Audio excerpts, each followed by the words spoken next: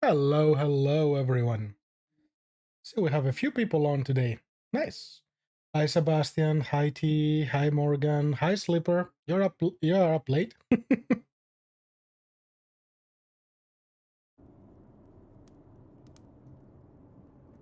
How's everyone today? Silent Hill 2 remake. Yes, I did hear about that. Also, where did my cam go? Yep. Nope. Game says no. Game, why do you say no? Hmm. One moment. Lovely technical difficulties.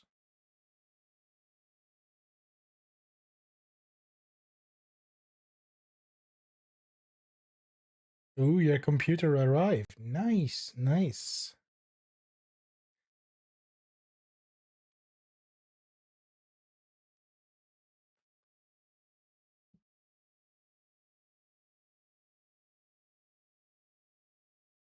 Hmm.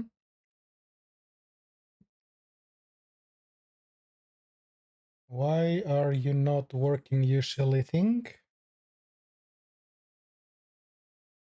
Will you work now? Nope. Huh. It's been difficult. Switch.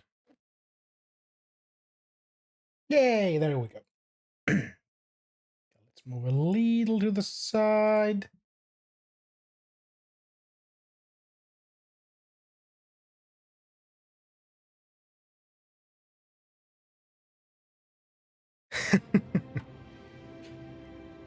Well, I'm cautious of remakes. I've been a big fan of Silent Hill games for a while, so I'll wait and see what they come up with. So, But today we are checking out a game I think that was made in Australia, Forgotten Cities.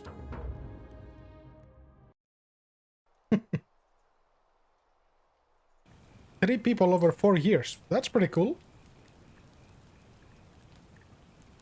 This is a mystery adventure with multiple endings. It rewards thorough conversation and exploration, not brute force. Okay, I can work with that.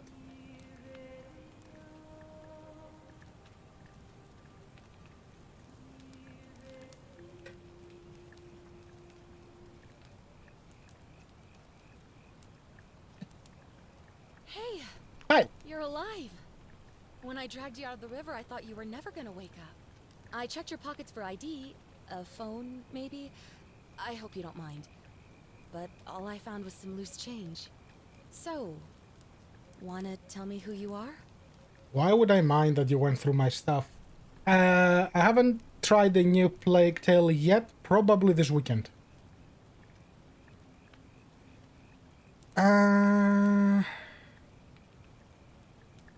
Okay. Oh, okay. I am this. I am pale, and I will be CE. Well, it's nice to meet you.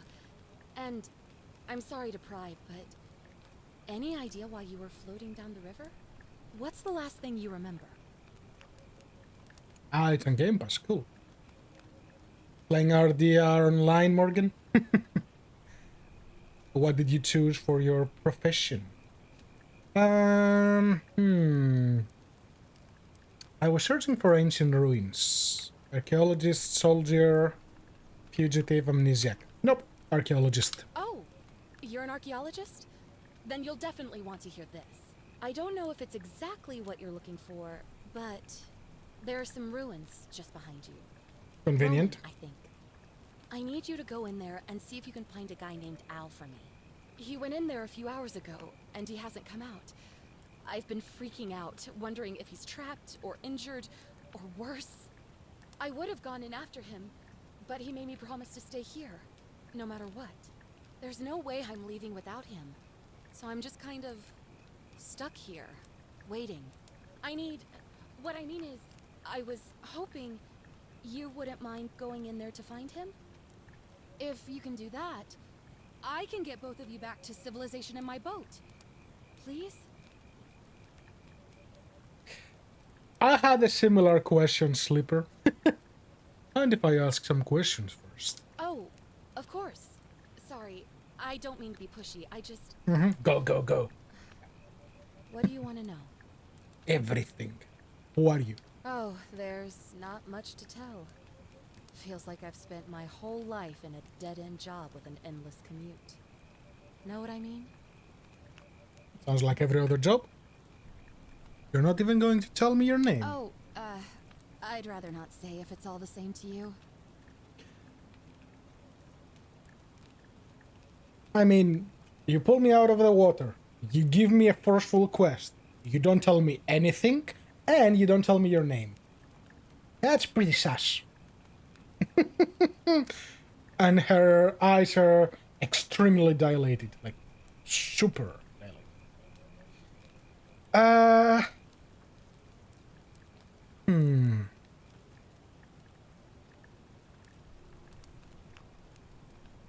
Now I wanna know.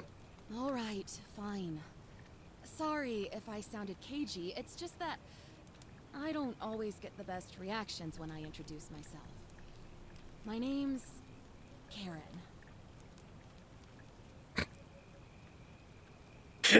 All those current memes have really ruined that name, huh? No, I'll behave. I'll be behaved. You're welcome. Always happy to help. Was there anything else you wanted to ask? Yes, it totally did say Karen. And let me just move the... Whoop, not this. You stay here. You move a little there. He's the guy who washed up on the riverbank not long before you did. I thought maybe you two knew each other. I guess not. But maybe the two of you can piece together what you're doing here. In any case, you'll like him, I'm sure. Once you find him, that is. So wait, another guy was by the river, you pick him up, and you send him into the ruins. He didn't come back, so you got the second one, and you're like, oh yeah, let's do the same thing. What could go wrong? You really don't remember? We're in Italy. This river is the Tiber. Italy. Not much, really. But imagine what you might find in there. Priceless ancient artifacts. What am I, an idiot? You could hike a long, long way in any direction and never find another soul. Trust me.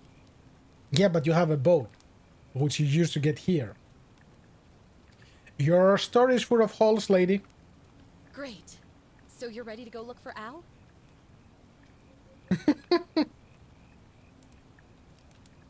Sure. Thank you. The entrance is just past those columns behind you. Please, hurry. Oh, and he left this here. But I think you'll need it more than I will. A flashlight. Whee! Quid pro quo. Okay. I am not impressed with her either. Also, I fix something quickly. Can I vising but not with the 160? Let's try. Will you try to get the native one? Yeah. We don't want that.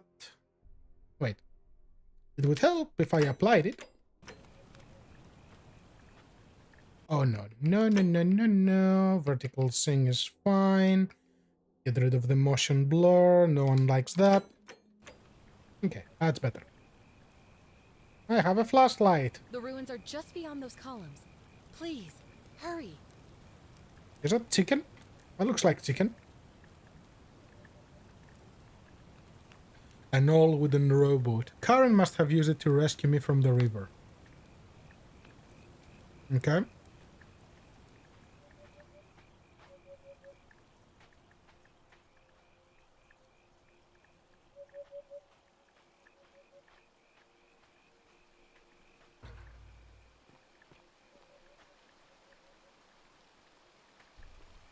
Nope. But it's the beginning of every horror story, right? Here, you get a flashlight. Good luck.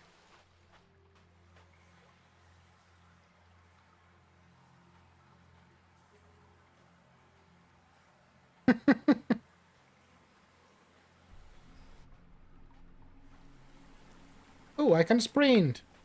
What's my stamina like?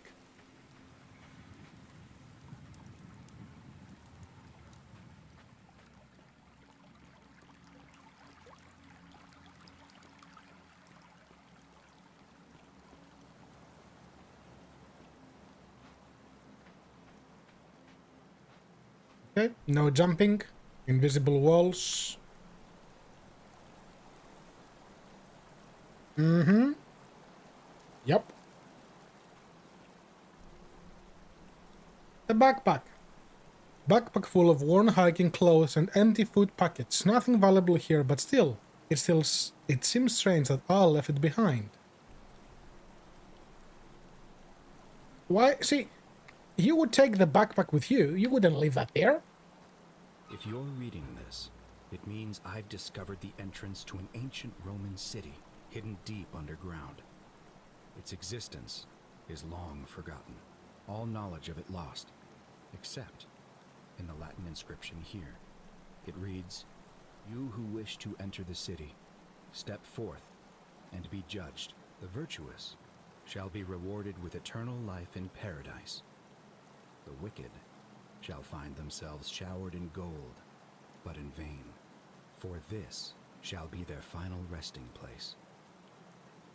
Am I getting a gold crown? The city have remained a secret for all this time. The people have survived down there, against the odds. It seems there's only one way to find out. If I'm not back... Oh, hi. Okay. If I'm somewhere on the other side, consider it an invitation. Okay.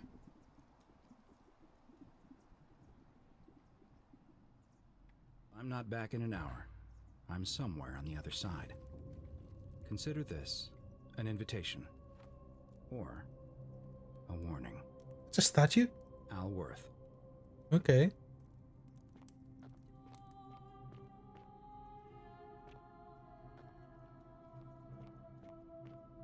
Okay, so I can crouch also. Good to know. I mean, even a rock would be a better weapon at this point.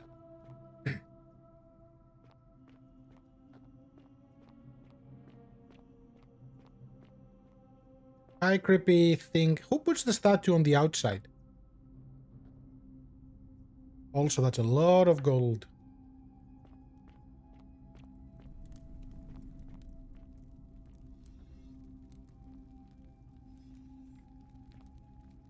Is that gold or bronze?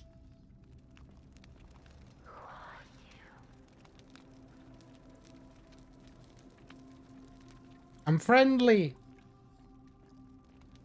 Who are you?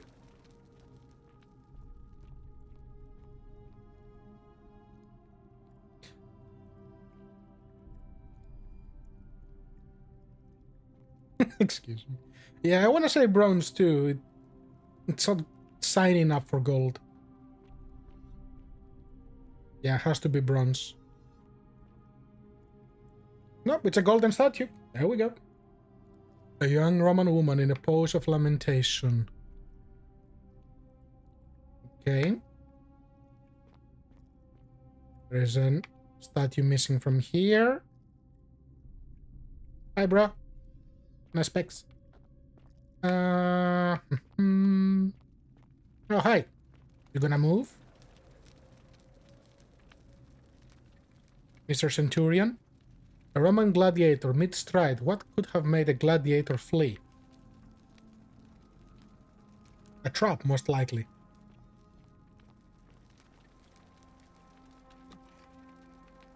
Hello?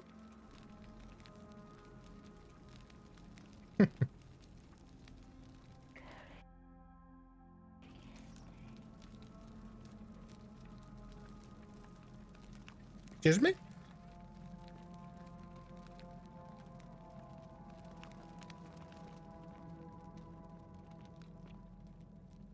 A young Roman woman. Begging for her life.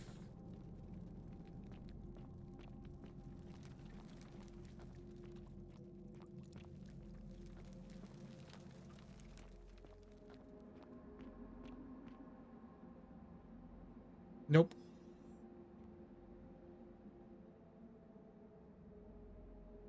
That sounded like a knife being sharpened. Quick 7, quick load. Are you telling me I'm gonna die? Yep, that's the sound of a blade being sharpened.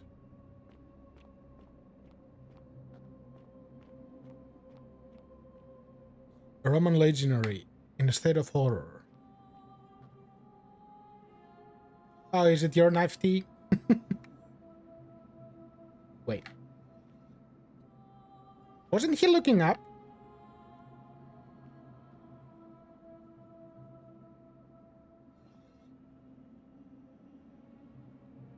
His gaze is following me.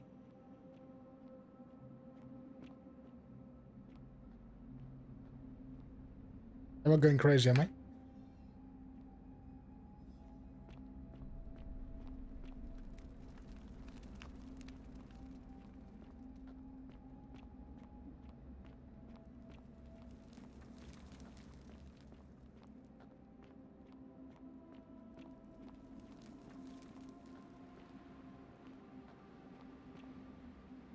A Roman woman who appears to be praying for help that never came.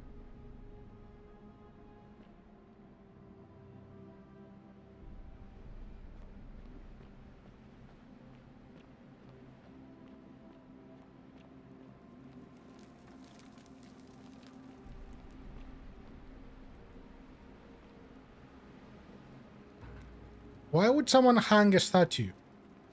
Wait, that's not Roman. That's Al. A golden statue of an old man hanging, wearing modern clothing. This must be Al, but how is that possible?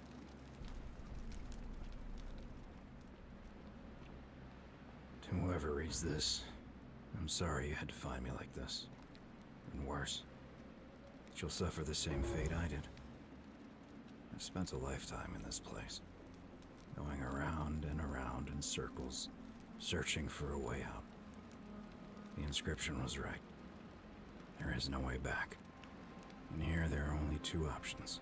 Death, or that godforsaken doorway into the past. I made the mistake of stepping through it. I wanted to set things right. And I tried. I really tried.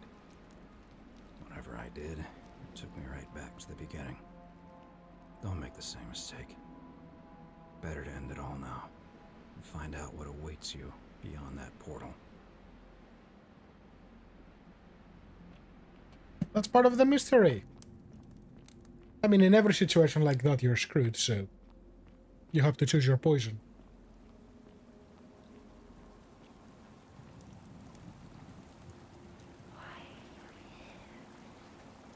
Just visiting. Also, I heard there is gold.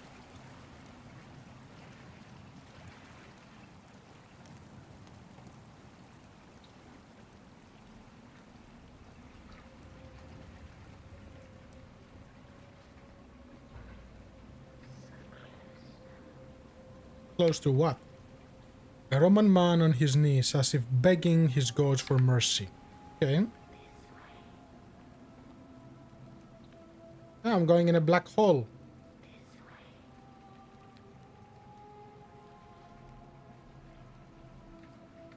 An empty lighter. Would be good if I could take it.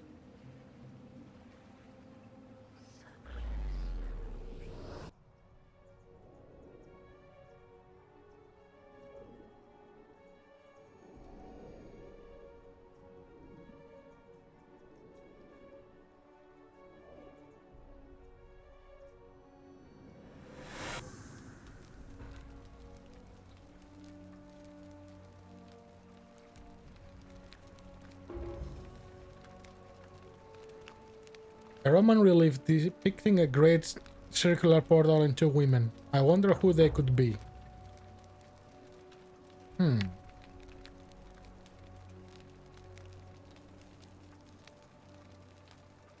cubes.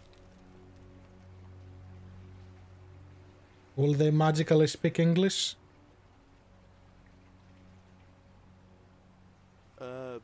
Salve, friend. I'm Galerius. Mind telling me who you are and what you were doing in the Shrine of Proserpina? Are you speaking English? What? I'm speaking Latin. You are too, although your accent's a little strange.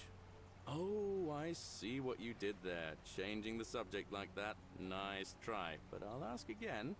Who are you, and what were you doing in the shrine? Yeah, you know, agricultural goddess of springtime?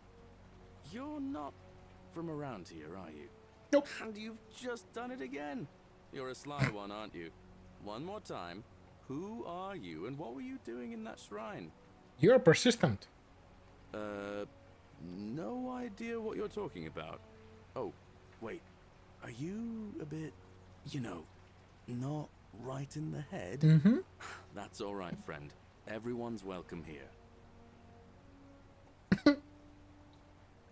We sort of lose track of the date down here, but it feels like the beginning of spring to me, so I'd say early March?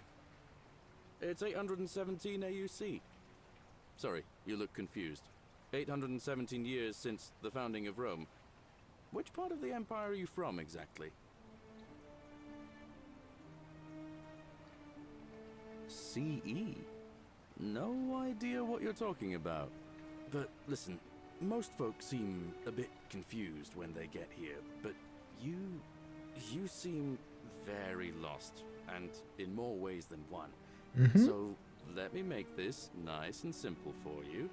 Live by our law here, and we'll all get along just fine. Not laws, law. There's just one, the golden rule, and the punishment for breaking it's, well, Gold. it's kind of horrific. But our magistrate insists we take all newcomers to see him, so I guess I'll let him fill you in. So then, you coming? Follow me. When I first arrived, I couldn't believe there were people living down here. But, as you can see, we've got a nice little community now. Okay. Only 23 of us at the moment, if you count the 3 who are missing. No idea how, since nobody knows a way out. But it's just big and dark enough to get lost in, if you're not careful. Aren't you going to introduce me to your handsome new friend, Galerius? Keep it in your loincloth, Aurelia. I'm taking him to see the magistrate. That pompous old bore won't be magistrate for much longer. Anyone who helps vote him out today drinks at my bar for free tonight. Aurelia looks busy. I should try talking to her again later. It doesn't look busy to me. That looks like alloy. Just gold edition. Politics. I'd stay clear of it and her, if I were you. She's... it's not my place to say. Down on your right is our farm, where I grow all the food you'll ever want. As long as all you want is leek, cabbage, and wheat. Huh. That one usually gets a chuckle.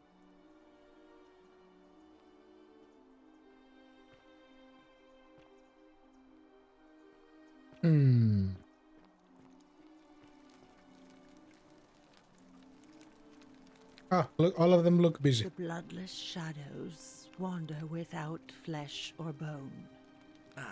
Don't mind Livia. She means well. She's just been in a bad place since... Well, you know, I don't know what happened to her. Don't steal anything. Don't hurt anyone. Don't. Whoever wrote this didn't get a chance to finish, evidently.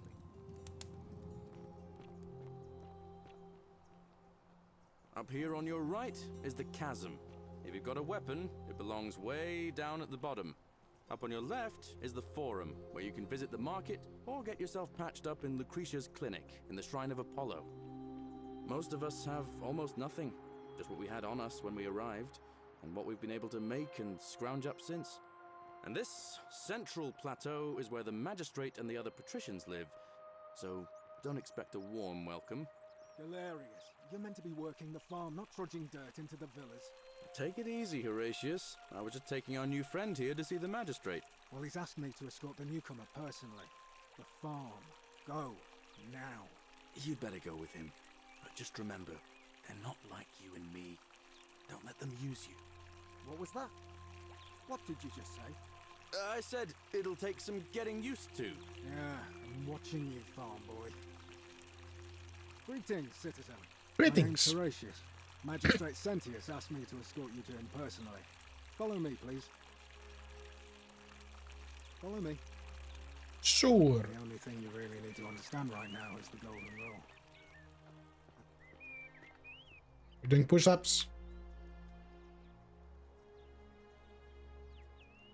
Malleolus isn't receiving visitors at the moment, it being election day. Okay. Her name's Domitius. You want to get to Malleolus, you go through me. Why? Because I am a gladiator. That's why. Okay. When Malleolus wins the election, yeah, this place will change. You won't even want to leave. You'll see. I think it's gone on long enough, and Malleolus is going to put an end to it once he's elected. He's going to announce it in his victory speech. Just you wait and see. 'Cause if I tell you, and it gets out, it'll give old man Sentius a chance to interfere in our plans, and we can't have that. We've already lined up the votes he needs to win. Just stay out of our way, and we won't have a problem. Whatever. Just remember, I'll be watching. Okay, you watch. Hey Horatius, how's it feel knowing your man's doomed to lose the election today? If you're trying to goad me into an argument, it won't work. I'm a stoic, remember? If the old man couldn't even keep his own daughter safe, how can anyone trust him to keep us safe, eh? Why do I get the feeling you lot had something to do with Sentilla's disappearance? That's it. Blame everyone but yourself. If I find out you did something to that poor sweet girl, not even the golden rule is gonna protect you. Got it? As if I'll be afraid of you, little man.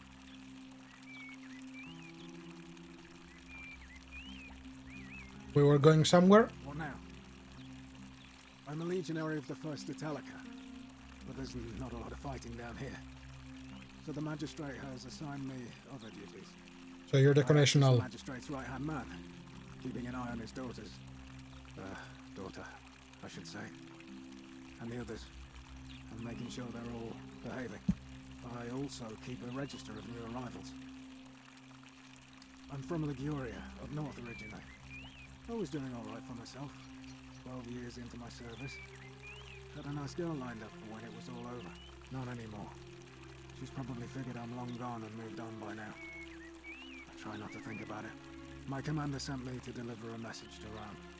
While I was there, I thought I'd do something nice for my girl and pick up a little pendant from a silversmith. That's when the crowd started flooding through the streets, shouting fire. People were screaming, trampling each other. Then some Genetricum fugitive tried to take advantage of the chaos and pinch my pendant. I remember chasing him through the crowds, down towards the river. And then, nothing. Blacked out and woke up near here. No idea how I ended up floating so far downriver. But I'm fortunate to be alive, I suppose.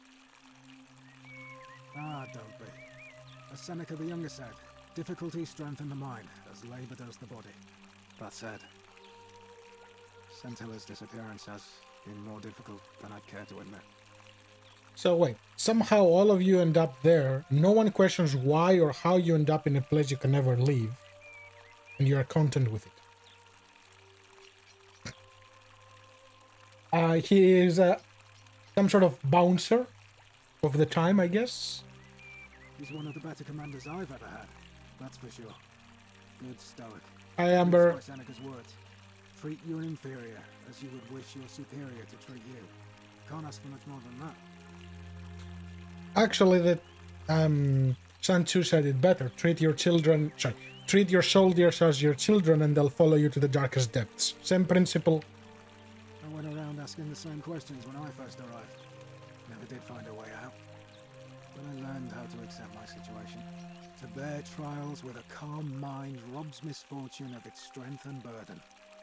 That's from Seneca the Younger, if you're interested. It's full of quotes. I don't see why not. Just make sure I get it back by tomorrow.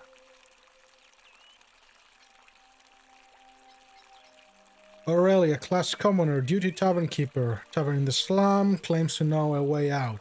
Aha, we're gonna have a chat, says the one who wanted to flirt. All you drop bears, yeah. Claudia, class patrician, duty wife of Malleus, quarter villa central, no note, Decius, commoner, merchant general in the forum, Domitius, commoner, Police guard, Duilius, unable to work slum, imprisoned in warehouse. Interesting. Equita, patrician, vestal priestess. Fabia, baker. Galerius, farmer. Georgius, merchant clothes. Okay. Hannibal. Hi, Hannibal. Foreigner. Forage for scrap. Died in cistern. Hannibal never dies.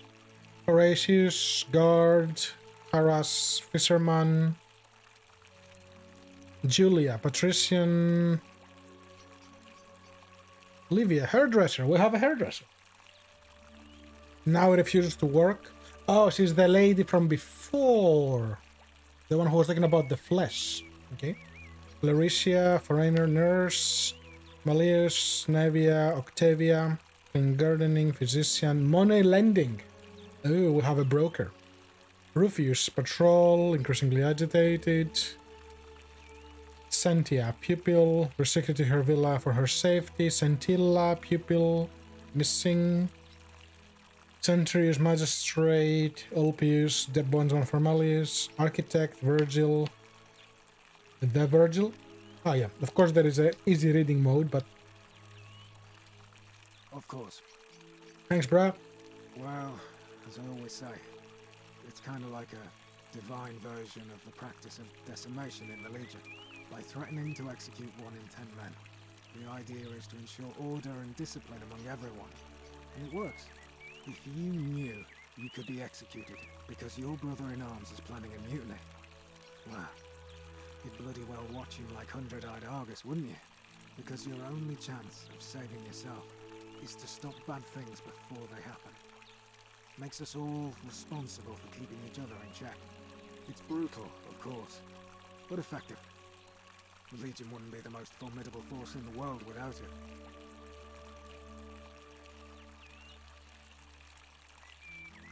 A war crime. Isn't that a contradiction in terms?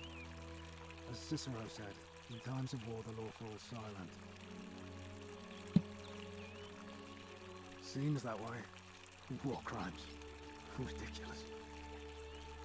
What's done is done. I was forced to execute my brothers in arms, and those memories will always visit me in my sleep. But life is harsh, and I've come to accept my lot. As with the golden rule, Okay, so you're actually I stoic. don't have any control over it. So railing against it would be like trying to stop the seasons or the tides. As Seneca the Younger wrote, true happiness is to enjoy the present without anxious dependence upon the future. Not to amuse ourselves with either hopes or fears, but to rest satisfied with what we have, which is sufficient. For he that is so wants nothing. So pretty much present hedonism. Okay? If you like. Not that it's any of your business, but my loyalty is and always will be with Sentius. Unfortunately, I don't think my vote is going to make any difference today. See, Domitius has been going around town, shoring up votes for Malleolus with lies, bribery and intimidation. The man's a savage, but he's a gladiator, so people fear and respect him more than they should. Sentius knows about it, of course, but he doesn't have the same rat cunning as Malleolus. This place will be different with that sleaze at the helm. But I try not to worry about things I can't change. I appreciate the thought, but you're new here, and I just can't see how you could make an impact in the time between now and the election this afternoon. In any case, if you're interested in the election, go and have a chat with Equitia, the Vestal Priestess. She'll be overseeing proceedings. Okay. What business is that of yours? A lot of people have been looking for her, but it's been 3 weeks, and we've found nothing. What makes you think you can do better? Is she maybe secretly Karen? I suppose that's true.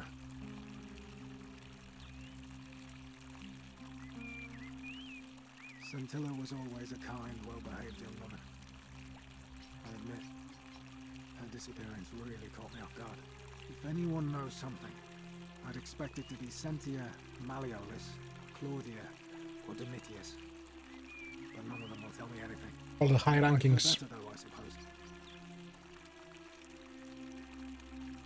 If you're accusing me of a crime, you'd better have something to back it up.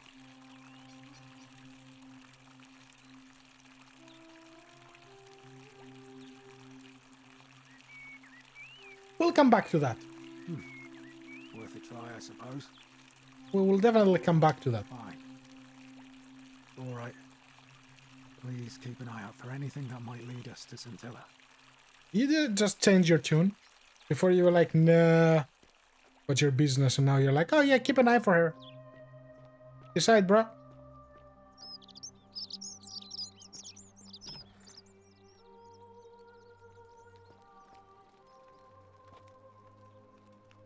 An ink jar. Is it a thread? A needle? No, it's a knife? Or an ink pen? Cynthia's journal. Dear diary. Today my father... Wait, I'm reading. Dear diary. Today my father suggested I write a diary as a way of keeping myself occupied while we all deal with the sudden and devastating disappearance of my sister. As a dutiful daughter, of course, I shall oblige. The following pages contain my innermost secrets. I know you're reading this, father. I may be young, but do not think me stupid. We're all entitled to our secrets. Okay. A vial, perfume, okay. Nah, I won't take her money. Where is she? Horatius, there's a horrid barbarian sneaking around in our villa. I was just testing to see where you are. Ugh, I wish Horatius would stop letting barbarians in here. What do you want? Hi. I'm Sentia, eldest daughter of the magistrate. But you'd know that if you'd been invited in here and introduced properly. What are you doing in here? And why are you dressed like that? Charming. Ugh, what is it with you people? You heard the rumor that my little sister escaped and figure I must know a way out too. Is that it? Well, that's just a stupid rumor. We have no idea what happened to Scintilla. I wish you mouth breathers would just leave me alone. I don't know. Can you? Can you tell me how a person could have disappeared from a city with no exits and no crime? Was she snatched away by the harpies? Potentially. It was 3 weeks ago. We ate our evening meal together, and I remember she seemed happy. In love. We went into our rooms, I went to sleep, and when I woke up, she was gone. That's it. I think so, yes. But she was very careful about keeping his identity a secret, even from me. I wonder why. Because our father had plans to marry her off, eventually, and even a rumor about her attachment to some mystery man might have ruined those plans. Was it Al? I don't know. But it's been 3 weeks since she disappeared, and he hasn't come forward. That might speak to a guilty conscience. All I know is, whoever he is, he's still here in the city. How do you know that? You really aren't from here, are you? All Roman women are named after their fathers. I think it's their way of branding us, like cattle to be sold at market. His family name is Sentius, so I'm Sentia because I'm the eldest. And my little sister is formerly Sentia Minor, but she's affectionately known as Sentilla. Interesting. Why? Because I'm on this couch and not pacing about the villa, wasting energy? I hope you're not insinuating I'm somehow pleased with her disappearance. Oh, you're awful. Get out of my villa and never speak to me again. She's mad. She'll be fine.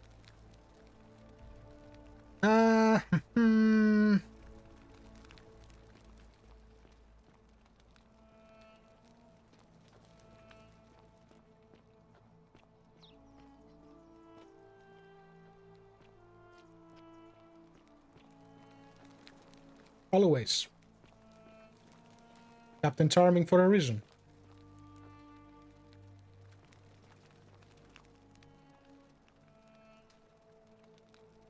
Scintilla to Sentius, may Jupiter Optimus Maximus continue to protect and guide you. Thank you for making me your daughter and for the lovely birthday pendant. I promise we'll wear it always. I feel so safe and fortunate to have you as father and Sentia as my sister. I sense you've been feeling apprehensive about the election next month, but if you can just show them the strong and dependable man I know you to be, you will be re-elected. I am sure of it.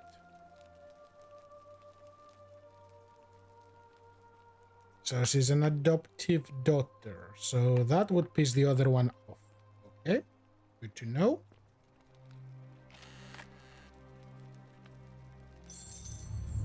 The many shall suffer for the sins of the one. Okay, invisible narrator.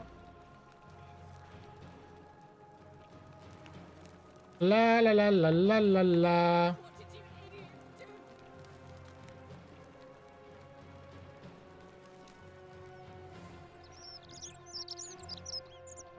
Horatius, help me!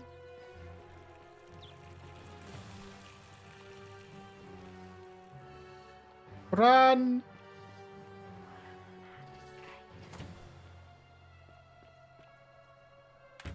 Hey! Rude.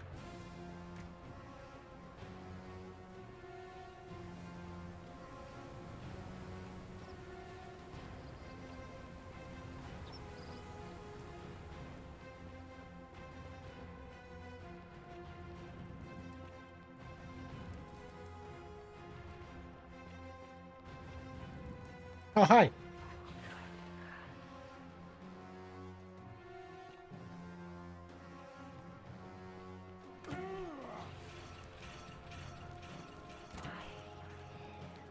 Because you brought me here? I have no clue where I am.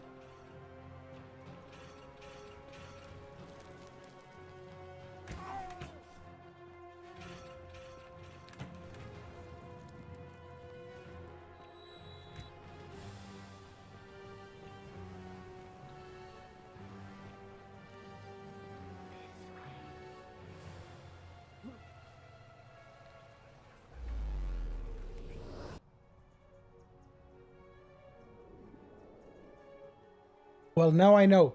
Do not pick things that are not yours.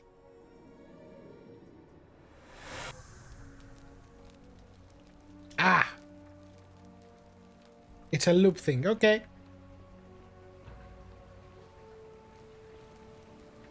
Salve, friend. Mind telling me who you are and why you look like you've just taken on a gladiator and lost? I kind of did. I don't think so. I've never seen you before in my life. Your name is Galerius, and you're about to offer me to take me to Sentia so he can tell me about the Golden Rule. Oh, Bacchus, how much did I drink last night? Sorry to have bothered you. You're fine, bruh. Oh, and since you seem to be in a hurry, you should try out this device I made. Worked real hard on it. What is it? A zipline handlebar. Okay. Just attach the pulley to the rope over the lake and hang on to the handles. If it works, it'll be faster than walking. Shortcuts. And if it doesn't work, worst thing that can happen is you'll take a swim in the lake.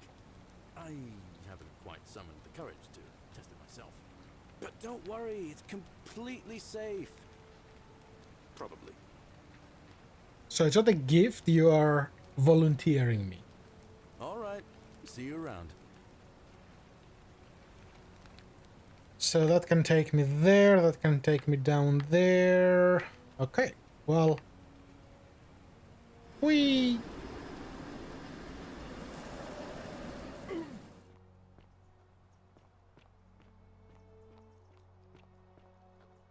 Let me actually talk to him this time and see what this is all about. Yes, I can. I wouldn't say loud and clear, but I can. Hi, bro. Greetings, citizen. My name's Horatius. Magistrate Sentius asked me to escort you to him personally. Follow me, please. Yes, yes. Follow me. The only thing you really need to understand right now is the Golden Rule. Let me see if I can explain it this way.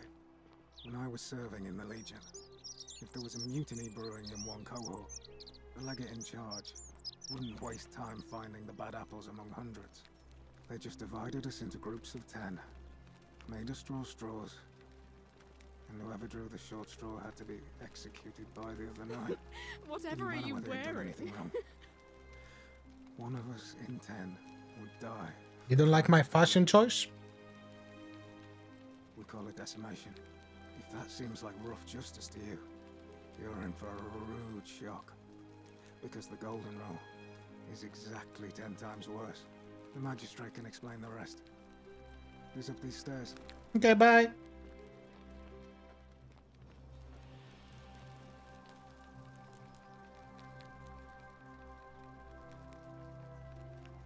Citizen, we're finally alone. I assume you already know who I am. May I know your name? A curious name to match a curious accent. But I digress. I see you have the piercing and astute eyes of a man of great learning. We're always happy to welcome another scholar to our little community. Equitia will be delighted to meet you, I'm sure. Now, you're probably wondering why I summoned you, and I'll get to that. But first, take a look at this wondrous place, would you? A secret city built deep in the mountains, many hundreds of years ago. Indeed. More importantly, consider the miraculous community we've built here over the last 7 months. 22 complete strangers brought together by the fates, living and working together in our own little paradise. And in all that time, not a single sin has been committed. No fights, no theft, nothing. Especially the third part. Have you ever witnessed something so extraordinary as a city without sin? Nor could I until I came here. But the reason for this miracle is as simple as it is terrifying. If even one person commits a sin here, every last one of us will die. You see, the builders of this place, whoever they were, left inscriptions warning, "The many shall suffer for the sins of the one."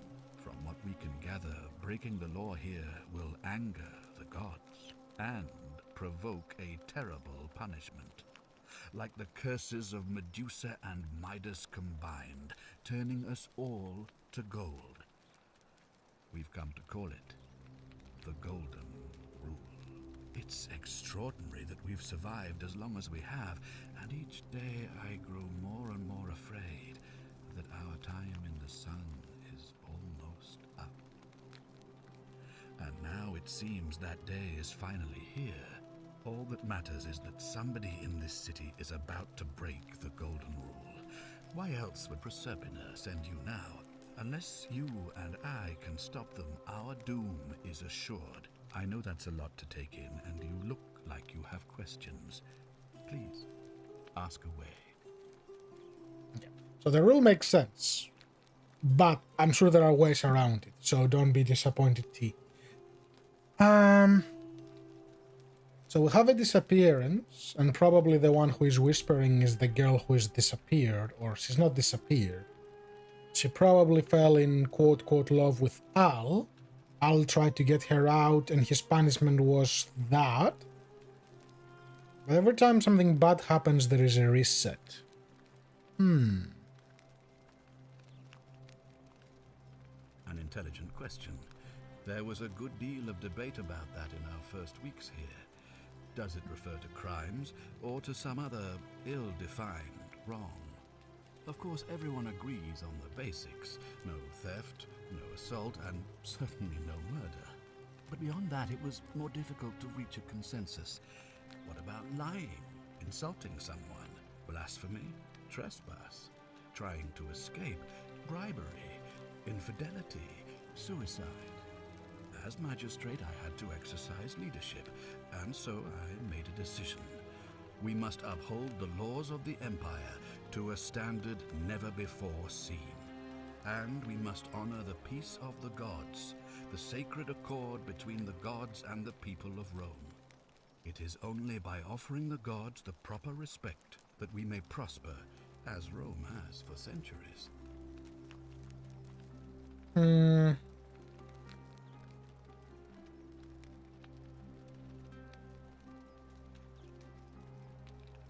Not sure that's a good idea. What is legal isn't always moral, and many of your laws and customs are considered barbaric where I'm from. Barbaric?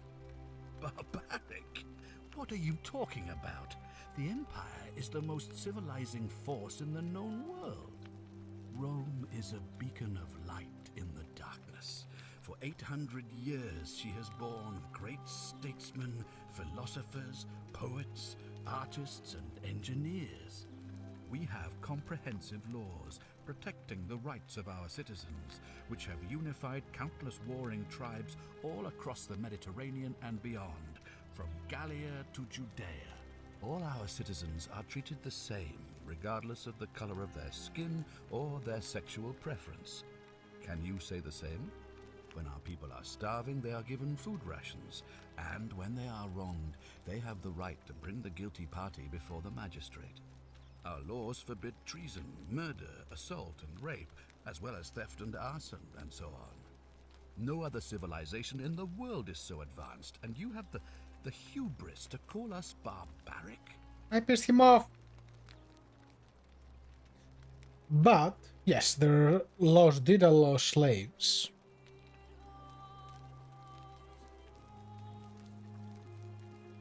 They do collective punishment. Of course. What else would we do with those prisoners of war who would otherwise have been executed? And besides, there are laws for their protection as well.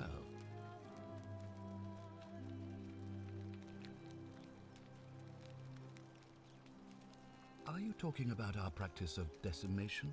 Of course. We could hardly unite all these warring tribes without a disciplined, formidable legion.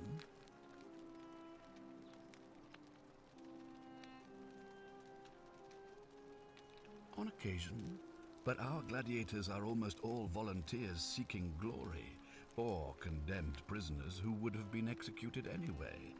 I do not see the harm. Creative reasoning. Well, right now, you're a long, long way from home. I have made my pronouncement on the subject. Unfortunately, there are still those here who resist, whispering blasphemous and treasonous lies in the shadows. I would be keeping a close eye on them if I were you. Okay.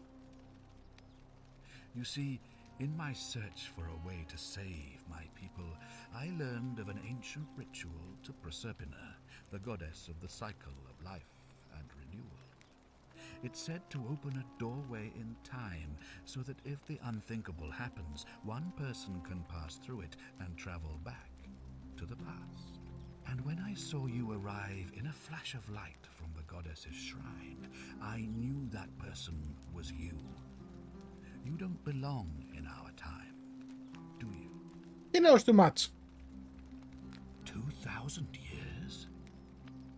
That is unfathomable. Please tell me, in your time, what did you see? What had become of us? Of this city? I have imagined it, our downfall, 1,000 times, but it still breaks my heart to hear the truth of it.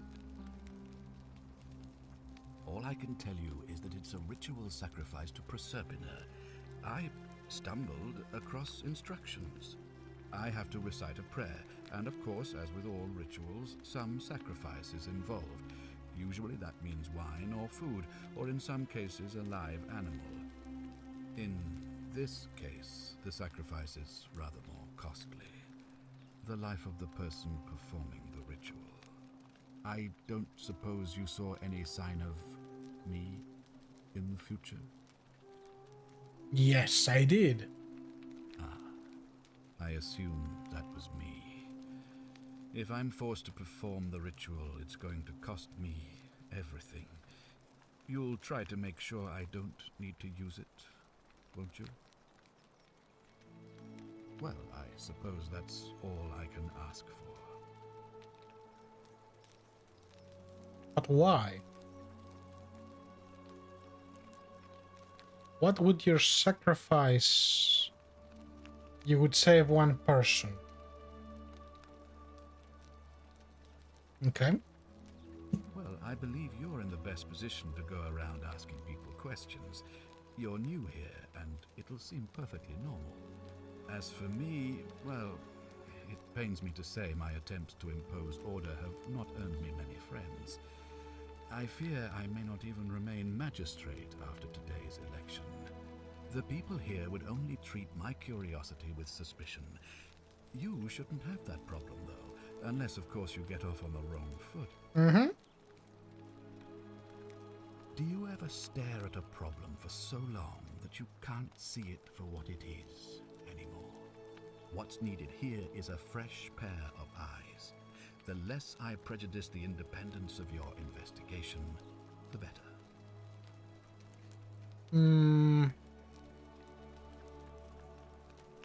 Me? Why would you suspect me? I've just told you, I'm about to sacrifice my own life to ensure these people have a second chance. What reason could you possibly have to suspect me, of all people? Plausible deniability? I'm glad you think so. Without trust, without each other, we won't be able to prevent what is about to happen.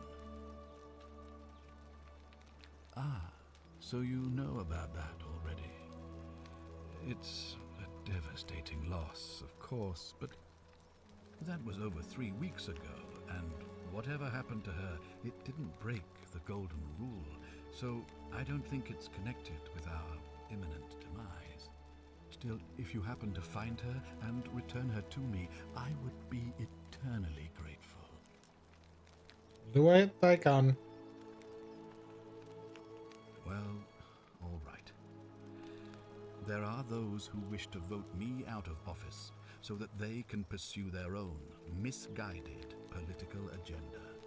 Frankly, their selfishness and recklessness risk destabilizing the entire city. I would be looking very carefully at them if I were you. If I understand Proserpina's ritual correctly, that problem should take care of itself. Let me see if I can explain. If you manage to prevent the sin that breaks the golden rule, I won't need to bring you here. I won't create the portal, and you will never have been able to come here. Thus, Okay. you have created a paradox. If this occurs, you should be flung back to your own time, having changed the past for all of us. Make sense? It does, but how do you know about paradoxes? Ah, good. So, are you with me? Can I count on you to figure out who's about to break the golden rule? Yes. Wonderful. Now, I need you to investigate the city, talk to everyone, help them if it'll win their trust. I authorize you to enter private homes and inspect possessions and documents, unless, of course, you're asked to leave. Figure out who the culprit is, and as soon as you have a name, come back and tell me immediately. Oh, and one last thing. If I were you, I'd start my investigation by visiting Lucretia at the Shrine of Apollo in the Forum. I heard wailing from there not long ago. Seems like something's not right.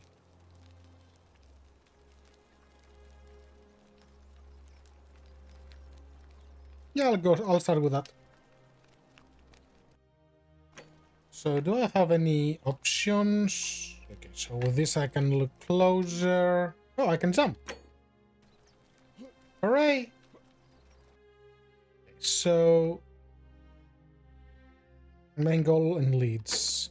Scintilla, the magistrate's youngest daughter, has disappeared in mysterious circumstances, but how does someone go missing in a city with no exit and no crime? Democracy in action. Okay, so the quests stay after you go back in time. Interesting.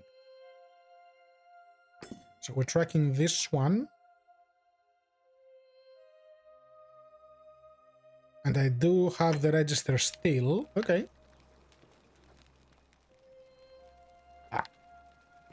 Now the game tells me.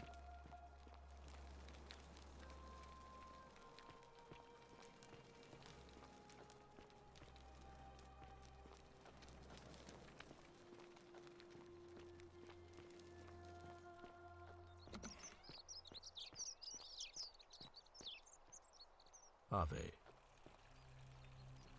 Ave Sentius.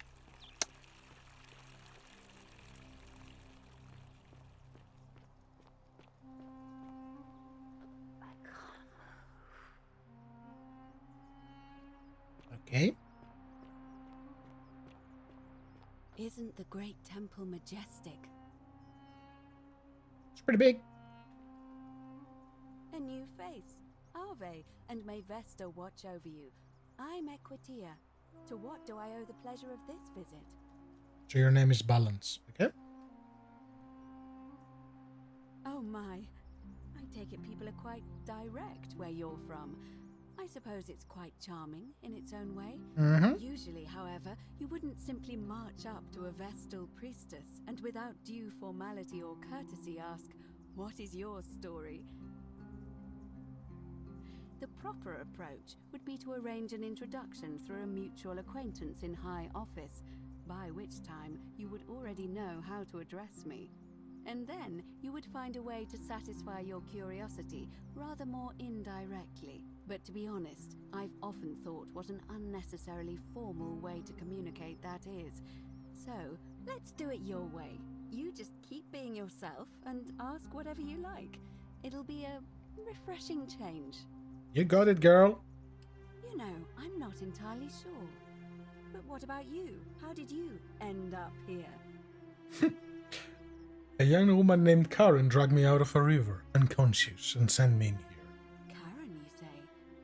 And nothing about that name seemed odd to you? It carries negative connotations. Older. I see. I wonder if... No. I apologize. I don't mean to be cryptic. It's just that you've got me thinking. Have you spoken with any of the others about how they arrived here too? I really think you should. Go around and ask them what they remember and see if you notice any patterns. Good. Thank you. But please be careful.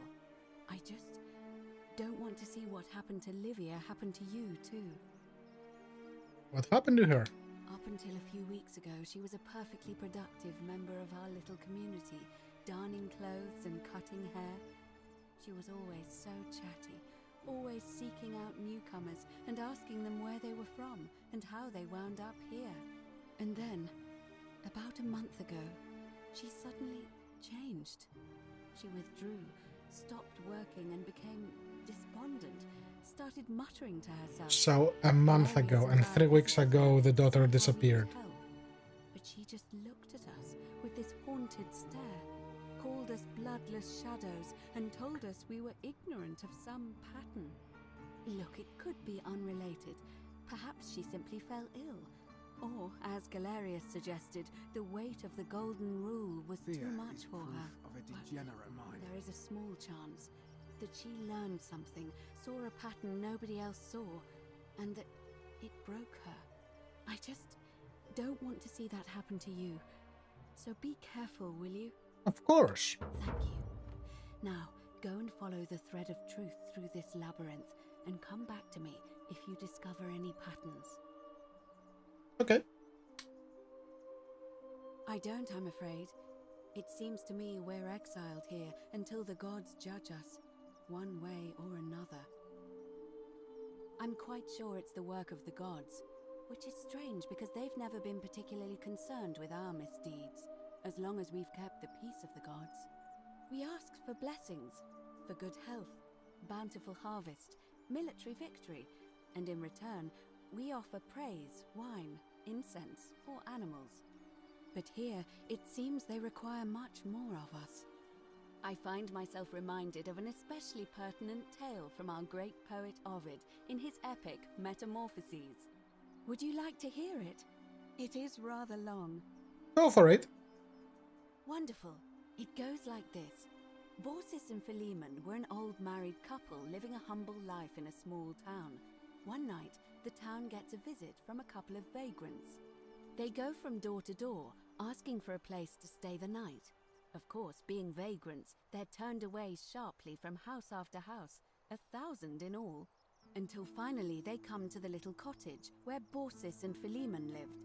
Now, the kind old couple had very little to offer, but nevertheless, they invite these strangers into their house and offer them food, wine, and a place to stay. Immediately, the guests make themselves at home. They begin gulping down the old couple's wine, so much so that Baucis, the old lady, begins to worry they're going to run out. And then she notices something strange. Her wine pitcher keeps refilling itself, as if by magic.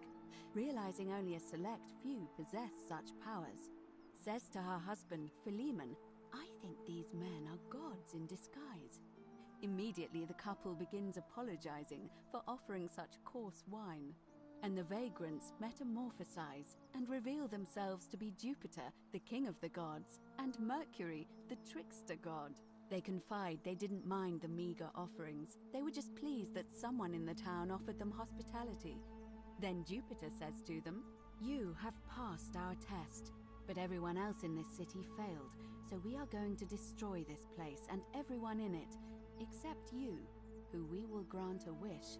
So old Baucis and Philemon escape up into the mountains safely, and they receive their wish, which is for eternity together. Meanwhile, Jupiter carries through with his threat and wipes that city off the map. Some say the moral of that story is that we must all honor the sacred rituals of guest friendship, the reciprocal obligations owed between hosts and guests. But I like to think it's that we should always show compassion for those less fortunate than ourselves.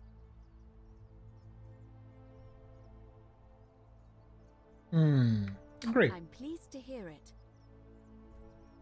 It must be completed by dusk, just the same as any other official business. It'll be between Sentius, the incumbent, and Malleolus, the challenger. Why do you ask? All of the male citizens who are willing and able to attend, unless they're running, of course. Can I vote? Well, you're not a citizen yet, so no, I'm afraid not. But if it's any consolation, there are other ways to influence the outcome of an election. How? By using whatever gifts the gods gave you. Nothing untoward, of course. That's cryptic. I'm responsible for announcing it and making sure the procedures are followed. You can, assuming they're eligible and willing to accept the nomination. Bribes, of course. Well, they said that bribes are not allowed. I'm planning to hold it before dusk, but I suppose I could hold it sooner, if there's a good reason.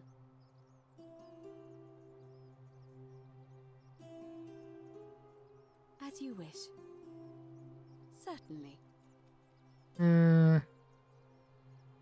I'll be going Come now. back to me once you've acquainted yourself with the rest of our neighbors. Of course. Oh, hi. When did you teleport here? What now? Bye. Alright. Keeping an eye on things, Horatius? As always, priestess. Any news about Centilla, Navia, or Kabash? No sign of any of them, I'm afraid. But we do have a newcomer. 3 people Strangely missing. dressed fella. Funny accent, too. A traveler from a faraway land, then? Seems that way. Then let's make sure he feels welcome, shall we? Of course, priestess. Suspicious. The many shall suffer for the sins of the one. Okay. Knock knock.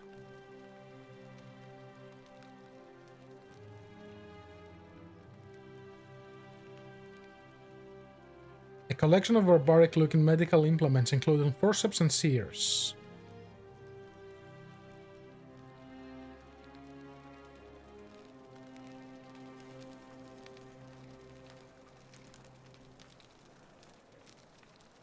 A large statue of Apollo, the Roman and Greek god of disease and healing, among other things. Yes. What are you doing in here? Can't you see this woman is dying? She's been poisoned.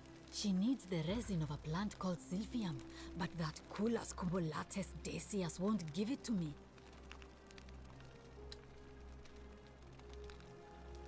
It's too late. She just slipped away. She was poisoned. She came in here frothing at the mouth. Normally I'd treat her with resin of silphium, a rare plant which is perfect for this sort of thing. And I knew Decius had some at his market stall, right around the corner. So I ran over there, but he just looks at me with this evil smile and says, "That'll be 1,000 denarii." There was no way I could afford that, and he knew it. Then that toad shrugs and says, "Supply and demand. I guess you don't value your friend's life that highly." Anywhere else, I'd just pay a thug to steal it from his stall. But there's no way I can do that down here with the golden rule. I can. So all I could do is come back here and just watch her die. I kept on apologizing. And now I'll never know who poisoned her, or how they managed to do it without breaking the golden rule, or why she cursed that snake's cruel black eyes with her dying breath. Snake's cruel black eyes, okay. Well, unless you have the power to bring someone back from the dead, there's really just one thing you can do. Go. Get me that silphium resin. I'm going to have another patient in here soon. Could be in the next day or in the next hour. And I will not allow this to happen again.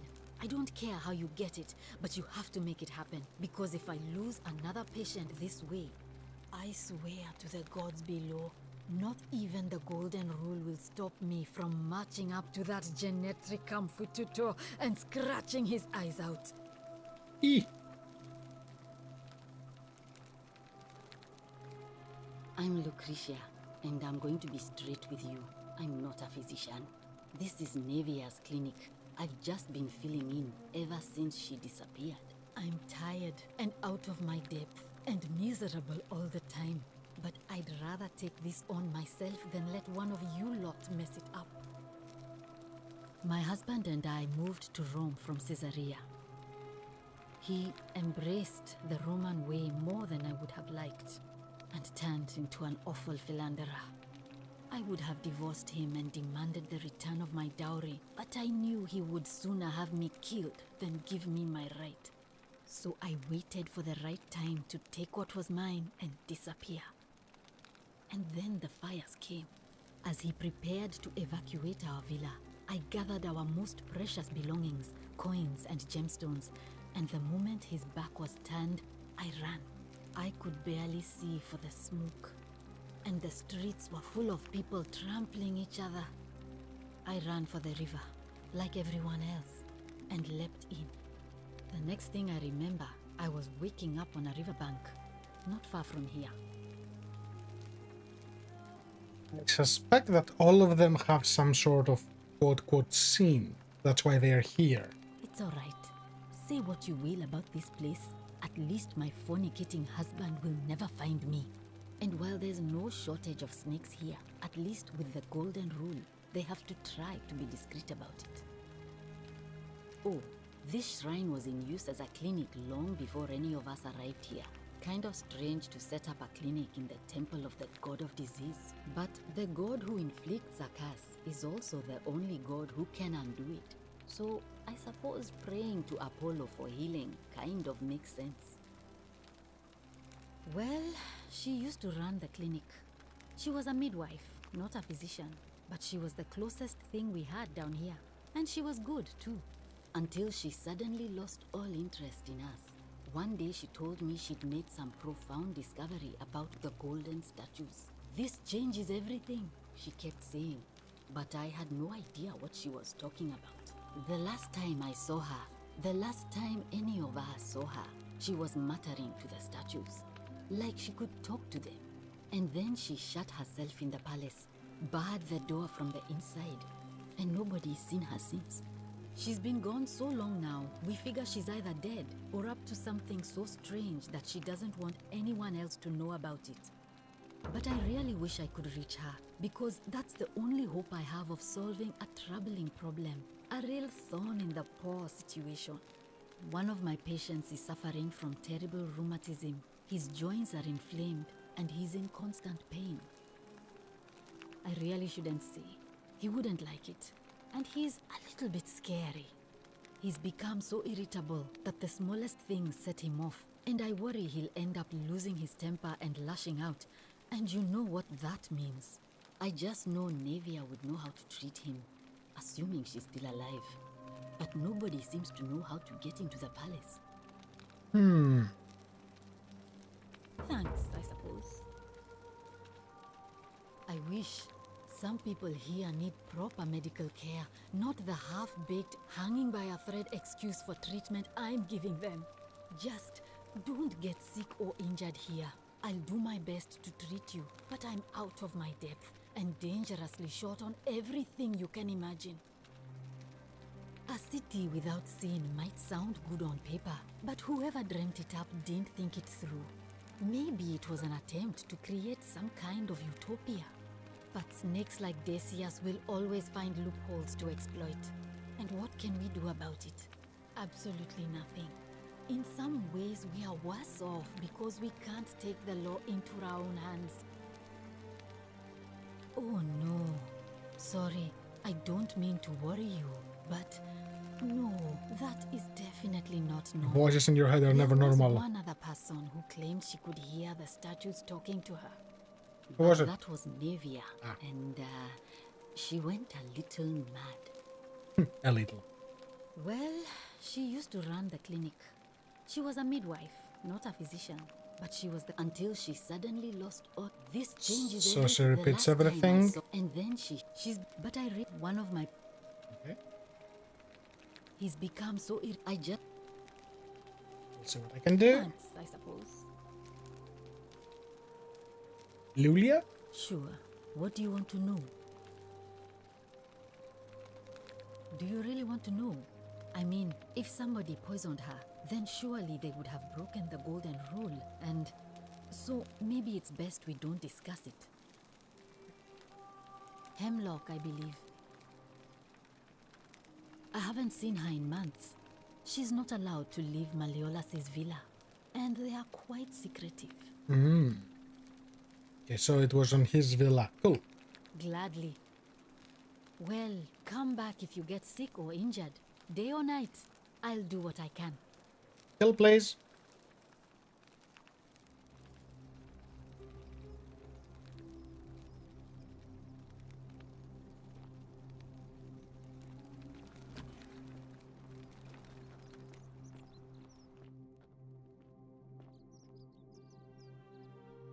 A stone mill. It looks like flour and grain are poured in from above the ground between the stones as the handles are rotated. A loaf of bread, designed to be pulled apart into wedges, appears to be freely available for anyone who wants it. Sure, I'll take bread. A Roman recipe for baking bread. Ingredients: a generous pinch of yeast, a pinch of salt, 2.5 cups of warm water, 1 pound of flour. Pour the water in the mixer bowl and dissolve the yeast. Add the flour to a separate bowl and gradually add the water and salt. Knead it until the dough isn't too sticky or floury. Cover the dough and leave in a warm place near the oven for an hour so that it rises. Bake until the crust is golden and allow to cool. Okay? Now we know how to make bread.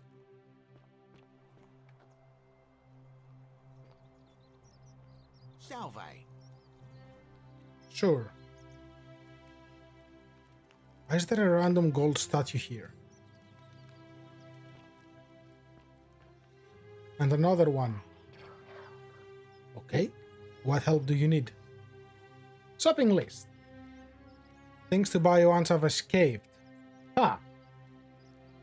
A villa on Aventine, Rome, 2-horse chariot, seat on the Senate, 4-horse chariot, villa on the Bay of Maples, 10-horse chariot, 12 slave girls, Belle and Plum. This guy. Sculpture of Minerva, the Roman goddess of strategy.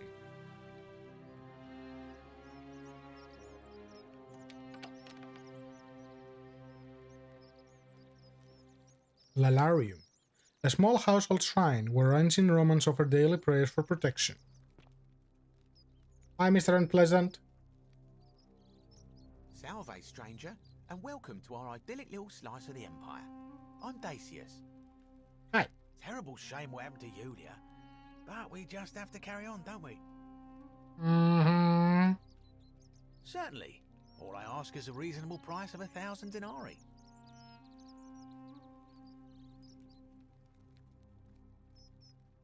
That's hardly my concern. But if you get a job, work hard and save your coins, you should be able to afford it within, say, 5 years? 5 years. Okay. Oh, it's perfectly legal. Simply a question of supply and demand, I'm afraid. Take it or leave it.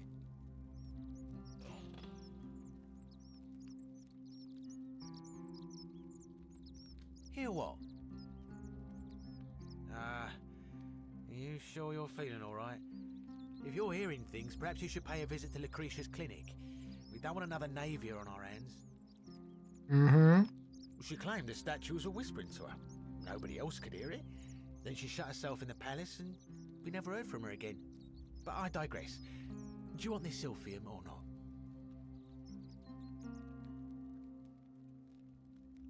Well, if you did that, you'd break the golden rule, and we'd share the same fate as the last lot who lived here. Is that what you want?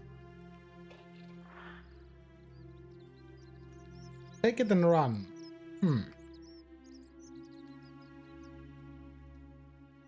Do you think I don't know a bluff when I see one? Nice try. Okay. Well, if you did that, you... Don't you dare.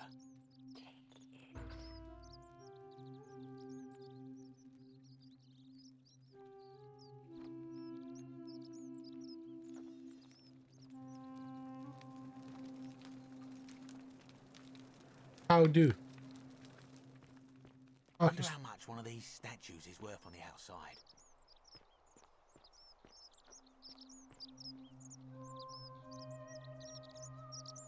So I will need to run back to the temple.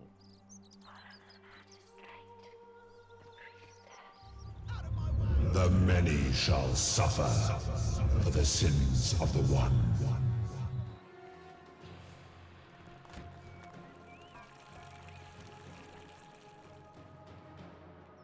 Keep going, Xantius. We've got work to do.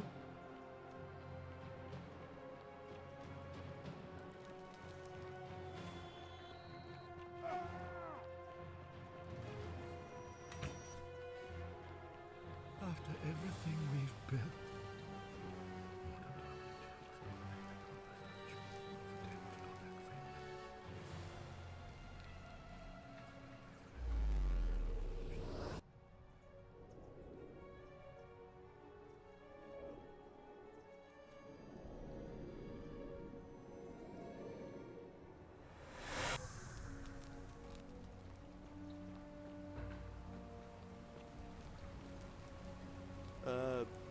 salve, friend. I don't think so. Yeah, you have. Oh.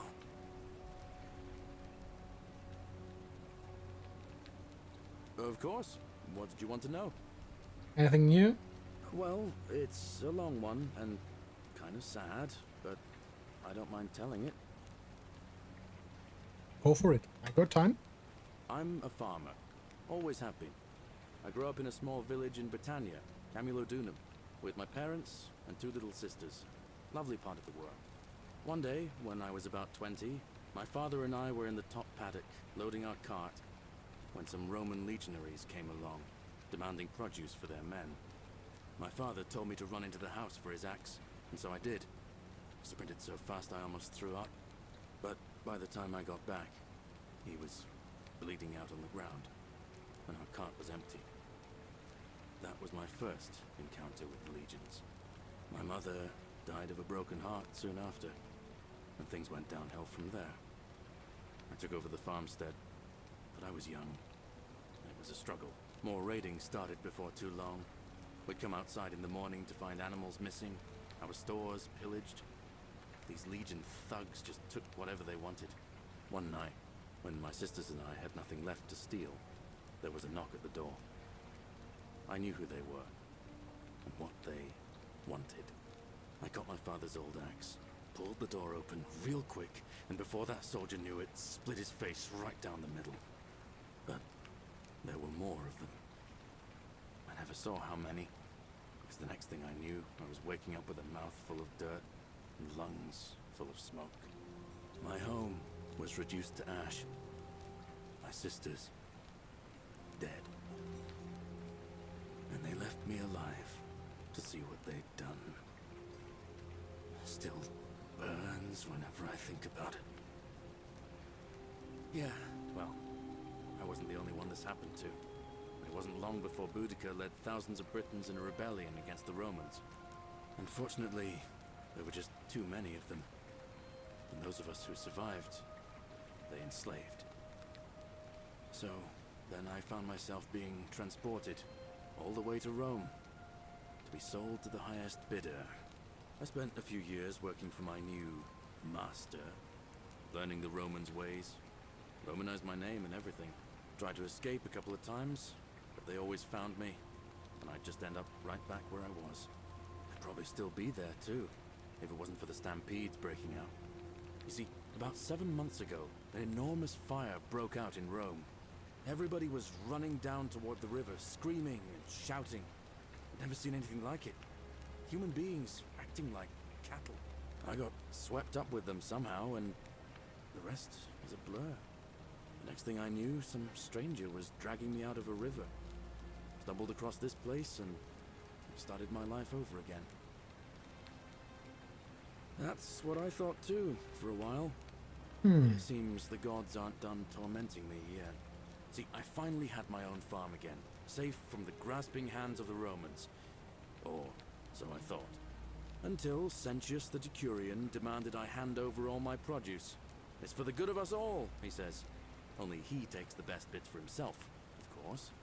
He even told me if I refuse his demands, I'll break the golden rule. I'm not sure I believe him, but then, what if he's right? So, it turns out our dear old magistrate is no better than the Legion thugs who took everything from me.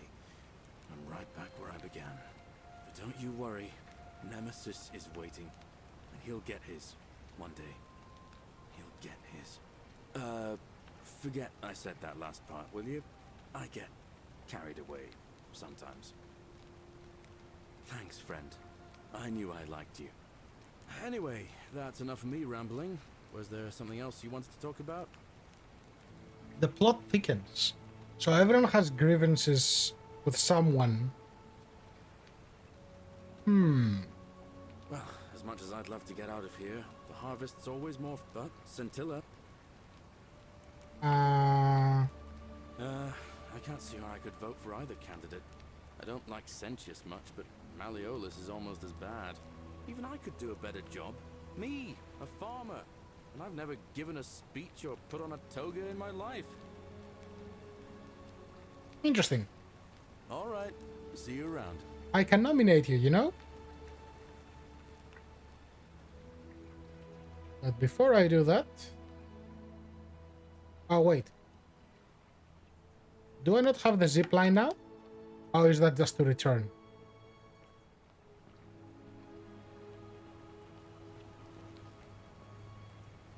Oh, it's to return. Okay.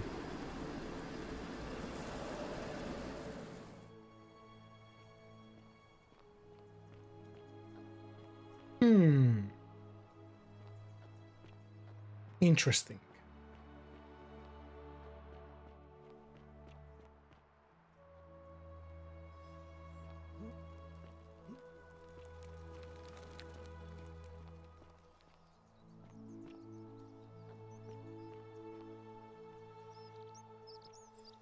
Who are you? Greetings and salutations.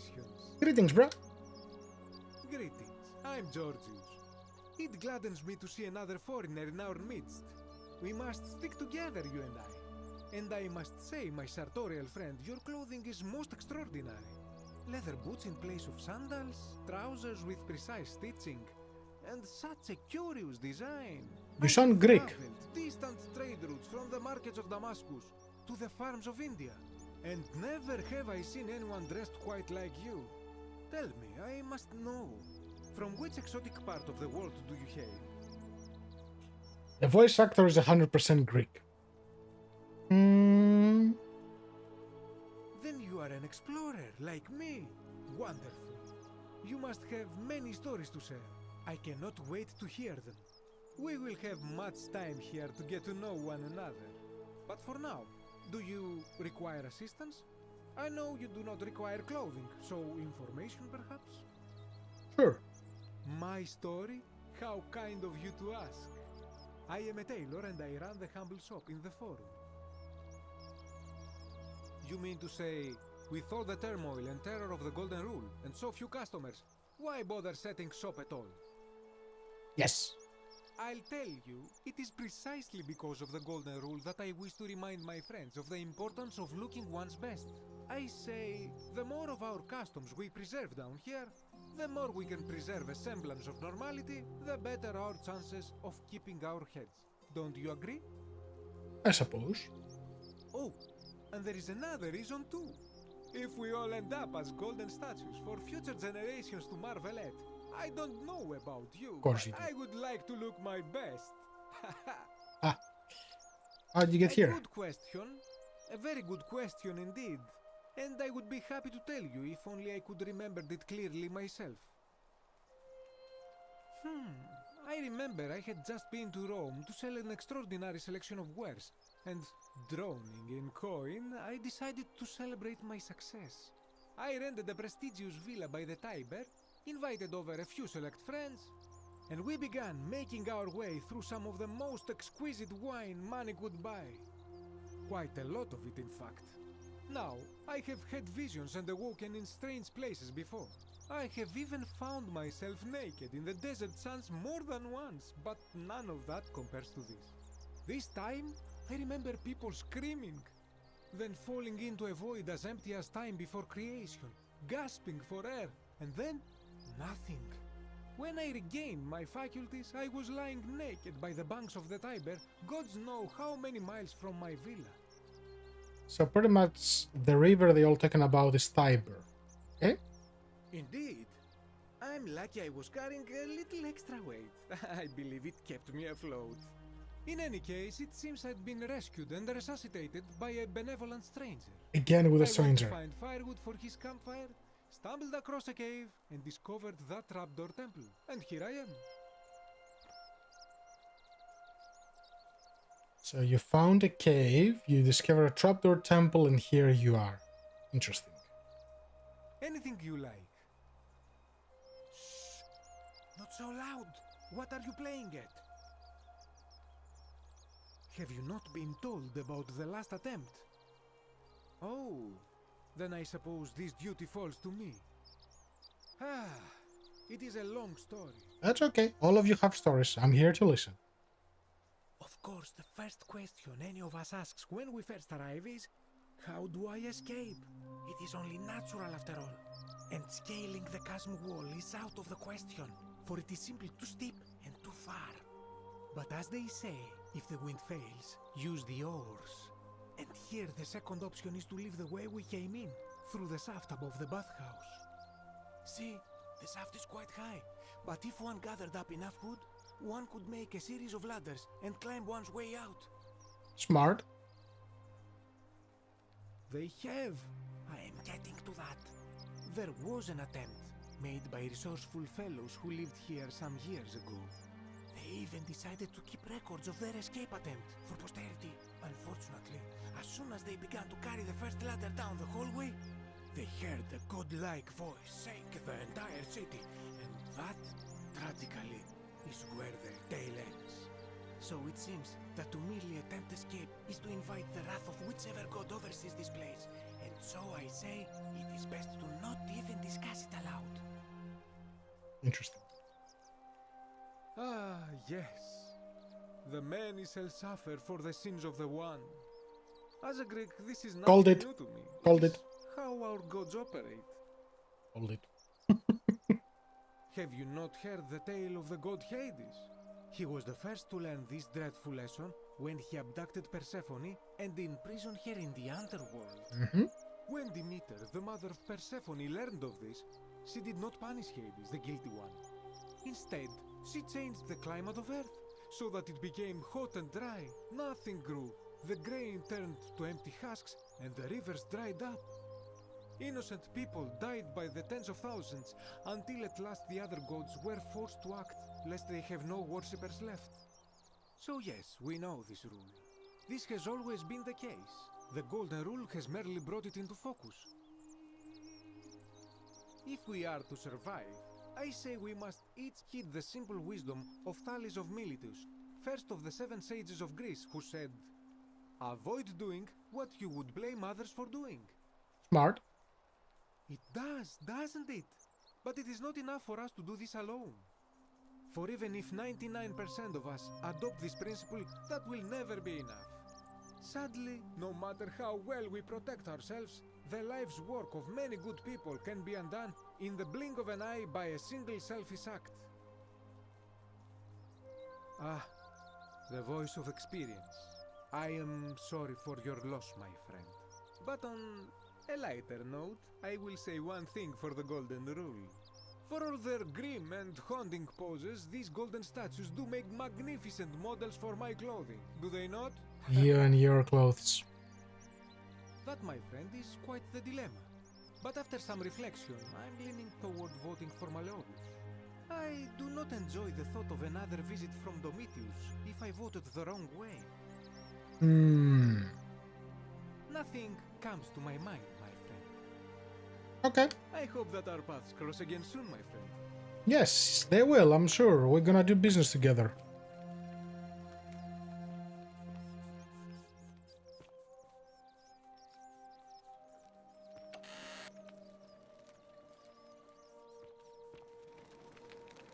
I will not take your stuff, no. You look well, my sartorial friend. Well, thank you.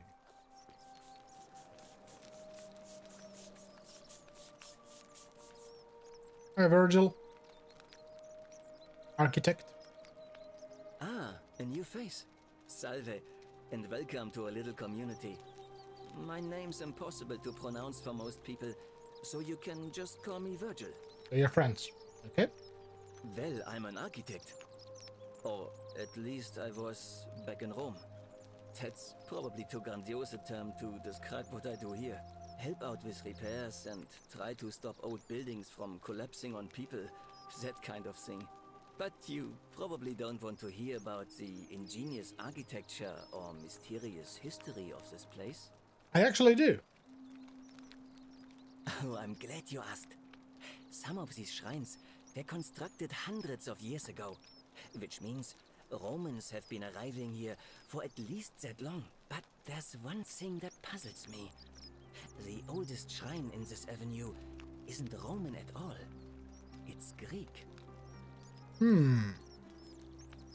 Well, Romans did adopt a lot of Greek art and architecture. Well, yes, that could be the reason. Or it could mean that there were Greeks living and worshipping here before the Romans arrived. Which begs the interesting question, who really built this place? And could it be far older than any of us imagine? If only there was a way we could talk to the people who came here before us. The stories they could tell. Well, the other chick was talking with the statues, so I think there is. Gladly. Personally, my favorite thing about this place is the aqueducts. Those series of adjoining arches. They're an ingenious feat of Roman engineering with a very practical purpose. They take fresh water coming from outside the city and distribute it all across the chasm. It's funneled below the palace and into a cistern beneath the great temple. Some of it flows down into another cistern beneath the villas, and the rest is funneled to the shrine of Proserpina, where it fills the lake, and allows us to fish and farm. Yes, but the water would also let you flood the temple and float up. Water physics, you should know that. And yes, Sebastian. Hey, not so loud. Just talking about that could anger the gods for all we know. I'm not saying it's impossible, but you'd have to find a way inside somehow. Just, please, try to be a bit more discreet about it. Mm-hmm. You mean the Great Temple? This one's a bit of a mystery. Given the way it's positioned so prominently, looking down on us, it's clear that whoever built it felt it was the most important temple in the city. Unfortunately, someone else went out of their way to keep its purpose a mystery. You see, usually a temple is dedicated to a particular god, like Proserpina or Diana or Apollo. Usually, that god is obvious. But in this case, it's unknown. There's an obelisk out the front, which probably used to bear the name of this unknown god. But it appears some barbarian defaced it. And of course we can't get inside because it's locked up tighter than the Temple of Saturn in Rome. And that contains the treasury. So we're all left wondering, which god is that temple dedicated to?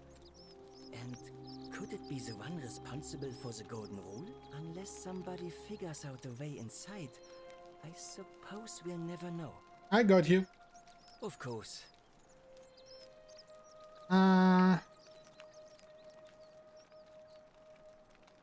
So he did tell me. I can't believe how often the new ones ask that question. But I'd tell you the same thing I tell everyone else. There are much worse places to live out your days.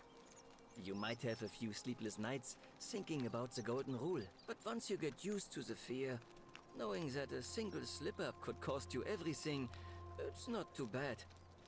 Nothing new to me, anyway. Oh, I just mean I grew up in the Batavi tribe, far to the north in Novio Magus, and learned to expect a bit of hostility. They weren't nearly as tolerant as the Romans. Some people say it's divine, the work of a god, but I'm not so sure. It just seems so flawed to me.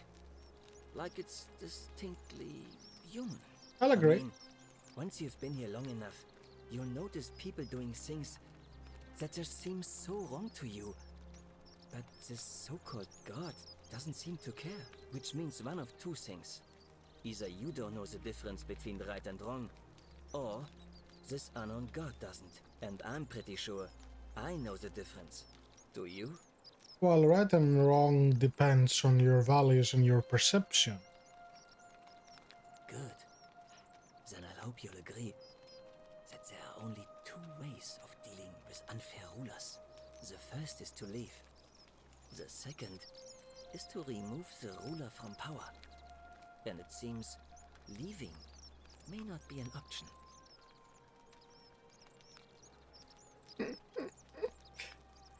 It's weird when you hear an accent that you're familiar with. Like with the Greek guy from me earlier, I'm like, this screams to me that this person has this accent. He's not talking about a god. Good question. It's best if I say no more, but I hope you'll give it some thought. You're sus, dude. You're very sus. Look, I haven't done anything wrong, if that's what you're thinking. Somebody just has a problem with my preference for male company. Ah. Hey, nothing gets by you, huh? Sorry, that I mean, was you just mean. spit it out. Yes, I like men. And when you grow up in the north, as I did, in the city of Noviomagos, you expect a bit of hostility. The Batavi are not known for their tolerance. I saw enough friends killed or driven away to know the cost of not keeping your personal affairs to yourself. So I hid who I was for, what was it, nearly 10 years? Watching what I said and where I looked. But that kind of fear eats away at you slowly, until living isn't any better than the thing you were afraid of. Needless to say, since I'm now living underground, halfway across the known world, with an assumed name, my openness didn't go down well among the enlightened folk of the Batavi. In any case, the Romans are far more accepting, and among them, I get to be who I am. Or at least, I thought that was the case. It seems I was wrong. Ich haben es nicht. I don't know the last word. It's not just graffiti. I have quite a collection of handwritten notes too. The strange thing is, I keep my personal affairs to myself. I've never really been interested in any of the men here. Not my type. So I'm not sure what I could have done to upset this person. Who's that person? I had to guess. I'd say it's probably one of those cultists. Cultists? Strange bunch. They insist there's only one god, and that he considers my nature a sin. Can you believe that? If there are any of them here, they won't admit it. Not since they supposedly burnt down half of Rome last year and went into hiding. All I know is, if these threats keep escalating, eventually my secret admirer is going to cross a line and break the golden rule. What? Really? I didn't expect that. But thanks. It's always a pleasure to meet someone so selfless. I'm glad you arrived when you did. Start by figuring out who the cultists are. Or maybe ask around among the merchants here. Someone who lives or works in the forum must have seen something. But if you find them, please don't hurt or humiliate them.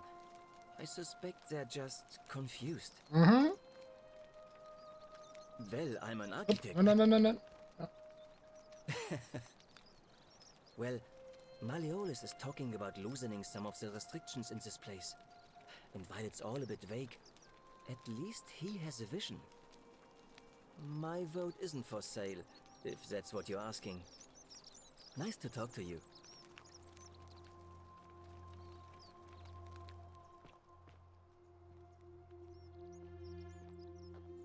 Shovel. Bellow. Anvil. Can I craft anything?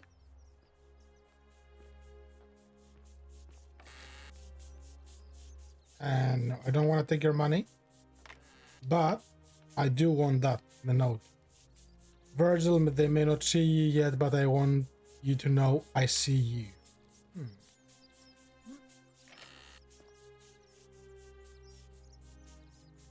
Virgil, do you really want to be responsible for the sin that destroys us all? Ooh. First instinct is this guy, but I don't think it's this guy. How'd you do? Good. Salve, stranger, and welcome to our idyllic... Hi, Delius. We've never spoken before. You mean, how did I end up here? That is a... Alright. Well, you see, I'm in the business of procuring rare and precious objects liberated from the enemies of Rome. Liberated. Mostly sculptures, vases, the occasional slave.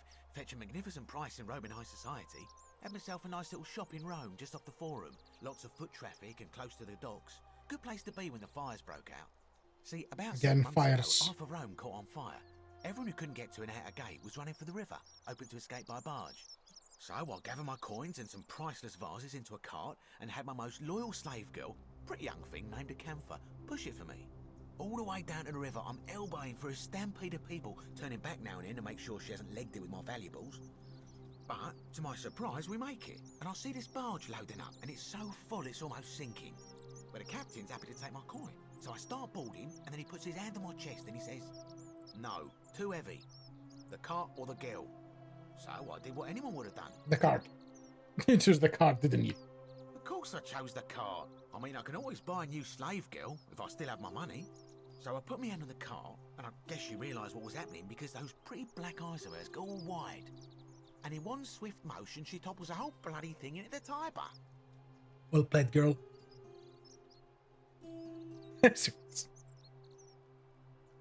Naturally, I dived in after it, hoping to salvage my fortune. Only, I guess I must have hit my head or something, because everything went black. When I came to, I'd washed up on the riverbank, not far from here, with nothing in the world but a single silver coin. So, summer events, summer greed. But yeah, I don't like this guy at all. Commiserations. Thank you, friend. But it turns out it might have been a stroke of good fortune, because this place is a veritable treasure trove. Look around you, there must be more gold in here than in the treasury of Rome. If I can just figure out how to get it out of here. I'm afraid not. If you're desperate, I did hear that Aurelia down at the tavern claims to know of a way out, but I'm not sure I trust her. Some people here are a little shady for my liking. Look who's talking! Really? I hadn't noticed. Oh yeah, gotta watch out.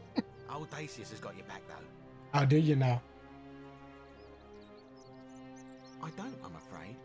But I did overhear Fabia telling Georgius she saw something. She was headed to the baths not long ago. Okay. Malleolus. I mean, Sentius couldn't even keep his daughter safe. What hope does he have of protecting us? Not going to happen. It's terrible for inflation is what it is.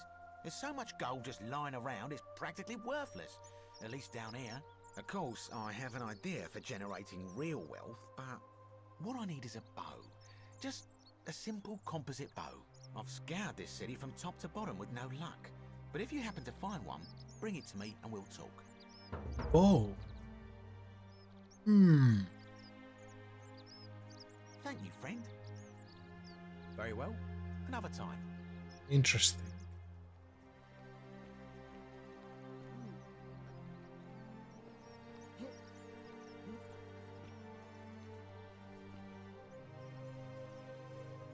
A brass jar. A mirror.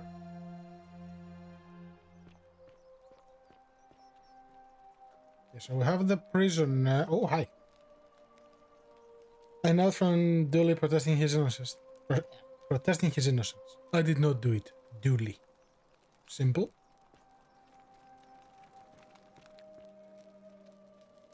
What's wrong, bro? Hello? Hi.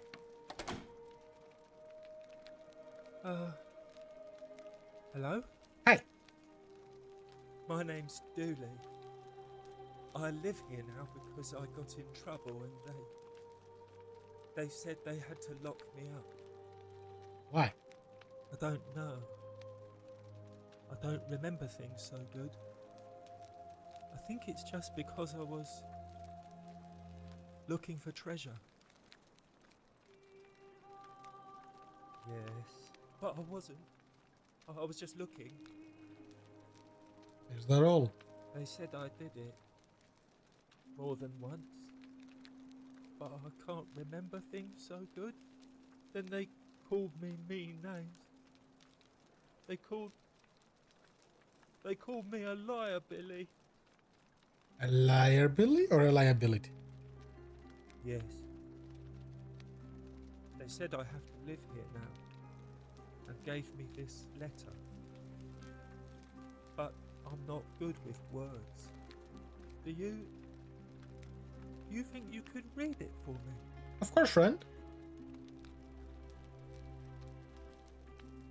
Letter from Sentius to Dolly. Magistrate Sentius to Dullius. I'm writing to you in relation to your incorrigible antisocial behavior arising from your obsession with an alleged lost treasure. While I'm sympathetic to your plight and the passing of your guardian Hannibal some weeks ago Ding, ding, ding, ding. I wish to impress upon you an important message. The treasure you seek does not exist. Given your memory limitations, it seems likely you simply misremember. More importantly, since you have on several occasions been caught trespassing, including around the cisterns, which are strictly off limits to all citizens, I have reluctantly come to the conclusion that you are a liability to this community and must have your freedom limited. Lest you break the golden rule, it is my hope that this letter will assist you to remember why you're incarcerated. Should you experience further lapses in your memory. What does it say? It says they caught you trespassing several times and they locked you up to stop you breaking the golden rule. My treasure. What's wrong with your shiny? My friend Hannibal used to look after me. He said he always would. But then, he died. It was very sad. He said if anything ever happened to him, I had to find something very precious hidden away. He gave me this key and made me promise to keep it safe until I found the treasure. But I couldn't find it. All I remember is he said something about the cisterns.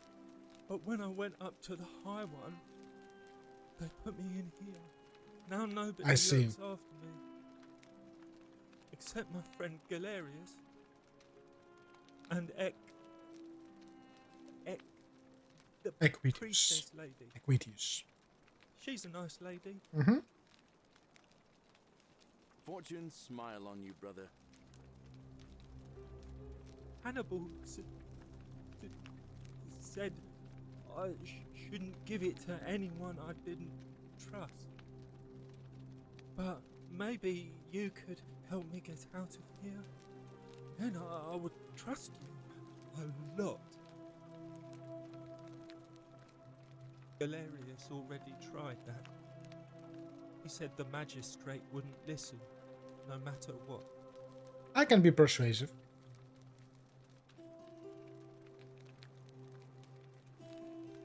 What about the rules?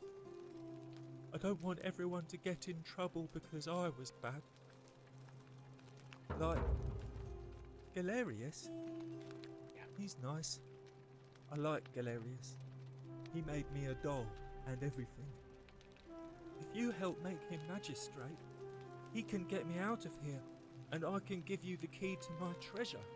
Hannibal said it was in the cisterns.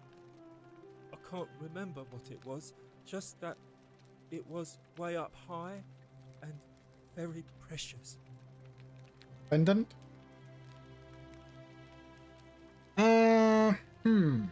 You're going to let me out of here? Really? Oh. Please. I hate it here. It makes me very sad. I'll help you, bro, don't worry. Gold? You mean treasure? One track mind. Okay. Never mind. My friend Hannibal used to look after me. He said he gave all now. So he's looping back on the same thing. Okay. Hi, Julie. Oh, hi. I saw you slide down that rope before. Very impressive. I know, right? Strange, too, since that device you used is exactly the same as one I've been working on for weeks. Oops. There I was, thinking I'd invented it. Anyway, I'm sorry to ask, but is there any chance you'd be willing to do me a favor? Sure. Well, I've been trying to get this rare flower from the rock spire in the middle of the lake. It's too steep to climb, so I hung a rope over the lake and made this pulley device, only I couldn't quite summon the nerve to use it. Do you think you could use the device again and try to get that flower for me? Okay. Why do you need it? I don't really feel comfortable talking about it. Oh, thank you. It would help me a lot. There's no rush, just whenever you get a chance. I'll actually do it now. All right. See you around. But before that, come back. Ah, it's you again. Hope you're settling in, friend. Yes. Now, what's on your mind? You become a magistrate. I've bounced the idea around once or twice, mainly as a way of getting Dooley set free. God knows Sentius is never gonna do it. But from what I hear, Malleolus has the election stitched up. Nobody's gonna take him on and win. And maybe that's not such a bad thing. I mean, he talks a lot about freedom, so I'm hoping if he's elected, he'll release Dooley from his cell. That's good enough for me.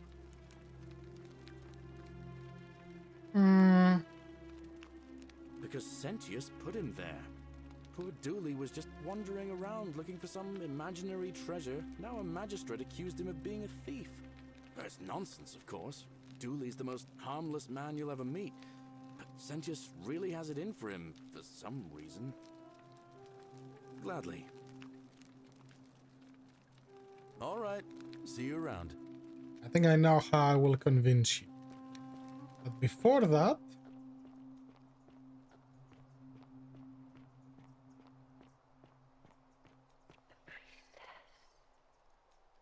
Yes. We will go to the priestess, don't worry. Hi, Aloy.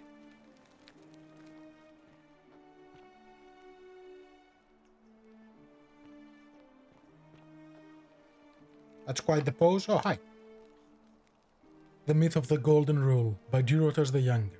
As per our custom, I shall begin by paying my respect to the god responsible for the city, for our continued prosperity and tranquil seclusion.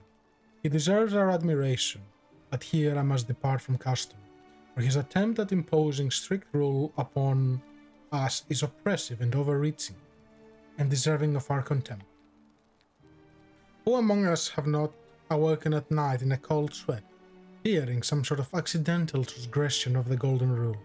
All of us must accept that we are all capable of error, whether from a momentary lapse in judgment or a conscious decision based on faulty reasoning. Yet the great threat, the sword of Damocles that will live under is, I believe, merely a deception, and I shall prove it to you. Let me begin by dismissing the counter-arguments.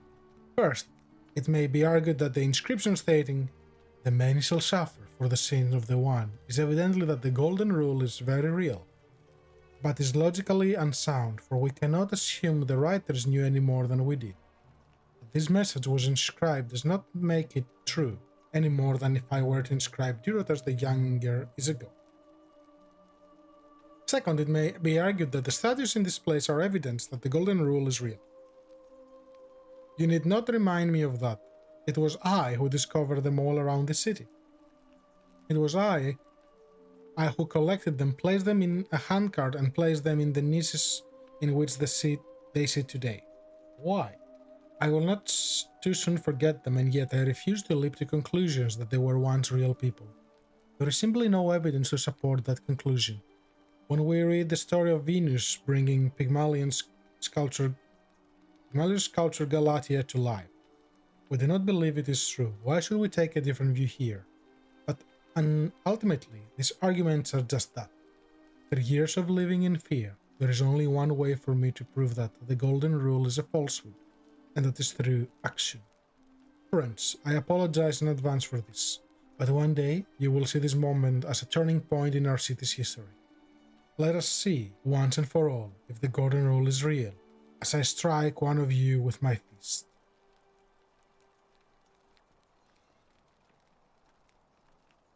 The many shall suffer the sins of the one.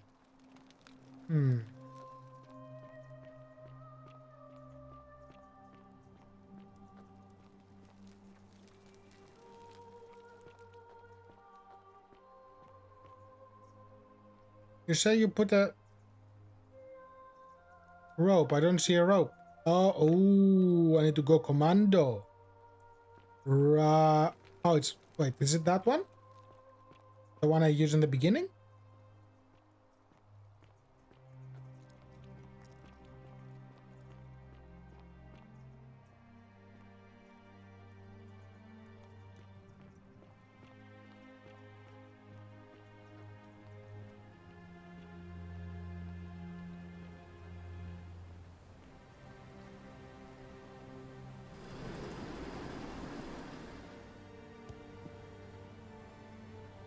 Well, apparently there is no fall damage.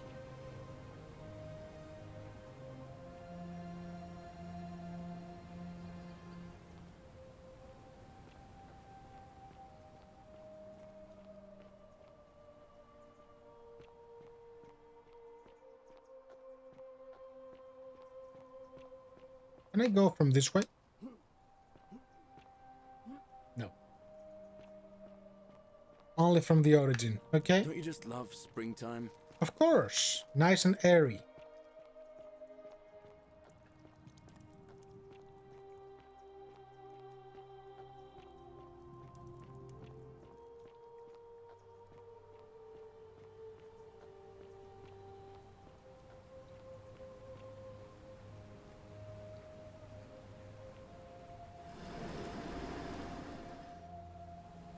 Too far? I cannot climb, can I? Oh, a fruit. Ah.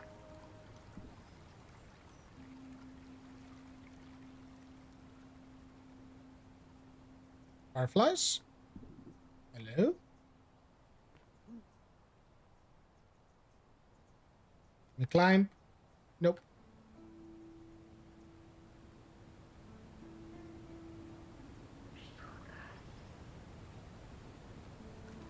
Oh, well. Let's check.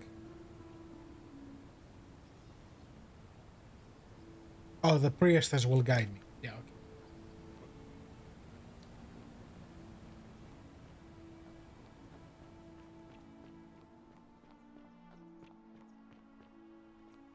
Let's try for the flower one more time.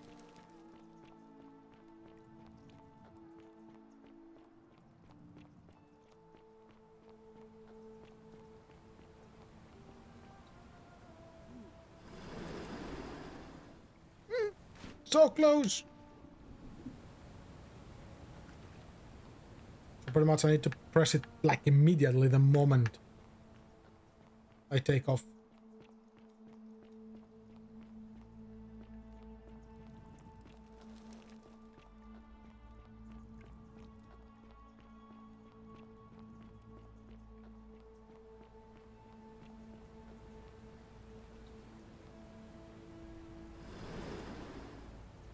Nope, not immediately.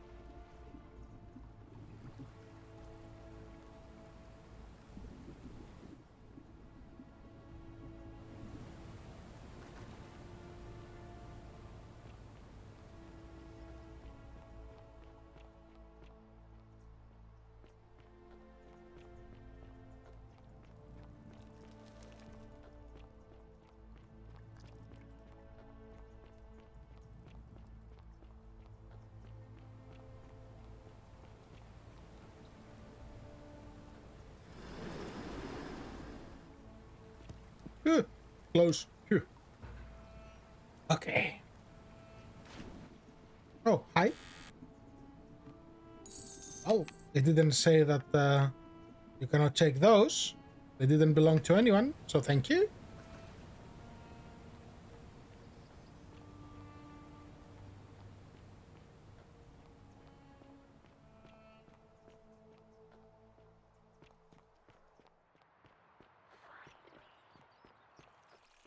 I will find you.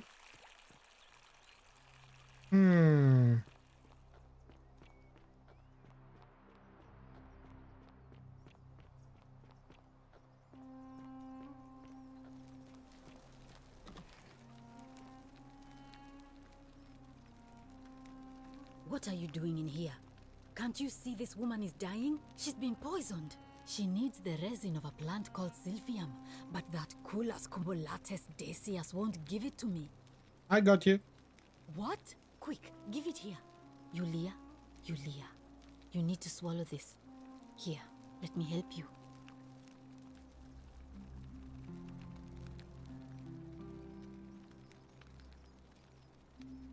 Hopefully, in a moment, she should be able to breathe normally. That was extraordinary. How did you know she needed this exact thing, and at this exact moment? Are you some kind of oracle? Nope. Look, If you don't want to tell me, I won't look a gift horse in the mouth. But no matter. That was like the gods hearing my prayers and intervening. You just saved a person's life, and you should be proud of yourself. She might even be able to thank you herself in a few moments. And maybe she can tell us who poisoned her, and who she meant when she was muttering about that snake's cruel black eyes. In the meantime, I'm happy to help you with whatever it is you need. Good. That's a shame. Thanks again for saving you. Can I talk to you?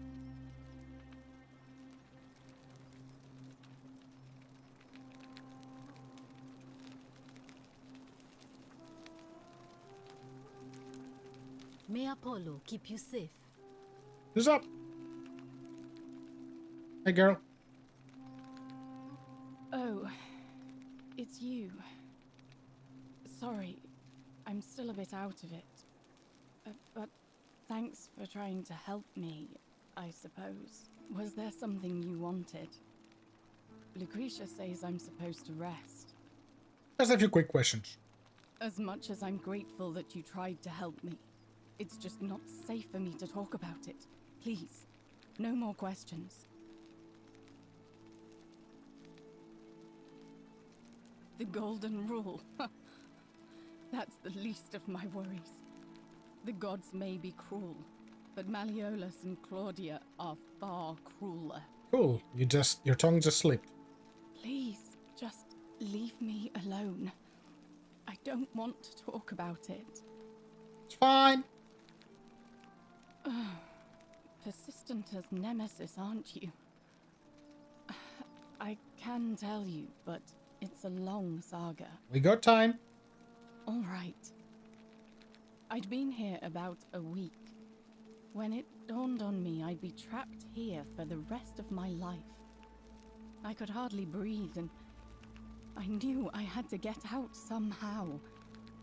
So when my new friend Aurelia offered me a secret way out, I would have done anything.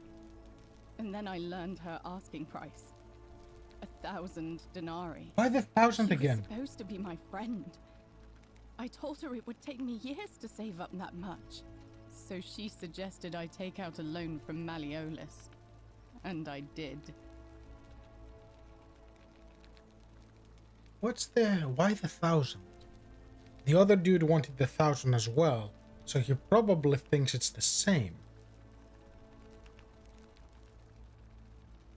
I had to sign an agreement saying I'd work off the debt over 30 years. But I figured I'd be out of here so soon it wouldn't matter. I paid Aurelia, and she gave me her so-called way out. Do you want to know what it was? Poison. Hemlock. Drink this, she said, and you'll be out of here in no time. Of course, I demanded my money back, but she refused. She pointed to a sign on her tavern saying, "Let the buyer beware." Then she just looked at me with those cruel black eyes, and she laughed. She immediately told Malleolus I'd tried to escape without paying him back. Only, he didn't seem upset or surprised at all. In fact, he just thanked her. And that's when I realized the two of them had planned the whole thing from the beginning. Of course they did. That's what I said to the magistrate. I went to Sentius and begged for help, but he said the law was clear. I'd signed over my labor for 30 years and there was nothing he could do. I thought about resisting too. But Malleolus said if I didn't submit, I'd break the golden rule. And I couldn't be responsible for all those deaths, so he locked me in his villa. Confiscated everything I owned as collateral, and made me wear immodest, humiliating outfits while I worked day in, day out. His wife Claudia was just as bad. She set me to work on an endless stream of futile, demeaning tasks. I'd be on my hands and knees, scrubbing the floor clean for hours, only for her to pour slop on it and hiss, "You missed a spot." Those two took everything from me. But they forgot to confiscate one thing. The hemlock. My hemlock. I just wanted it to be over. But it seems I messed that up too. Should have drunk all of it. I brought it on myself. I trusted one of the most callous human beings I've ever met, and tried to swindle the other. I don't know how I could have been so stupid. When I've recovered, I expect their thug Domitius will come for me. He'll escort me back to their villa, and I'll be right back where I started. Only this time, I won't be able to lull myself to sleep at night with the thought of a permanent solution. Honestly, it would have been better if the poison had been allowed to run its course. I doubt it. It seems this is the fate the gods have chosen for me, for trying to escape. At least until someone breaks the golden rule. Huh. Maybe it wouldn't be so bad. Hint, hint. A lot. But it doesn't matter. I made a suicide pact with Ulpius last night. He's in exactly the same position as I am. Malleolus and Aurelius set the same trap for him a month after they did it to me. He and I are in this together. He's probably already thrown himself from the bluff into Malleolus's villa by now. If so, I'd never be able to live with myself, knowing I broke my promise to him. I doubt you could make it up to the bluff in time. I don't know who you are, or why you seem so determined to help me, but thank you.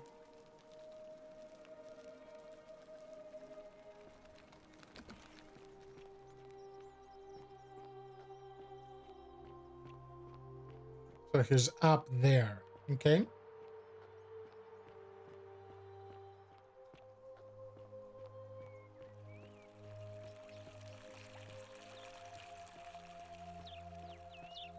Citizen, we're finally alone.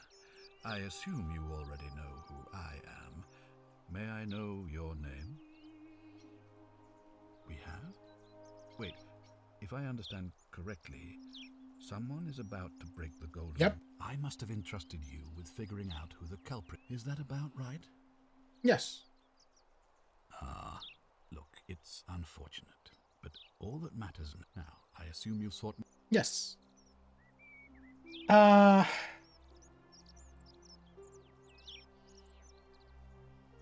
then. Good. Now, what... You mean Duilius? Releasing him is out of the question, I'm afraid. That man is a liability we simply cannot afford.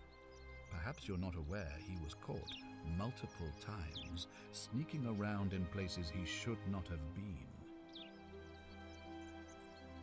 Look, I can see where you're going with this. You think me cruel. I assure you that is not the case. You may not be aware of this, but it was not so long ago, during the Republic, the law of the 12 Tables would have required that he be killed as soon as he was born, owing to his deformities. Here we see to it that he has food, water, and shelter, and most importantly, he is able to continue living. A privilege that would be taken away from all of us, were he to be released and commit the crime of trespass. The man has no self-discipline, poor comprehension of what is going on around him, and is an incorrigible rule breaker. I will not jeopardize the lives of my people so that one man can go free. Now, was there something else?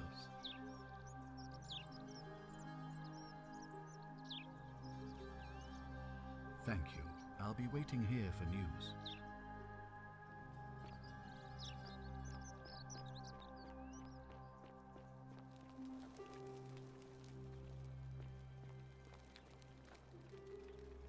What is it, citizen?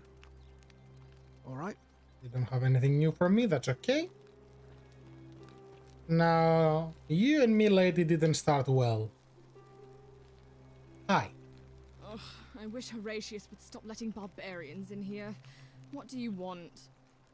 Questions. You know, some people say it's the creation of an but what kind of an awful, incompetent god would let my sister go missing on his or her watch? Did you hear that? Curse you, you coward! Where is my sister? What do you have to say for yourself? No response. Nothing. That's what I thought. I'm telling you, this mysterious god of ours has to be asleep on the job. Either that, or, like people are saying, it really is just a children's fable my father is exploiting to frighten us into behaving. Oh, and I suppose I'll just have to take the word of a know-nothing barbarian who just arrived, will I? I trust you can see yourself out. Yes, you can. How do I get to the other dude?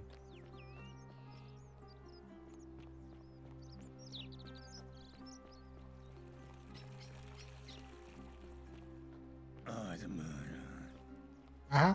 Sure. Whatever you say. Knock knock.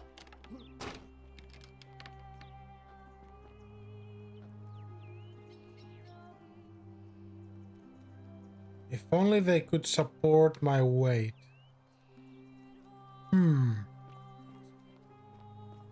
Interesting.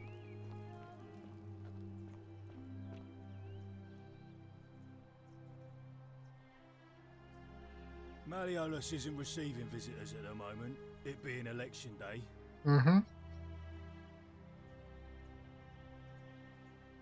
Listen, I don't abduct women. They come to me.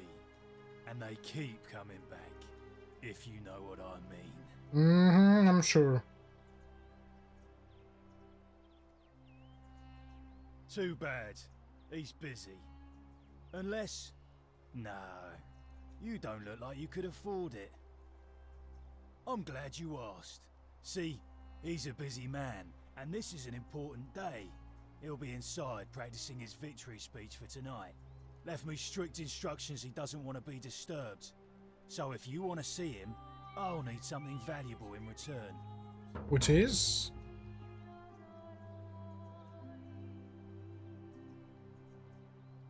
Bribe?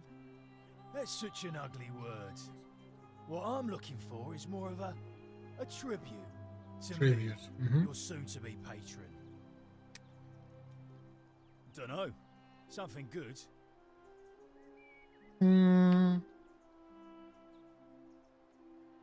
Just make it good. Whatever. Just remember, I'll be watching. I'm pretty sure 10 denarii or 100 won't cut it for this guy. Ah. I can actually go here.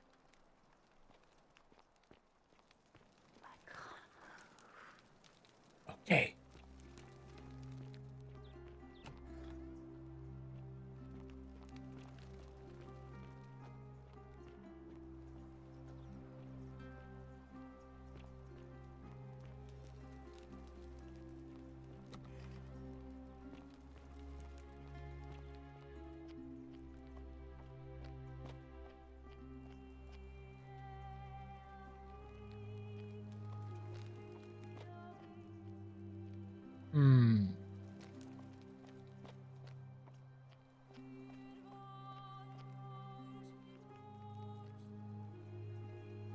I'm pretty sure I know why that pouch is there, but not at the moment.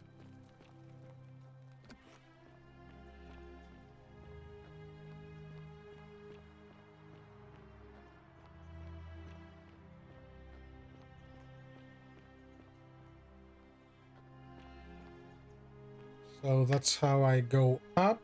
I want to talk to the priestess, but she's not here.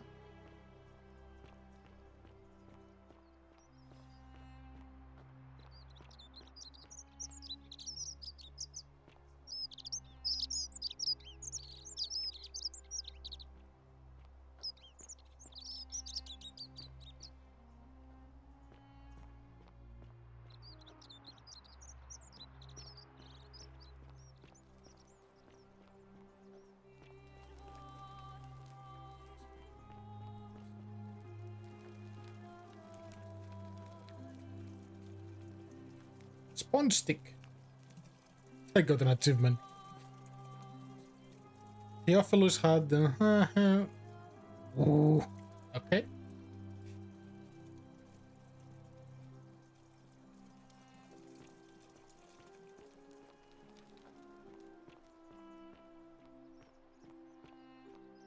Where do you lead me? You lead me down here again.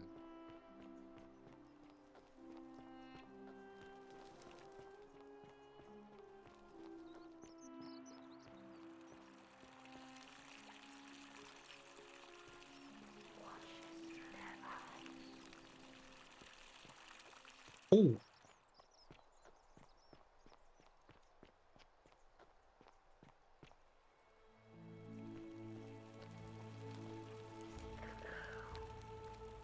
Take a bow, okay? Arrows. Not familiar. I'm locking myself in. Don't try to follow me. Nothing good will come of it. Okay.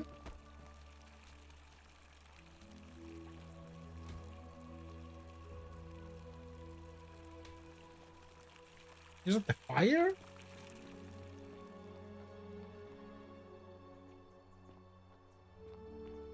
So that's how to get out of here.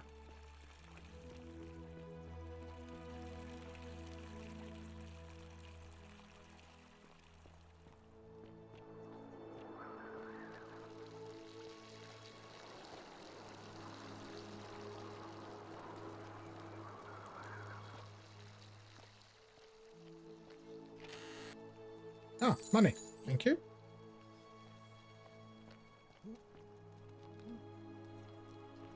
Really? Okay.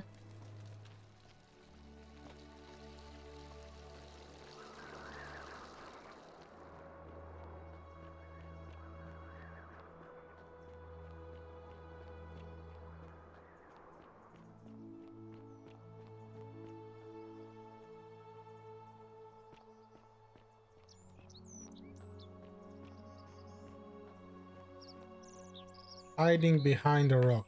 Okay.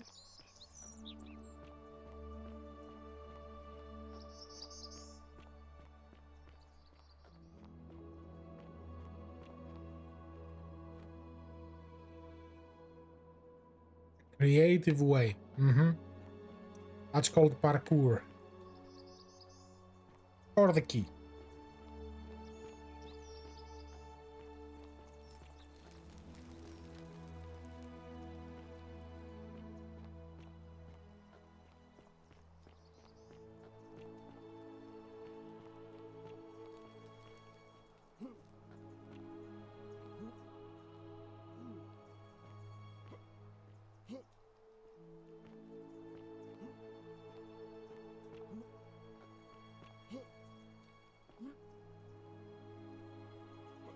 Let me go.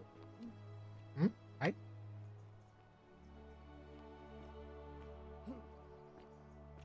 Climbing on these things is weird.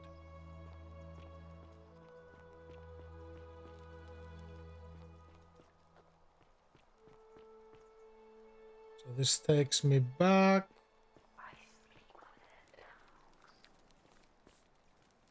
Salve, friend. I'm Octavia. Welcome to life under the Golden Rule. It's a ghastly thing, is it not? How are you faring so far? Good, Octavia. I just need to talk to the guy. All right, well, it was lovely to meet you. I look forward to getting to know you better over the coming months. And if you ever... I can't believe this is how it ends. No! Stop! Oh, no. No. Come back! No. Orpheus, what are you doing? get back from there. If you lose your balance, you'll fall. That's the idea. What? Why? Why would you want that? Let me talk to Why him. do you think I'm stuck for the rest of my life working for a man who treats me like an animal? I know things are hard for you right now. They're hard for all of us. We're all in this together, Ulpius. Please just think this through. If you do this, it could be the sin that seals all of our fates. Is that what you want? I'm sorry, but I just don't care anymore. Please, Ulpius. Help him. If he goes through with it, it could be the end for us all. I don't know what to do. I've never had to deal with this sort of thing. Please, you need to talk to him. Let me talk to him. Thank you. And please, choose your words carefully. Let me go. Let me guess. You're going to lecture me on how suicide is a crime against the Empire.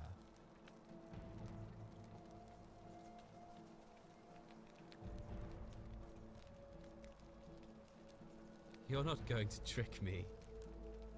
I'm no coward. I intend to go through with it. Like what?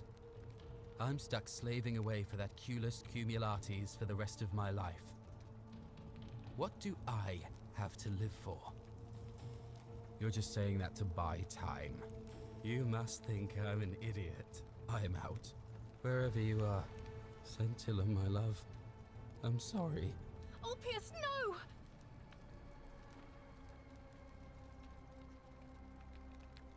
So now we know the solution. Okay. I can't believe he went through with it. Oh Lord. That poor lamb.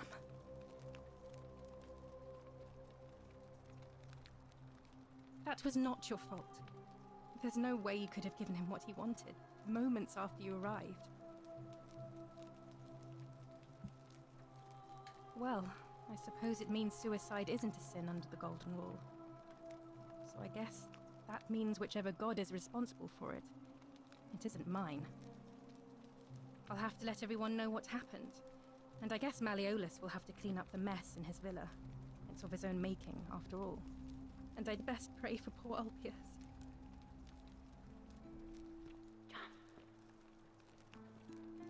You want me to jump? Why do you want me to jump?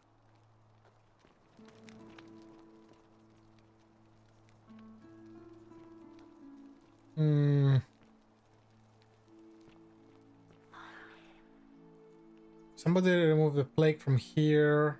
Uh-huh. Okay. Well, YOLO! Ooh. Thank you. Thank you. I am delighted and deeply honored to have been elected your magistrate. Magistrate, yes. Thank you. I'm delighted and deeply honored to be elected your magistrate. And now, I make this solemn promise to you, good citizens. That means he didn't turn into pancake. Now, I make this solemn promise to you, good citizens. Under my leadership, you will finally enjoy the freedom you deserve. And, yes, no more. Not from Yulia. Yulia to her captors, curse you to the dead. By the time you read this, I will already be dead. Because death is preferable to another day in dead bondage to you. May Voltus peck at your livers in Tartarus for all eternity.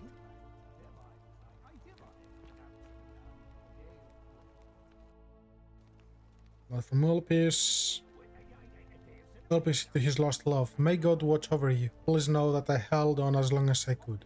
But without you, my life is meaningless. I only hope we meet again in Gan Eden.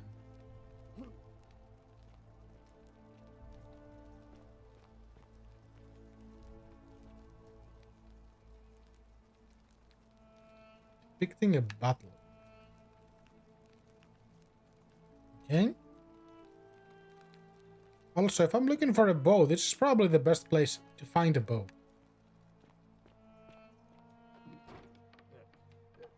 Thank you.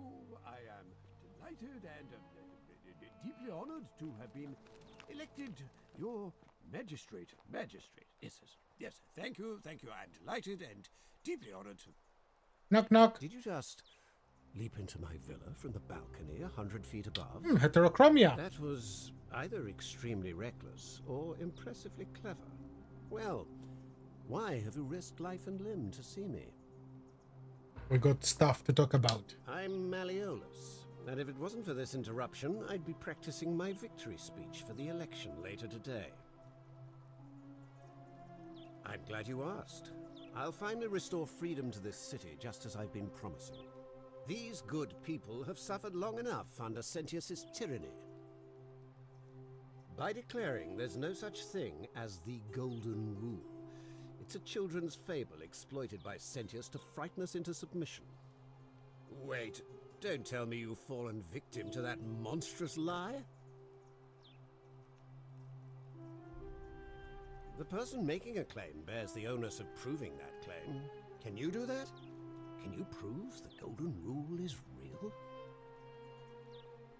Nonsense! There's no way you can prove that. If it was real and you'd seen someone break it, then you'd be dead already.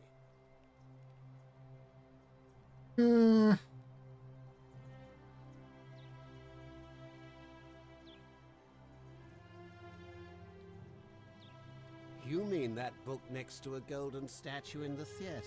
Tell me, how do you know that statue wasn't put there by Sentius himself? You can't know, can you? What? Oh, I see what's happening here. Another poor, vulnerable soul taken in by Sentius's machinations. He won't get away with this much longer.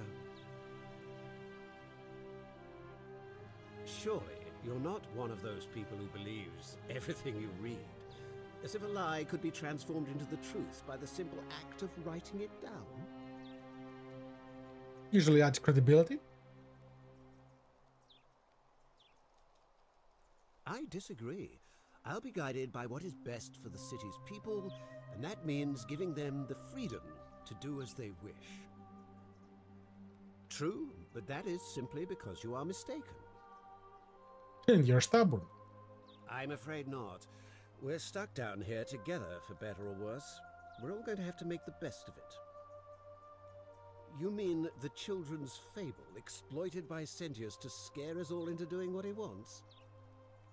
Of course not. But as I always say, if Sentius can't protect his daughter, how can we trust him to protect Very the common city? sentence. Look, if you're trying to find her, you may wish to check the cisterns beneath this villa. Domitius says he saw a body there some weeks back. Of course, just to be clear, I take no responsibility for what happens to you down there. Interesting. I trust you can see yourself out. Through the door this time. There's a key just beside it. Cool, so I have a key so I can come back. Perfect. We will talk again.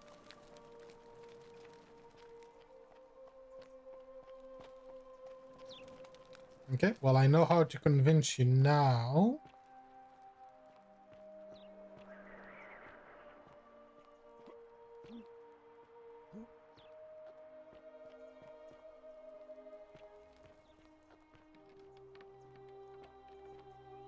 Where's the key?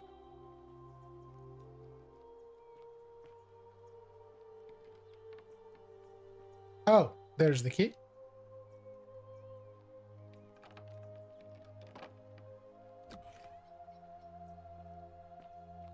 Where's your wife? I need to have words with her too.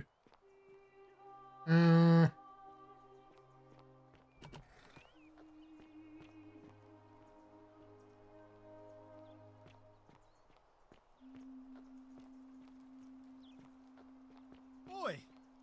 How did you get in there, you cheeky little Sturkus? If I cop an earful from Malleolus, I'll be coming for you. Go for it, bruh. There she is. Isn't the great temple majestic? Of course. A new face. Ave, and may Vesta watch over you. I'm Equitia. To what do I owe the pleasure of this visit? Interesting. I'm not sure why you're telling me, But you've come to the right person. Did you find a pattern then? What have you noticed? Dimensional river? Yes. I understand many of our friends were carried here by a river current. What else? That's true. I know I wasn't entirely sure how I wound up here. What else? Yes, I also had such an encounter. It's as I feared. I think I understand what poor Livia has been going through. Let me ask you this. Did you happen to encounter a stranger in the forest before you arrived here? Yes. And did you happen to catch her name? Yes. I see. And was this Karen by any chance wearing a hood? No. Because I've seen her before. There's something I think you should see. I think you'd better follow me to the baths. Okay. But don't follow too closely. We can't have people thinking we're bathing together. Of course, because that's the problem.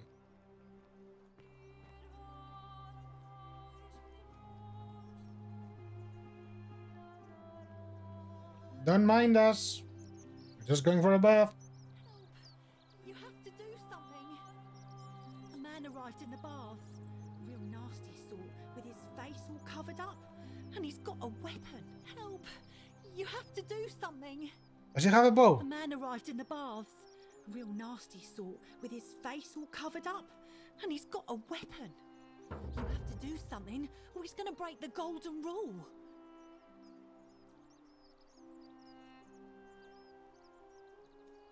Many questions. Are you serious? This is an emergency. Yes. Are you going to help or not? Fine. Fine. None of us do. The magistrate made us throw them all into the chasm. So now this man's bow is the only one in the city. Bow. Just have to improvise. Okay. Thank you. He's still in there. Somewhere. I have to hide. Find me in this empty shrine when it's over. Okay. No. Okay. Says no. What? We don't have time for this. I have to go. Ugh. Is no for the bathhouse or for the temple? The shrine is collapsing. Yep, she's dead.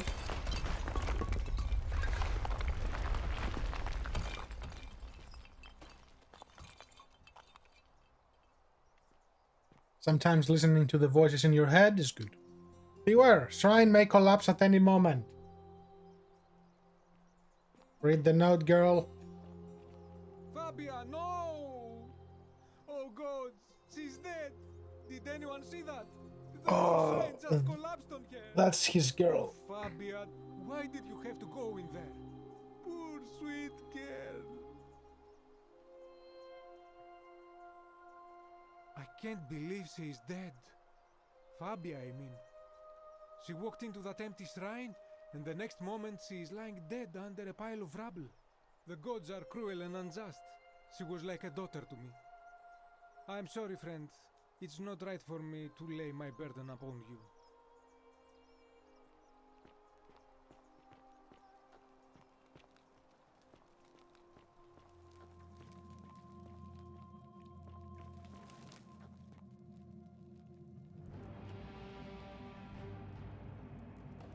Stop right there. I'm looking for Tiberius Quinctius Crispus, otherwise known as Quinctius. Do you know where he is? In Rome.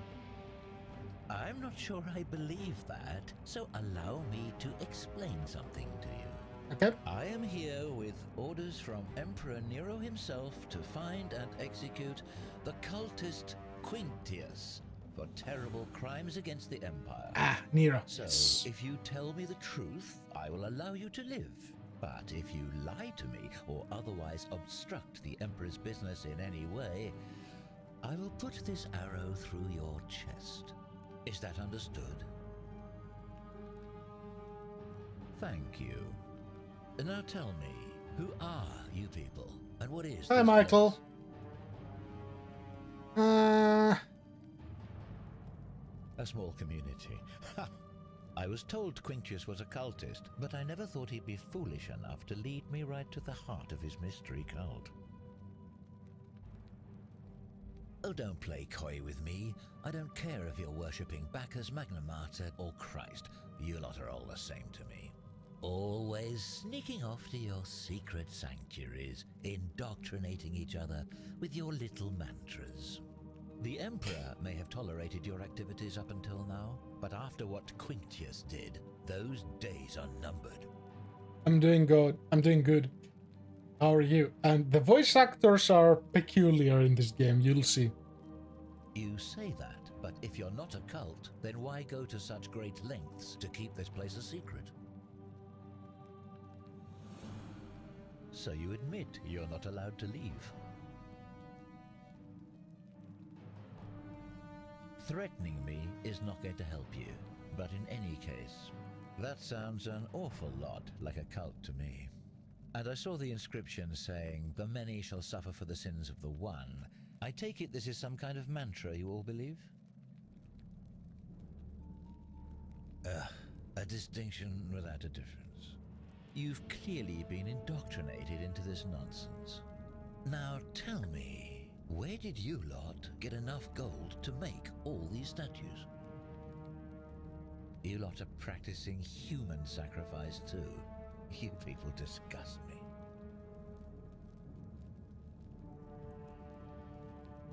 Yes, because I'm the real villain here. Yes. It's all clear to me now. The secret sanctuary, the indoctrination, the mantra, the human sacrifice. You're cultists. There's no doubt in my mind. What baffles me is how a person can believe in something with such zeal. They just can't see what they've become. However, you still have a chance to redeem yourself by telling me where Quintius is. Do not waste it. You're awfully patient for an assassin.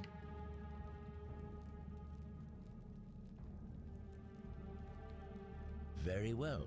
Here's what I know. He's a 40 to 50-year-old man with distinctive eyes, one red and one blue. He's also known to have delusions of grandeur.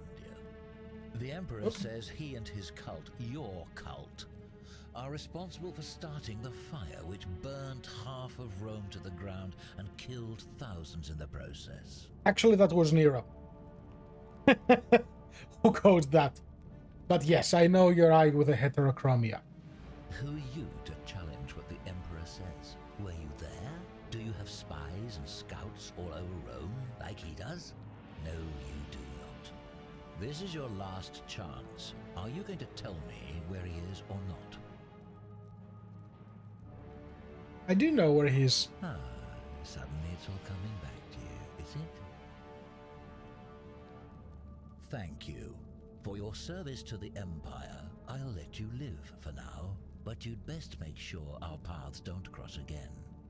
So you're gonna fight the gladiator, you're gonna die from the gladiator, and I'm gonna get your bow. That works.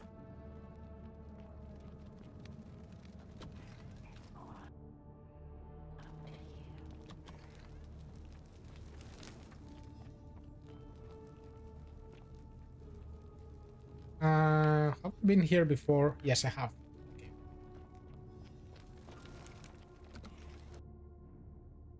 Loading.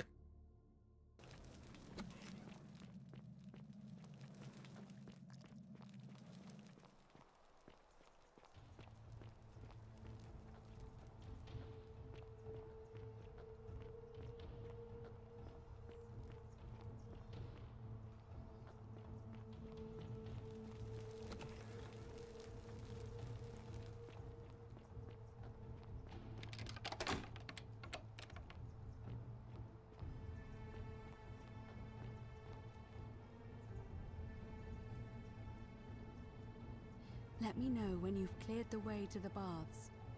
They are kind of clear.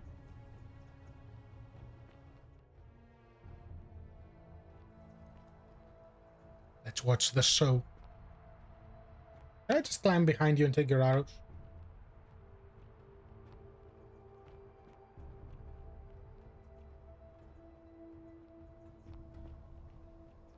What now? I'm here for Malleolus. Who might you be? The name's Domitius. You want to get to Malleolus? You go through me. Then go through you, I shall. It's real! The many shall suffer for the sins of the one. Who might you be? The name's Domitius. You want to get to Malleolus? You go through me. All good, Michael. Have a good night. Thanks for dropping by. Also, why am I dead? Also, I wanted the bow. So how could I get the bow? But don't follow too closely. We can't have people thinking So we're going back bathing this. together. Okay.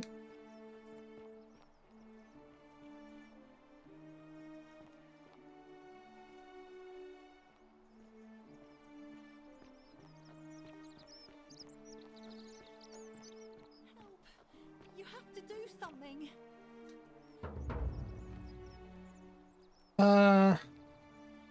None of you just have. Are you daft or just cat? Thank you. Hear what? What? Ugh. Okay, so is he gonna die again? The shrine is collapsing.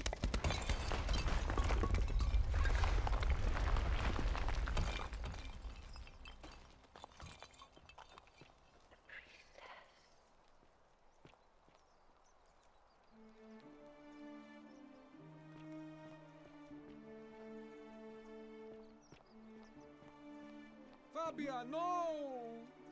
Oh God, she's dead! Did anyone see that? The whole shrine just collapsed on her! Oh Fabia, why did you have to go in there? Poor sweet girl! Okay.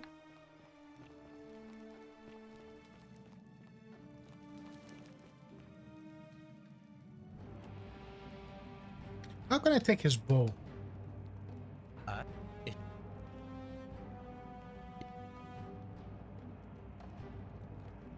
Thank you. No. Oh, how very welcoming of you. You want me to let my guard down, is that it? You're not going to get your claws into me. I was told Quintius was a cultist, but I never thought he'd be foolish enough to lead me right to the heart of his mystery cult.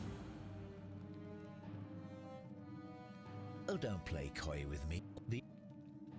Yeah, So you admit?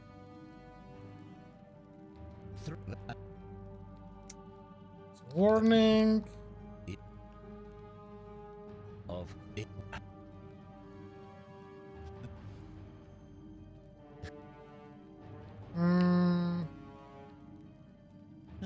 Do you have any last words?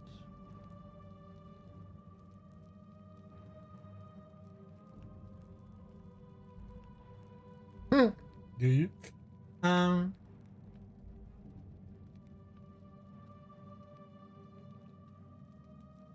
As a matter of fact, I do. Once I'm done with you and Quintius, I intend to kill every last one of you wretched degenerates. And I can think of nothing I'd enjoy more. The many shall suffer for the sins of the one.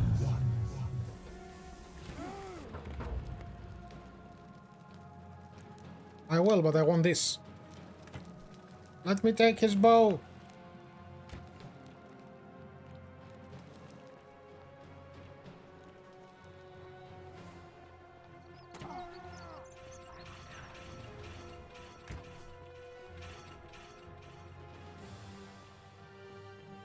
How will you help me?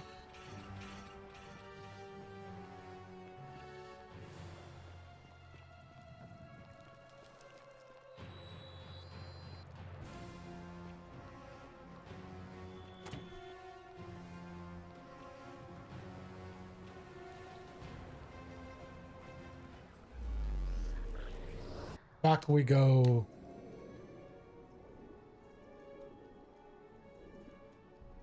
So there is a lot of threads still going on.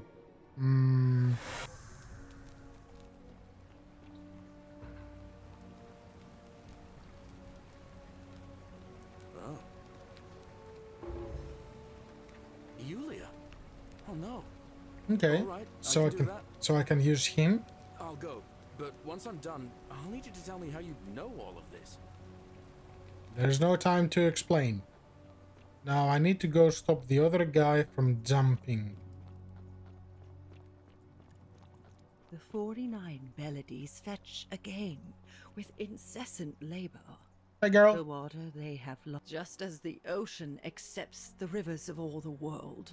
So this place accepts all the souls, but it does not notice the crowds that come. The bloodless shadows wander without flesh or bone.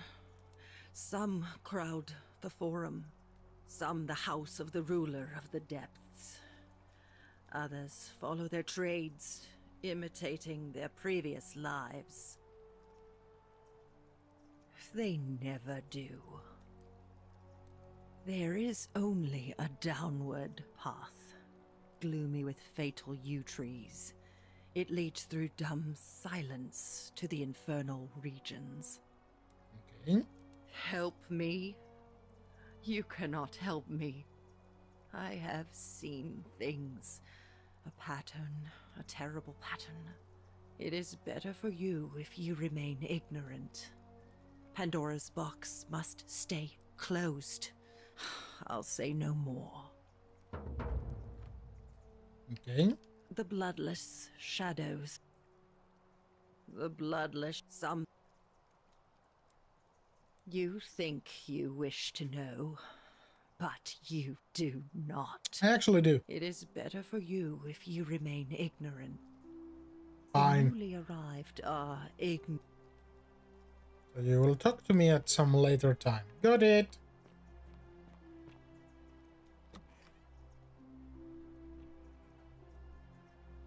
I'm guessing that means not yet.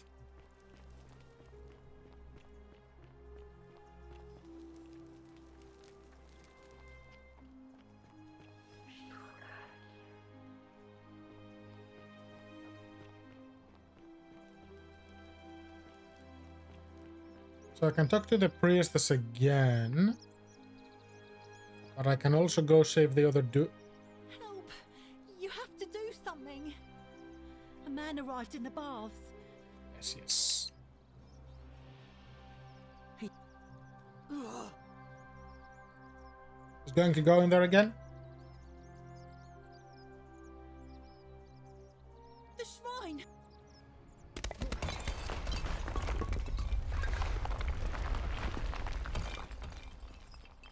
Welcome. Feeling all right? That's a shame. Oh, hi. You know why. But how am I going to defend myself against someone else with a weapon? There are no other weapons in the city. We all went along with the magistrate's weapons ban, so it wouldn't be an issue. That's why I've got to get in first before someone else beats me to it.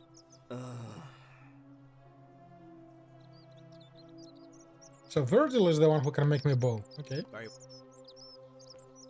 Hey, bro. Ah, a new face. Nice. I cannot. Unless you have one hidden somewhere. Nope, no one. What does it say? I know who you are and what you want. Turn away from this path before we all suffer because of your sins.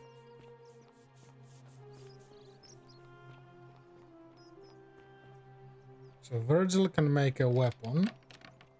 I guess I can talk. Okay. Yeah, I have a couple ideas. The murder. Yes, yes. He's not. Dunno. Tell him the. What?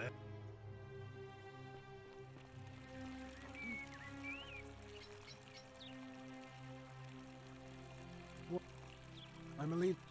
I know your story. Bye bye.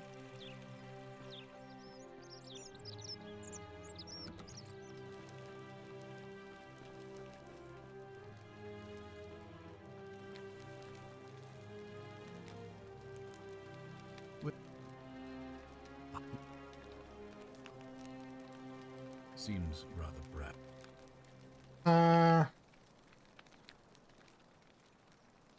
Sext. Oh, you will tell me the story.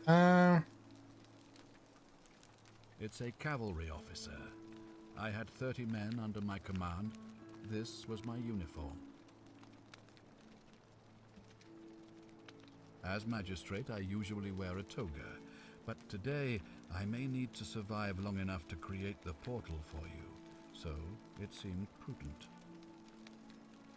My men and I were at the Emporium in Rome as honor guard for a visiting dignitary arriving upriver by barge. Now, the port is usually bustling, but just as our guests arrived, waves of people began running toward the river from streets and alleyways in every direction. They were trying to escape a terrible fire. Unfortunately, the crowd sent my horse into a panic, and I remember it losing its footing by the water's edge. The next thing I knew, I was waking up on a riverbank not far from here in the company of some stranger. I went looking for my horse and discovered that lonely temple. You can probably figure out the rest. Yep, same story as everyone. I was elected 7 months ago, uncontested because of my command experience. Since then, there's been growing agitation for another election.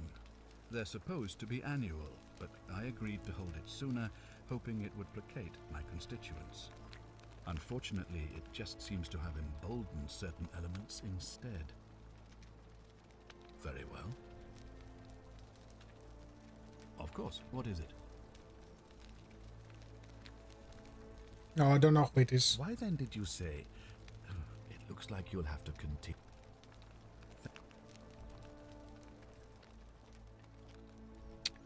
So, okay.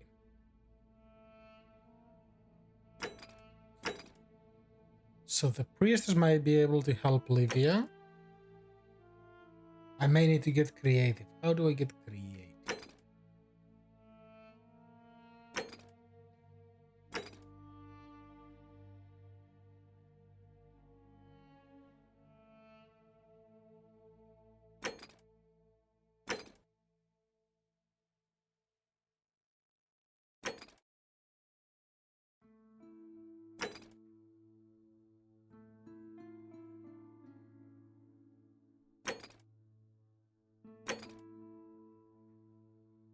Ah, okay.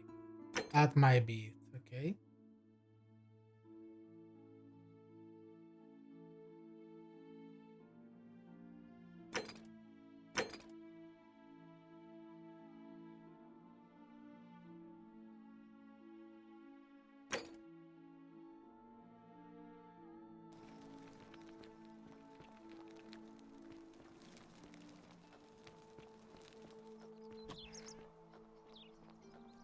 Oh, maybe you will, Pius. Best behavior, I trust. Yeah, yeah. What now? Nothing. Bye. Need to talk to your boss. Thank you. Thank you. I am delighted and... Domitius doesn't usually let anyone in here without a hefty tribute, so you must have been desperate to see me. Well, what do you want?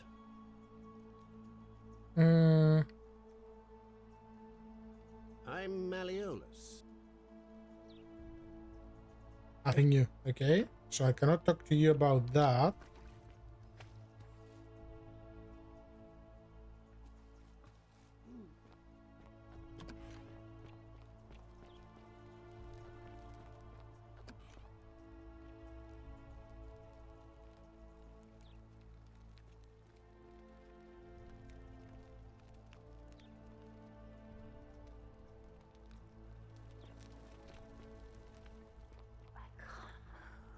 Are they? A new face. Oh. Yes. And did you... I see.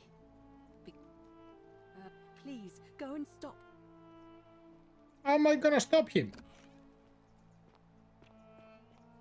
Oi! How did you get in there, you cheeky little stir?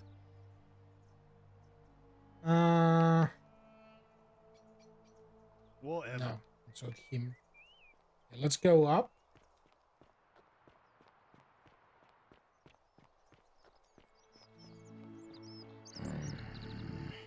Who are you? Name's Rufius. Better watch your step. Okay. Can't talk long. Got to stay sharp, but family's from Seleucia on Tigris, Babylon province. But I've been roaming a long time now. Even joined the legions. The 6th. The one they call Ironclads. Same way as everyone else. Because we're all in grave danger. Is it not obvious? Magistrate made me toss it in a chasm. Stupid. Going to have to improvise now. If you were dealing with what I am, you wouldn't be either. Nobody is supposed to know about that. Did Lucretia tell you? Look, I haven't been at my best lately. All my joints ache constantly, and the pain. It has a way of messing with your head. I get stirred up by things that shouldn't bother me, and then there's the statues, and my doubts about my faith. And I just want to scream. You want to help me? Do what Lucretia hasn't been able to do. And find me something to make the pain go away. Until then, get out of my face.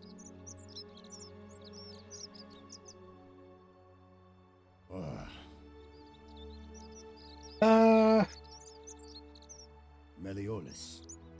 Not sure I trust Sentius. So the same thing, I can do that. No. Okay.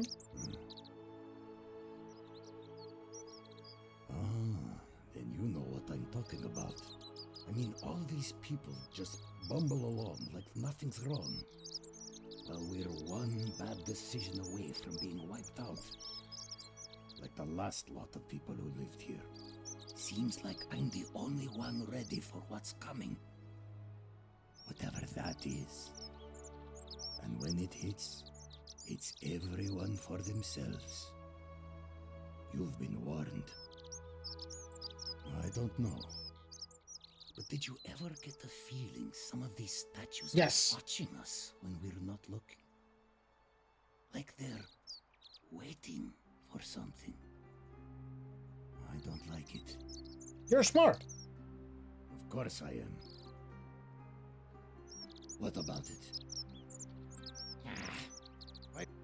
Grumpy. If I did, what? Bye, Rufius. Oh, wait, could it be you that you're... Oh, well. Could it be him that is harassing Virgil?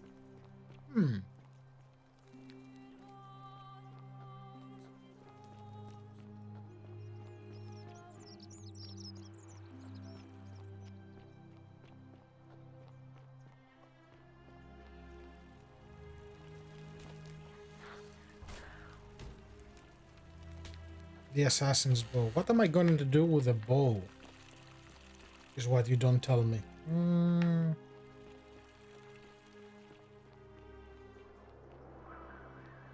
Hold on, there's money here. To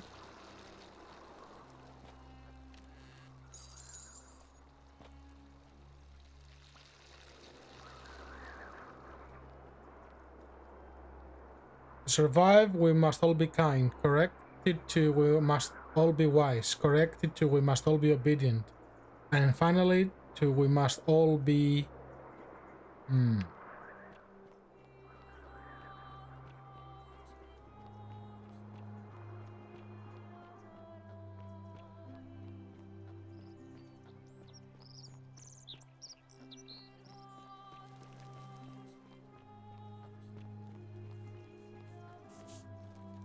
Salve, friend. I'm We're welcome busy. to life. That's good. If you're not on edge, you've not been paying attention. Well, we've all been where you are. I used to lay awake at night contemplating the big questions. Why am I here? Is there a way out? What is the Golden Rule, and who or what is responsible for it? I still don't have any of the answers, I'm afraid.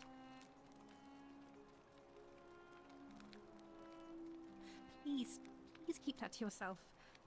I know you're not from around here, but things are very difficult for us right now. There was a terrible fire in Rome last year, and our emperor decided to make us his scapegoats. There were executions. It was horrible. Oh, thank you. You have no idea how much I appreciate that. Here, in this place, the magistrate has me earning my keep by cleaning and pruning the gardens. It's not quite how I expected my life to go. I used to live in a lovely villa on the banks of the Tiber. I was even betrothed to a handsome young man from a prominent family. But long hours of menial labor for the good of the community has its own charms too, I suppose. Oh, much the same way as many of the others. When the fires came to Rome 7 months ago, my family and I fled for the Tiber, hoping to escape on a barge. We were among the fortunate ones with enough coins for passage, but unfortunately, there were a lot of desperate people, and they boarded before we could depart. A scuffle broke out, and I was pushed overboard. The last thing I remember was the water, rising up to hit my cheekbone. I woke up by the river, near that shrine, and stumbled across this place. Mentioned a coin. Oh, that's all right. I'm sure it's all part of God's plan for me. If you like. I'm afraid not. Although, I did once hear someone gossiping. I don't put a lot of stock in such... We know about that one. I hope it works out. I'd like it on... If... All right. I can't believe this is how it ends. Oh no. No. No. Ulpia. That's the... Let me talk to him. This is totally for an achievement, but yeah. Thank you. And You know about that? How is that possible? I mean, I've never mentioned it to anyone. Well, if you say so. You don't understand. I don't want to hurt anyone. I just want it all to be over. It's too late for that. Yulia and I made a pact, and she's already swallowed hemlock this morning. If I backed out now, I'd be betraying her. I can't do that. She's actually fine. Oh, really? That changes things a little. But we're still in debt bondage to that monster. Unless you happen to have 2,000 denarii to pay off both of our debts.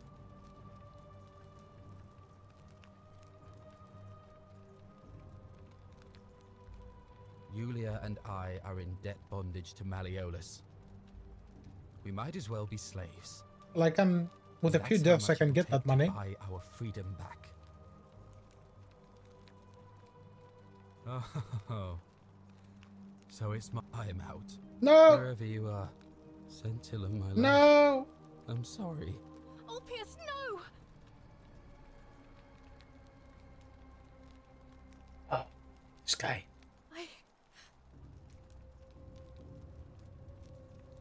And I'd bet. Okay.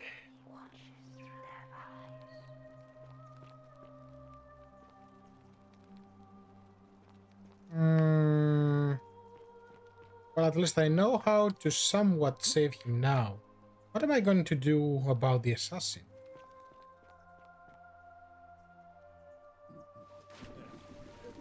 Thank you. Are there any money in here? There should be. This guy is loaded.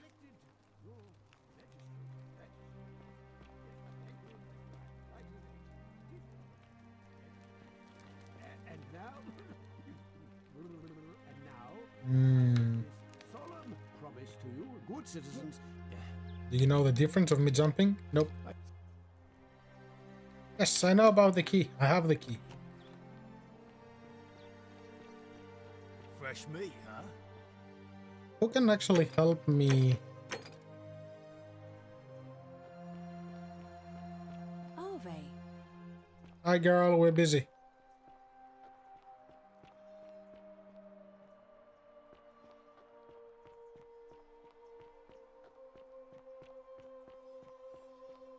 Where are you going? Where are you? Come here. Octavia.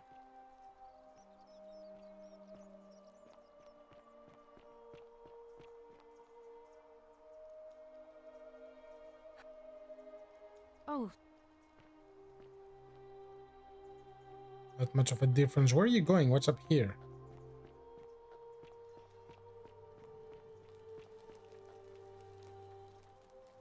Ooh, hi.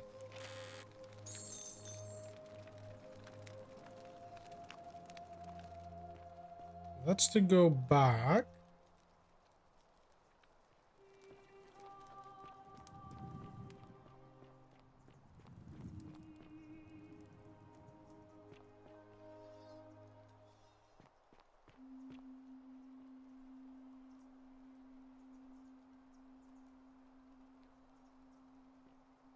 Someone lives here. Wooden carving. Ooh.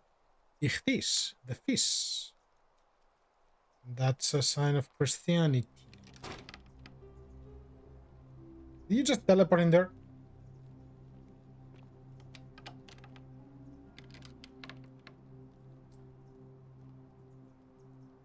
Circular stone disc. Yep.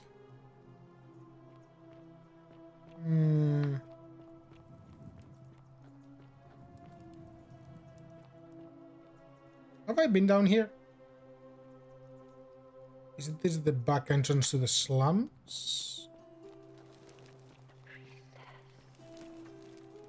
Yes, but we'll have an assassin to deal with. So there was a fight here.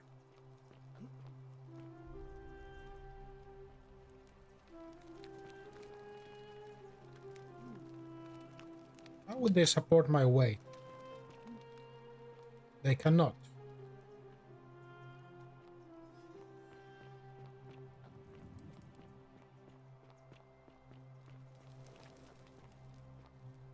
The bloodless shadow wander without flesh or bone. This place is called Accursed. Here, Titus offers up his innards to be torn, stretched out over 9 fields. You, Tarantulas, cannot catch the drops of water. Dixon returns and follows after himself, please. 49 belights. Okay. That is cryptic. I'll give her that.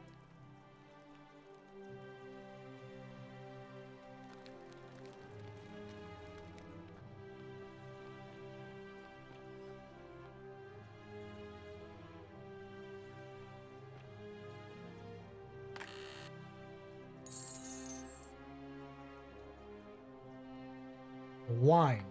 Who would I use the wine for?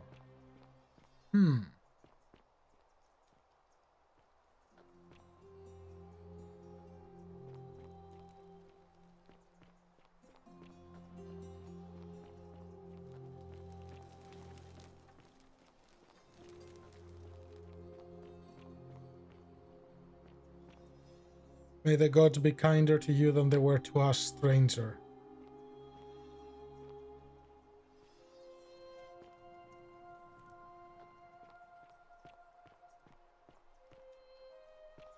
Yep, here are the slums and here's the other chick. I love your clothes. So exotic. You don't say. Ah, you're here. I'm so glad you decided to visit. I'm Aurelia. Hello, Aurelia. And I hope I'm not being too forward, but the moment I laid eyes on you, I was intrigued. There's a light in your eyes I've never seen before. A certain learning and sophistication. Oh, stop it. No, please go on. Ugh, coming on on a bit strong, don't you think? It'll be fine. I take back what I said. Suddenly, I don't find you so intriguing anymore. Good. Let's just forget that ever happened, so we can at least do business. So, what brings you to my tavern? Ugh, let it go. Nothing's going to happen between us. Oh, so you're gonna be difficult. Okay. All right. See ya.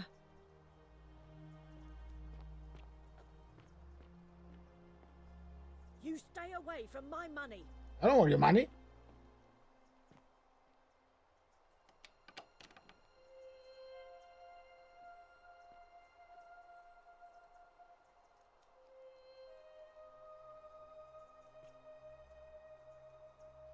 I wonder what she has in there that's worth causing a breach of the golden rule. Unless you want me to Cerberus slip lifts some his hemlock dribble into your head next drink. and lets out Get his out. threefold braying.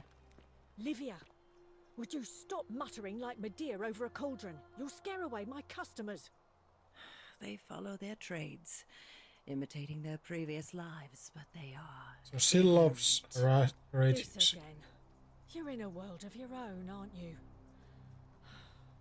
So here's the drinking one. Okay.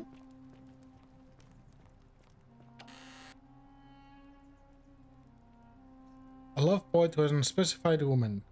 My life has been torturous as the 7 labors of Hercules. Orphaned, defeated, and enslaved. Yet I would suffer it all again gladly, because its loss, wound, and tragedy brought me to you, radiant as Rome's sacred flame. Your bright warmth nourishes my soul. I know I can never touch you any more than hold Vesta's flame, but to watch and love you from afar, bathing in your glow is enough. Who is it?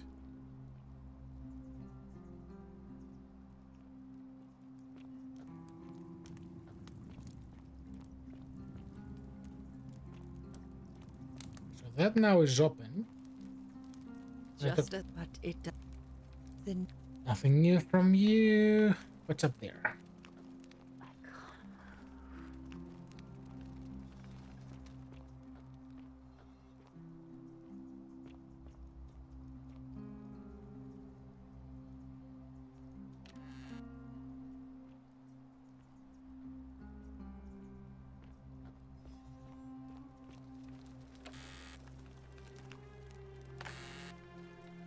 She has 1 coin. Just 1. Oh, key to the chest in the Shrine of Apollo. Yes, I'll take that.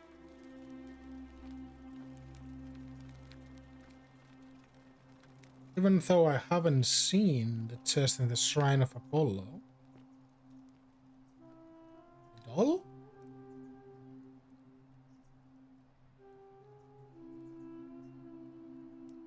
Oh, is that where the other guy with Hannibal was? Okay.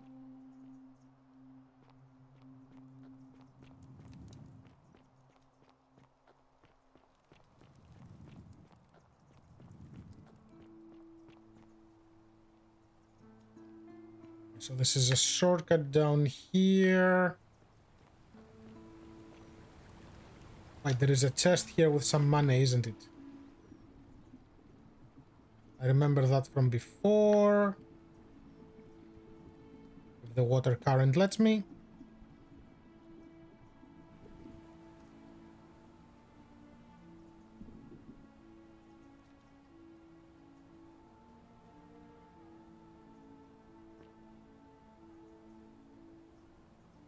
Never managed to get up there. Yep, there's the chest. For the money.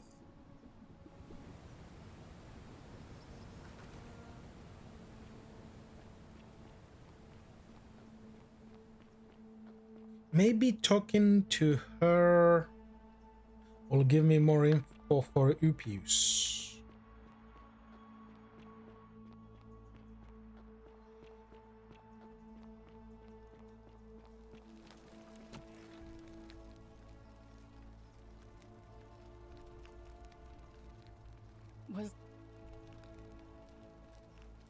It was a good life. Thank you. If that...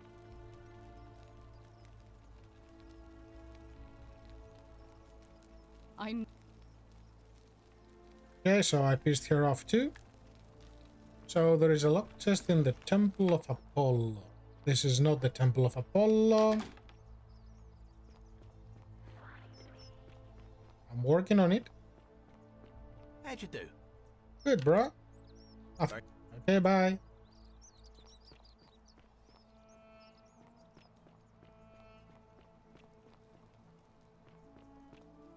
Let's go up in the temple. Yeah, let's talk to the assassin again and see what I can come up with. Ideally, the perfect place would be to send him in here and let that collapse on him. But then I need to stop the other chick somehow. A Greek statue from a Greek goddess. Oh, hi.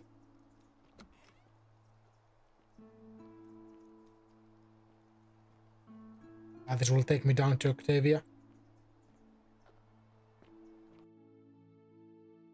Loading.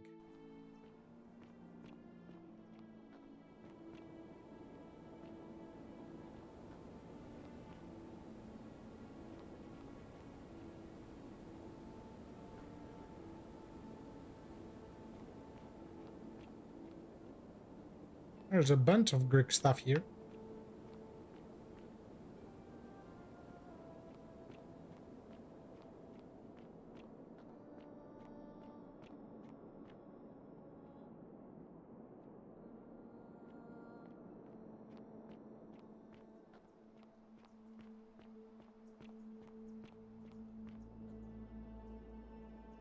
Who are you?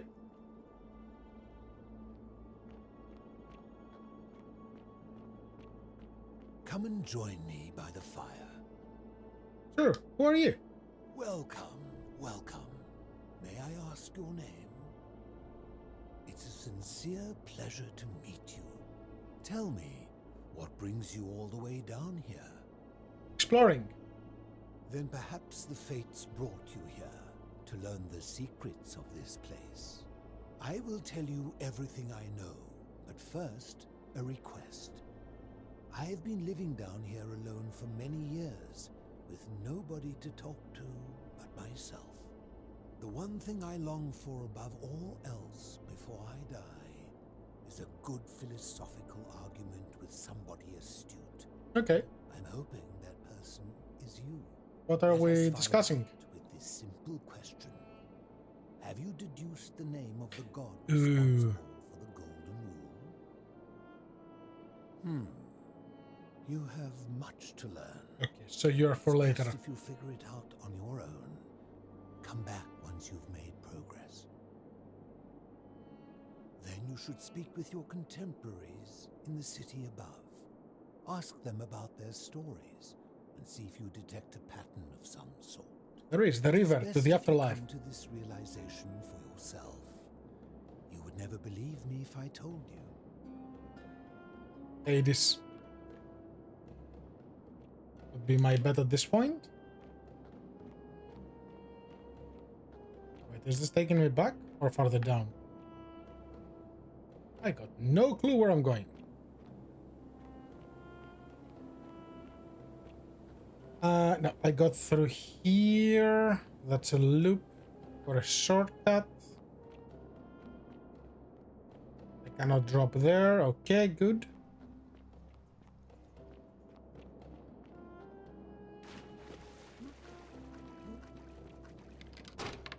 This one is locked.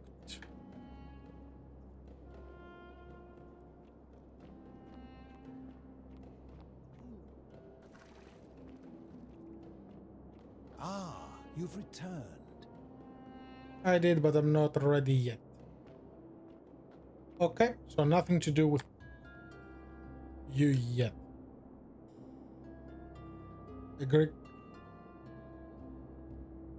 That is actually Greek. That's interesting. Okay.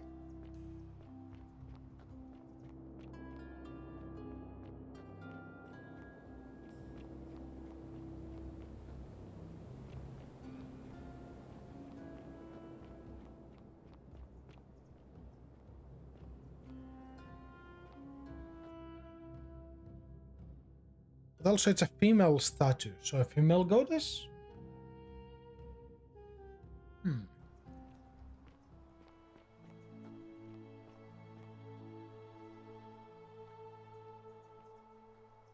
Hello? Let me through, thank you.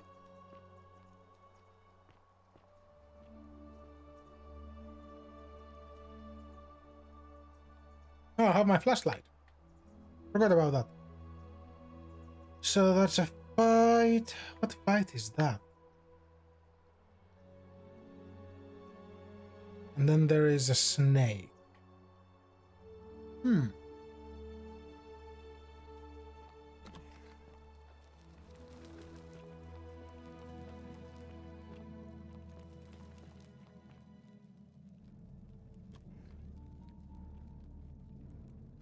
Stop, right?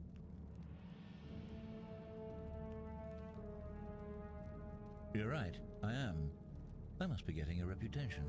I suppose I might as well get right to it then. Do you have any last words?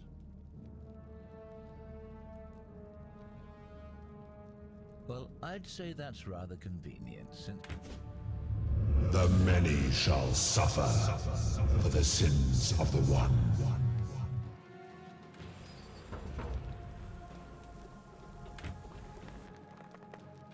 Let me take the bow.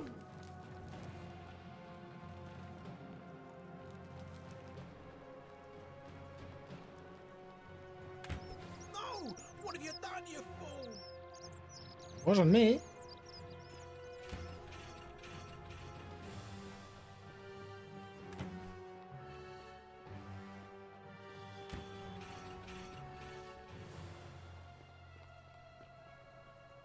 Wrong way. Don't shoot.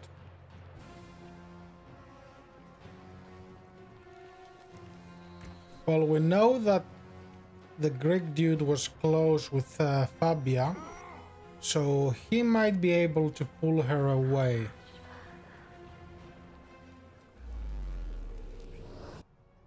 Because even if unless I send him to the mansion and then I go warn the guy that he's coming.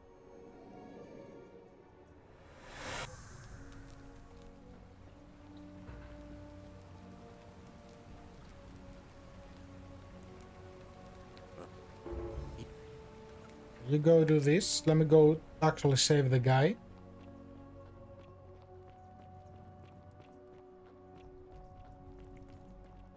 Ixion turns. Sure does. Also,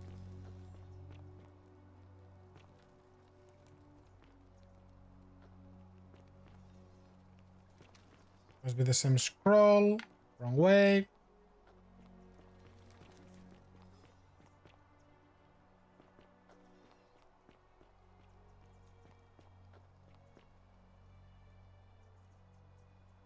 There's something up there. There is a chest.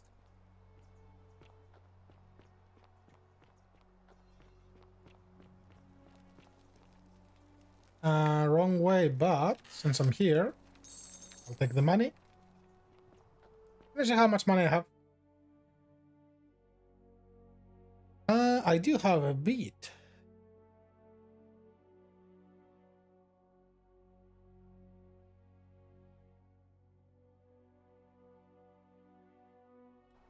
$13.66. Okay. So I'm getting closer. We'll take a couple more deaths to get to that. No.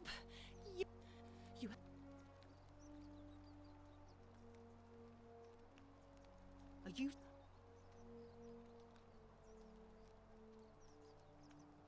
You're just. What? Why? Okay, good. All right, fine. Come and find me in my bakery instead. Please be careful. Okay. Good. You go to your bakery. I'm gonna send the dude in there. Hehe.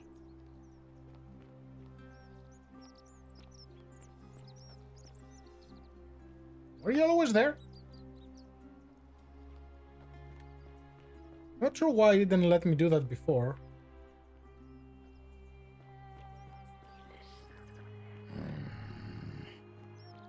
No growling. We're all friends here. Also, I see money.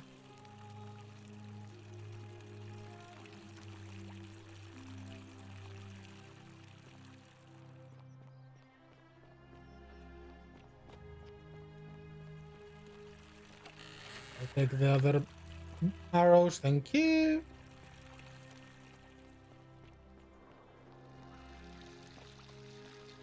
And the money. So that should be what, 1600? Yeah.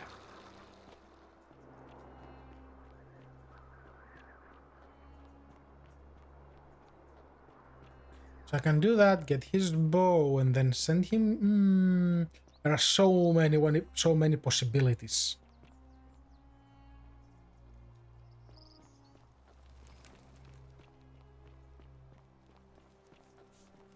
Sorry, girl, I don't have time to talk to you.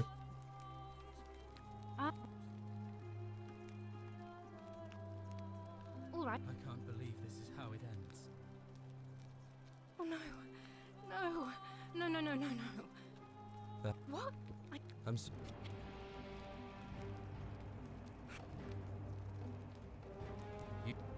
well, if I backed out now... Oh, that was... No, I'm out. Wherever you are. Scintilla, my love. I'm sorry. Even that is that... No! Drop him. No, bye. Okay.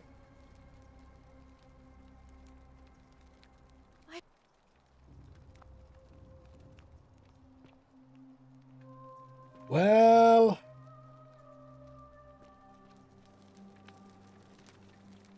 Have I ever been there?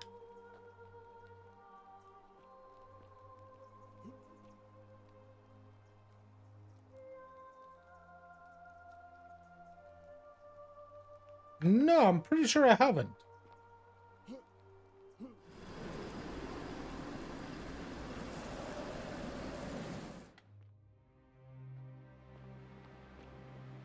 Oh, okay. That's the way back. Okay. Hi. This cannot hold me. I'm too heavy.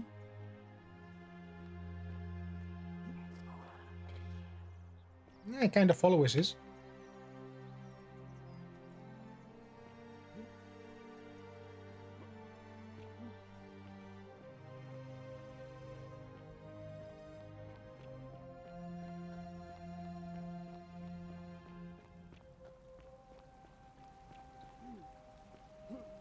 But here, I definitely haven't been.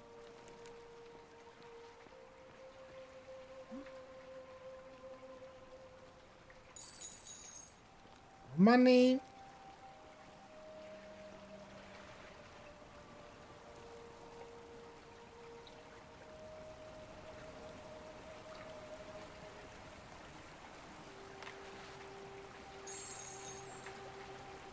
That's where the money is. Okay.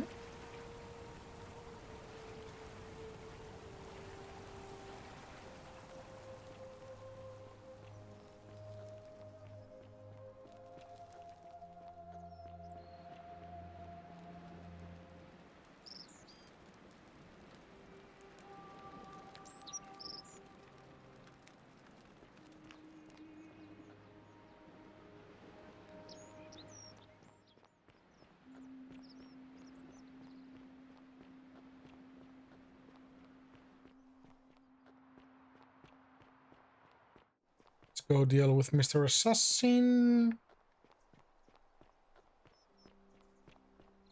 Whatever's in that great temple up there on the bluff, I bet it's worth a fortune. Sure.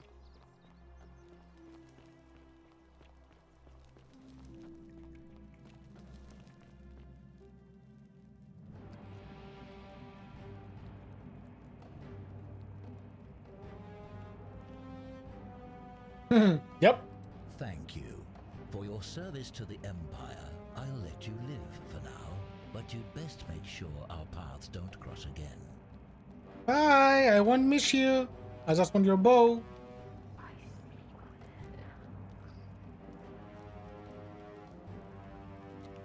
Now, other way.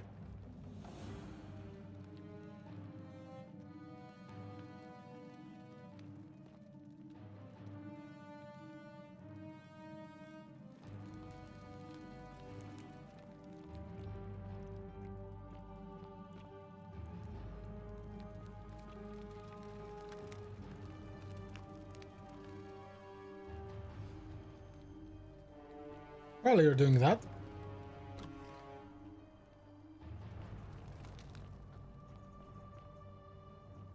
Oh, ceramic ball.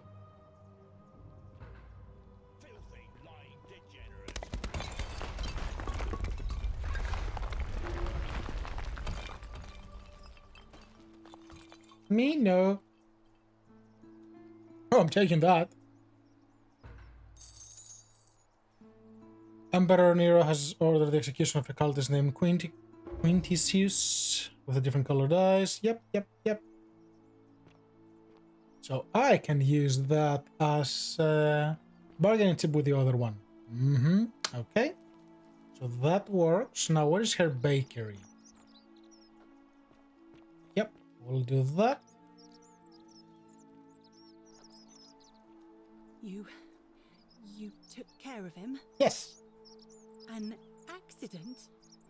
So, it's over?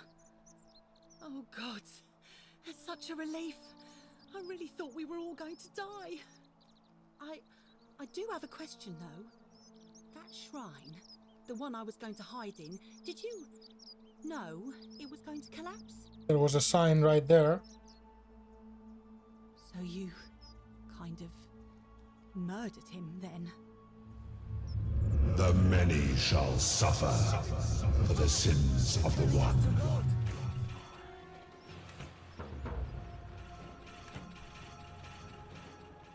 Okay, so admitting to it is also a problem.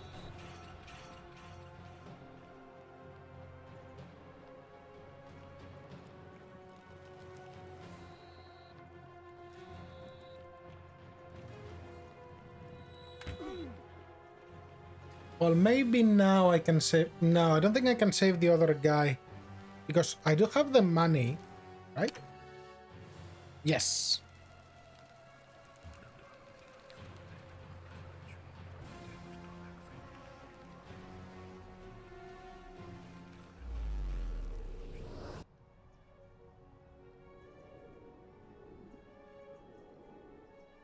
I'm guessing I need to take him out again. Can I? Maybe.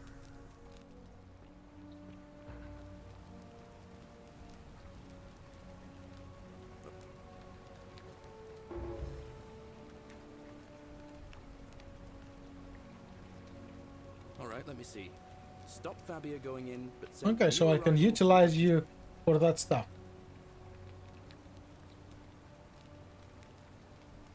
You can do both?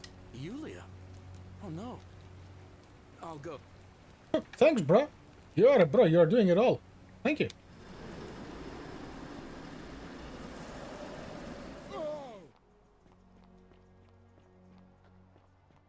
So while we're working on that... Yes, sir. Whatever you say.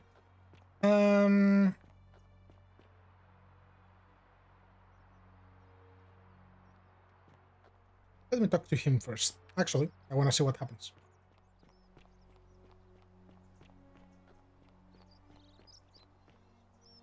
You there? I'm sorry to trouble you, but I couldn't help but notice that fine bow you're carrying.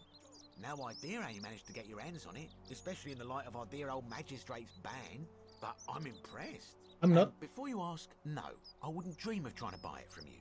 I have no use for a wooden bow myself. But I would like to propose a joint business venture of sorts. Tell me, do you have any idea how people here end up as golden statues? And here I was thinking I was the only one to figure it out. In any case, supposedly one or two of those arrows is enough to turn a full-grown man into gold. Now, of course, that is a travesty, a terrible, horrible waste of human life, which has to be stopped. And yet, on the other hand, I can't help but think of a tale told by that Greek fella Aesop, the goose that laid the golden egg. With the ability to transmute organic matter into gold, one could create infinite wealth. Use your imagination, golden animals, insects, trees and plants. The Midas touch without the drawbacks. We are talking riches beyond imagining. And even if we were to split all those riches between the two of us, half of infinite wealth is still infinite. Interested? Look, I might have skimmed over that one, but don't be so pedantic. Are you interested or not? Excellent. So the first question is, how do we get our hands on one of those golden bows? Now, I have a plan, but first, tell me, are you familiar with the story of the goddess Diana? Yes. Good. Then none of this should be a surprise to you. Diana is our goddess of the hunt, the moon, and the underworld, depending on... Oh. The one thing priests and poets agree on is that she carried with her a golden bow and a quiver of golden arrows. And it just so happens that there is a shrine of Diana in this very forum, with a prominent statue of the goddess herself. And would you like to guess what she's holding in her hand? A bow. Precisely. I can't tell you how many hours I've spent in that temple staring at it, trying to figure out how to retrieve it without breaking you-know-what. Oh, gods, no. If you tried that, we'd all be dead within moments, I'm sure. No, here's what I propose. You give your bow to me, I cover it in a thin layer of gold leaf, and we create a replica of a golden bow. Then you enter the shrine, extinguish the braziers, and under cover of darkness, swap out the fake for the original. It's not theft exactly, it's more of a trade. But make no mistake, this is a dangerous path, and there's no way of knowing where it will lead. But in my experience, all the best adventures begin with a risky first step. Now, you must have questions. Ask away. Because the gods would see you, of course. I'm more of an ideas man, whereas you're obviously the more resourceful and heroic type. I have complete confidence in you. I'm sure you do. When Prometheus stole fire from the gods and became a hero to all mankind, do you think he was worried about the danger? Only because he was silly enough to get caught. So, are you in, partner? I'll do it, but don't ever call me partner. Wonderful. Now, if you'll hand over your bow, I can get started applying a layer of gold leaf. This is a quality weapon. Now, bear with me for a moment. And here we are, a gold leaf.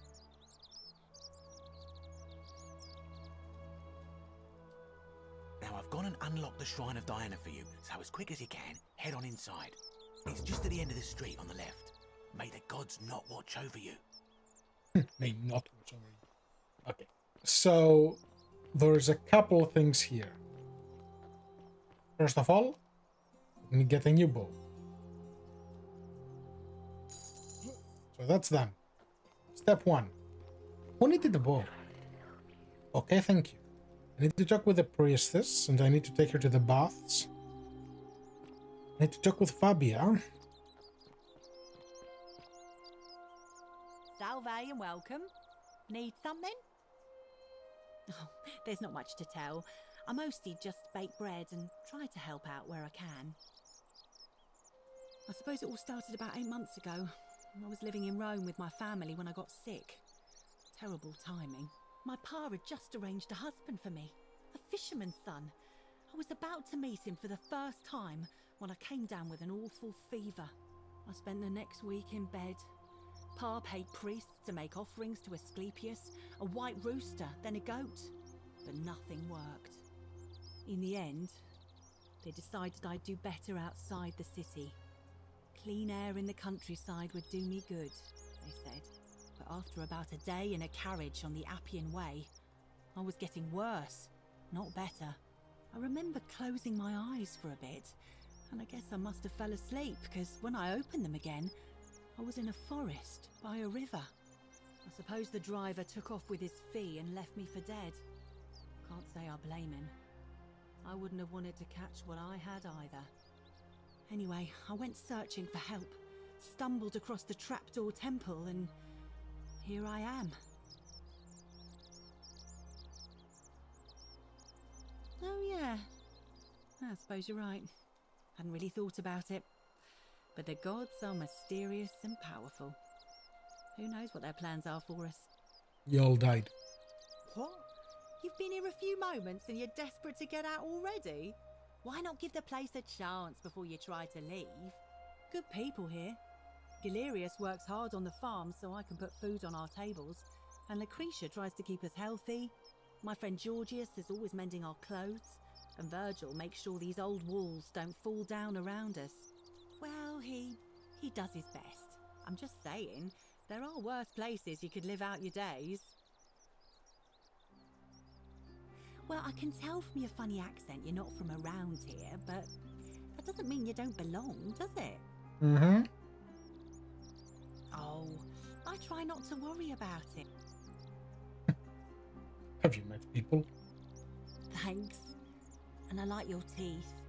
They're so white. And your clothes. Oh, I bet my friend Georgius would like to get a look at you.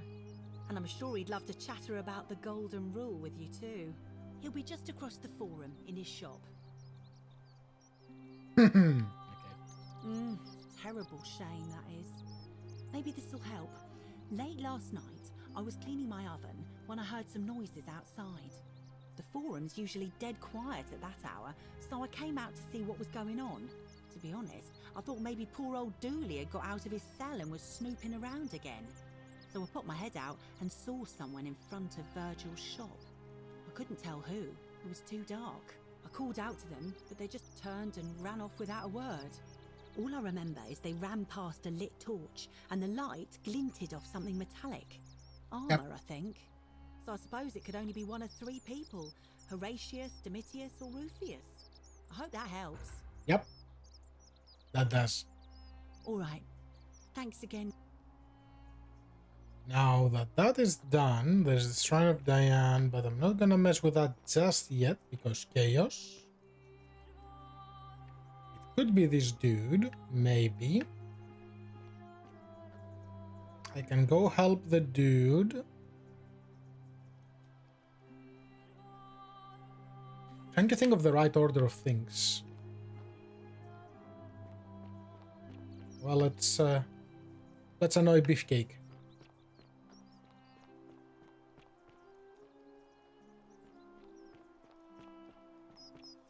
Wonder how much one of these statues is worth on the outside. Yeah, I'm gonna talk to the other dude.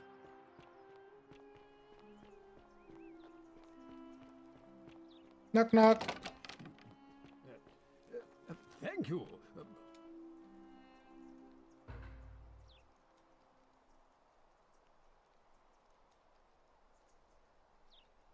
My name is Marcus Malleolus Gurgis.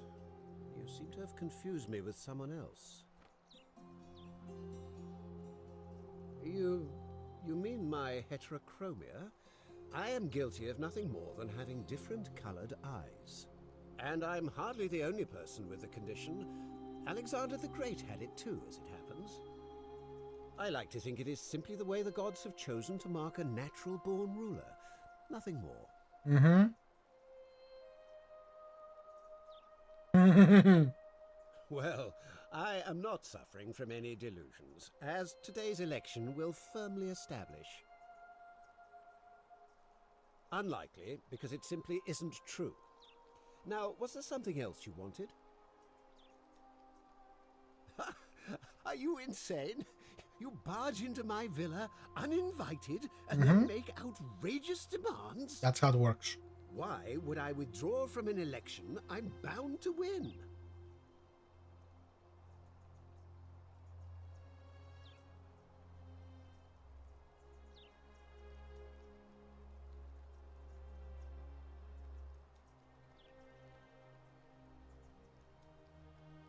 No.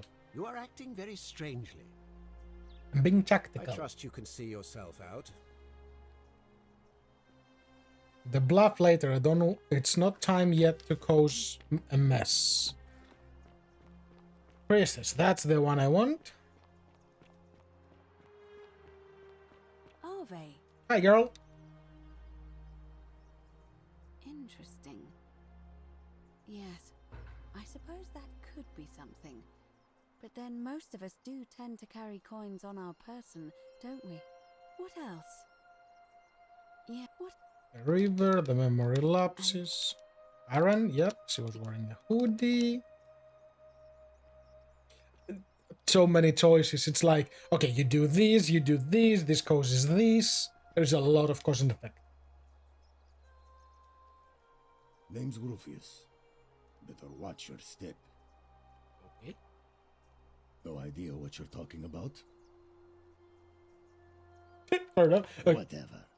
I know it's you. Okay. Let's see what the priestess has to say.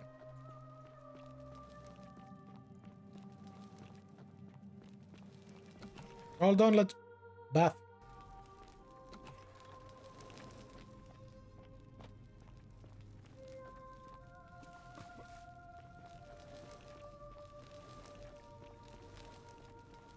Ooh, that's beautiful.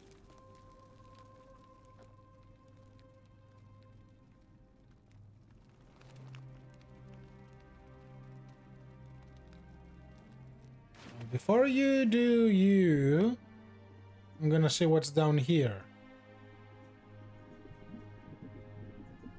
Just a mosaic.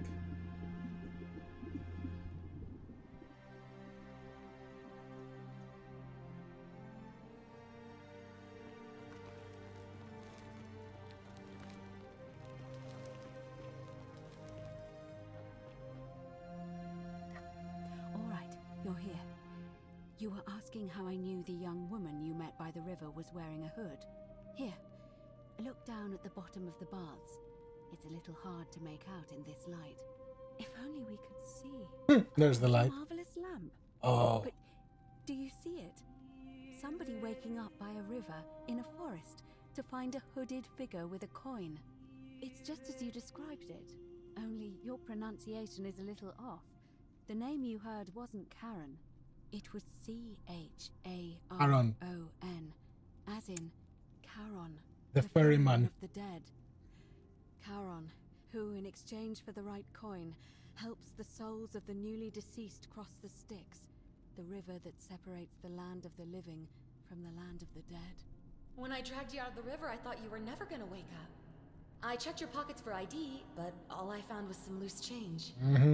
Feels like I've spent my whole life in a dead-end job with an endless commute. Sorry if I sounded cagey, it's just that I don't always get the best reactions when I introduce myself. My name's Karen. I'm so sorry, my friend. Well played. So sorry. Well played, devs. I take it you know what this means. I'm afraid so. It's all starting to make sense. All these people whose last memory was running from the fires toward the river. It seems none of them escaped with their lives after all. Perhaps we should be grateful they don't remember their final moments. It also tells us that the Golden Rule is the work of Pluto, the god of the underworld, and why his epithet has always been Father of Riches. I know it's a lot to take in, and you look as if you have questions, so I'll try to answer them if I can. That sounds good. I need to discuss with a philosopher down there, but let's learn some stuff first. I know, well played, right? That was my first thought too. In the old stories, the underworld was where the souls of the deceased were taken. But it was also possible for the living to reach it without dying, if they were particularly fearless. So I'm afraid I don't know. Oh, I'm sorry. I keep forgetting you're not from here. If you were Roman, or even Greek, you would know these stories. Each of them is slightly different, whether the storyteller was Plato, Homer, Virgil, or Ovid. But they always involved the souls of the dead meeting a grim ferryman named Charon on the bank of a river. It was said that he'd help the new arrival cross, only if they could pay him with a coin, an obol. That's why it was once our custom to bury our loved ones with a coin in their mouths. Charon's obol, we called it. Of course, an obol was a kind of Greek coin, because we inherited this knowledge from the Greeks. Oh, I'm sorry. This one. To be fair, the ferryman isn't exactly as the poets described, and he, she, they seem to appear to different people in different guises. You say you saw a young woman named Karen with a hood, and I once heard Kabash mention a stranger in a ram headdress named Kerti, and Rufius described meeting a stranger named Kumut Tabal wearing an eagle headdress. But whatever form this stranger took, they were always wearing a hood of some sort, and their name always began with a K sound. There's a pronunciation. the only way you'll solve this riddle is if your paths cross again. Okay. Good question. Let's see. In the stories, Charon would always require a coin as payment for passage across the river. But that never made any sense to me. What does an ancient immortal being need with coins? In our case, it seems Charon didn't take the coins we had. He or she merely checked we had one in our possession. So, maybe there's something special about the coins each of us had on us. That might And that's why all the dead bodies have a single coin on so them. many others did not. No. I mean, I had my suspicions, especially after Livia's ramblings, but I would never have figured it out without your help, I promise you. Now that we don't have much to go on, except the old stories, I remember 4 in particular about heroes in the underworld. Hercules, the demigod and son of Jupiter, Orpheus, a Thracian poet, Sisyphus, a king of Ephyra, and Aeneas, a Trojan hero. Hercules was able to leave the underworld because he cowed its god with his strength. Sisyphus and Orpheus both relied on their wits instead. They persuaded the goddess of the underworld, Proserpina, to help them escape. And finally, Aeneas was able to escape with the help of a spirit guide, who led him through a secret gate. So it seems you have 2 options: to confront the god of the underworld head-on, or find a way to escape with the help of Proserpina or some other guide. The other guide.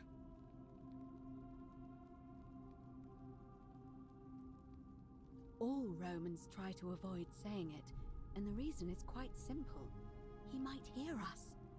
You may refer to him as Pluto, if you wish, but you'll only be calling attention to yourself. Do so at your own peril. It's a reasonable question, but the problem is, this place is fairly well designed to keep Like us rats. here. There's no way to climb up the shaft. And even if you could build a ladder big enough, just trying it would break the golden rule. We know that, thanks to the writings left behind by those who've tried. Shh! Is everyone so blunt where you're from? Oh. That option would be the boldest, but also the only way to learn the truth about the golden rule, and maybe even put an end to it. As I said, Hercules managed to overpower the god of the underworld, but he was a demigod. Forgive my candor, but you are no Hercules. Are you telling me that you can? I won't pretend to understand exactly what that means, but if that's true, then perhaps you stand a chance. So, if you want to confront him, I'll help you as much as I can. Who knows? Perhaps your name will be uttered in the same sentence as Hercules one day. But first, you'd need an audience with you-know-who, and for that, you'll need to enter the great temple overlooking the city. You have the key. The problem is, the door has been sealed shut for as long as I've lived here, and there doesn't even seem to be a keyhole. I suspect the answer lies in the desecrated obelisk in front of it. I'm not sure if you noticed, but there are 4 plaques missing from its base. It looks as though somebody, or a series of somebodies, forcibly removed them, and in doing so, dishonored and angered our divine keeper. If you could recover and replace all 4 of those missing plaques, I imagine he might be willing to receive an audience. Hi, Jess. Good morning. It's interesting. It's the towering stone monument with 4 sides and a pyramid-shaped head that stands before the great temple, a dedication to the god of this place. You'll find them all over Rome, but of course they were looted from Egypt many years ago. It seems one of them made its way here too, although how is a mystery. However, this one is unusual in that each of the 4 sides is decorated in a different okay. style. Roman, Greek, Egyptian, and another I don't recognize. I know exactly where they are. You'll need to recover 4 different plaques. Roman, Greek, Egyptian, and a 4th, a mystery plaque. I know where the Greek one is. I know where the Roman one is. I don't think I've seen the Egyptian or the mystery one. answer that, we first need to ask who would have defaced the obelisk in the first place.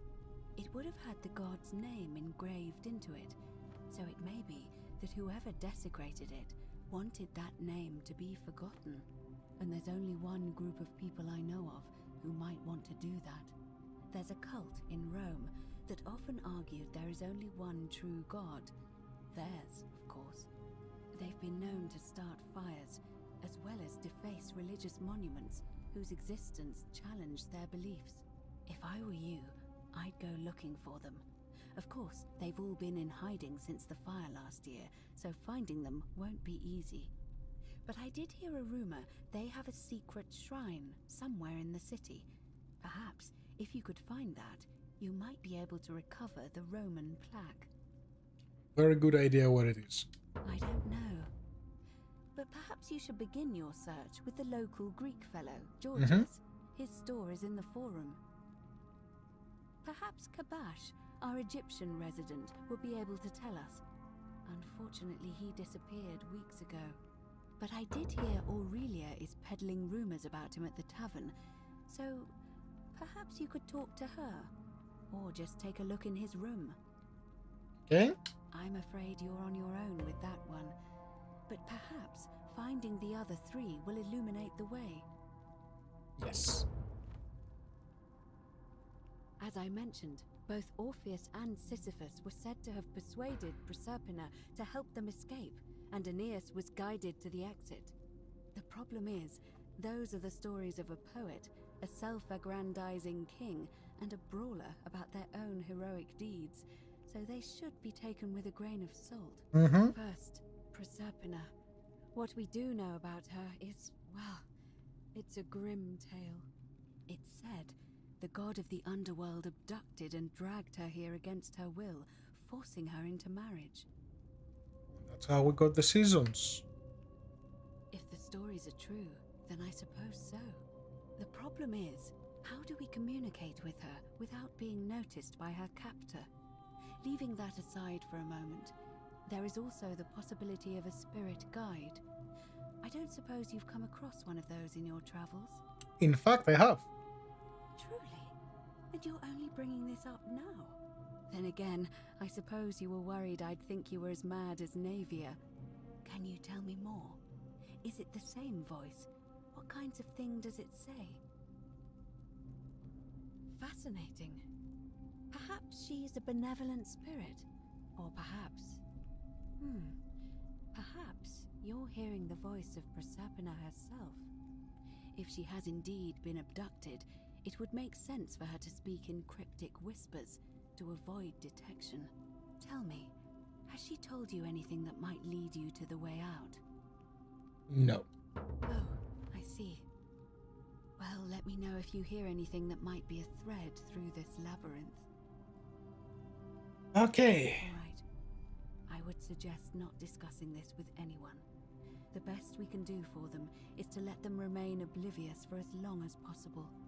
As for Livia, it seems she's been shouldering the weight of this terrible secret all this time. Perhaps it would comfort her to know she's not alone.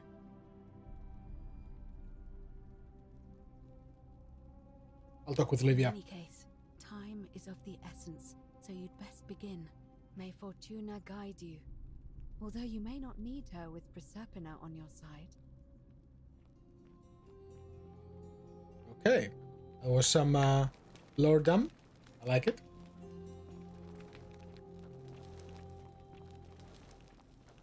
That's why she was like the prison. Wait against the current. Okay.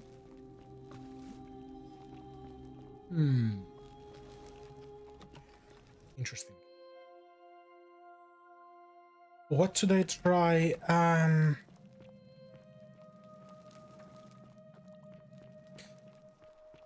I can try to save the dude. I can try talking to the guy. Okay, I'll try.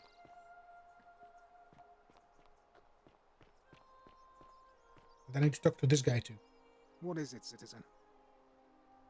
What? Absolutely not. I know someone's been threatening him, and I'm not happy about it. But I can assure you, it isn't me. All right? How do I know it's not you? Well, we'll see.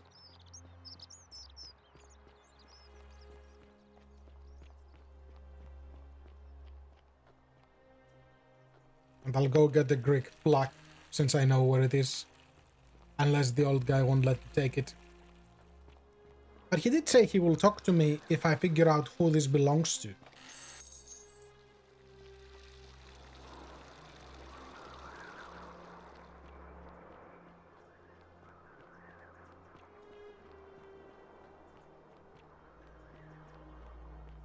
And I need to talk to Fabio as well. So many people to talk to. Isn't this temple imposed? I can't believe this is how it ends. I want to talk to your friend. Yeah, hold on. Oh no. That's the... Hold on, bro. Thank... You know about that?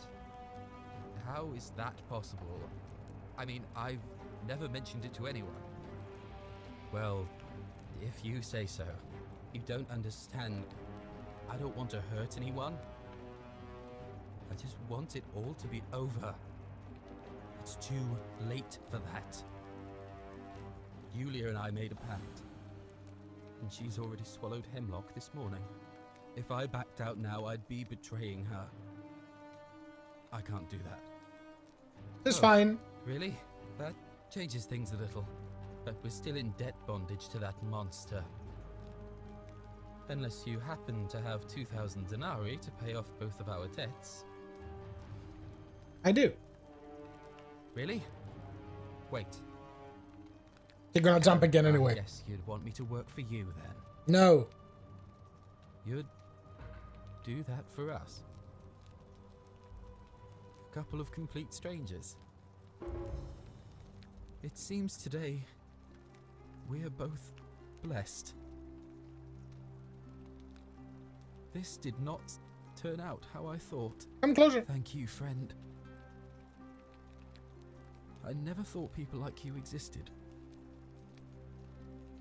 Thank you. I'll go and pay off our debts immediately. I just wish there was some way I could repay you. But I have nothing but the tunic on my back. I'll go and take care of things with Malleolus and tell Yulia the good news. Thanks again, friend. I'll never forget what you did for us.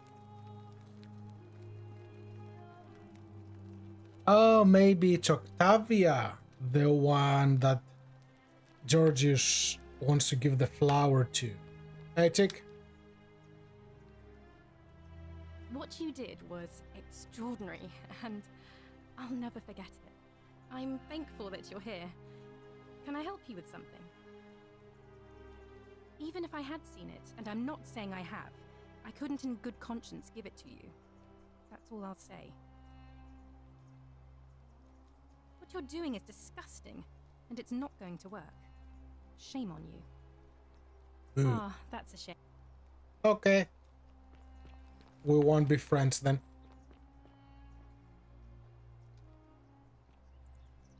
Actually, why am I going this way?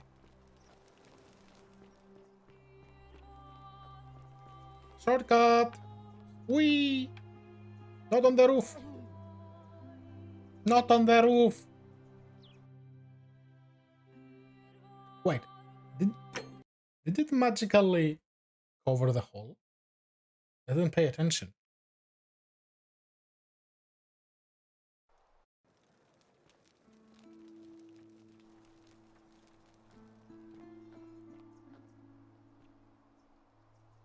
It did. Oh, so the only reason I could take the shortcut is because the guy jumped. Oh, okay, okay.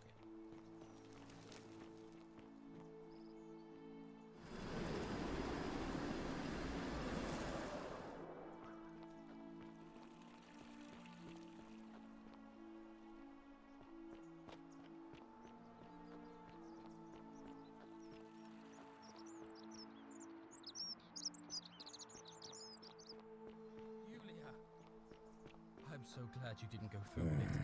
Hey, bruh. For lack of trying. No, Galerius. And now Malleolus is going to... Wait.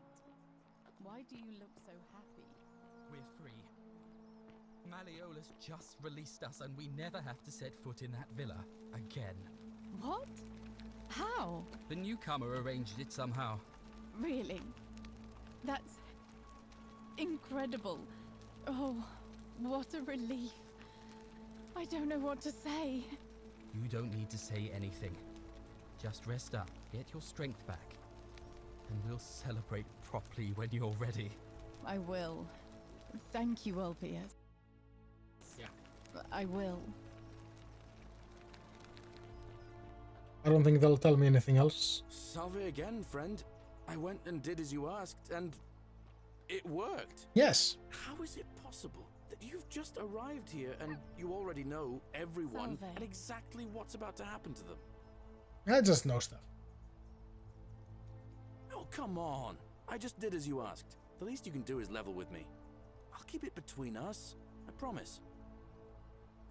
You're toying with me, right? Wait, you're not kidding, are you? That's the only way you could have known. You're a bit like... Oh, what was his name? Al. Sisyphus. No. Yeah, that's the one. Old King Sisyphus. Sisyphus was a Greek king a long time ago.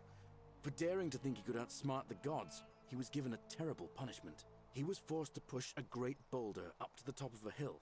Only, just as it reached the top, it would roll all the way back down to the bottom, forcing him to start over and over and over again for all eternity.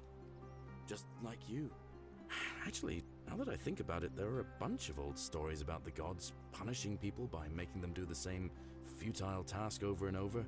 Tantalus was made to grasp at fruit on a tree he could never quite reach. The Pleiades had to keep fetching water in a sieve. Oh, and Ixion was strapped to a wheel going round and round forever. But on the bright side, at least you're not stuck in the underworld like they all were. Yeah, at least there's that. Anyway, I don't know which god you managed to upset to get yourself into this position, friend, but you seem all right to me. So, I'll tell you what. I'll keep doing whatever I can to help you. And you just focus on finding a way to break the cycle you're in. Thanks. Oh, that's kind of you to say. Now, I'm going to keep your secret. Although, it's not as if I'll remember this next time we talk anyway, right? Oh, and if our conversations ever start to annoy you, just tell me you're busy. I know when I'm not wanted. May fortune smile on you, friend. Hold on, friend. We got more stuff to talk about. I saw you slide down that rope before, and... Yes. Well, Here you go. Really? You already have it? I picked it up in a previous loop, I suppose. It's gonna take me a while to get my head around that. Hi, Thurston. This is going to make her so happy. Equitia, I mean. Now I just so it was the priestess. Okay. What I really want to do is walk up to her, give her the flower, and confess I've been madly in love with her since the moment we met. But on the other hand, I can't shake the feeling that the consequences could be terrible. Yeah. This is an amazing city. I cannot say more. You mean, aside from her execution? You see, Equitia is a Vestal priestess, meaning she's taken a vow of chastity, the breaking of which would be an extremely serious affront to the gods and a capital offense. Even if she was just suspected of being unchaste, it could lead to her execution. Unchaste Vestals get buried alive. Oh, and I'd get flogged to death for good measure. But at the same time, she's just so kind and graceful, and I feel so much love for her that if I don't tell her, it'll burn a hole in my chest. I don't know what to do. What do you think? What would you do? Is it? I can fix that. I'll fix it in a second.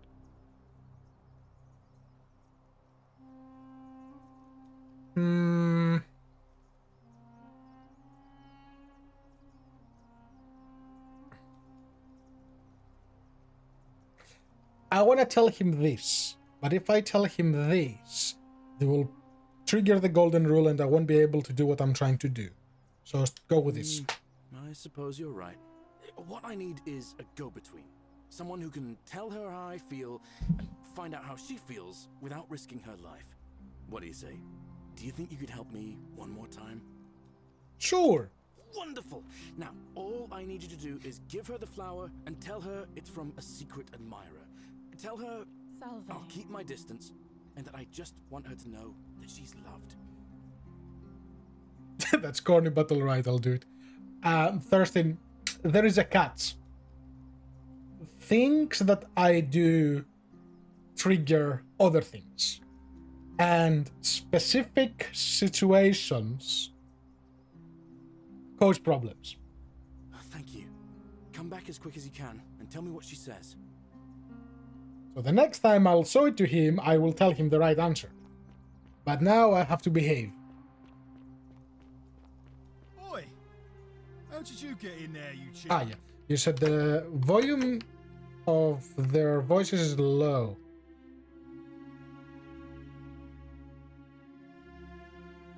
Let me know if this is any better. Icky little Sturkus. If I cop an earful from Malleolus, I'll be coming for you. What now? Do I seem like anonymous threats are my style? I mean, he has a point. Whatever. It's the other dude. Knock knock. Wait. Is there a plaque in here? This guy would be one to have a plaque. No, he wouldn't have it at home. He would have it hidden in a shrine. In a shrine in the aqueducts? Yeah. Oh, second floor. How did I miss that before?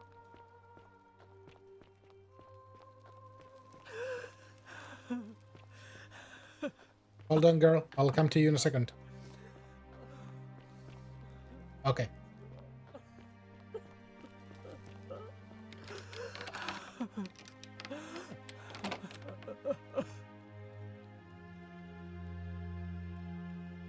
I'm not supposed to be in here.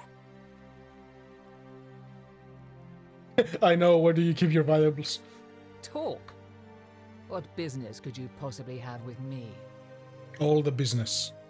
My marital affairs are no concern of yours. Thank you very much. How would you like some help getting back at Malleolus? An intriguing proposition. Go on.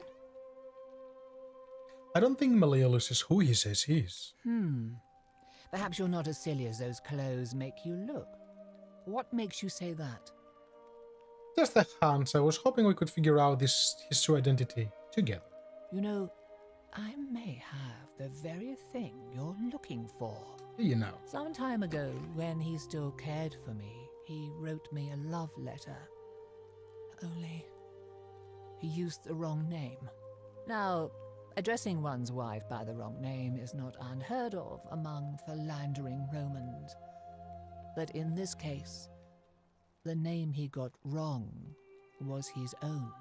I confronted him about it, and he stammered through some incoherent response. I let it go, eventually, and yet questions have lingered in the back of my mind ever since. But wait a minute. Why exactly are you helping me? There is a plan. But also YouTube blocked your message, Thurston. Let's do this. Loop. Oh, no. We're not going with these because this will trigger her. No. To withdraw. Listen, I may not be Penelope to his Ulysses, but to ruin his plans to become a magistrate? You must think me quite mad. Nope. I've heard enough. Okay. Get out of here at once. Domitius, come quickly. We're being robbed. Okay, so this is not the answer. I don't. There is. You will see now what happens. Because it's about to get nasty. Actually, I'll come back for the money.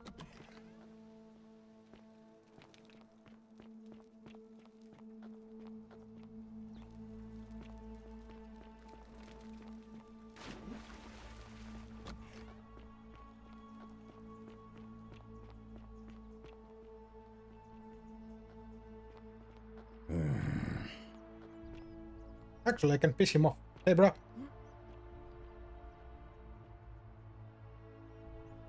Ah, you again. Yes. No idea what you're talking about. So you have it and you won't tell me. And I think you're an imbecile if you think that's going to work on me. Okay, well, good. That tick box is done. Now let's annoy the gods.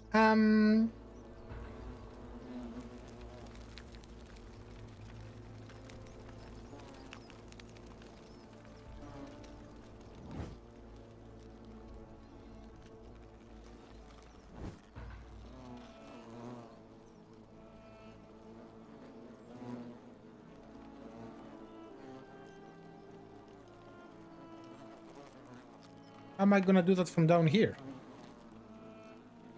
Jump?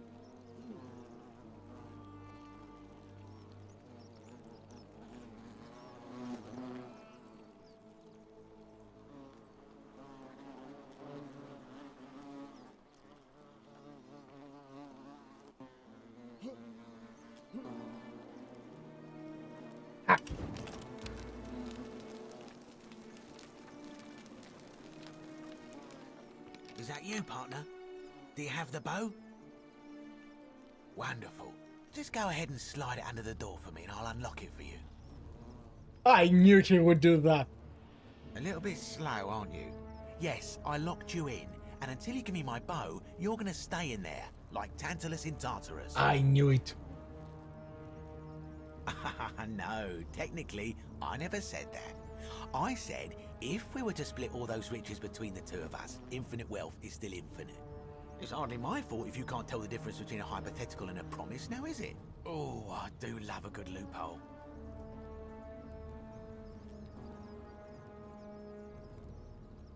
Not a very effective threat, is it? See, your first problem is, you're in there. She's not going to open it, no. Out here. Your second problem is the golden rule. What are you gonna do? Kill us all? It's an empty threat. The bow, now. And don't even think about giving me the fake one. I'll recognize my own handiwork.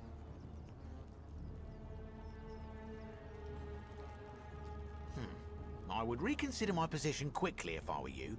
I'm not sure if you noticed, but you're stuck in there with a hornet's nest, and they can be rather aggressive toward intruders. You know, some say it takes 27 hornet stings to kill a man, but I always wondered how anyone could have known that. Let's find out if they were right, shall we? Yep, I know exactly what to do.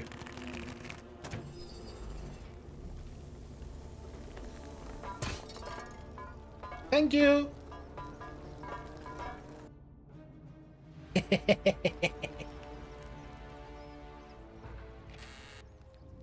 Thanks for the arrows.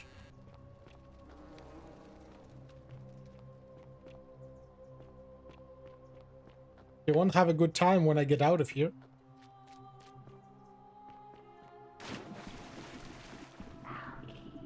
Yalgi? Can I pick it up?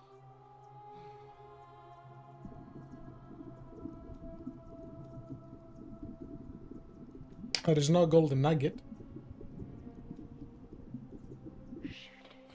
Oh, shoot the algae. What? Oh, it will turn gold. Yes, that's a thing. Yes, okay. Oh, okay. I know exactly what to do now. Okay, cool.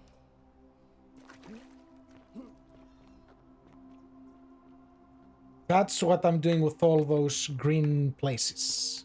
Hi. My beloved Galatea, I write this so that one day, when we're finally together, you will understand what I've done and why I had to do it. The others will call me mad or a monster, but I don't care what they think.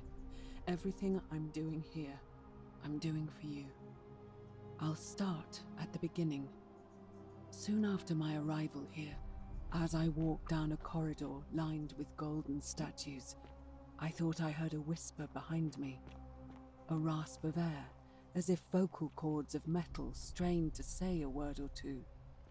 I tried to dismiss the idea, tried to concentrate on my work as the city's medic, but that tortured whisper haunted me. Weeks later, in the hallway to the bathhouse, I heard it again and found myself drawn to the statue of a Roman woman wearing a stola. Her face was contorted with anguish and fear, and disturbingly, it was as if she was looking right at me. As I walked past her, I heard that strained whisper again, and turning back, I discovered that even though I had moved, she was still looking right into my soul. That was when it dawned on me. This was no statue. This was a woman trapped within that golden prison. Naturally, I told the others, but when I could not reproduce the results of my experiment, they would not believe me. From that moment on, I knew the full horror of this place. Immobilized within these statues are living human beings.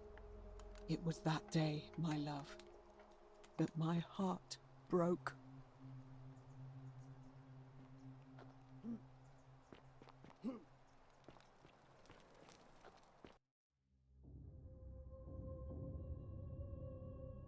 Loading, loading.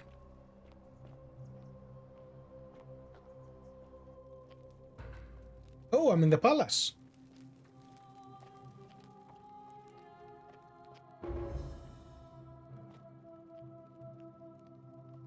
Can I do anything to take that out? No. More arrows, thank you.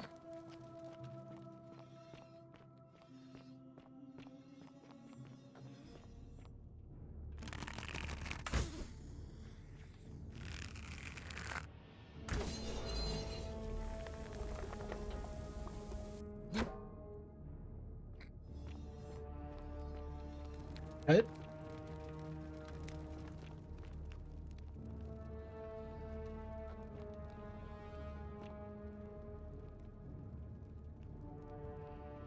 It's not old at all.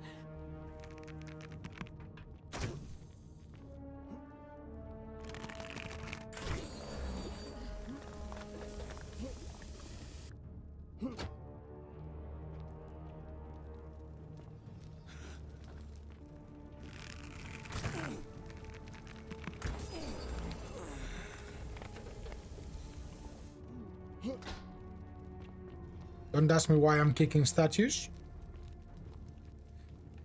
So someone was searching for something here. Roundhouse kick, yes. Me and Chuck Norris. You're not supposed to be here.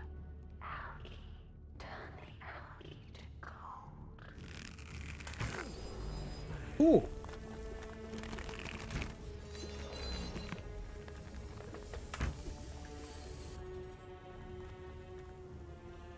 Okay.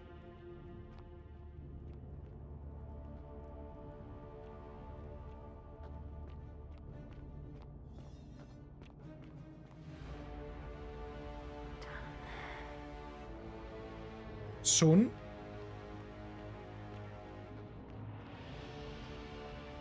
Knock knock.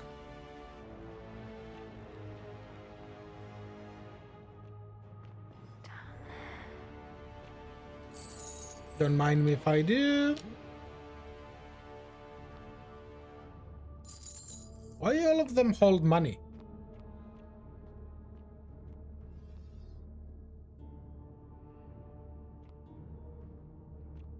Okay. Oh. Arrows, thank you, thank you.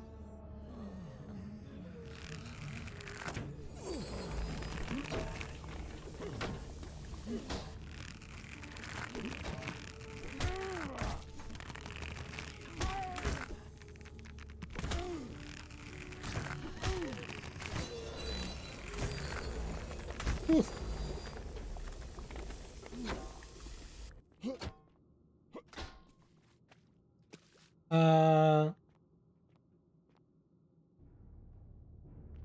Now there are...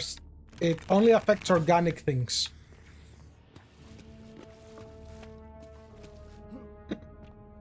Plus, this is a game that you have to go the way it wants you to go.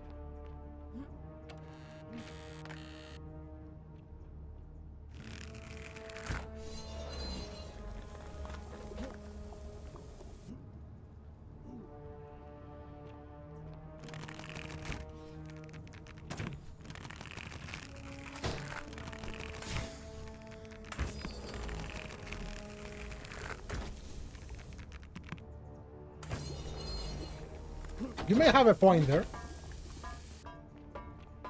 I'll give you that.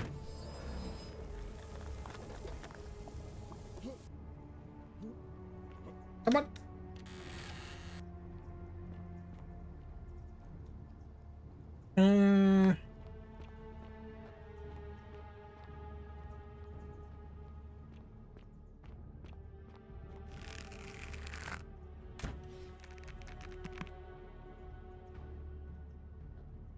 Let me aim at your head.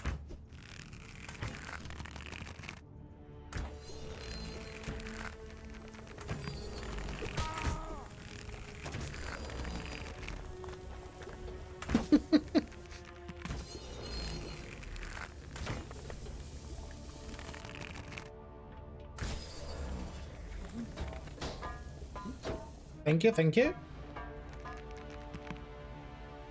Oh, what's this? Money? Sure. Why am I destroying those?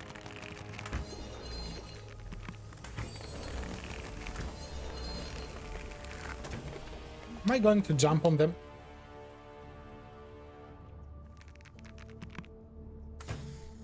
Maybe. Okay, so...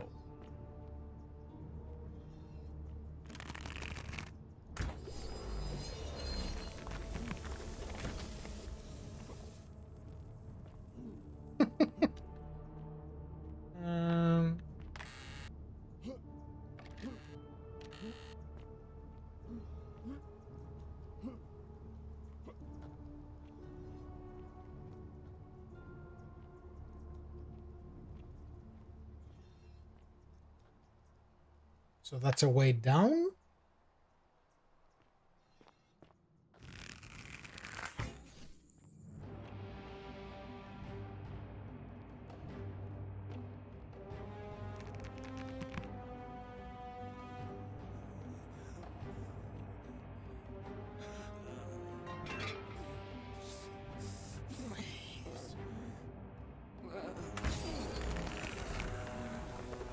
No, headshots actually count. Okay.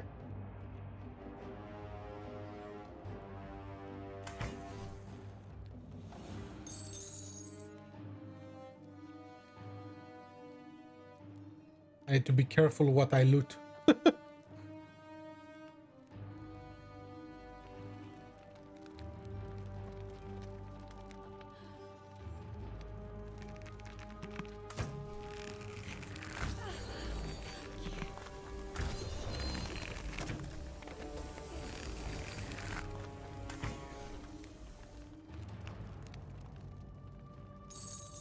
I don't know if it's disturbing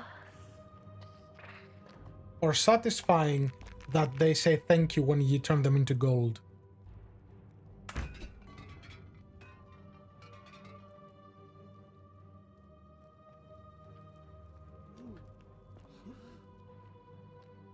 Good morning, Sarah.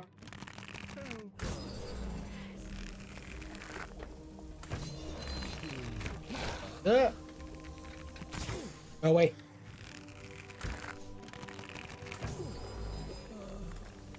Okay, can I open this? No.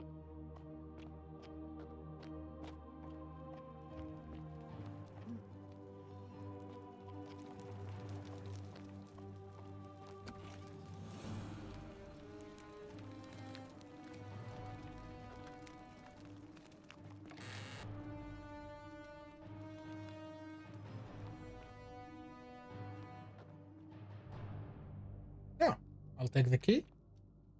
My beloved Galatea, after I learned the terrible truth about the golden statues, I wandered the city as if in a nightmare. What must life be like for these poor souls, entombed in gold, but kept alive somehow? Trapped in their own personal Tartarus, consigned to eternal torment, too horrific for any sane mind to comprehend. I tried to offer them what small mercies I could. I began to talk to them, to keep them company. I'd imagine backstories for them, give them names, and tell them of the world, of the histories and stories I'd learned as a child. As the others became more concerned by my charity, I sought solitude from them, preferring the company of my tormented charges. Discovering a way into the abandoned palace, I began to spend my days walking its halls and sharing with its occupants ancient tales, my mind turning to those of Apollo and Daphne, Perseus and Medusa, and Pygmalion and Galatea. Pygmalion, the sculptor who fell in love with a beautiful statue, and who, praying to Aphrodite for aid, discovered that his beloved Galatea had come to life. It was then that I heard you whisper to me, Galatea. Forgive me. I know that is not your real name, just one I have borrowed from a story. But when I turned to look at you, I saw the most exquisitely beautiful woman I have ever known. Your face, forever frozen in a look of haunting sadness. Our meeting gave me new purpose, to free you from your golden prison, so that I might one day hear you speak, not just whisper, your true name to me.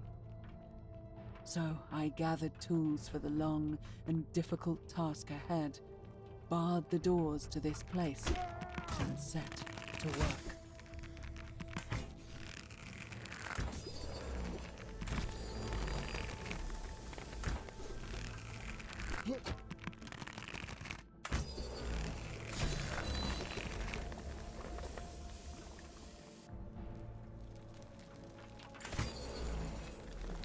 Is there anything here, or is that just to block them in here?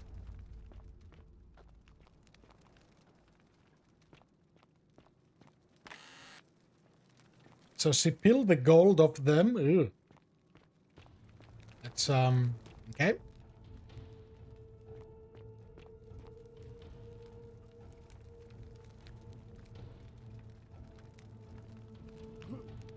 Brutal?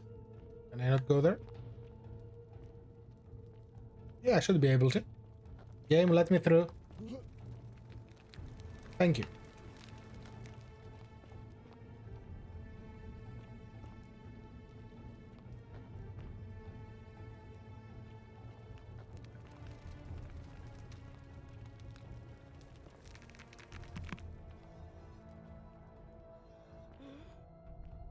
Follow me.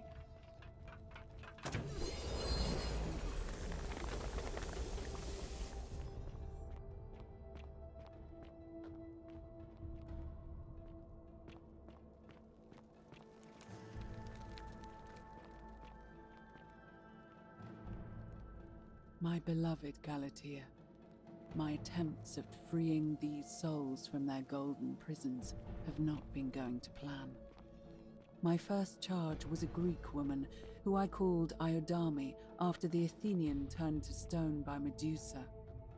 Drilling through the gold that encased her, I was vindicated by the discovery that beneath half an inch of gold, which is so rigid it must be some kind of alloy, so far, living flesh.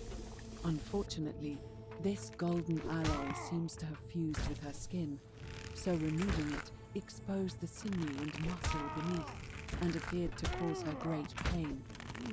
At first, I braced myself, expecting that inflicting such pain would break the golden rule, and yet, somehow, it did not. It seems whichever god is responsible for imprisoning these poor souls does not care about their suffering at all. They are forsaken. Undeterred, I pressed on, working late into the night, attempting to remove the golden layer that encased her as delicately as I could. Eventually, I was able to free most of her body, but when I released her from her restraints, her first act was to lunge for my throat, clawing at me with all her strength and those sharp metal talons. This was my thanks for trying to save her. Whatever possessed Iodami to attack, she was clearly not a suitable subject for my experiment, and I was forced to lock her inside an isolated wing of the palace and bar the door. As I continued working on others, I could hear her flailing and launching herself at the other side endlessly. Regrettably, my other experiments bore similar results, and after relocating a few times, most of the palace is now too dangerous to work in. Still, as much as my heart aches to know that you're suffering, I cannot risk attempting to ungild you yet. Not until I have perfected a method that will bring you back to me, whole in both mind and body, and ensuring your humanity is preserved. I promise you this. One day we will be together, even if I have to free every last statue in this God's forsaken place. Okay, this got gruesome. Hi! I see you move your head. I know you guys can move your head and see me. I know that. Yep.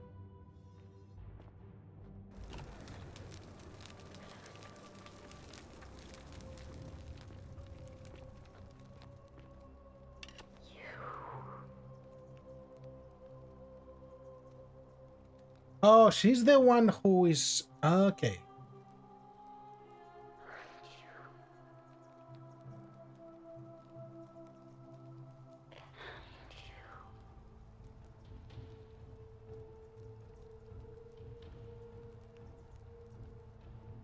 She's mad. And you must be the wretched snake who broke into my palace and disturbed my experiments.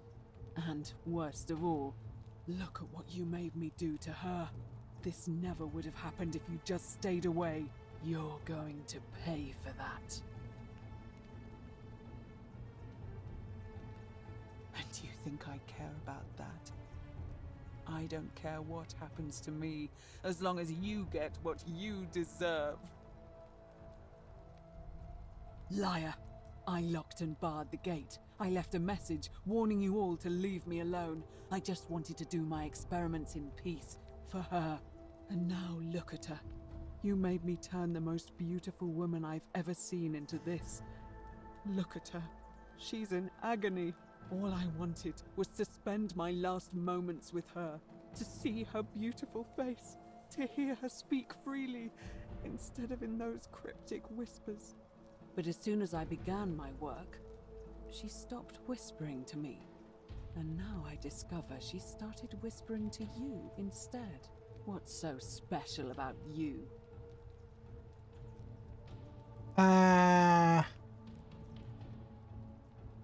It's not just this statue whispering to me, a lot of them do, but it's always the same voice. What do you mean, the same voice? It's like someone else is whispering to me through the statues. Yes. I remember when they used to whisper to me. They did sound similar. I just thought it was because all voices sound the same when they whisper. But now that I think about it, they were all benevolent and seemed to share a common knowledge. But if these bodies are mere conduits for that one voice, then this body is nobody. And everything I've done here was... Yep. Wait, I see what you're doing. You're trying to steal her away from me. Were you planning to wait until I'd done all the hard work, then swoop in? Is that it? Nope. Liar! You tried to steal her away from me, and now look what you made me do. I just got here. Give me one good reason why I shouldn't peel you too. What? What are you talking about? Wait. So you're saying you weren't coming for us? Nope. So I did all this I ruined her. For nothing. What have I done? Oh God, I feel sick. I can't bear the thought of her being like this. And in so much pain. It's the air coming into contact with her flesh. It's agonizing for them. I can fix it. But the only way to fix it will be to break the golden rule and let it run its course. At least that way she'd be golden again, and we'd be together. All it would take is one little cut. Hold on, I got away.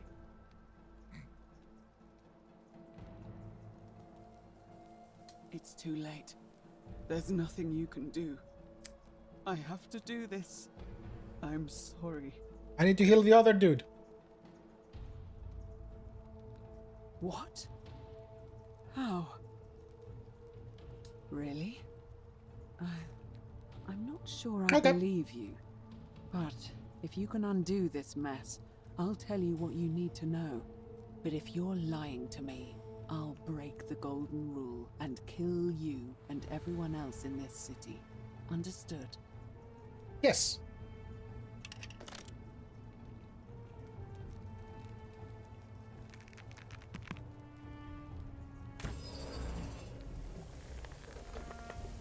You did it. You took away her pain. I don't know what to say. Thank you. Thank you. I swear I will never harm her again. I swear it. I'll stay here to keep her company. But these poor souls, what can be done for them? I've tried everything I can. I fear the only one capable of releasing them properly is whichever god doomed them in the first place. In any case, I must honor our bargain. The treatment for rheumatism is willow bark. I believe there's a pot of it already in the Shrine of Apollo. Now, please leave. The door here leads out onto the palace balcony. You should be able to make your way down from there. Go, and never return. I did not plan to. First, I gotta look around.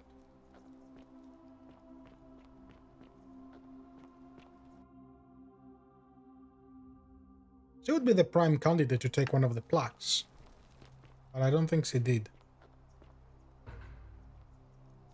Okay.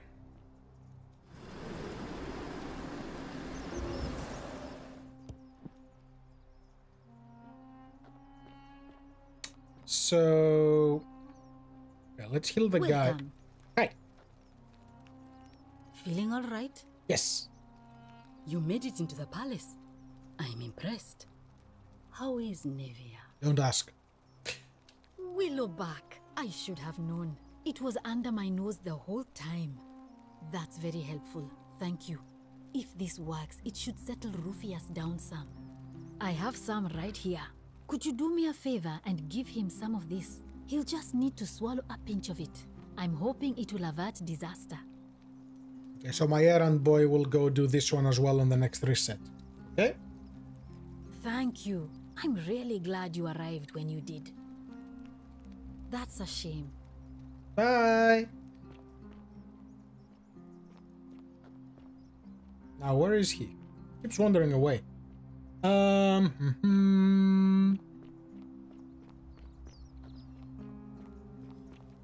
Sometimes I stare at the great temple on the bluff, and I think, whatever is in there, it has to be important. You have anything new for me? Ah, are you? No? Nope. What about my other friend? The one with all the fancy clothes. Greetings. I'm Georgius. Georgius! It gladdens me to see another foreigner in our midst. We must stick together, you and I. Yes. My friend, your words intrigue me more and more. But yes, very well. Ask me what you will. And in a city full of Romans, you are asking me? Because I am Greek. Let me tell you something about Greeks and Romans. My name is Georgios, yes. But the Romans, they do not care. They hear me say Georgios, and they think, ah, he must mean Georgius. Good Roman name. They do this all the time. They see us worshipping Zeus, they copy us but call him Jupiter. They take Hades and call him Pluto, Persephone, Proserpina. I am flattered that they copy our ideas, but why must they change the names? Do they want credit for making it all up? Do they want to forget where it came from? At first, I pull my hair out. After a while, I give up, and I become Georgius the Roman. You don't have any. I accept the world is Roman now. Plus, I have no hair left to pull. But my point is this. If you want to know who stole an old Greek name, look no further than the sticky-fingered Romans. The plague you seek was pilfered from a collection of old Greek relics by none other than Dully. He cannot help it. Like a typical Roman, he likes shiny things, especially those that once belonged to my people. And besides, it makes him happy. So I say, let him keep it. I believe he still has it with him, in his cell, just opposite the Temple of Demeter. Interesting. I hope that our paths cross again soon, my friend. Of course. BFFs for life. Now, where is the other guy?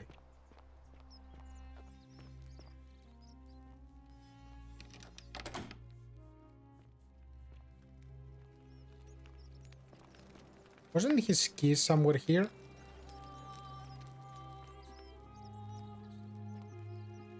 I keep forgetting that I have a flashlight.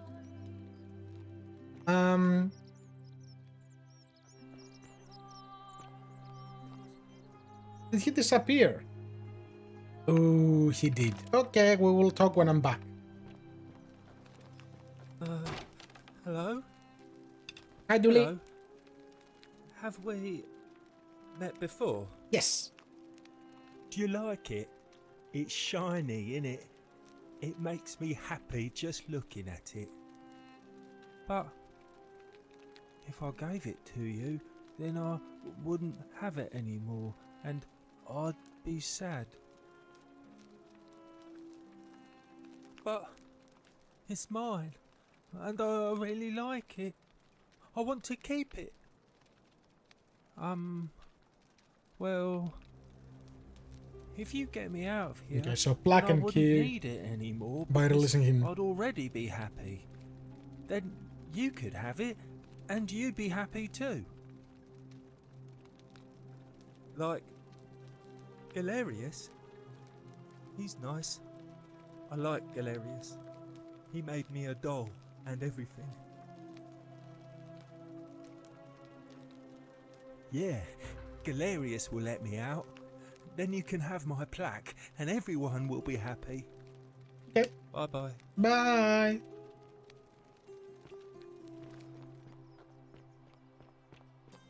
Also, apparently it seems there is actual time. Whose temple is this?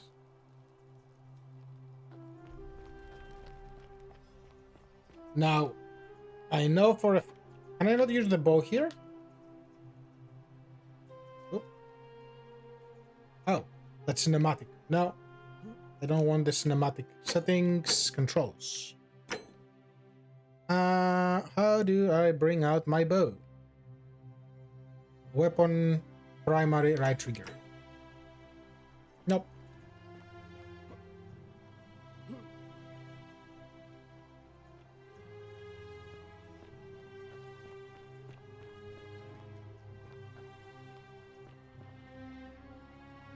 Because I want that chest. Unless... Let me find Rufus.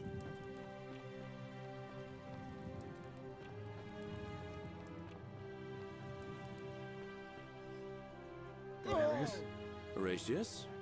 Looking a bit troubled there. Still no sign of Scintilla. And I haven't slept right in 3 weeks. Don't be too hard on yourself. From what I hear, nobody saw it coming. Anyway, I thought you Stoics weren't supposed to worry about things you can't control. Yeah, but I keep thinking, what if there is something I can do? What if she's out there somewhere suffering, waiting to be found? Sounds like you're torturing yourself. Leave that for the gods. Try to relax. Look Get some who's rest. here. Tomorrow's a new day. I suppose you're right. First we talk to Beefcake. I have nothing to say to you, kaput merde. Okay. On next respawn. Oh, hello there, partner. Hi. I'm glad you're here. I think there might have been some confusion about my little practical joke earlier. You see, my plan was to give you a little fright, you know, like two friends joking around at the Saturnalia, and then, surprise, I'd open the door. But when I opened it, you were gone. Partner, I swear, this is just a misunderstanding. Look, why don't you keep our bow as compensation? Or Fine. It's a credit to you that you're able to see the humour in all of this. Now, can I help you with something? Malleolus. I mean, Sentius couldn't even keep his... Certainly. Very well.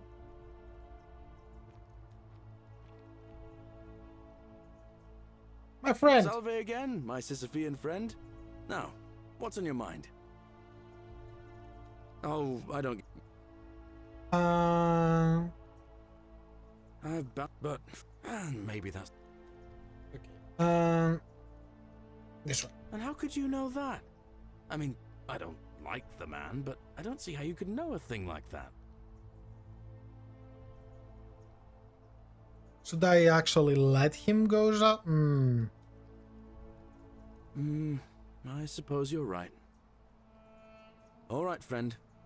I don't know. The only thing with that is I do not know what will happen after. What now? All right. Okay, bye. Ah, you're here. I'm so glad you decided to visit. I'm Aurelia. Aww. And I hope I'm not being too forward, but the moment I laid eyes on you, I was intrigued. Too bad, so There's sad. a light in your eyes I've never seen before. A certain learning and sophistication. This is my favorite answer, but... Oh, I see. You prefer the company of men. Maybe you should go and make friends with Virgil instead. I take back what I said. Suddenly, I So don't that's find not the you right so answer either. intriguing anymore. Let's just forget that ever happened. Okay. Not for a few weeks now. Last time I saw him, he was sitting at a table with Georgius, whispering about some job. I remember because they kept looking over their shoulders as if they didn't want anyone else to know. So, naturally, I hovered. The one word I kept hearing was vanishing, and then, the next day, Kabash just disappeared. Coincidence? I think not. You know, normally, I'd expect you to buy me a drink before asking if I want to get out of here. Straight to business, huh? I can work with that. As a matter of fact, I do know a way out. Cost me 1,000 I'm dinars. happy to tell you all about it, but this is valuable information we're talking about, and I don't just give it out like some cheap oracle. So, how badly do you want it? Is it worth, say, 1,000 denarii to you?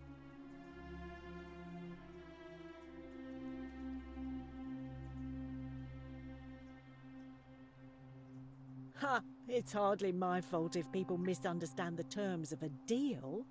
I mean, it does say, let the buyer beware, right outside my tavern. Mm-hmm. I just try not to think about it. Drink helps with that.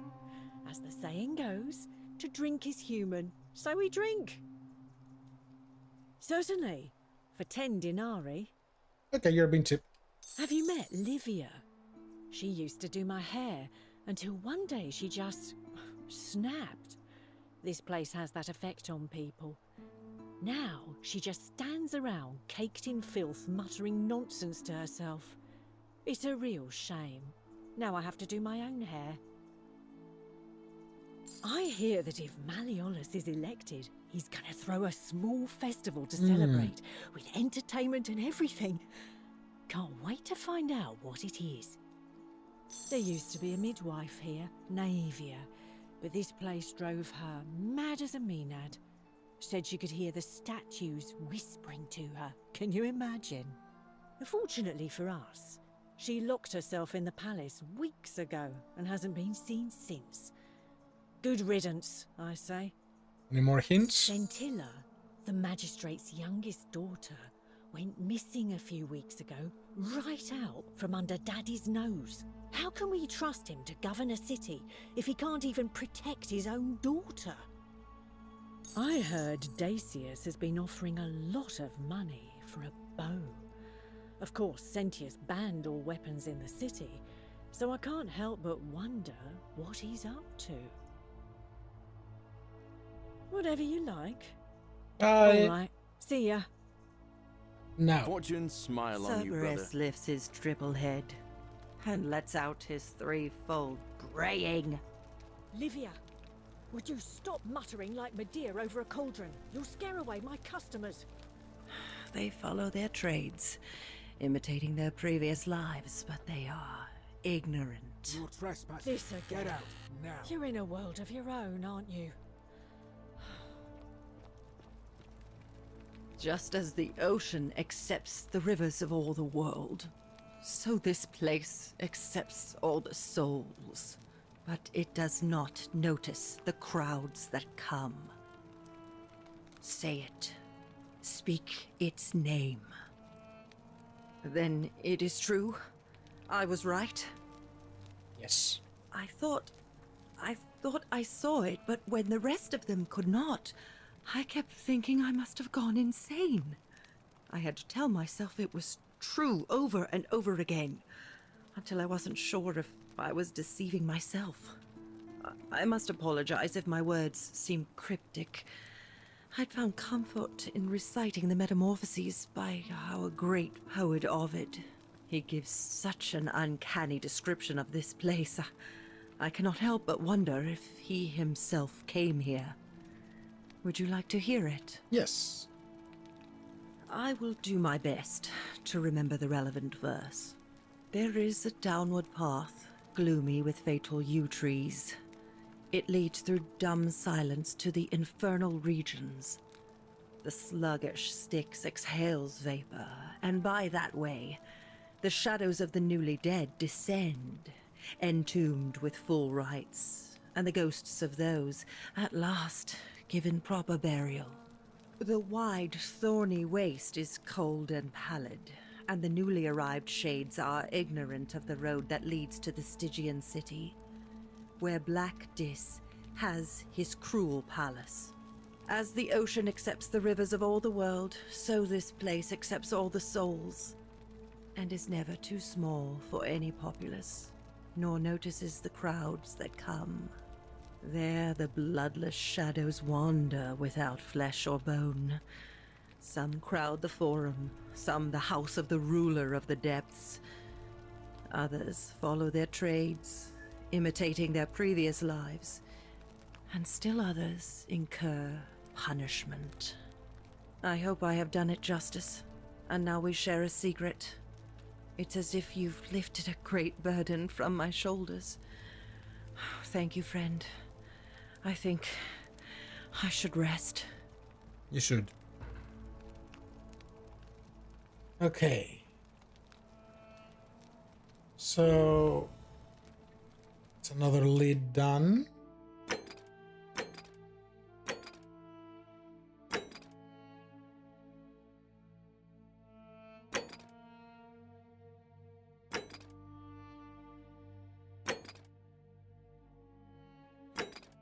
I think I'll go talk to Quit here.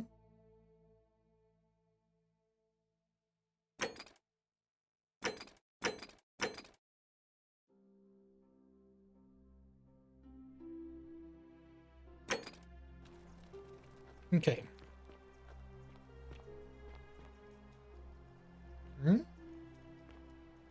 Theophilus. Yeah. A dice tower. Someone was playing D&D.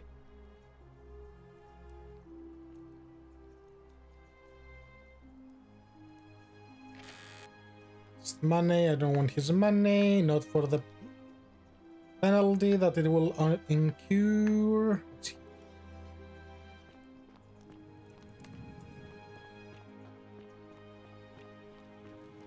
Let's go to my friend.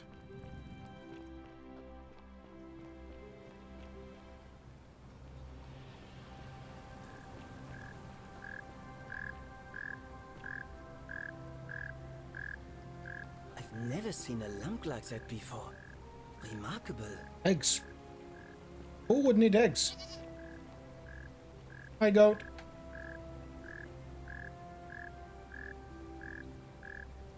Welcome back. Nice to talk. Hi, Virgil. Bye, Virgil.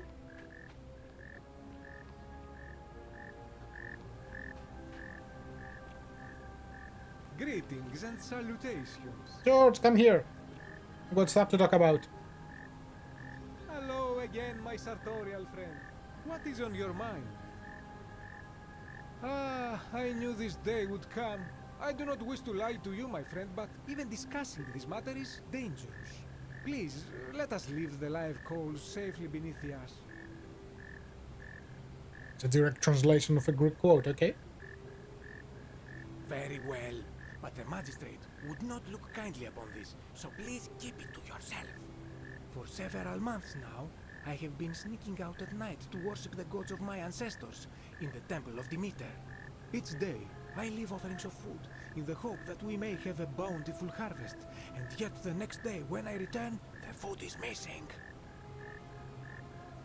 The offering, it is symbolic, you see. It is never eaten, so I ask, who or what is devouring the food in this temple? Stranger still. Once I sat in front of my shop like the 100-eyed Argus until dawn to see if I could spot a thief going in. But do you know what I saw?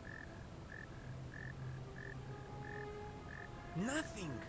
Nobody entered. And yet when I went to take a look, my offering was gone. It is bizarre, is it not? Nope, someone has an When I inside told way. my friend Kabash of this at the tavern, he offered to help investigate. He went in, and to my dismay, he was never seen again. It is the only Greek temple in the city. Head towards the baths, and it is the last building on your right. I do not think you should pursue this, my friend. It would break my heart to be responsible for 2 people disappearing. But you do not strike me as a kind of person to be deterred by such warnings, so just be careful, I beg you. It's okay. I know how to respond. Shalom. Scintilla and I were in love. And then, 22 days ago, she went missing. All right. One night a few months ago, when I was cleaning Malleolus' villa, I heard a young woman singing. It was the most beautiful thing I had ever heard. I wasn't allowed out, so once everyone else was asleep, I climbed up the inside of the villa and onto the roof, just to see where that sound was coming from. And that's when I saw her. Standing in the garden of the magistrate's villa, I just sat there on the roof, listening to her with my chin on my knees. And for the first time in a long time, I felt hopeful. And then she looked up and saw me, and she smiled. I knew at that moment the fates had brought me to her, and from the moment she asked my name with this warmth and curiosity, I knew I'd have done anything for her. And so for weeks on end, each night I'd climb out of the villa and into her father's garden. We'd hold hands and talk about all the things we'd do once we got out of here, like having our own vineyard. And then one morning I woke up and everyone was out searching for her. They said she'd vanished in the night. All I could do was keep my head down and try to hide how beside myself I was. All I know is she loved me. And if she had known a way out, she would have told me. She'd never have taken her own life. And there's no way anybody could have killed her under the Golden Rule. I can't prove it, but I just know she's still alive somehow. Even now, it's as if I can hear her voice in my head, crying out to me. That can only mean one thing. You can hear the Somebody statues. abducted her. I have no idea how or who would want to do something like that to such a sweet, lovely girl. But what else could have happened? Oh no. It's election time.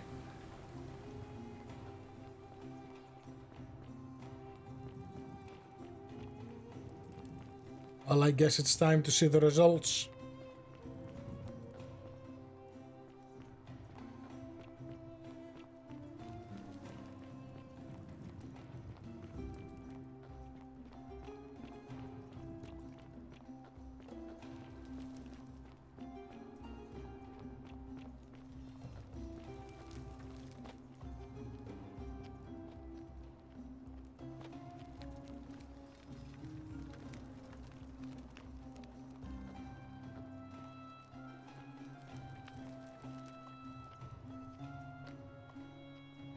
Attack here.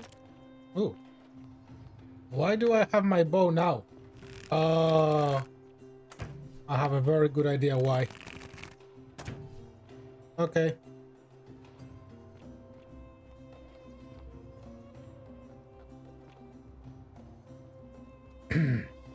Time for things to go bad.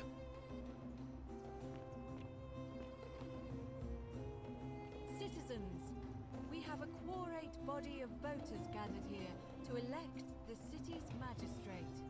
The candidates are Sextus Sentius Imperiosus and Marcus Malleolus Gurges. As agreed, we shall dispense with ballots and candidates will abstain from voting. Let's make this quick. As I say your name, call your vote. I'll start with you, Horatius. Sentius, of course. Georgius. Sendius. Dacius. Malleolus. Galerius. I abstain. I'm just here to observe. Virgil. Malleolus. Ulpius. Sentius. Rufius. Malleolus. And finally, Domitius. Malleolus. Who else? Citizens, you have made your decision. Your new magistrate is Marcus Malleolus Gurges. Hail, Magistrate Malleolus. I said, hail, Magistrate Malleolus. That's more like it. Thank you. Thank you. I am delighted and deeply honored to have been elected your magistrate. And now, I make this solemn promise to you, good citizens. Under my leadership, you will finally enjoy the freedom you deserve. No more shall you walk on eggshells, fearing simply to live and breathe, because the tyrant Sentius told you it was forbidden. For my first act as magistrate, I hereby announce a day of celebration to mark the end of an era. The myth of the Golden Rule is no more. The Golden Rule is real, you idiot. For his attempt to deceive us all, Sentius is hereby found guilty of They will trigger it. against the Empire. What? I have committed no crimes. This is madness. His sentence: to fight for his life in gladiatorial combat against Domitius. Here and now for your entertainment. You have no idea what you're doing. You're going to get us all killed. Wait, I exercise my right as a Vestal priestess to pardon him. I will not allow you to do this. You're showing your true colors now, priestess. Your corruption sickens me. Domitius, ignore her. Proceed. This is insanity. You doom us all. Lies! It is time the Golden Rule was exposed for what it is. A children's fable, exploited by a treacherous leader to instill fear in all of us. This is why he's in his gladiator gear. They've been planning this all along. Shut up, all of you. The magistrate has spoken. I'm going to enjoy killing you, old man. Out of my way! The many shall suffer for the sins of the one. Now we're on. The statues. They're golems.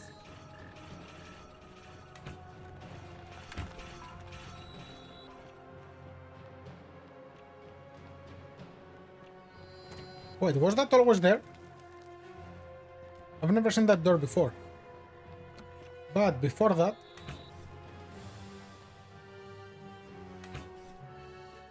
Don't shoot.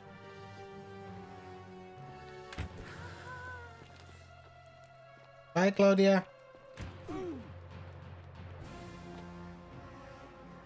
Can I shoot it?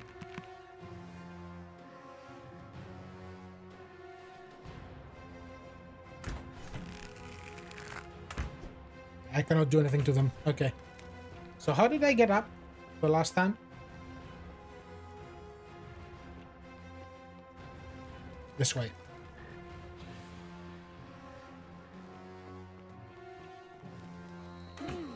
Don't shoot me. I just want this. No one will care because they're all turning into gold and we're gonna respawn.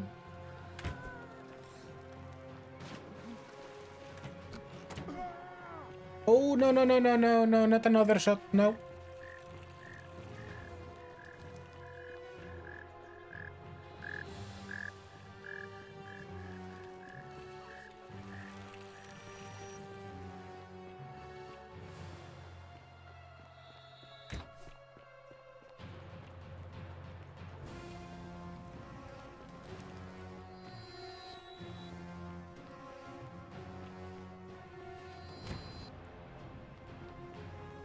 Unshoot. Phew. I was close. Okay. So I can first send... How do I want to play this? Hi! We speak again! Oh, sounds serious. I'm listening. So first, you go do this. Then... So I need to give it to him. Alright, let me see. So you can deal with that as well. But how did you... Okay. I'll go. Cool. So all of those are gone. I still have to ask him questions. Now I need to talk to you. Oh, you're here. I'm so glad. And there's... How dare you? Cool. That pisses her off. Nice. The 49 melodies fetch again within...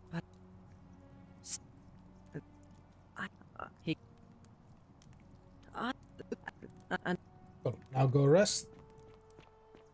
Okay, so that's done. Now I need to wait for Georges to go do his thing, and I need to find Beefcake.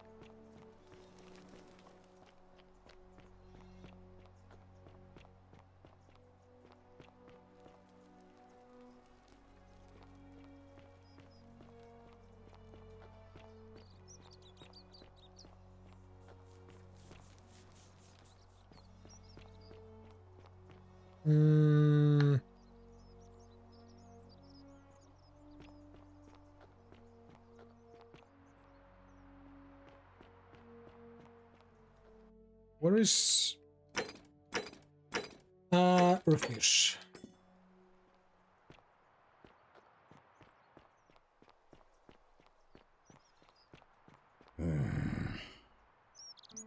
What business is willow bark? And this will work?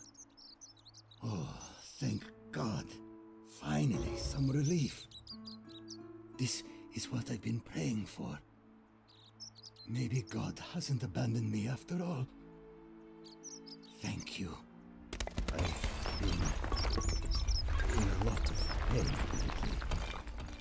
The rheumatism, these cursed statues always watching, and the... Something broke. Crisis of faith. It was too much.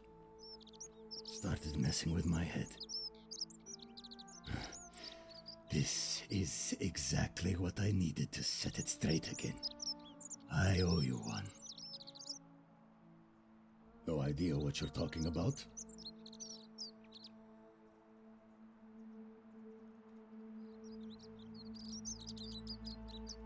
Malleolus. Not sure I trust Sin. No. Who do you want me to vote for? Fine. I'll vote for Sentius. But no more. So that should tip the scale. No idea. No idea. Actually, I'll ask him. I cannot. See. Okay.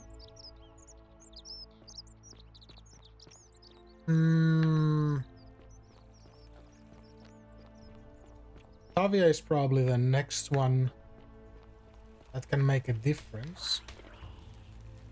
I would love to find you, but I have no idea where to find you, girl. That's to go... I wouldn't be able to climb that, would I?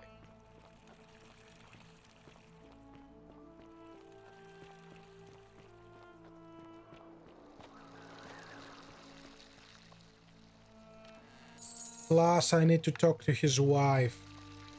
I need to talk to Claudia as well. No, we're not doing anything up here for now. That's for later.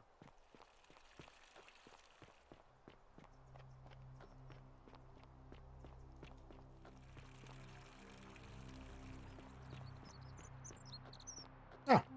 Salve. So was there? They.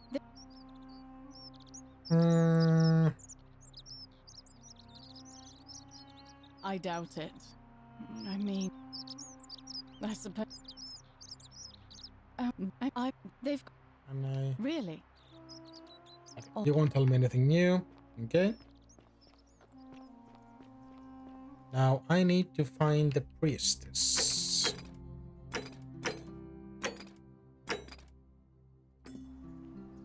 Where are you, girl?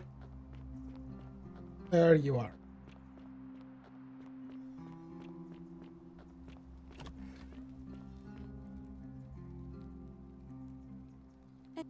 We've spoken before.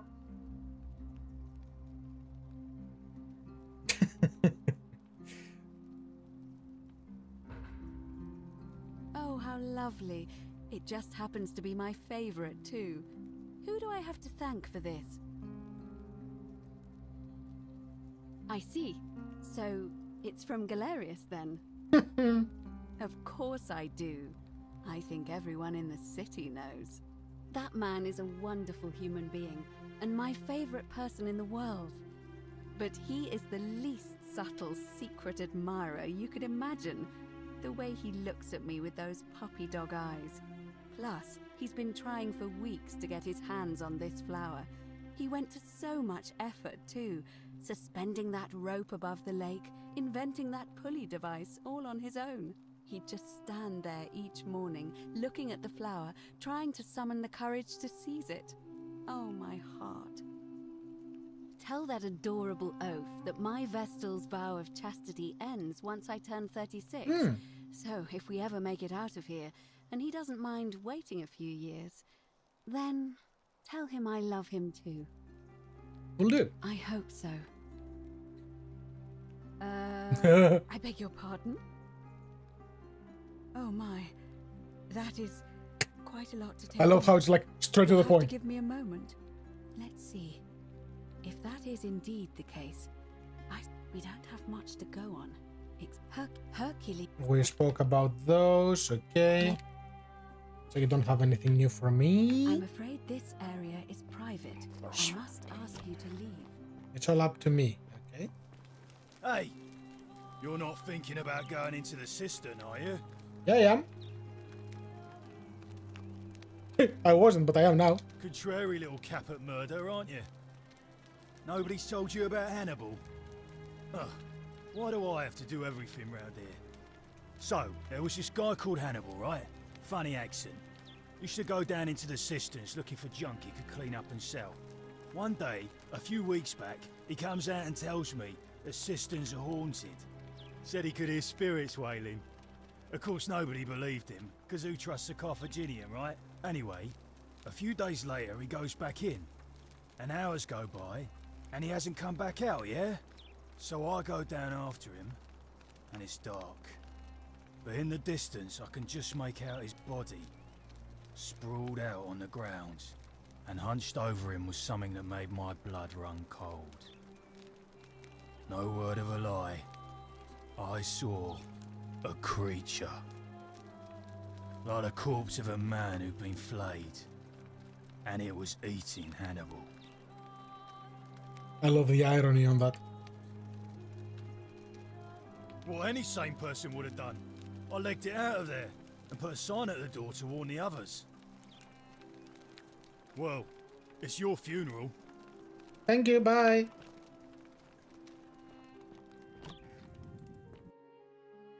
I got a bow and a flashlight.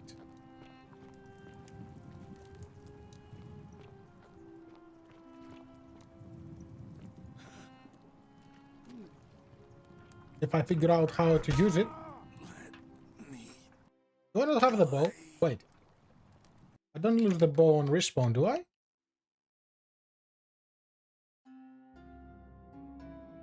No, I have it.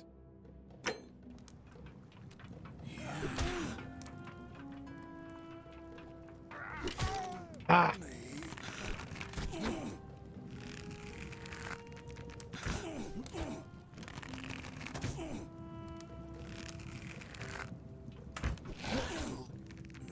I'm working on it. You're being difficult.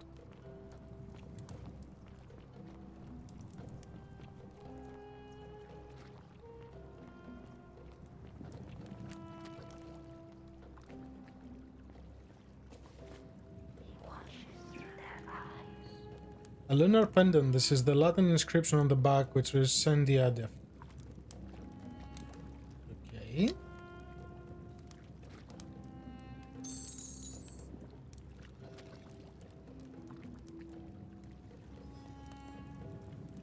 I love how they just turn their head around.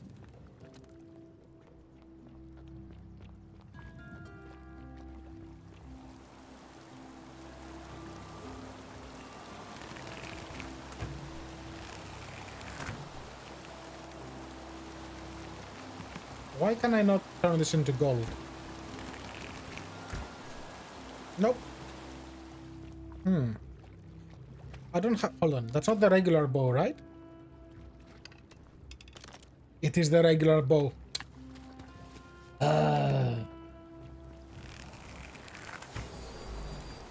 Hold on, we're gonna inspect that in a minute. What else is down here?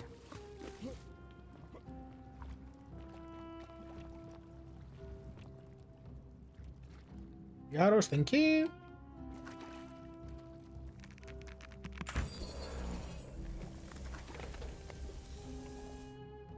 Come on, climb. Money. Okay.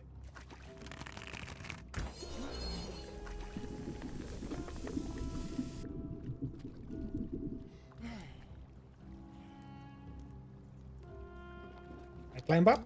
Thank you.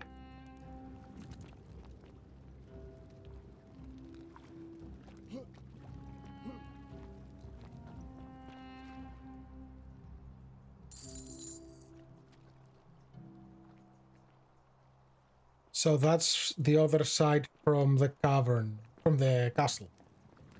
Okay. So the only way... That's how I got here, right? Yes.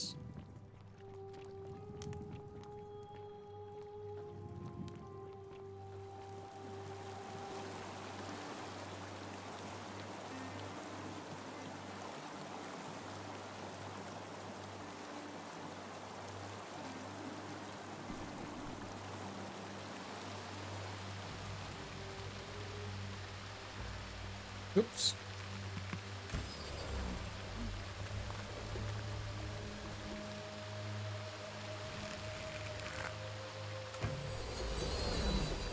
This feels like I'm playing Dying Light.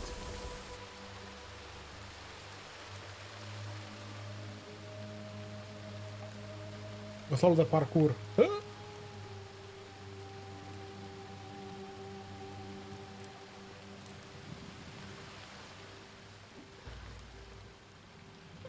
So she's here.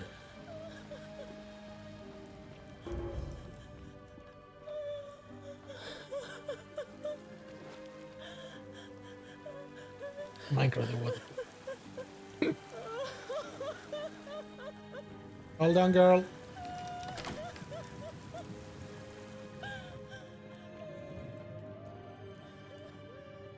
So it's definitely her dad who locked her in here.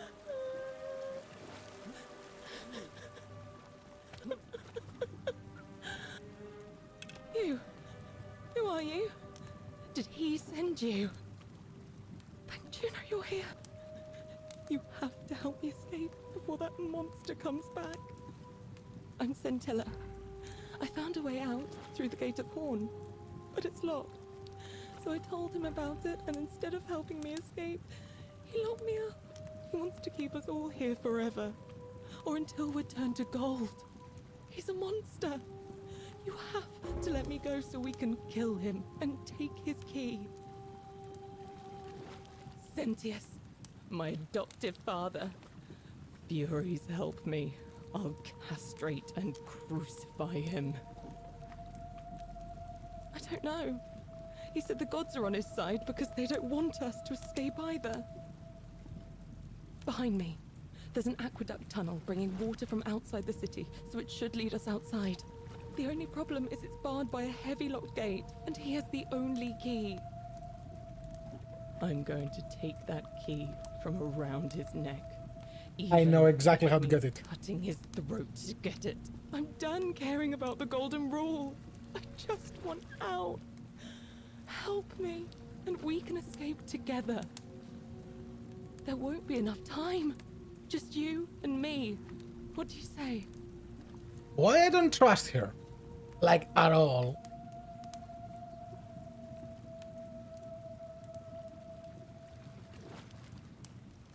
There's no time.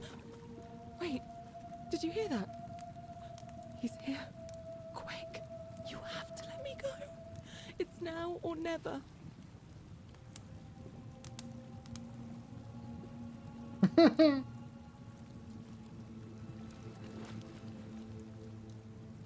What? No, you can't just leave me here. How can you be so heartless? Oh, I can.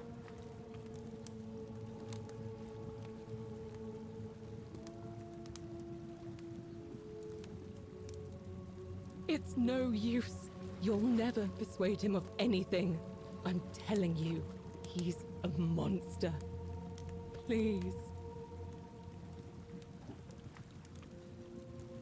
You're making a mistake. Well, it was obvious that it was him.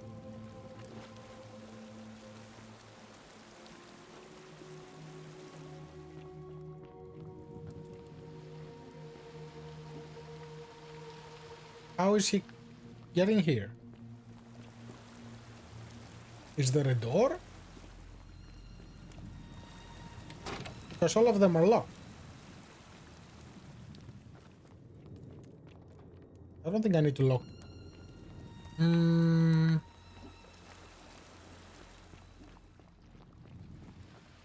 Unless I'm missing something.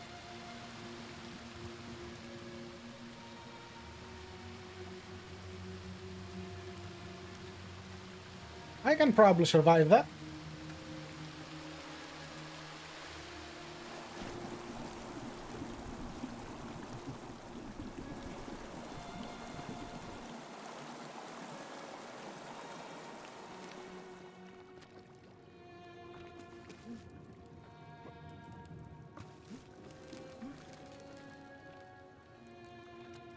I know, famous last words, so that's another drop.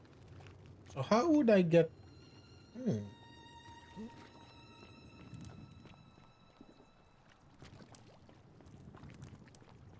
No.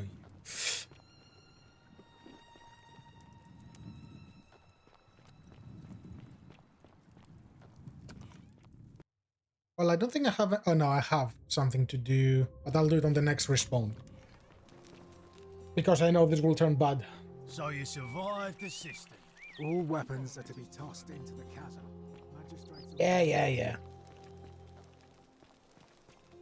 Hi, Chica. Whatever he... Ugh, I wish Horatius would stop... Yeah. Okay, so you won't talk to me. Too bad.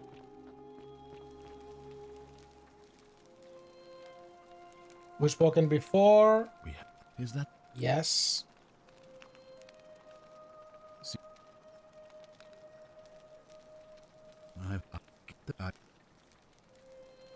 If I did, me? What are you talking about? You know, you remind me of him. Who? Al Worth. The fellow who came through the portal before you.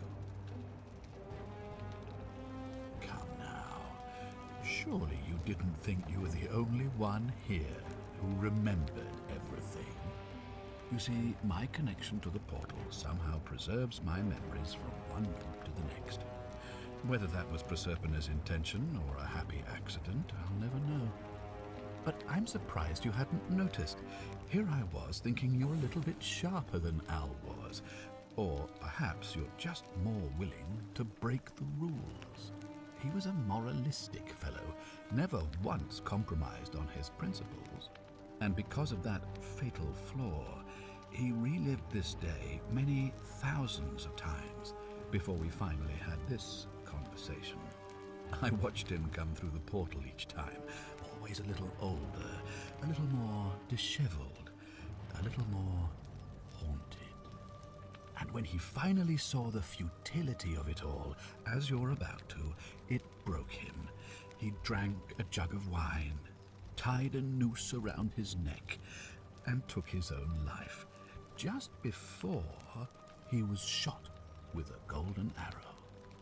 The next time I awoke, you showed up, but you've caught up to where he was so quickly. I mean, you've lived through the day, what, 7 times? Most impressive. He's keeping count. And yet everything you've done has been in vain. Has it? Because there's no escape. Except the path that Al took, the path he wrote about on his tablet. What was it? Ah, yes. Best to take your own life now. So, you discovered my secret. So what? What are you going to do about it? Why? Isn't it obvious? Because I have grown attached to all this. My title, my beautiful villa, the sun on my face, the music of birds chirping. And as long as this day keeps repeating itself, I get to enjoy it all, over and over again, for eternity. Don't you see? I have found a way to prolong my life indefinitely, to cheat death. I have become, in effect, as immortal as the gods. Can you honestly say you would not wish the same for yourself? And why would I agree to that?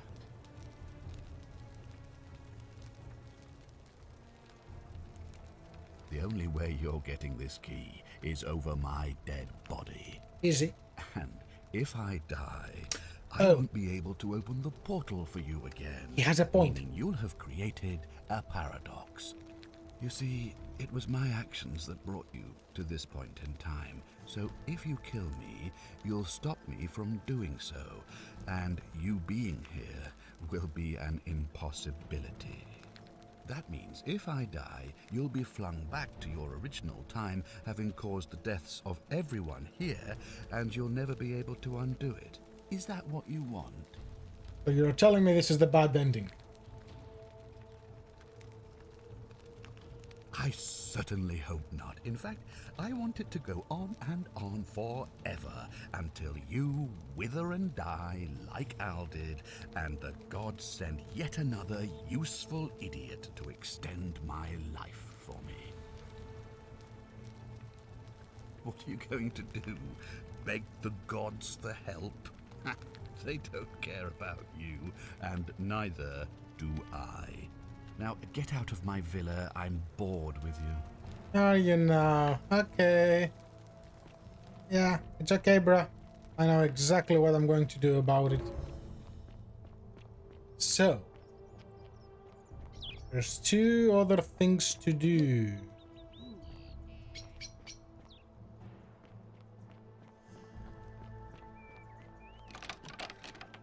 Knock knock. Actually, before I talk to you, yeah. Look, if I had a Roman plaque in my possession, I'd be happy to sell it to you, but I don't, so I can't. Fair. I trust you. I trust that. That's the only thing that comes out of your mouth that I can actually trust.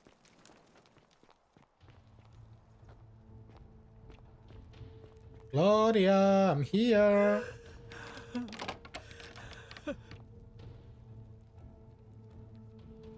I'm not supposed to be in here. Eh. I know where you keep your valuables. Talk.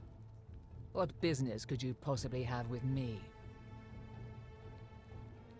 An intriguing proposition. Go on. Perhaps you're not... No, this one. Now, but... I just hate to see such a beautiful woman treated so poorly. Oh, aren't you charming? I'm quite sure my husband would seethe with impotent rage if he overheard you say that. I love it. It seems our interests are aligned. I imagine knowing his true identity will give me the leverage I need to manage him appropriately. But first, I need you to do something for me. Of course you do. What do you need? I want you to bring me some... I got it. Just one small urn should do it. Oh, don't look at me like that. I know this must be hard for you to wrap your sweet little pleb head around. So what do you need me to spell out? Let me tell you something about Malleolus. He talks a lot about freedom, but what he doesn't tell you is that he means freedom for men.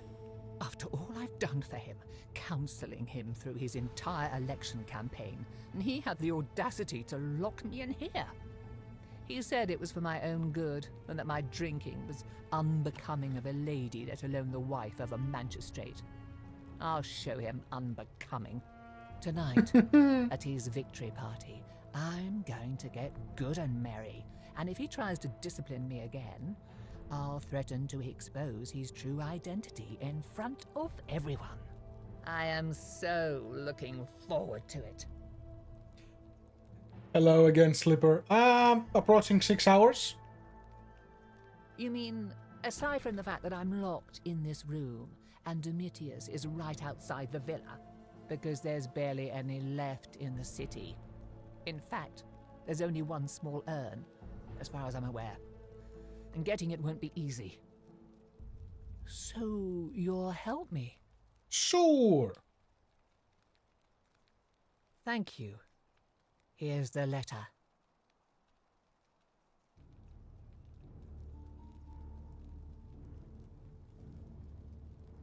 Quintus used to beloved Claudia.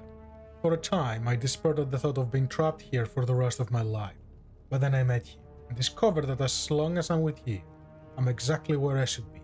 Mere words cannot express my affection for you, and so I will perform a grand gesture in your honor. I'll become the city magistrate, so that I may govern with wisdom and strength with you by my side. Now, perhaps you can tell me who Quintius really is. This is right there, isn't it? According to this bounty letter from Emperor Nero, he is the person who started the fires in Rome last year. What? He's... Oh no. That's... quite a lot more serious than I imagined. I only wanted some leverage over him, not to destroy him. Give me that immediately. Nobody else must know.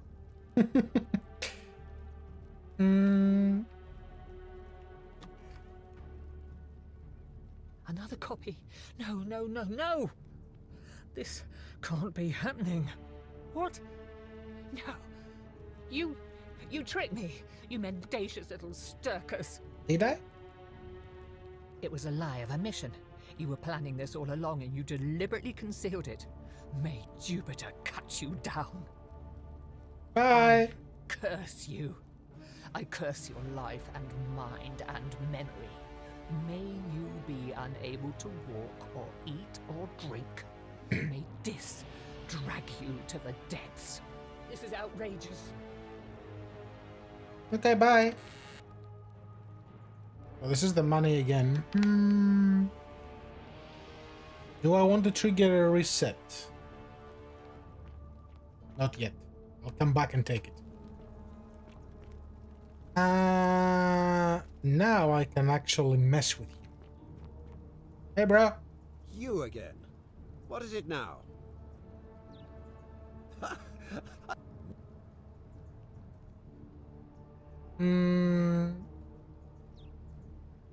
Yes, figured out what's going on, and the plot is it's interesting.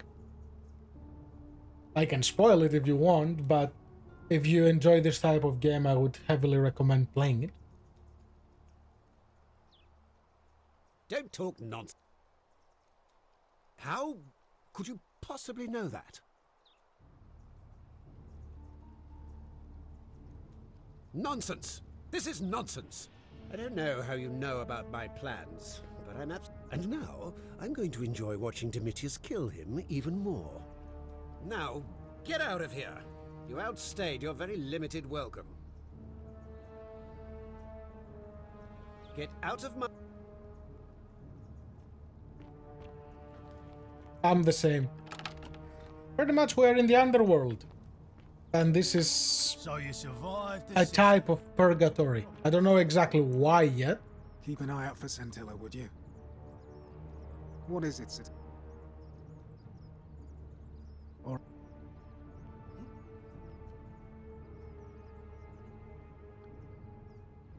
Nothing. Keeping Okay. an eye on things, Horatius? As always, priestess. Any news about Who Scintilla? else do I need to talk to? Okay, well, I can go, and I need to let this guy out. How am I gonna do that? Well, I did convince Rufius, so wait, I know what to do.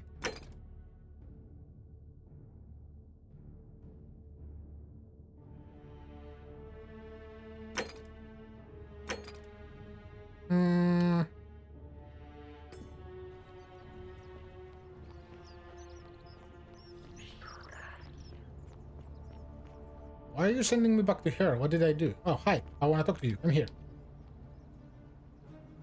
Shalom. But when that Yeah, it's the same stuff. a lot of good. Yes, we know that. Sentius, I suppose. Well, thank You tell me the same thing as before. Okay. All right. Bye. It's definitely on PC. I don't know if it's on a console. I haven't actually looked. I think it came out last year.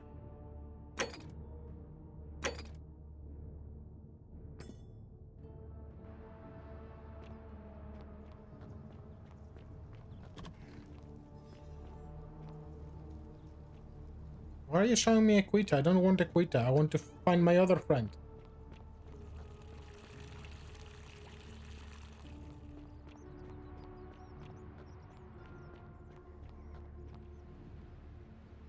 Where is he?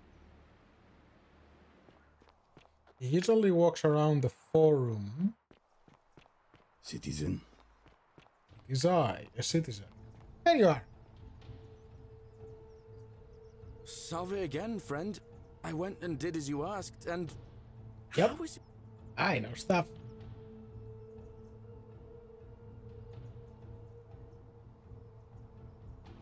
That's all good. Consoles are good as well. You're a bit like... Yes. No, Sisyphus. Anyway, so... Oh, Very now- good man. Salve again? No. What? How did you know? Oh, I see. We talked about it in a previous loop, didn't we? Well, what did she say? She knew it was from you. She asked me to tell you that once he turns 36, he's allowed to marry and that she loves you too. Venus, that is the best news I've ever heard in my life. Oh, Thank you! Thank you so much! You have no idea how happy you've made me. I wish there was something I could do to thank you properly, but you do. I don't have much to offer you. All I can do is tell you where there's a secret stash of coins you might be interested in. I'll take that. In the rock tunnel near the stairs, there's a little doorway set into the rock. Inside, if you look carefully, you can see a chest. Unfortunately, one of those golden huntress statues is blocking the path, and I'm not game to move it. If you can figure out how to get past it, I reckon there might be a small fortune waiting for you. I hope that helps in some way. It does. Even... So I want you to run for magistrate. And how could you... Oh, wait. You've seen it in another time loop, haven't you? Well, in that case, we need to find a way to make sure Malleolus loses. Better yet, get him to withdraw altogether. If you can do that, and Sentius is the only candidate left, I'll run against him. Deal? Yep. Cool. All right, friend. So that means I also need to talk to the priestess. I hope you're coping. I'm okay. See, okay, Karen All right. is actually not Karen. Karen is Haron, the ferryman of the dead.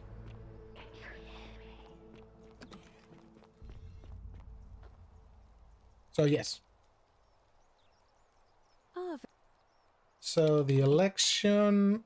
I like the idea. It was only yesterday that he said to me he'd only ever run if it was absolutely necessary to make sure Sentius wasn't re-elected. So, For the ferryman, I yeah. suppose if you'd like to see Galerius elected magistrate, you'd need to persuade Malleolus to withdraw somehow.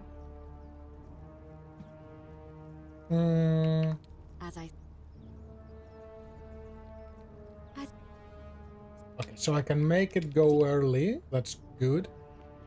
Yes, like the song says, don't pay the ferryman. So we have that, we have that. I still do not know who is harassing Virgil.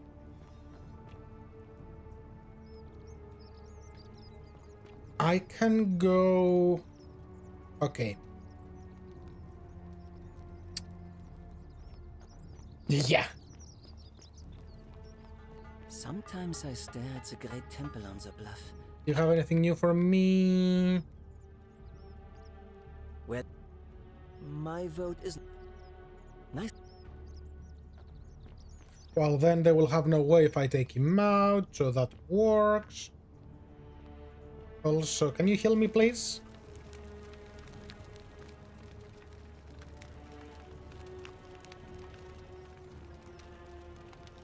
Nope. That's a...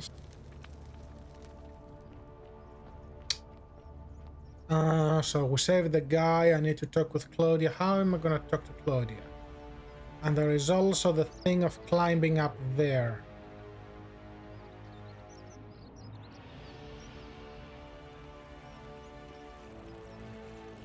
Can I equip the bow? No, I don't want to take... Yes, I can. So what? Right click? Yes. I mean... left mouse. Not mouse. Controller.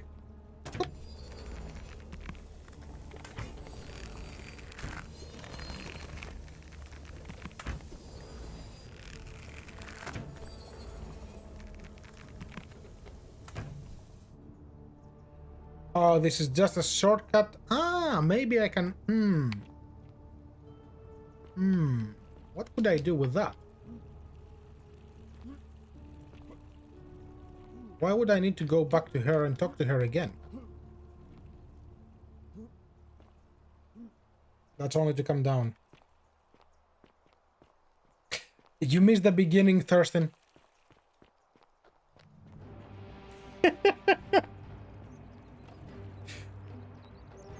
If anything, this guy is from our modern day and time.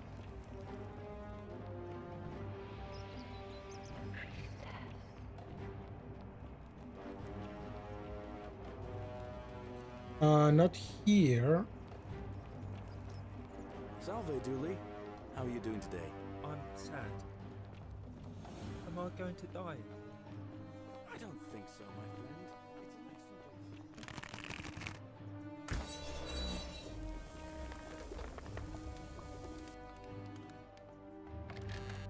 excellent day. No. He's most likely dead.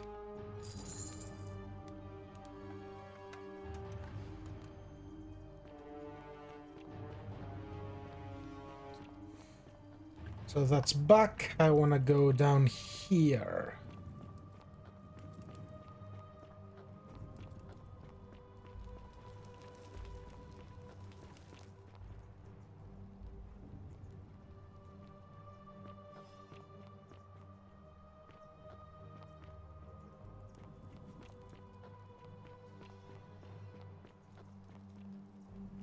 So where are you going to lead me?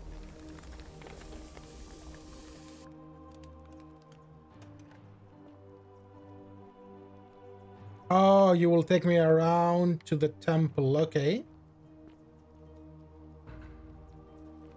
And there is the Roman plaque.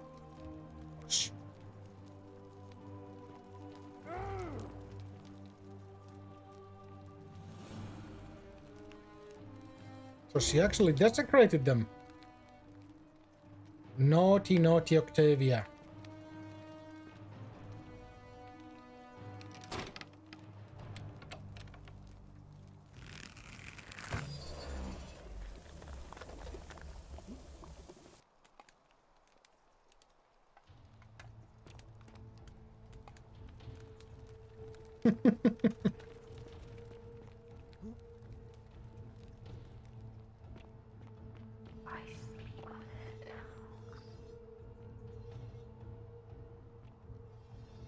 I pick up the arrows from here.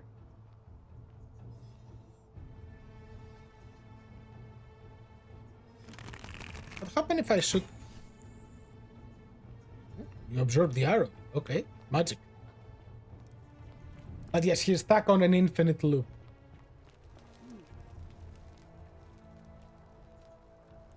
And he's trying to solve it.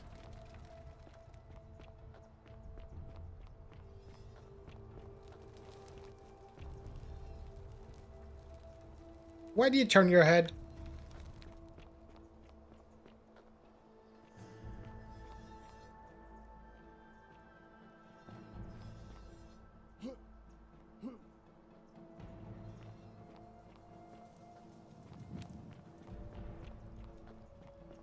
Where was the old guy?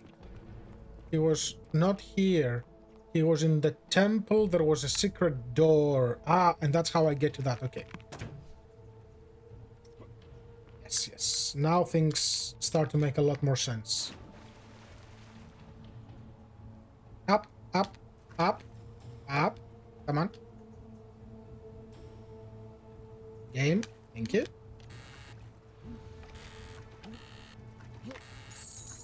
Thank you for the money.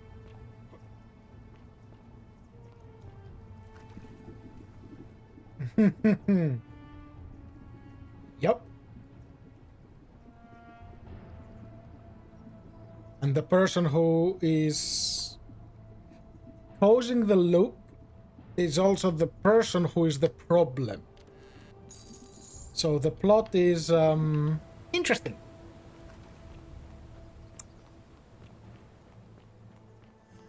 Is there another thing? Don't believe a word they tell you. I believe the spirits.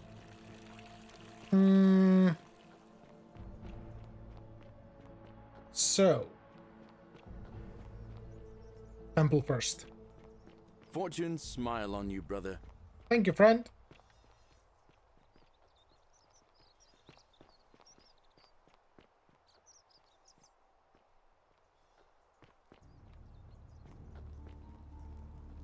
Where was the temple? It's not up, right? That's not the right temple. That's a different temple.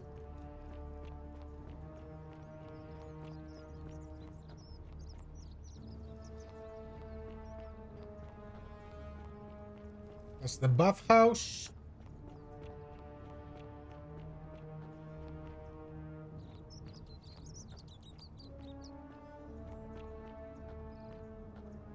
I'm having a moment. I don't remember where the temple is.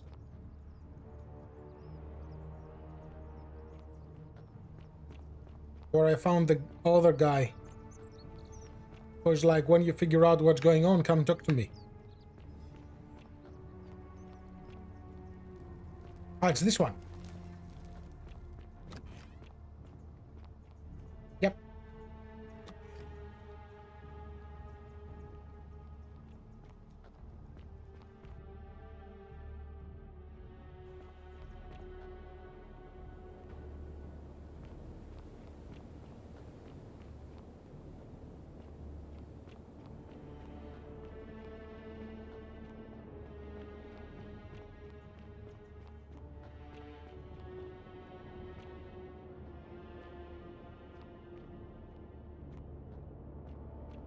Ah, a visitor.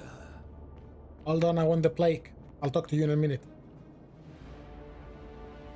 Is that not the Greek plague? But it's written in Greek. Okay.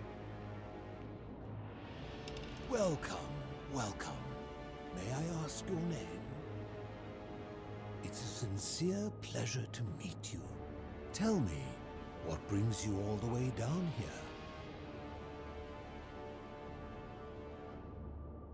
Ah, yes, that cursed thing. I know exactly where it is. Up there. I will tell you everything I know, but first, a request. I have been living down here alone for many years, with nobody to talk to but myself. The one thing I long for above all else before I die is a good philosophical argument with somebody astute. I'm hoping that person is you. Let us find out with this simple question. Have you deduced the name of the god responsible for the Golden Rule? Yes, but before that, I will be right back. I need to get some more water.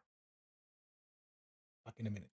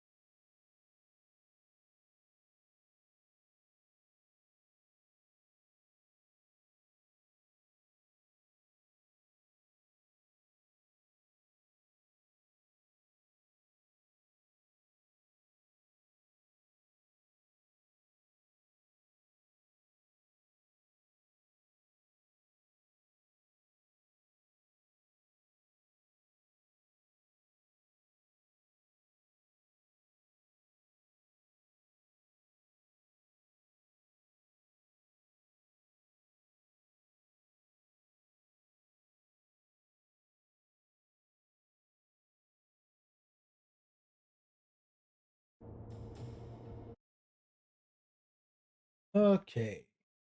Let's continue. Come on, expert, you can do it. Oh. Pluto, the god of the underworld. Excellent. I see you are indeed quite astute. Very few come to that realization before their time in the sun is over. Now, will you join me in a friendly Socratic dialogue? Of course. Wonderful. Then let me begin with a question. I'm here, Amber. You know the difference between right and wrong?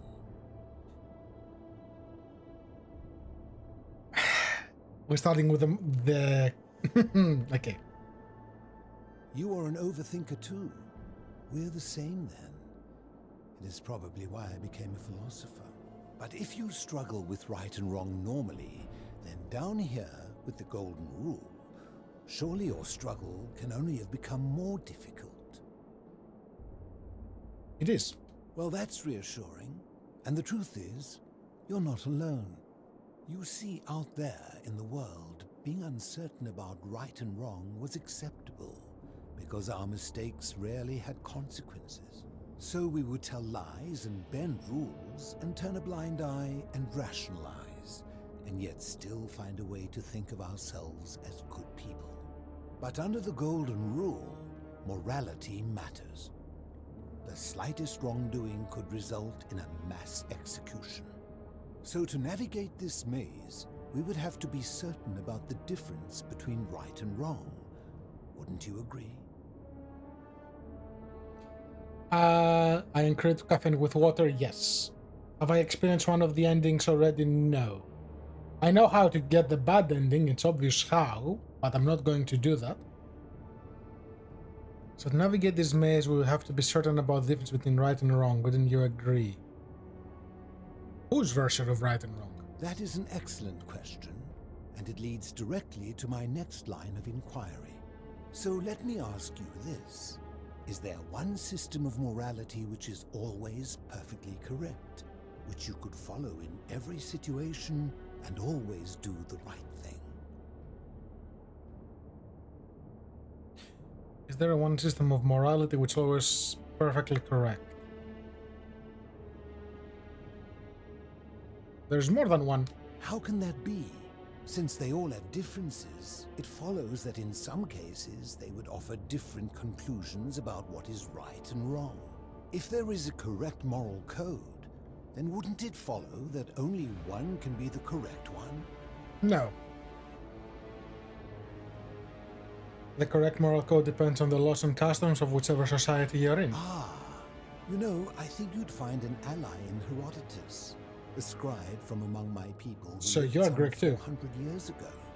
He told the story of a man named Darius, whose curiosity was piqued when he learned that a certain tribe had the practice of eating their dead. He asked some Greeks who burnt their dead, "What would it take for you to eat your dead?" Aghast, they replied, "Nothing." Then he asked the tribe who ate their dead, "What would it take for you to burn your dead?" "Nothing," they replied, equally aghast. From this, Herodotus concluded that custom is king, that right and wrong are merely local ideas which do not survive the journey from one tribe to another. I take it you're in agreement? Yes, absolutely. Then let me ask you this. If you visited a tribe where they ate each other, copulated with the dead, and drank wine from cups made out of human skulls, would you still maintain that within such a tribe there is nothing wrong with such conduct?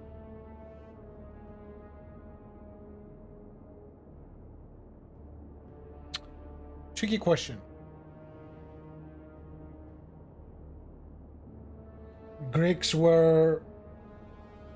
Ancient Greeks were all about philosophy and pondering those dilemmas, so that was their sport. Would you still maintain that within such a tribe there is nothing wrong with such conduct? Morally, for their customs, they are correct. For other customs, they are not. So in reality, there is nothing wrong. Disturbing.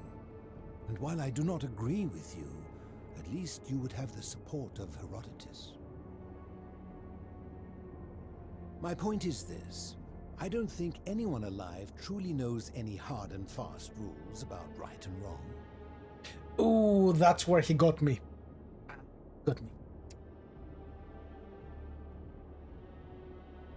If there is one thing I have observed about rules, it is that virtuous people do not need them, and evil people will always find a way around them.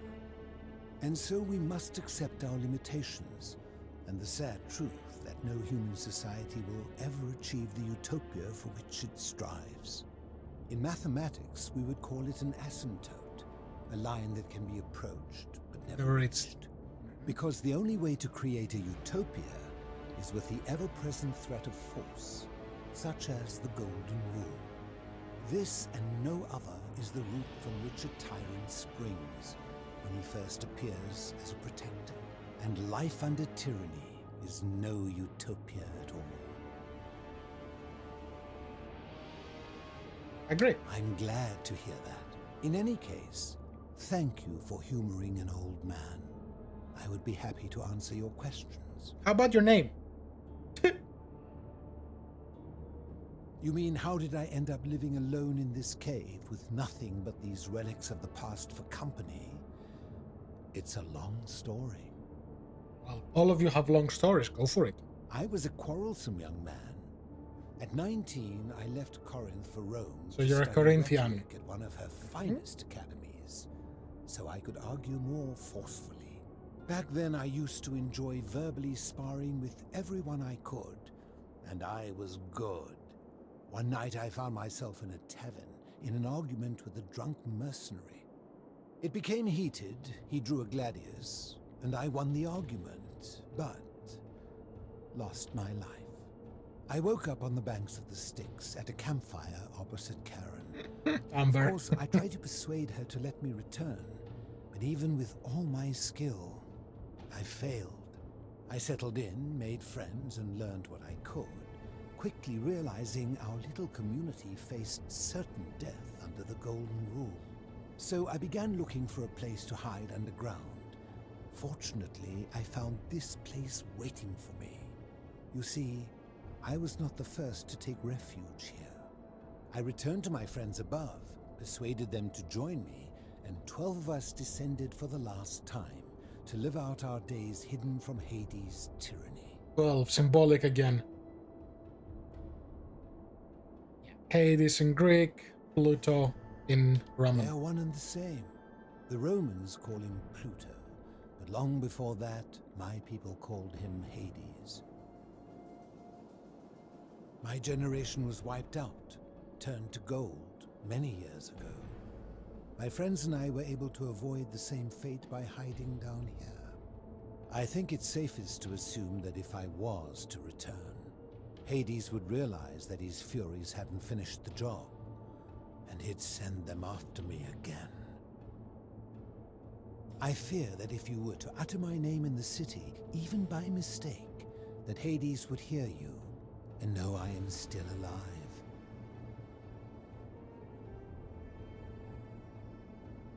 Interesting.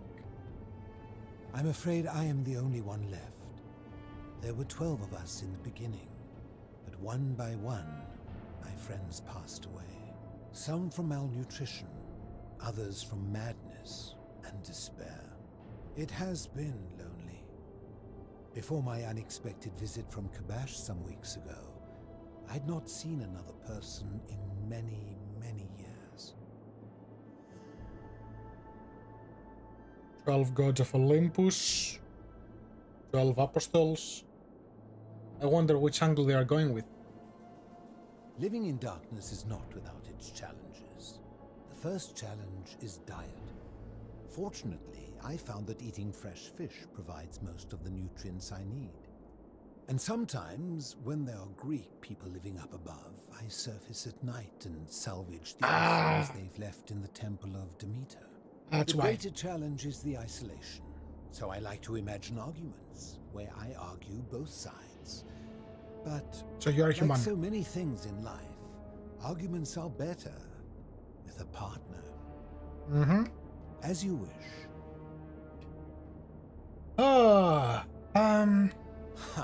If I did, would I be living like this? Did we not discuss it at length already? Oh, I see. You're toying with me. Blame the game for giving me the option to ask you. You seek the plaque bearing the Egyptian inscription. How do you know the Egyptian one? It is a cursed object, and I would be happy to give it to you if Kabash had not already taken it. I will tell you, but you may find him hostile. To prepare for your encounter, there are certain things you must know. Very few know this, but before the Romans came to this city, it was once entirely Greek. The architecture, the temples, and the people. When the Romans came, in typical fashion, they claimed it as their own, built over everything that could be built over, and renamed the things that could not. Thus, the Shrine of Persephone became the Shrine of Proserpina. And when they found an obelisk bearing the name Hades, they tore it off and replaced it with Pluto instead. And the city's dwindling Greek residents, witnessing this compulsive Roman conquest, decided to preserve what they could of their heritage. They gathered their art and valuables, secreted them away through the Temple of Demeter, and hid them here, out of reach of the Romans. However, there was one thing that always seemed out of place to me, and it is the very thing you see. The Egyptian one. An older plaque bearing an Egyptian inscription. We had no idea until years later, when the first of my friends began to die. As a result of their deaths, we began to dig catacombs branching off from this cavern to lay them to rest. We extended the tunnel so far that we accidentally discovered another, an even older tunnel, which somebody had gone to great lengths to keep hidden. Suddenly it made sense why there was an out-of-place Egyptian plaque among our people's possessions. You see, we proud Greeks had thought the Romans beasts for stealing and corrupting our heritage. But it turns out this game has been going on much longer than any of us imagined. I think it is best you head through the catacombs and follow Kabash's trail. So, okay. So Romans, Greeks, Egyptians, and before the Egyptians, what, Sumerians? There are certain things you must see for yourself. Take this key. You'll need it to open the gate. Okay, I'll take it. I enjoyed our chat, but please, keep my presence here a secret, yes? Of course.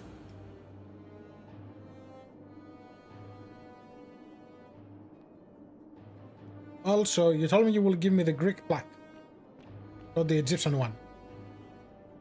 This is the Greek plaque.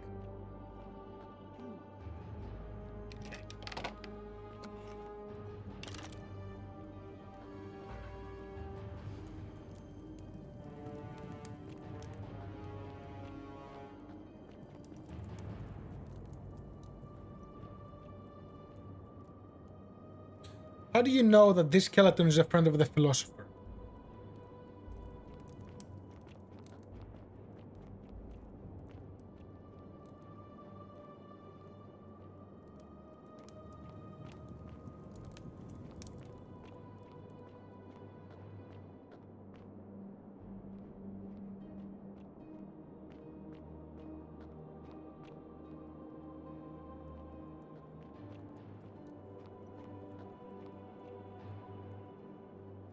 That looks like a skeleton.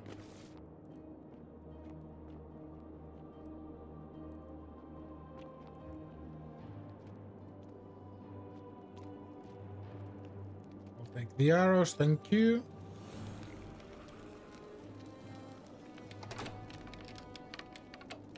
Okay, so this will be a loop back.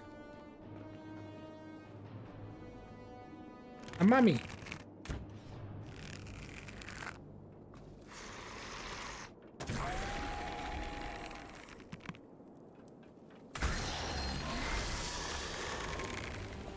Good. You guys are not immune to it. Good, good.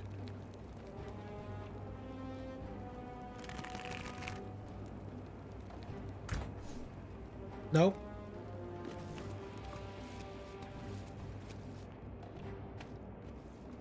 Oh, you're already a statue. That makes sense. Last light.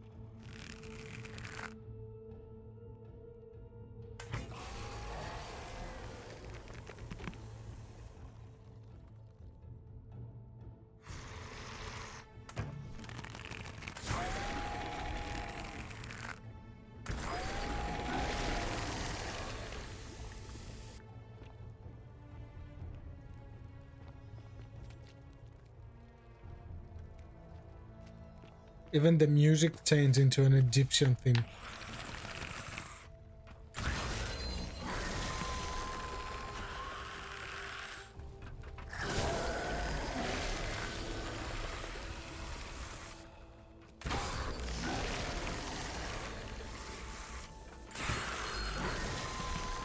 That's all?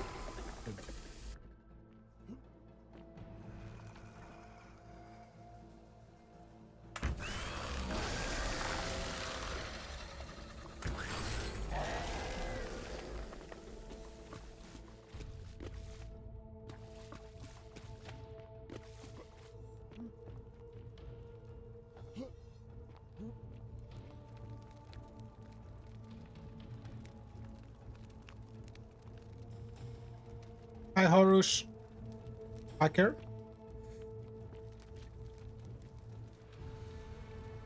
Anubis. Okay. Well, it makes sense. So another god of the dead.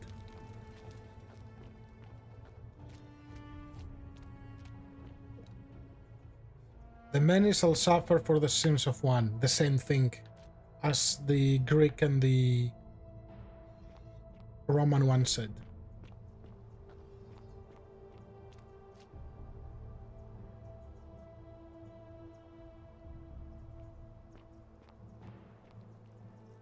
Stop! Do not come any closer. Who are you? I am Kabash. And let me guess. Another Greek or Roman come to loot and plunder the resting place of my ancestors, Nope. To what end? That is welcome news. You really are not Greek or Roman, are you? I was planning to return it myself, but for now, I must remain. Here, take it, and restore the honor of Osiris. Osiris. Lord of Silence. Now, as for the other plaque. Indeed, I have it right here. I stumbled across a collection of dusty curiosities while searching for a place to hide from the hungry children of Amit, and there it was. You may not. In fact, I am about to destroy it. Why? Because it speaks a treacherous, blasphemous lie. I will tell you, but first, do you know what this place is? Indeed, and I see you know our history. This is the Duat. See what has become of it. I have been down here for weeks, piecing together its story, and here is what I have learned. As Egypt declined and the Greeks had their turn to flourish, their souls came here in great numbers. But instead of adopting our ways, they copied and corrupted them. When they found the obelisk bearing the name Osiris, the true god of the underworld, they desecrated it, removing his name and replacing it with Hades. Even the ferryman of the dead, known to my people long before as Kerti, they renamed to Keron. As if that desecration was not enough, they built over this place, using it as the foundation for their own underworld, so that ours was forgotten. My only solace is that the Greeks then suffered the same fate when the Romans rose to power, renaming Hades to Pluto, and the cycle began anew. Actually, my first day off is tomorrow, Ashley. But yes, it's getting there. Just one more day. And yeah, only 6 hours and 30 minutes. I am glad to hear it, which brings me to this other, fourth plaque. It is inscribed with a script I do not recognize, but it is ancient, almost as if it is older than the plaque bearing Osiris's name. But if that is so, it would imply the gods of Egypt are mere imitations too, copied and corrupted from an ancient people who prospered even before us. And that my people did to them what the Greeks and Romans did to us. But this, I cannot accept. I sense a deception. Perhaps it is the work of Set, the usurper, seeking to undermine Osiris once more. You will never know. Ah, come This on. work of sacrilege must be destroyed, thrown into the black abyss below in Osiris's name. You are too late. It is done. Now I'm gonna have to go after it. You would plunge into the depths of the Duat with no way back up. Madness.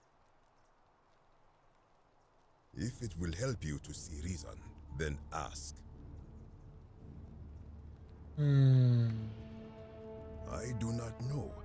What could possibly lie beneath the underworld?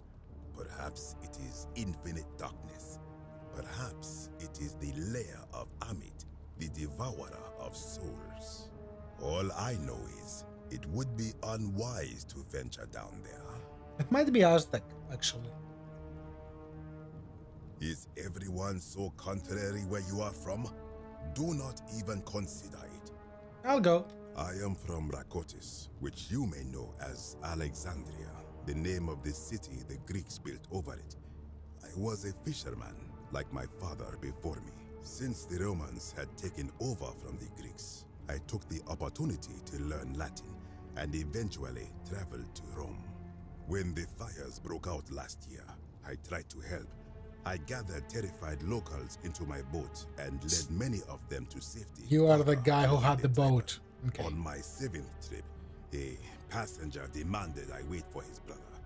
But we were full to almost sinking, and smoke was all around us. I told him his brother would have to save himself, and he tried to bribe me by placing a coin into my hand.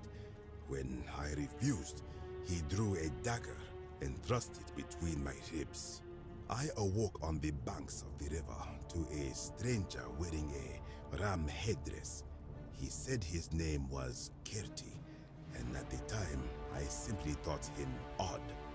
It did not dawn on me until much later that he was the Kirti, the ram-headed ferryman described in the Book of the Dead. Yep. This is where I belong, as caretaker of the memories of my people. If our ways are to be remembered, it falls to me. You're not helping anyone by being underground. I think if someone is to break the golden rule, it will not be me, for I try to live as I always have by the command of the goddess Ma'at. Do to the doer to make him do.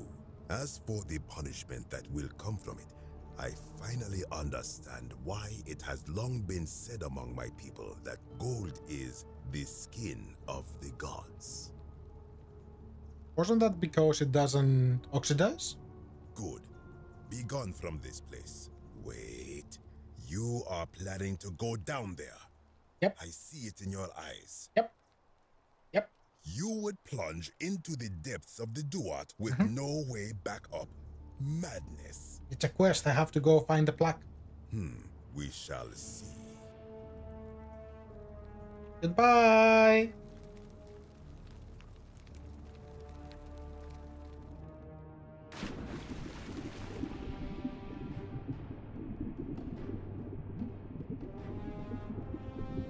Uniform inscription, Nurgle the Fierce One. Nurgle. That gives me Warhammer vibes.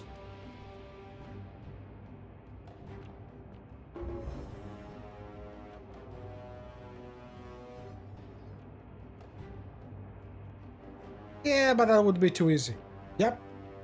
I know that face. But I don't remember them having...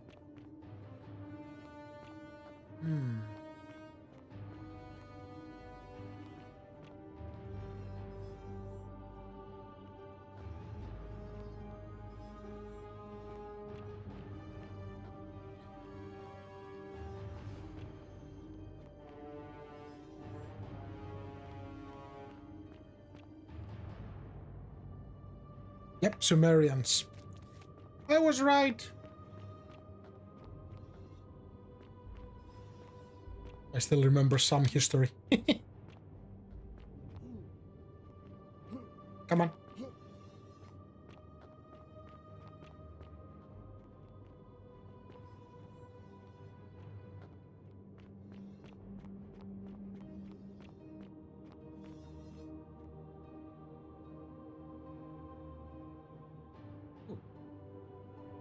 Stranger, heed the final words of Nam Kuzu. Bear witness to our aftermath and lament us. We did our best to live as the gods commanded. We planted and harvested together. We shared bread and beer. We accepted newcomers with open arms, as his family. But with each newcomer, the bonds of our family strained. And soon we were as strangers to each other. And when those bonds were finally broken, my brothers and sisters planted only for themselves and ate and drank alone. And it was there, in the empty space between us, that sin took root. Nurgle sentinels have awoken and clamor at our barricades. Learn from our mistakes?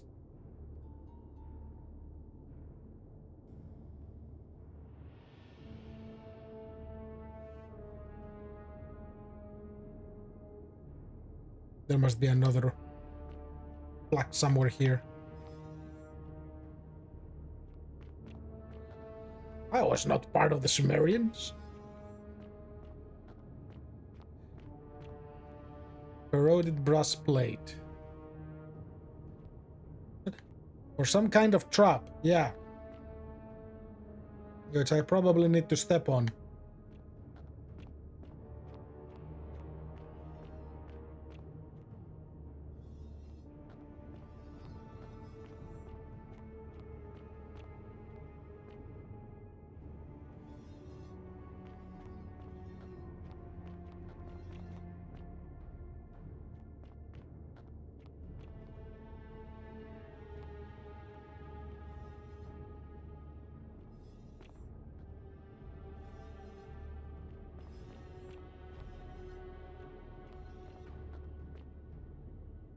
Wait. Oh, so I went around. Okay.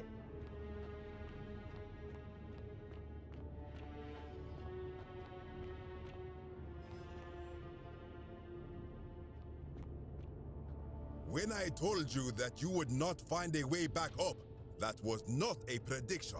That was a promise. You will die here. Dude, chill. I disagree. I warned you against coming down here, against perpetuating this sacrilege, but you persisted. You have undermined and dishonored the true god of the underworld. How did you think this would end, if not with bloodshed? Very well, I will listen. But if I sense deception, or if you further insult my gods, I will carry out my threat. So tell me, why should I let you live after you salvaged this instrument of blasphemy? If something can be destroyed by the truth, it deserves to be destroyed by the truth. There is no shame in building on the works of people who came before you. I'm just trying to replace all the plaques taken from the desecrated obelisk.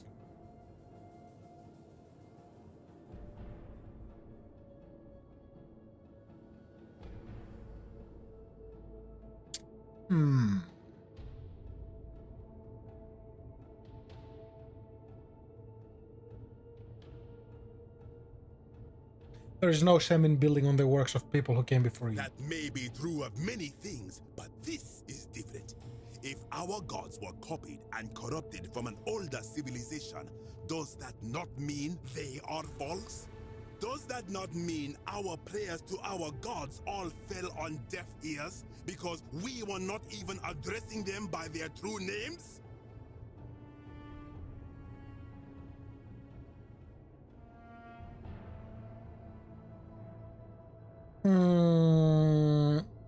One is definitely no.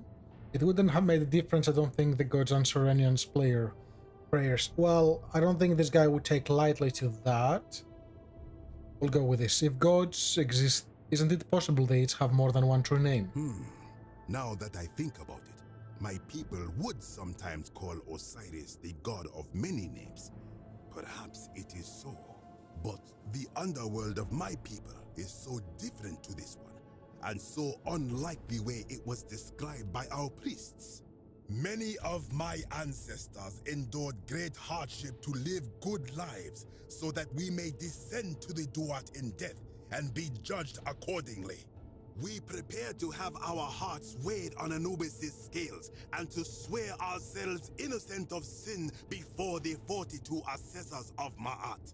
And yet, I arrive here to find the Book of the Dead contained only a seed of truth.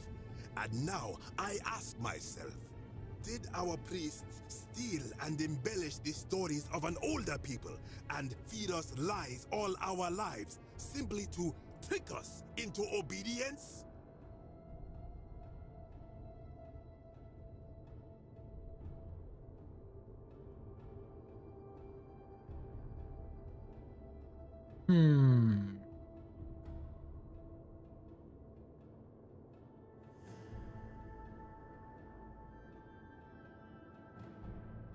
He's very idealistic.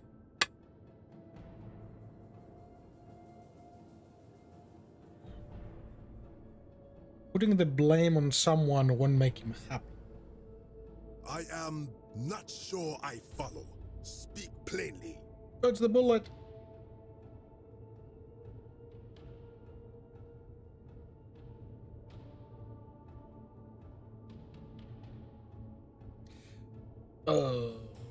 Even if your beliefs about the afterlife weren't quite accurate, isn't the important thing they motivate you to live good lives? If you were only good in life because you expected a reward, were you really a good person? I'm really going with this. Now you insult me and all of my ancestors. You have sealed your own fate. Good. I welcome it. You see, the philosopher told me that each time it breaks, Osiris bellows with rage, and his voice shakes the very foundations of the earth. Of course that philosopher knows. I only hope one more tremor will lay waste to this fragile place once and for all, and you along with it. Okay. The many shall suffer for the sins of the one. Don't shoot me. I need to run up, right? Why is there water? Yeah, I'm dead.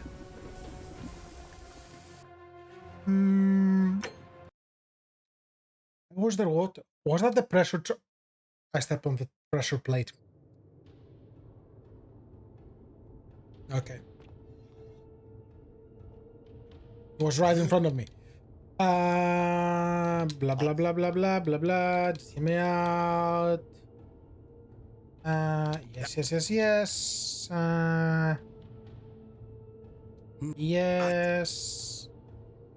Yes. Perhaps there is some truth in that. What is your point? Are you going to abandon a lifetime of good character now that it matters the most, just because you found out you were misled? You are persuasive. Very well. I will let you live. Later, Thursday. You will do what you will with that plaque. I will remain here for a while and attempt to learn what I can about the foundations of my people's beliefs. Go. I was so close. I was away from a single question, and the trap is right in front of me.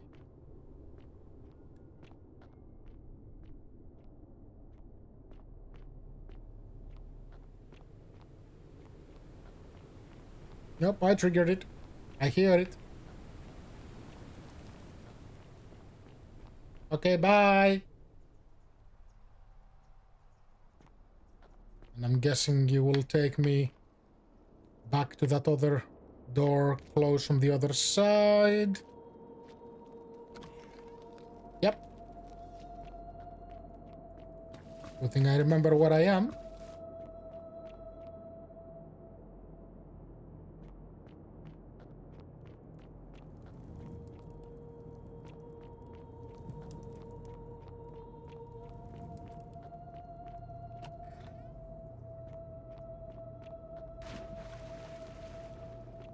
You carry the gift of Prometheus in your hand.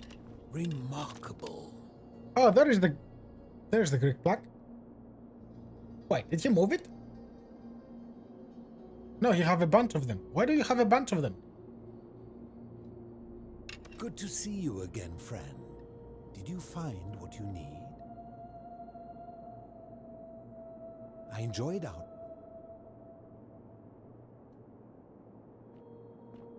Unless it's somewhere here and I missed it.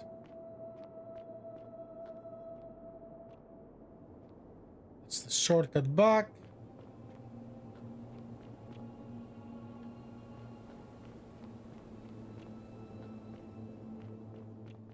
So I got the Sumerian, I got the Egyptian, and I got the Roman. So I'm only missing the Greek, but he did... I'm pretty sure he said he had the Greek one.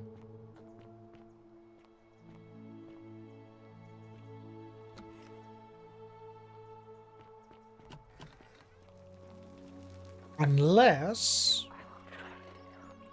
Okay. Unless this person had the...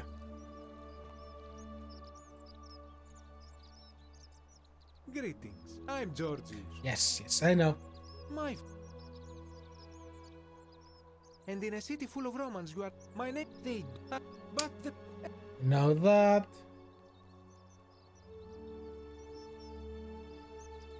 Oh, yeah. I hope that... It's the other guy who has it. Okay. A golden bow, just like Apollo and Diana's. You see nothing. Big. Cool. We are almost there. I can get the Galerius on the next respawn. How to stop Virgil's harassment. That's the only one I do not know. Demetrius, Horatius, and Rufus. And have a look through their homes. Careful who you trust. Yes, that's a good idea.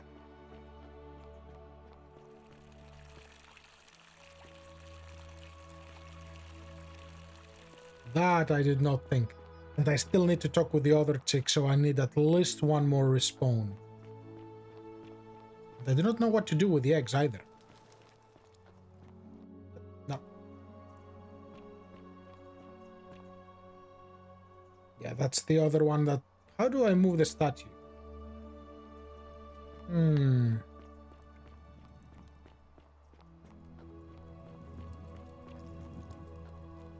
Galerius? Horatius? Looking a bit troubled there. Well, isn't that an impressive trinket? I haven't slept right in 3 weeks. Oh, do us all a favour. Don't be too hard on yourself. Okay. From what I hear, nobody saw it coming. Anyway, I thought you Stoics weren't supposed to worry about things you can't control. Yeah, but I keep thinking, what if there is something I can do? What if she's out there somewhere suffering, waiting to be found? Sounds like you're torturing yourself. Leave that for the gods. Try to relax, get some rest. Tomorrow's a new day. I suppose you're right.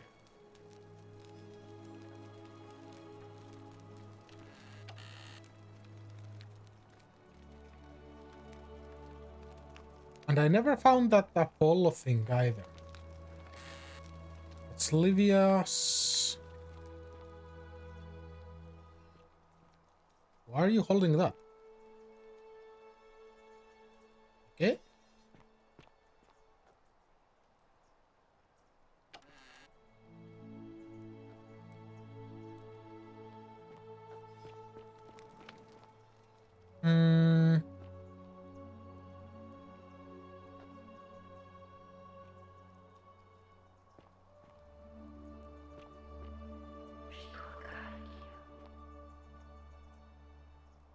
Galerius?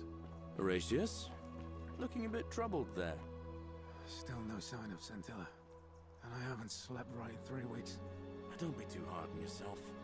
From what I hear, nobody saw it coming. Anyway, I thought you Stoics weren't supposed to worry about things you can't control. Yeah, but I keep thinking, what if there is something I can do? What if she's out there somewhere suffering, waiting to be found? Sounds like you're torturing yourself. Leave that for the gods. Try to relax, get some rest. Tomorrow's a new day. My life has been torturous as the 7 labors of Hercules. Did I read that before? Yes.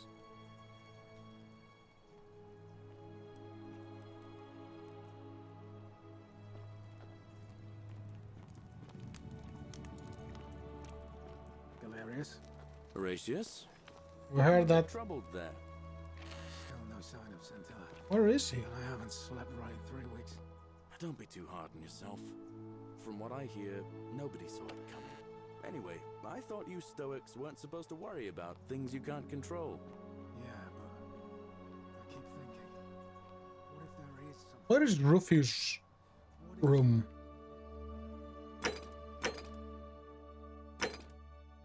She's out there somewhere, suffering, waiting to be found. So Sounds that's like you're torturing the one yourself. room, but there's nothing Leave that for the here. gods. Try to relax. Get some rest. Tomorrow's a new day. I suppose you're right. I did search here and there was nothing. Get out, now. So it has to be the one up there. There he is. Horatius? Looking a bit troubled there. Why are you keeping a golden statue here? Really? Don't be too hard on yourself.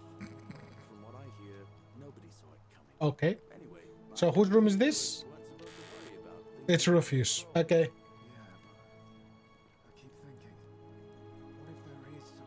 Aha. So he... Oh, I see what happens. This is your final warning, Sinner. Okay, I know who's the guy. Let's find Rufus. I suppose you're right. Isn't that an impressive trinket? Ah, you again. Yes. I know. No idea what you're talking about? Mm-hmm. Look, I haven't been at my best lately. I know that. It's the rheumatism.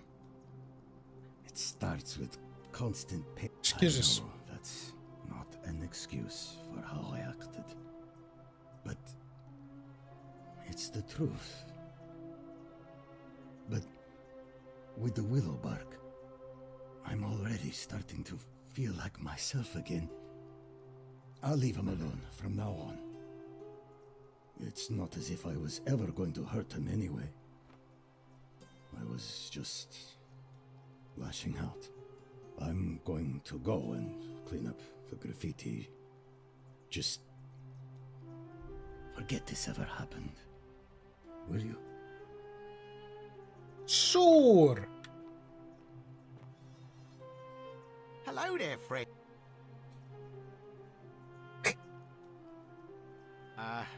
Are you well, stranger? Have you been out in the sun? Now we know what we're doing for. Mali. Good. Very. Bye. Okay. So, just Virgil, and I'm done with this loop. Is he doing push-ups by the river?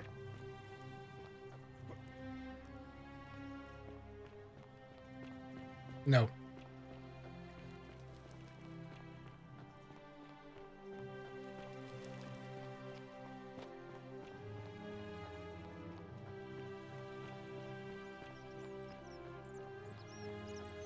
I've never seen a lamp like that before. Remarkable. Welcome back. What demon or spirit told you about that? You went snooping in his place? That was risky. We're lucky you didn't cross any lines. Have you spoken to him about it? Mm-hmm. He won't bother you anymore. Really? How did you manage that? Poor fellow. I've heard that can really mess with a person's head. Well done for figuring that out.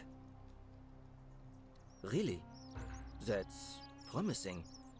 I'll keep an eye out for him. Well, Malleolus is talking about loosening some of the restrictions in this place. And while it's all a bit vague, at least he has... My vote isn't for... So I cannot change you. Okay. So my errand boy will take care of all of that. Okay, so those three will happen together.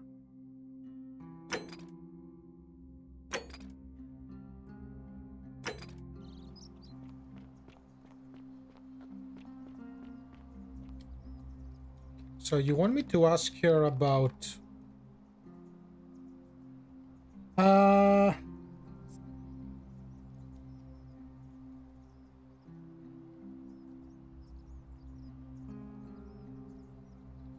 as I...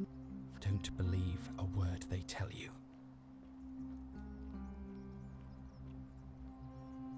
It is, if the... Truly. Truly?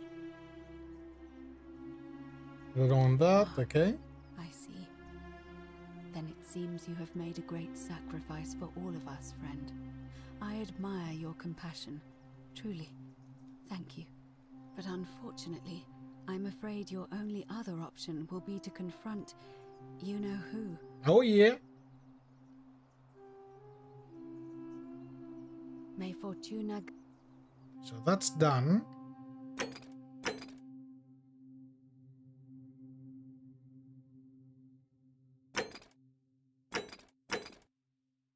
Okay.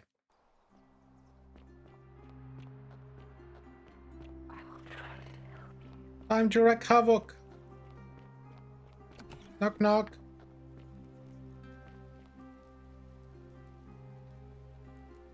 You won't talk to me, will you?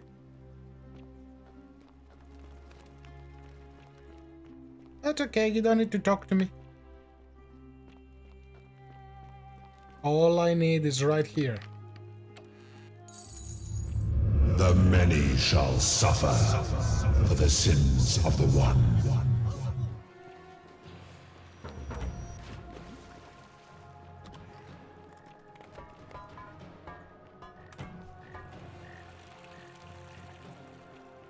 I need my savings back. Ow. Actually, I still have to deal with the other chick. Wait, how did I die? What? No. Really? Really, game? On your best behavior, I trust. Vote for Malleolus for a free drink at my tavern.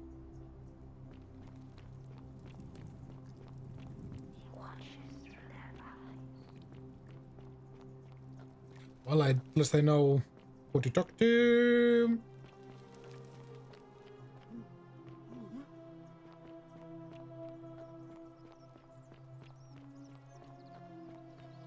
Salve.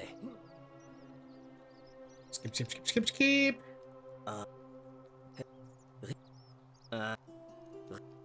Okay, bye.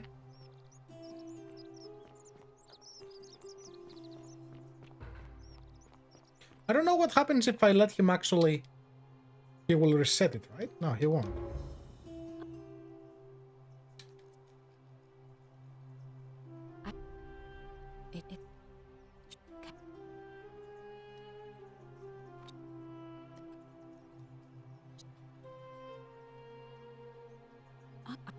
But first, it look if you... It's the tower. Okay, so that's done. Save. Right. Talk to you about anything? Or is that all you do, just push-ups? What? Boop.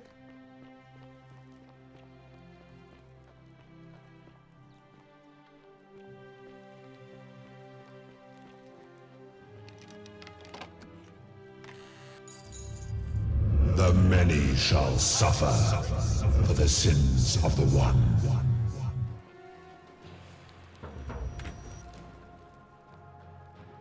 Yeah, shoot him, not me.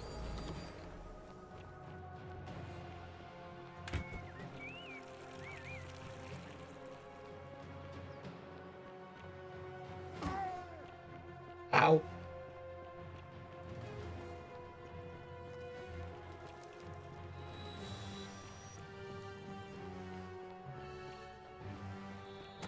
Eee.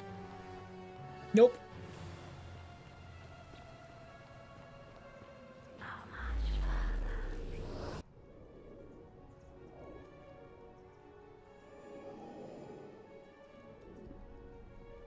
Back we go. Okay. Hey, friend. Salve, friend. Mind telling me who you are and what you're doing with that bow on your back? Oh.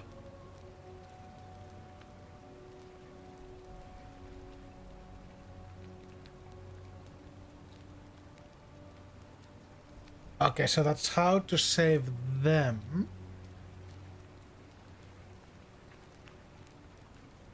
Oh, sound. You do this, yep. Stop Fabia. Right, Yes.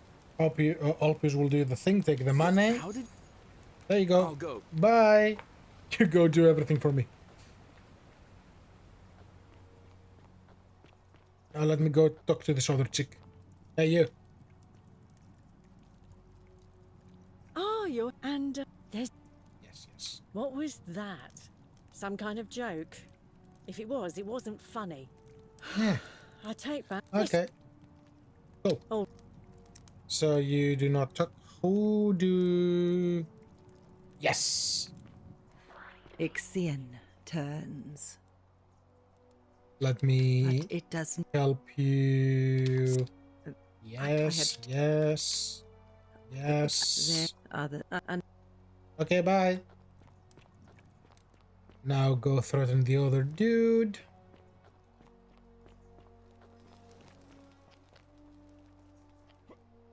That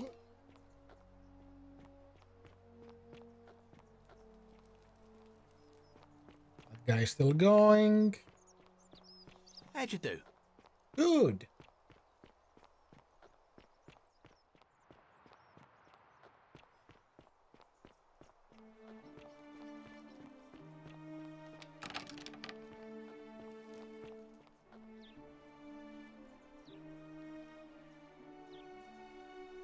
I need to wait for Galerius to do his thing. Okay.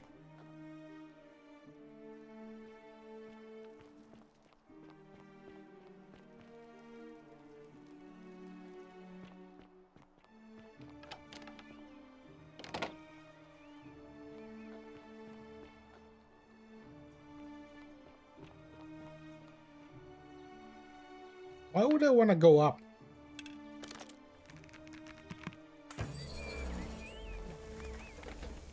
Is that another way in?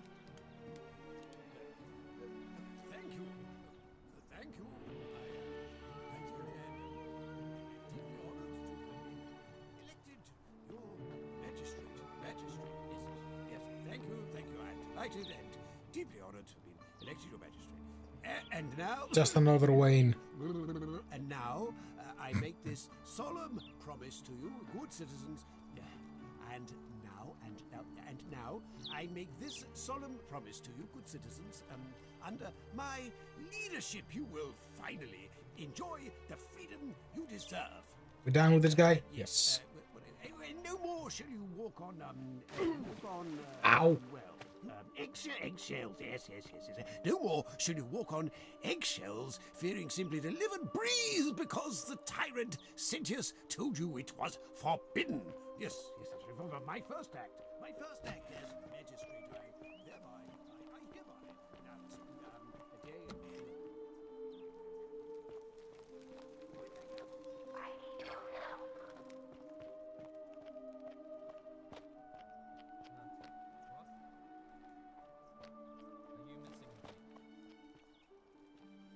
And now he's finishing up with this dude. Okay?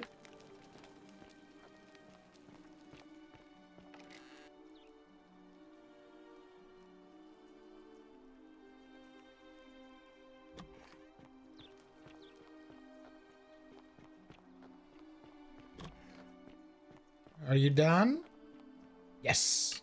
Did you just scale the wall to my villa somehow? I must remember to have words with that buffoon Domitius. Well, why have you risked life and limb to see me? Withdraw from the election.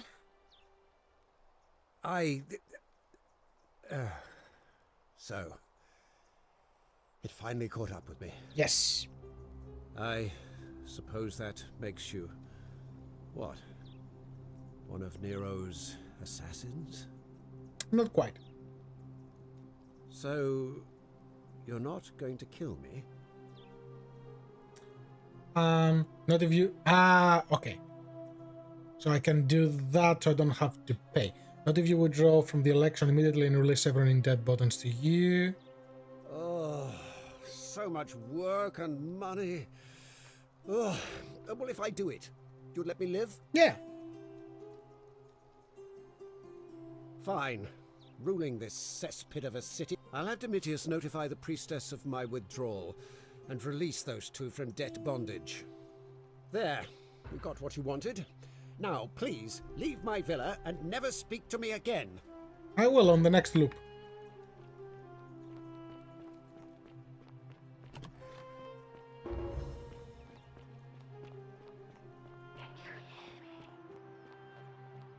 There's the guy I wanted to talk to.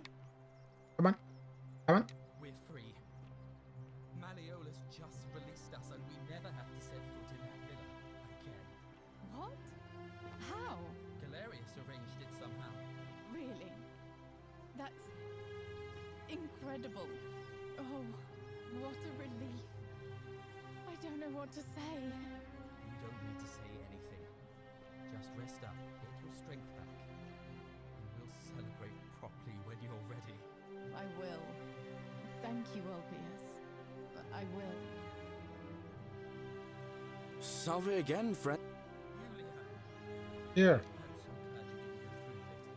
It wasn't for lack of trying. And now Malleolus is going to... Wait. It loops back. Come on, game. Fear is proof of a degenerate mind.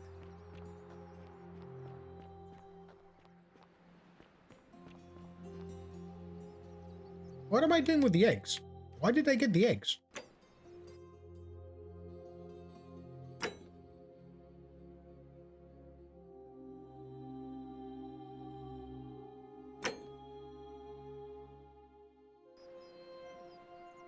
Oh wait, I know where the Shrine of Apollo is. Duh.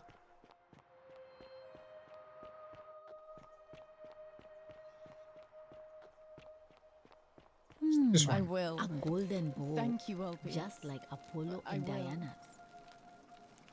Where is it? Yulia! I'm so glad you didn't go through with it. It wasn't for lack of trying. Really? It was there? And now Malleolus is going to... Wait. Why do you look so happy? We're free. Malleolus just released us and we never have to set foot in that villa again. What? How? Galerius arranged it somehow. Really?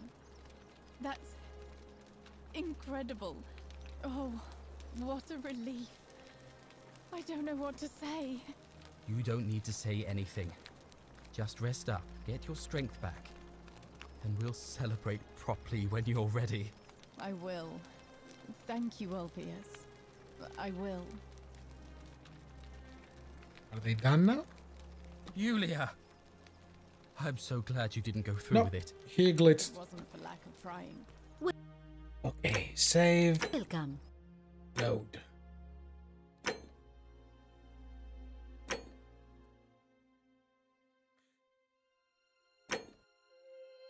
Don't you love it when the game freaks out? You go too fast for it and it's like, oh no. It Welcome. wasn't for lack of trying. And now Malleolus is going to... Wait. Why do you look so happy? Go again. We're free. Malleolus just released us and we never have to set foot in that. Okay, let me walk away. Galerius arranged it.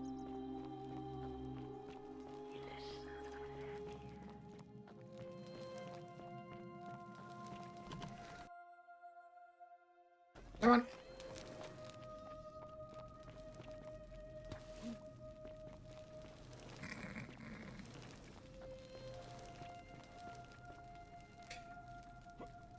I'm sure.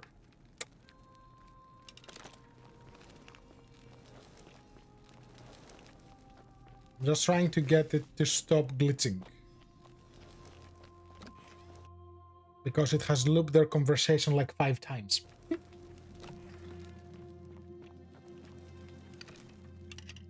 No. I want my flashlight, thank you.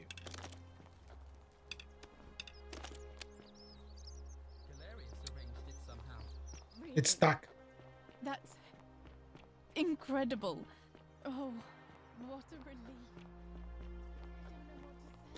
Why, game? Let's talk to you. It'll be between Sentius, the incumbent. Why do you... I like the idea, but I know Galeria... It was only... So, I suppose if you'd like to see Galeria... Didn't I make him? You can. Assume... Certainly.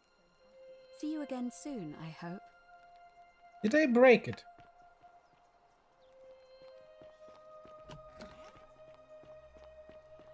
Yes, I did, because I gave it to solutions. Devs didn't think about that.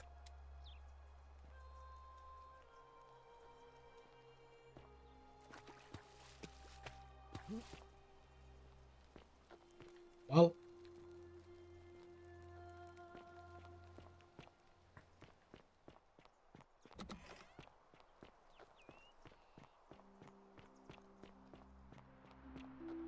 It wasn't for lack Isn't of the trying. great temple majestic? And now Malleolus is going to... Wait. Why do you look so happy? Where can I go for them to finish their thing? Otherwise, I'll have to cause extinction again.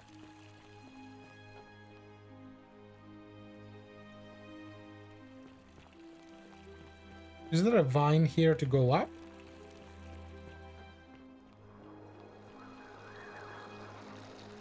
No. Let's take the money.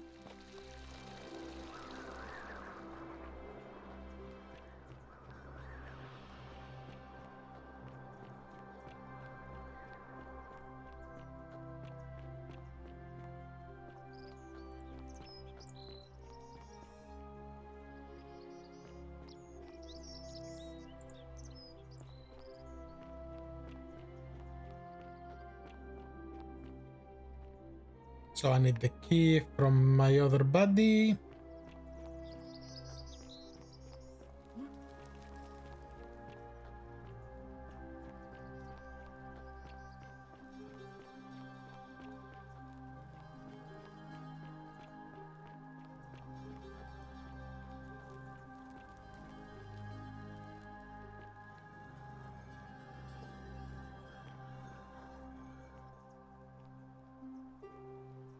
Three of them are here. And then I can probably send him put the plaques up as well.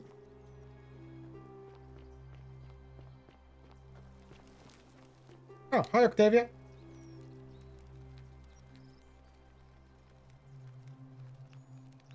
Welcome. I'm feeling fine. Nope.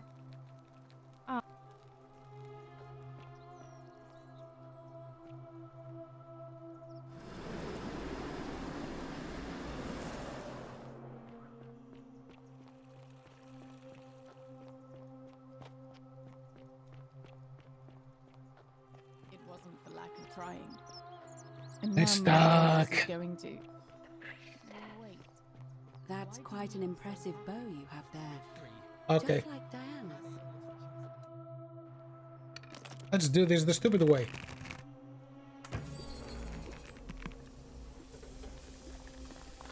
Oh, this doesn't cause it? Oh. The many shall suffer for the sins of the one.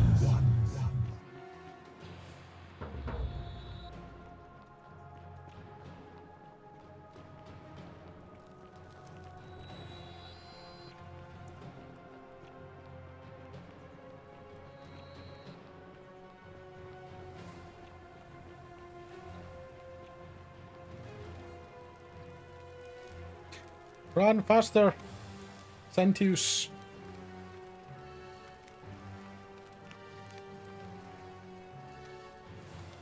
Okay, so don't give him the 2000. Seriously?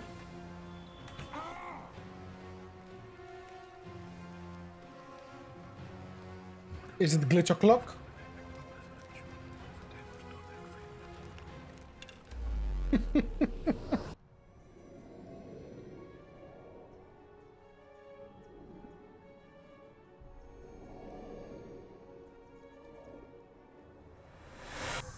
That's better.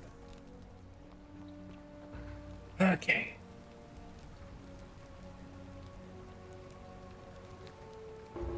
Oh. So, you can do this. Oh, you can do all of them. What? Are you... You're serious, aren't you? I doubt Domitius will let me talk to him, but I'll make sure he passes on the message. Okay, so you can do that too. Good. Do Poor the Rufus Virgil. thing? Poor Rufius too, I guess. Alright, got it. Stop Fabia. Alright, let me see. Stop Fabia going in, but send the new... I'll go. But once I'm done, I'll need you to tell me how you know all of this. You got it. Go. It'll take 5 minutes to do all of that. I will just watch you from afar.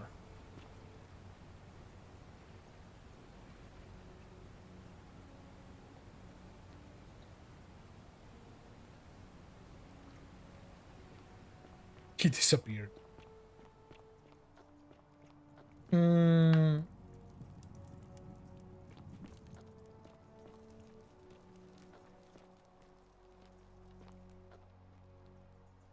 So that shouldn't make them freak out.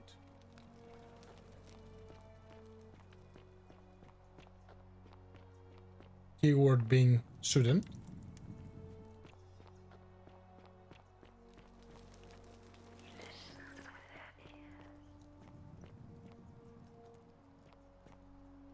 Where were you running exactly? Into nothingness?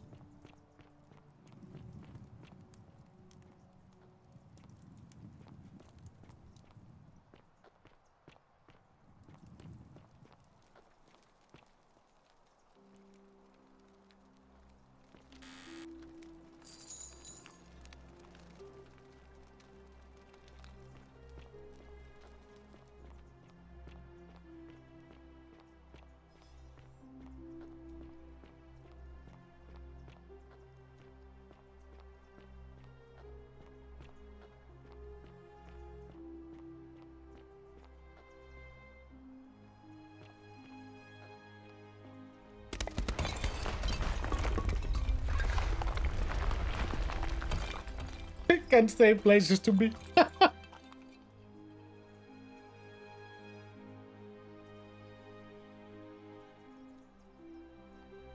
So he's still on task too.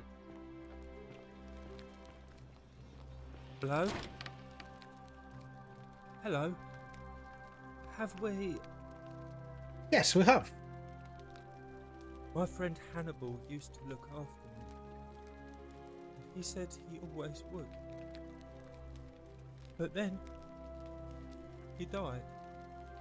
It was very sad. He said, if anything ever happened to him, I had to find something very precious hidden away. He gave me this key and made me promise to keep it safe until I found the treasure. But I couldn't find it. All I remember is he said something about the sister. The last plaque I need. But when I went up to the high one, they put me in here. Now nobody looks after me. Except my friend Galerius. And Ek, the priestess lady. She's a lovely lady. Yes. She's a nice lady. Do you like it?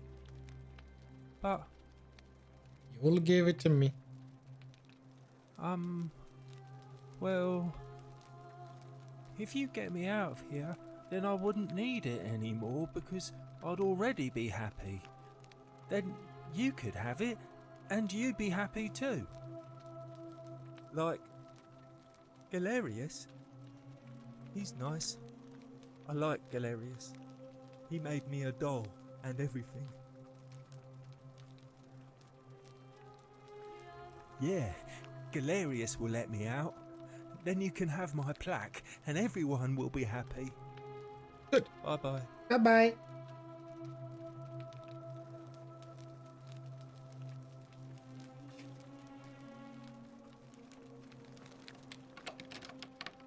Hello. Bye-bye. So it says King Pluto.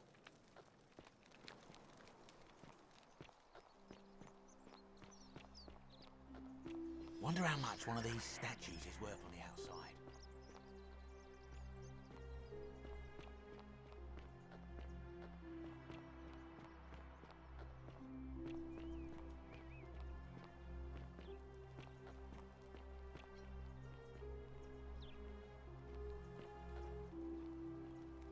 King.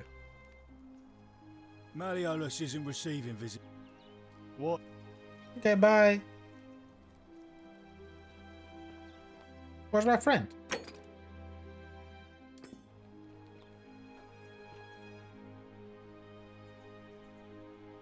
Oh god, did it get stuck again?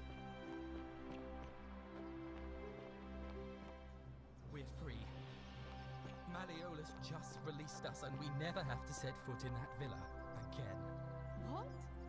How? Galerius arranged it somehow. Really? That's Welcome. incredible. Oh, what Feeling a all relief. right? I don't know what to say. You don't need Sure. to say anything. Just rest up. Do- Get your strength back. Do you really want to know? Properly I when mean, you're ready. I will. gladly. Well, Piers. That's a sh. I will.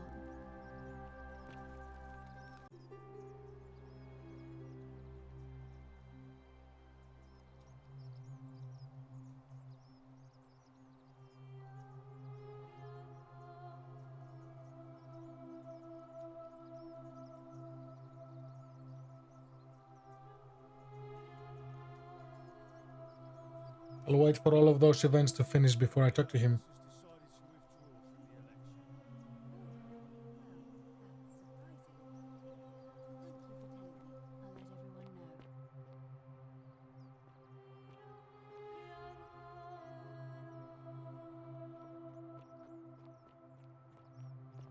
Citizens, I have an announcement.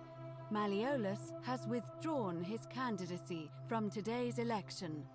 Unless any new challengers are nominated by nightfall, Sentius will be re-elected magistrate by default. Actually, I'd like to nominate myself. Good, if good. that's all right. Of course, Galerius, that's your right. Citizens, the election will proceed. Perfect. Salve again, friend. I went and did it. How is it possible that you've... I just know stuff. I've been doing stuff. You're a Sisyphus. Yeah. Yes, yes. He forced... Tantal... Oh. Anyway, so, I'll tell you what. Oh, and I'm in the running for magistrate. Feeling kind of nervous, but I'm hoping it'll all be worth it when I order Dooley's release. I just hope I'll have the votes I need. Oh, that's kind of you to say. Now, I'm going to keep your secret. Although, it's not as if I'll remember this next time we talk anyway, right? Oh, and if our conversations ever start to annoy you, just... You're fine, bruh. You're fine. You're the MVP. Now let me convince my friends to vote for you. Ah, a fellow traveler from a great... I cannot get used to his Greek What? accent. Galerius. Did you know he saved the life of my young friend? But of... I hope... So Rufus is the only one... Rufius is the only one who will be a pain.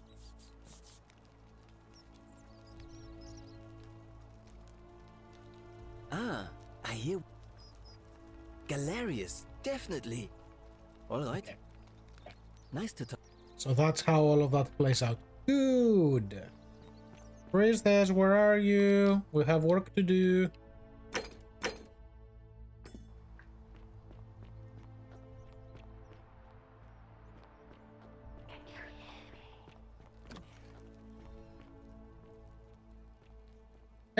Hold on. A new faith. Yes. It must be complete. It'll be. Why? Let's start it now. As I said, I'm planning to hold it. Yes. I have overheard some rather unpleasant arguments. The last thing we need here is additional conflict. Very well. I'll get things started right away. Thank you. Let's go do the voting.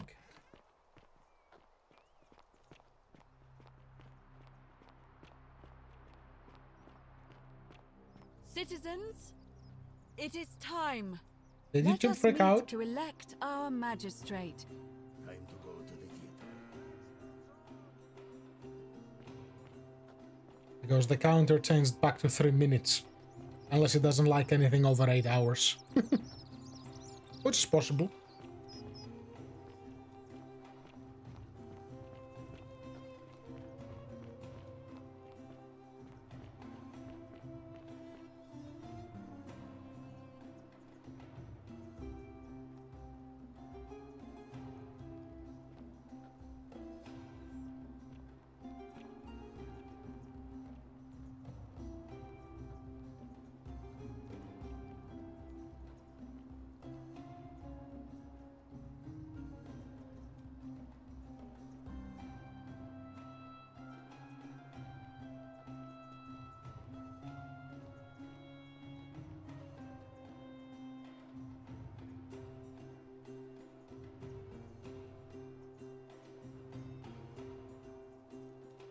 Yeah, I think it stops at 12 hours. I remember someone saying that.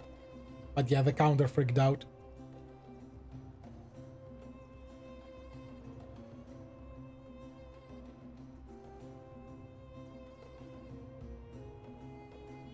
Citizens, we have a quorate body of voters gathered here to elect the city's magistrate. The candidates are Sextus Sentius Imperiosus and late nominee Gallus Galerius Helva. Marcus Malleolus Gurges withdrew his candidacy earlier today. As agreed, we shall dispense with ballots and candidates will abstain from voting. Let's make this quick. As I say your name, call your vote. I'll start with you, Horatius. Sentius, of course. Georgius. Galerius. He saved the life of my dear friend Fabia. Dacius. Sentius. Virgil. The man who put a stop to the threats I've been receiving. Galerius. Ulpius. Galerius, the man who saved my life. Rufius. The man who treated my rheumatism. Galerius. Citizens, you have made your decision. Your new magistrate is Gallus Galerius Helva. What? It has been decided. Magistrate Galerius, would you like to make a brief address? I just want to say, this isn't something I ever wanted. Now that you put your trust in me, I'm going to do everything I can not to let you down. I'll need some time to put together a list of the changes I want to make around here. But I promise you, there will be changes. My first order is that Dooley is to be freed. Horatius, release him from his cell immediately. Please. Wait, do I need to say please? I suppose not. That's it. You can all get on with your day. Nothing else to see here. Move along.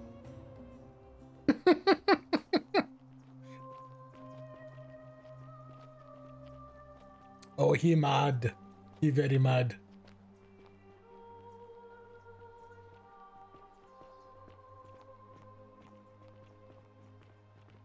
Glad Galerius won. He deserved it. Yep.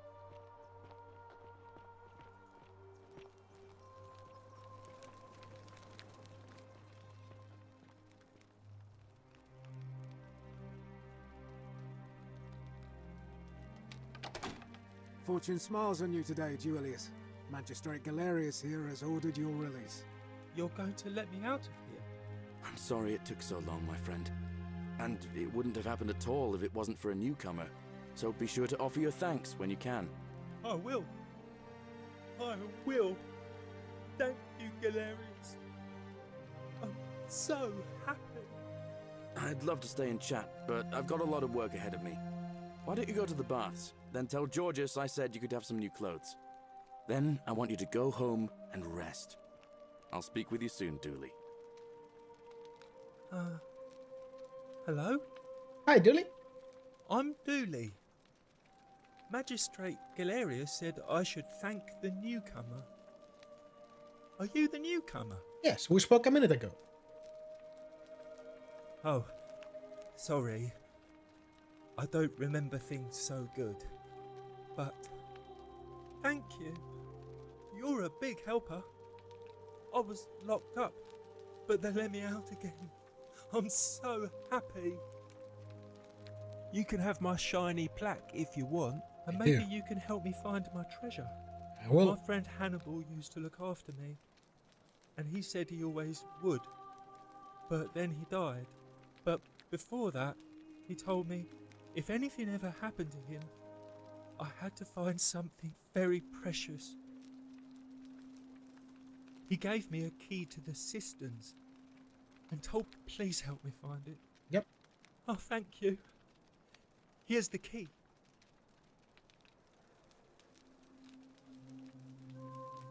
Hope you find it. In the cisterns. Way up high, Hannibal said. Oh, look over there. Something shining. Is it treasure? Maybe it is treasure. I could see it for myself. It's like the Greek plaque. Pretty. And it's just lying out here in the open. Maybe nobody wants it anymore. Maybe no one will mind if I just Take it. take it. Okay, so all of those are done. Yep, we'll unlock that.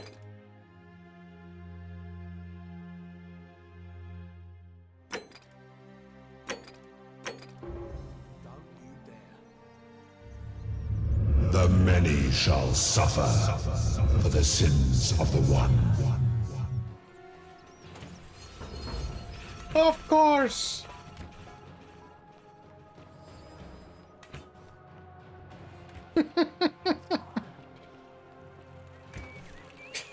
Immediately you let him out. Shiny!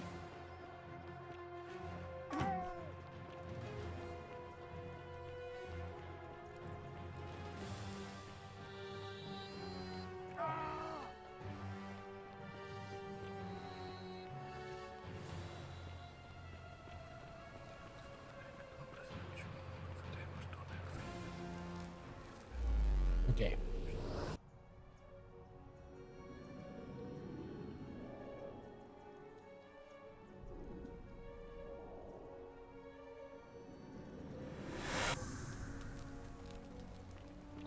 You go do things, I go do the plaque.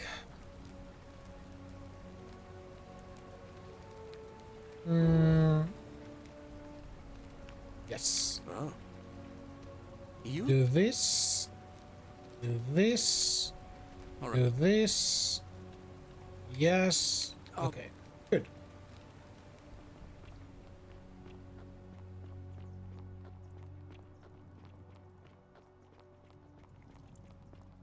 Ixion turns.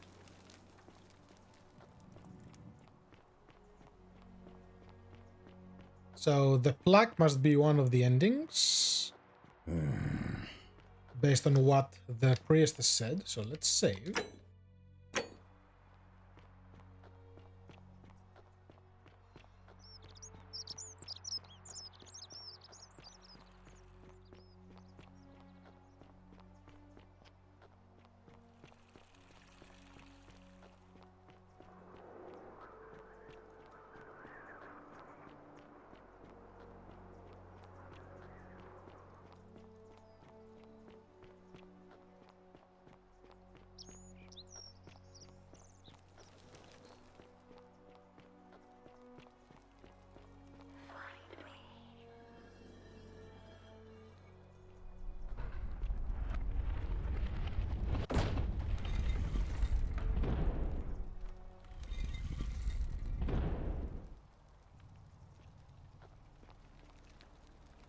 Hello, I'm here.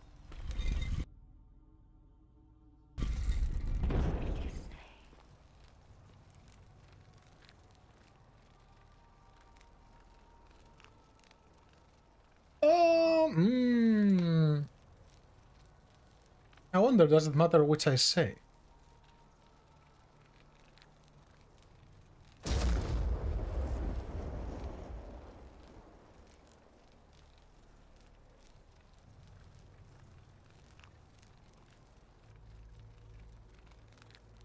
It has to be the oldest, hasn't it?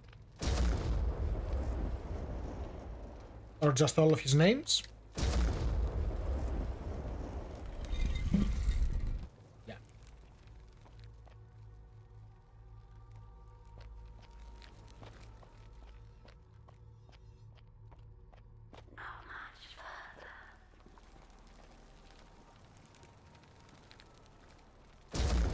No, it's just Pluto. No, it's all of them again? It's all 4 names. Ooh. Okay, we are in the Egyptian section.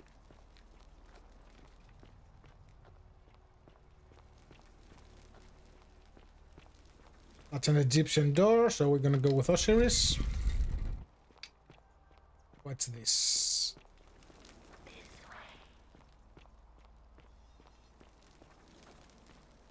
This doesn't look Roman or Greek, so it must be Sumerian.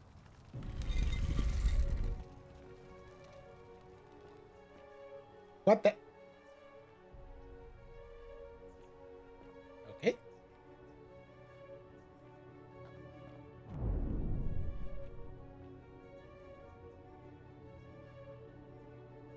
I'm in space. That I did not expect.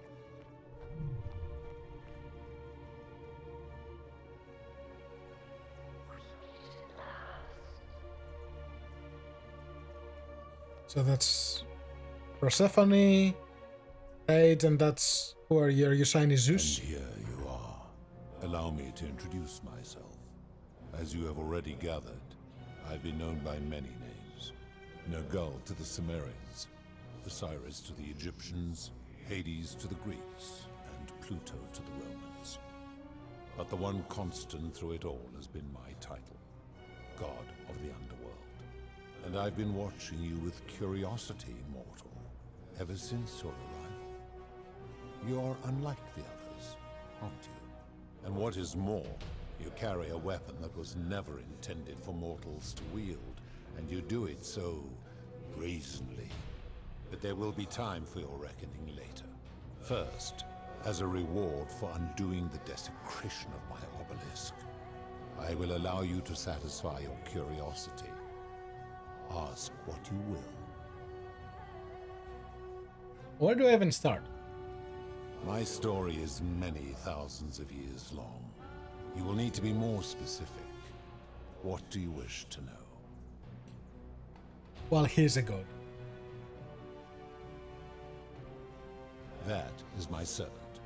You would have met by the river. Yep. Though she wears many faces and goes by many names. She was introduced as Karen. Tubal to the Sumerians, Kirti to the Egyptians, Charon to the Greeks, and Charon to the Romans. Her role is to ferry souls between the mortal world and this one, and to make their transition as seamless as possible. For that, she earned herself the infamous, if erroneous, moniker, the Ferryman. You will talk more later. For now, ask your questions. This is my beloved. Like me, she has been known by many names. Ereshkigal to the Sumerians, Isis to the Egyptians, Persephone to the Greeks, and Proserpina to the Romans. Or perhaps you might know her as the goddess of springtime, the cycle of life and renewal.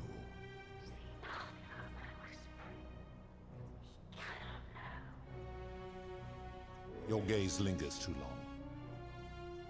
Sorry. My kin and I all adopted this form long ago, so that we might better understand and communicate with your kind. In time, we grew fond of the sensory delights it affords. Desire, joy, ecstasy, even rage and sorrow, while an acquired taste can be addictive. It is a matter of perspective. God is a label I was given by you mortals, not one I gave myself.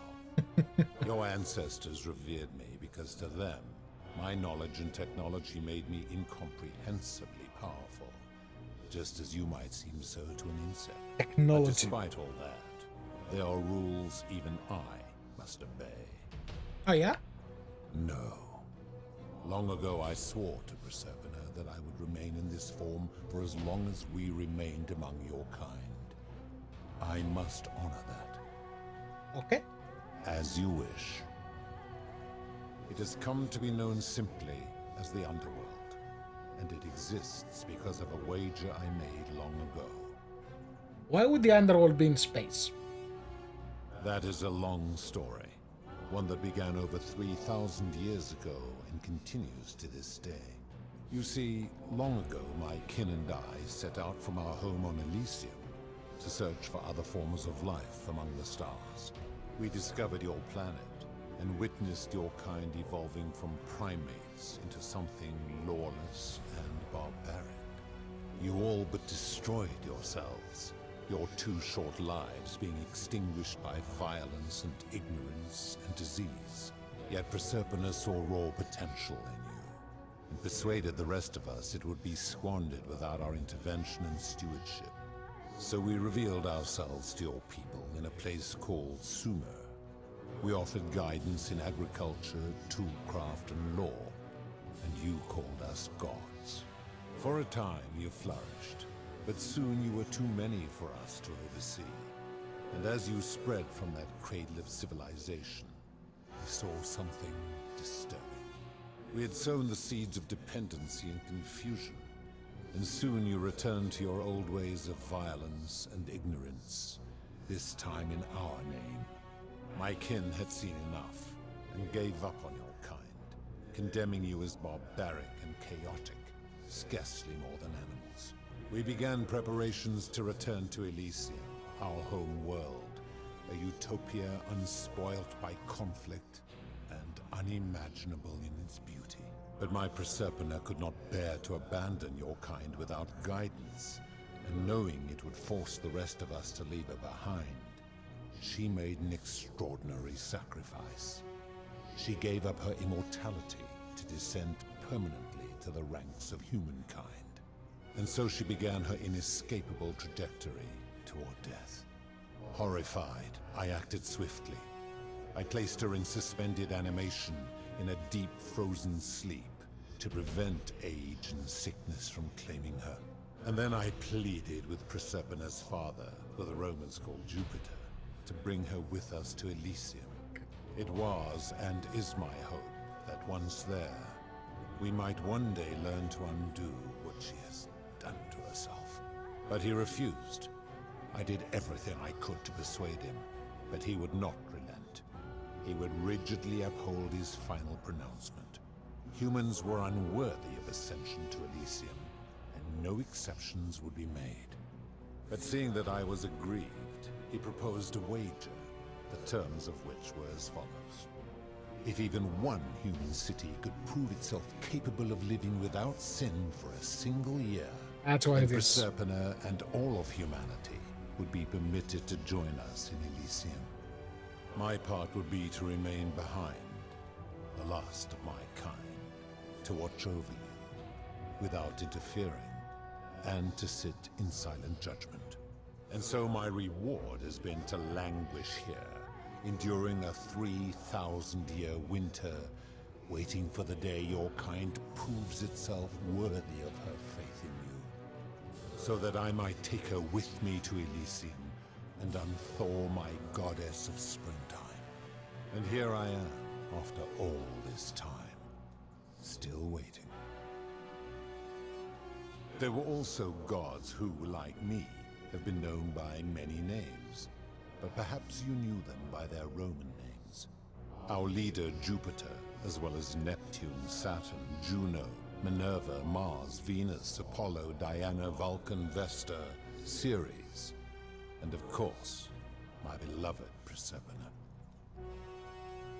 As the first wave of your kind arrived from Sumer, I had them build a city in their own fashion, so that they might be comfortable and recreate their lives here.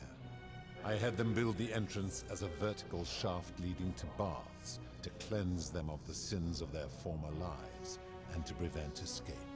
I watched wave after wave of Sumerians arrive, and as their civilization declined over the centuries, they were replaced by Egyptians. Of course, believing themselves to be the superior civilization, the Egyptians promptly built over what had been built before, and made all the same mistakes. After another 1,000 years, the Greeks began to arrive, and then the Romans, and they all did the same thing. They built upon the underworlds of their predecessors, renamed their gods, and ensured their foundations were forgotten. Makes sense. To ensure the wager was fair, it was important that my subjects were chosen at random. To this end, I had my servant distribute 1,000 tokens fashioned from silver, a rare element at the time, across all of Sumer. That explains the coin. Whoever died while in possession of one of them would be located by my servant and ferried to this place, with no memory of how they arrived. As the tokens were discovered, they were traded, smelted, and fashioned into trinkets, and eventually coins, spreading to Egypt like seeds on the wind. Later, when they spread to Greece, they would come to be known as Charon's obol, or as coins for the ferrymen. Some placed coins in the mouths of their dead, hoping they would awaken here, though they had no way of knowing which coins were fashioned from the original tokens. In fact, almost all of the tokens are accounted for, only 2 remain. And so after this wave destroys itself, as it is destined to do, your kind will have squandered the last of its potential to ascend beyond this rock, and Persepolis along with it. It is a regrettable story. One of the first men who came to this place was a king of Sumer and a troublemaker. To be rid of him, I returned him to his people, on the condition that my servant erased his memories of this place.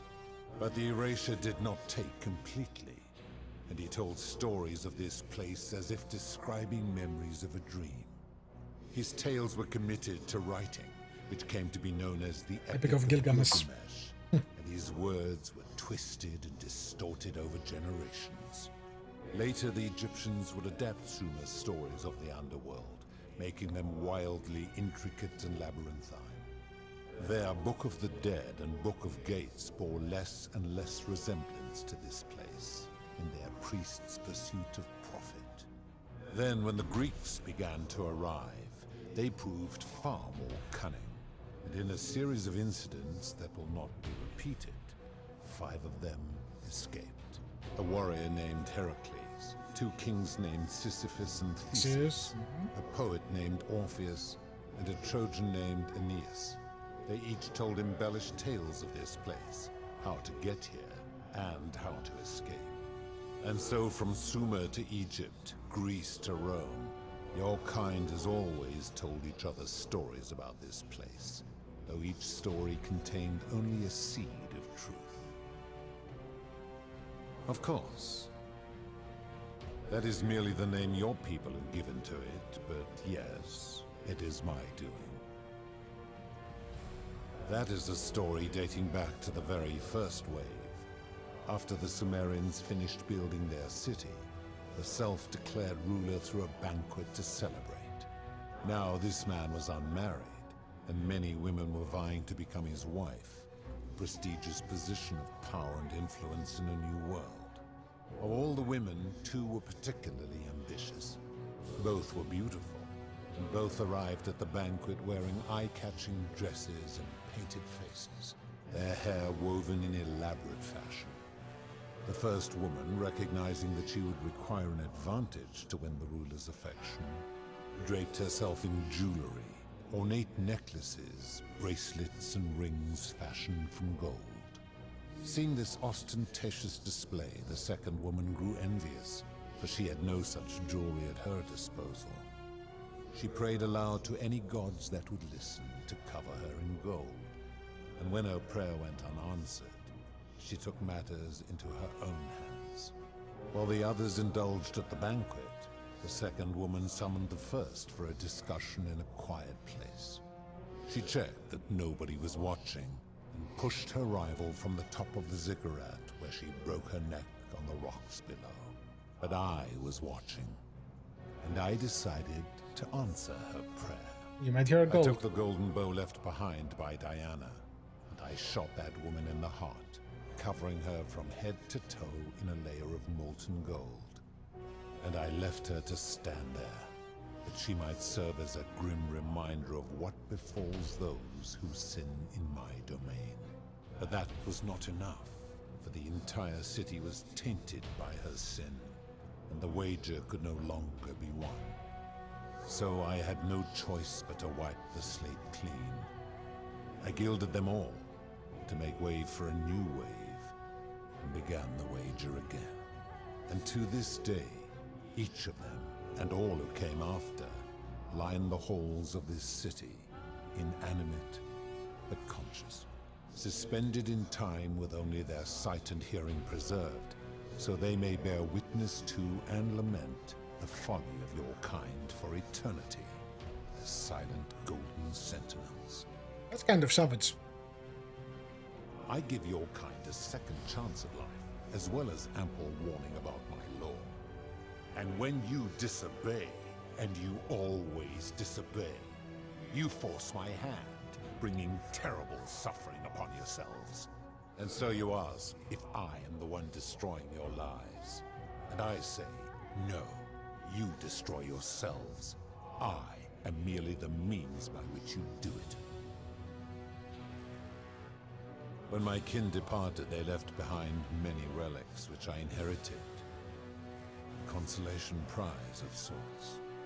The golden bow originally belonged to one of my kin, who the Romans called Diana. As my collection of golden statues grew, I chose the most ferocious among them, and equipped them each with a duplicate of her bow, and tasked them with hunting down the Forsaken at my behest. They became known simply as Furies. I've always considered that the cornerstone of morality is the ability to determine right from wrong on one's own. No attempt to lay out rules like your Code of Hammurabi or your 12 Tables of the Roman Republic can ever cover all possible scenarios. This should come as no surprise to you, since the core principle has been expressed in many forms by many of your civilizations. The Egyptians made a rudimentary attempt with do to the doer to make him do. The Greeks refined it with avoid doing what you would blame others for doing. The Roman Stoics added, treat your inferior as you would wish your superior to treat you. Even the so-called cultists hiding among you often say, do unto others as you would have them do unto you.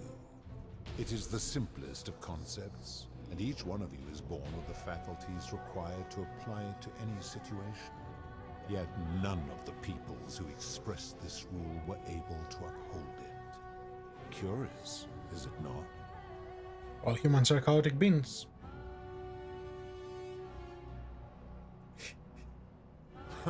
For you, perhaps.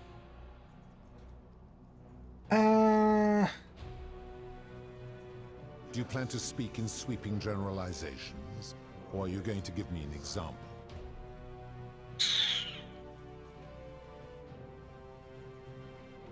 Where do I even start? The midwife in the palace, yes. How is that inconsistent with the rule?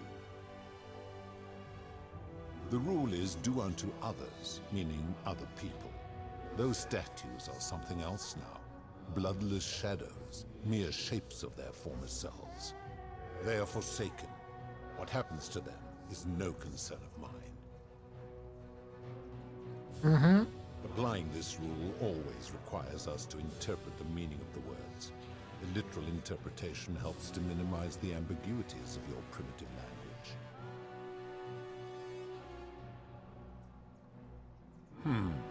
Supposing you're right, then my law has been broken, and I should turn you all to gold immediately.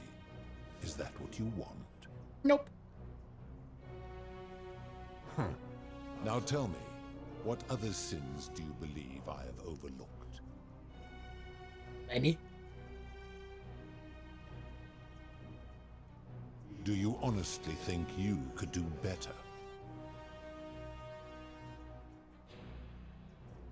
No, but that's my point. Nobody's grasp of right and wrong is so perfect they can be trusted with all this power. You become a tyrant. I should strike you down for that. Okay.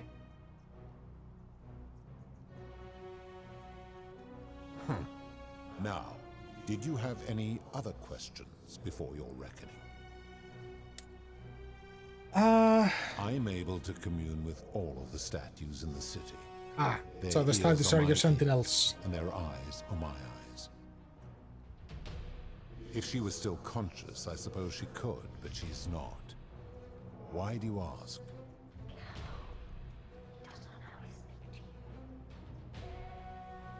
Then what an odd question. Very well. Good. Then now it is time for your reckoning. Only, it seems, something is wrong. It has long been within my power to see to the hearts of mortals and weigh their deeds in life. But when I peer into you, I see only a blank slate, as if you did not exist until you appeared in this city. How is this possible? Charon, where did you find this one?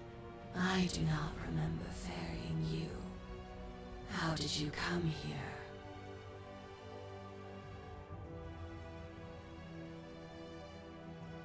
If that is true, then I sense the intervention of someone powerful. How did you come to be in this time, mortal? Who brought you here? We cannot know.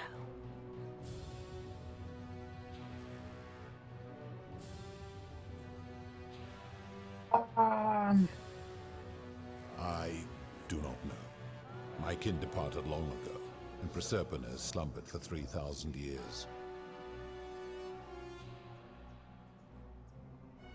Tread lightly, mortal. Enough of this. It seems I will need to put your reckoning on hold for now. But answer this. Why have you come here? What is it you seek? Good questions. Your hubris is amusing, so I will allow you to make your case. But I warn you, if you anger me or waste my time with lies or wrong-headed arguments, you face death here. So, tell me, why should I put an end to the so-called Golden Rule?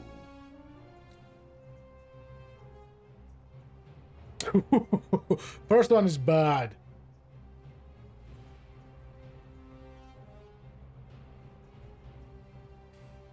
If you're doing this for love, you should know that Proserpina doesn't love you. How can you expect us to live without sin if you cannot do it yourself? The Golden Rule is corrupting the city and ensuring you'll never win the wager.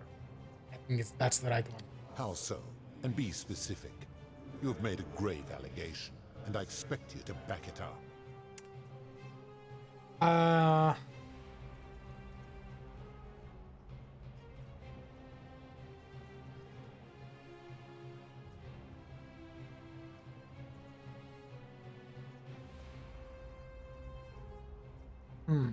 His cruelty does seem to grow greater by the day.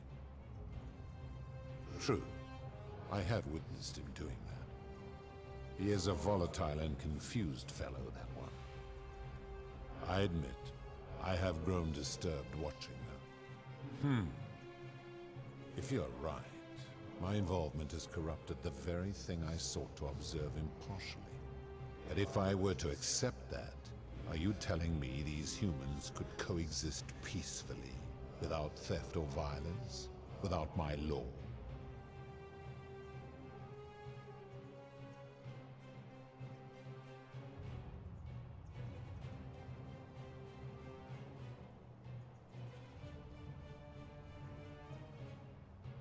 If I tell him yes, I give him hope. But if I tell him no, I'm being realistic. How so? And how is that working for you?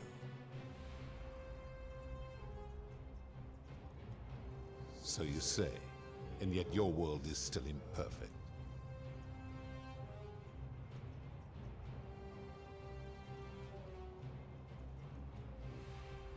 it's getting better all the time. One day we'll get there. Our world will always be imperfect, but the kind of force required to create a utopia will inevitably result in tyranny. You have spoken eloquently, and yet, if what you say is true, it follows that my wager is fatally flawed from the beginning. But that would mean Jupiter, Proserpina's father, who knew more about you than anyone, proposed a wager I could never win. Why would he do that? Teach you a lesson.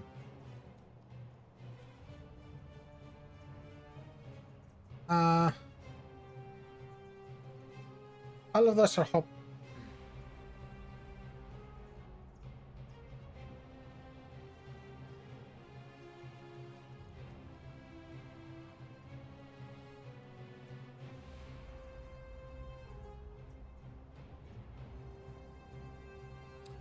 Difficult answers. Perhaps he wanted you to abandon the wager so Proserpina would be free from you. No. He felt threatened by you and didn't want a potential challenger in Elysium. He couldn't care less. He left you behind because even your own kin didn't want you. Yes. No. He made a mistake too. A mistake? But he is the best and greatest of us.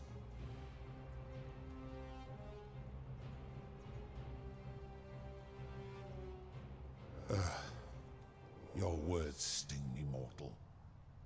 But perhaps it is what I deserve. As difficult as this is to admit, I have suspected as much for a long time now. And I cannot deny it any longer. I've been so fixated on taking my beloved to Elysium that every time one of you sinned, it wore away my hope of being with her again. In time, I began to despise your kind for making her believe that you could ever be better than you are. But my rage was not born of malice. Quite the opposite. Everything I have done, I did because I loved her. Who knew this empathy of yours, which you celebrate so much, could have such a dark underside? This has gone on too long. It is time for me to let go of this form, of her, of all of you. But know this, if I abandon the wager and leave for Elysium, neither she nor your kind may ever ascend.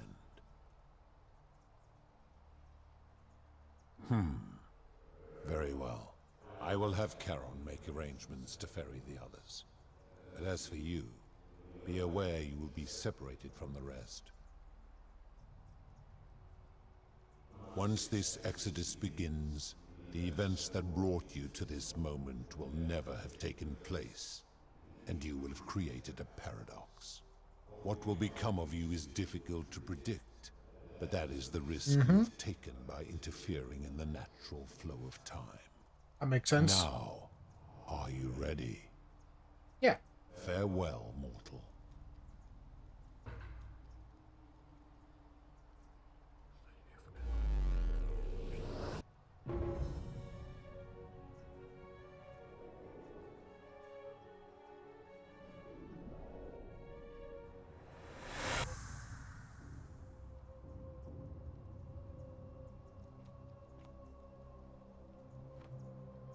So the paradox sent me back, and this never happened to Al. Smart. Oh. Hi. Hi there. Gave me a bit of a fright. Thought I was in here alone. I'm Al. Well, here I am. I'm sorry, I didn't catch your name. I'm C. Oh, did that lady in the forest send you in here after me? I guess I lost track of time, learning about the history of this place, and it is extraordinary.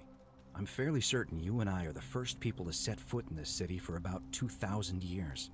Fortunately for us, the last person in here was a Roman man named Galerius, who inscribed an account into a tablet. My buddy. Apparently there was a community of 20-something people trapped in here, and living in fear of a curse they called the Golden Rule. They believed that if even one person sinned, an unknown god would cast them all into gold, like the 1,000 people who'd lived here before them. Then, one day, just as Galerius had finished praying for a good harvest at the shrine of Proserpina, an oracle appeared and told him how to solve the ills of the city, like saving the life of a dying woman, foiling an assassination attempt, and so on. Meanwhile, the Oracle walked up to the temple of the mysterious god, this one right here, and demanded an audience. And the doors just opened up to him. Nobody knows what went on in there, but Galerius wrote the Oracle must have been more persuasive than Odysseus, because the next thing he knew, the ground shook, and the voice of that god rang out over the city. The many have suffered long enough. Unfortunately, Galerius' account just sort of stops after that, leaving a lot of questions unanswered. What became of him, and the other people who lived here? What happened to all the golden statues? And did this mysterious oracle single-handedly undo the curse that had terrorized people for hundreds of years? Actually, that was me. Sounds a bit far-fetched. These Romans are crazy. What? Oh, I see. For a moment there, I thought you were serious. Anyway, I think I found a way out through the aqueduct that brought water into the city. Follow me. So the aqueduct was an actual exit. Interesting.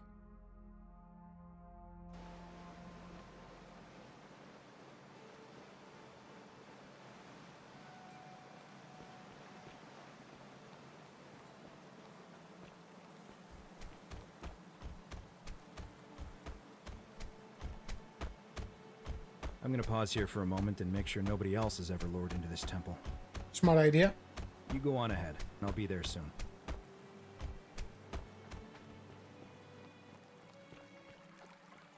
I mean, not that that would stop them, but sure.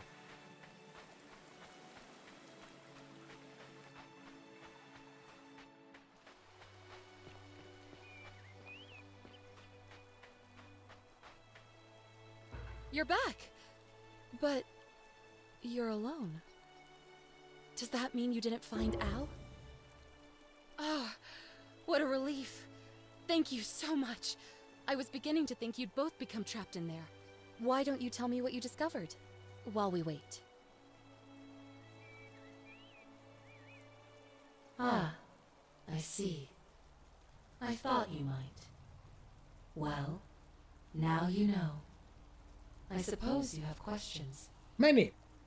Also, why red eyes? You can just call me Charon, if you like.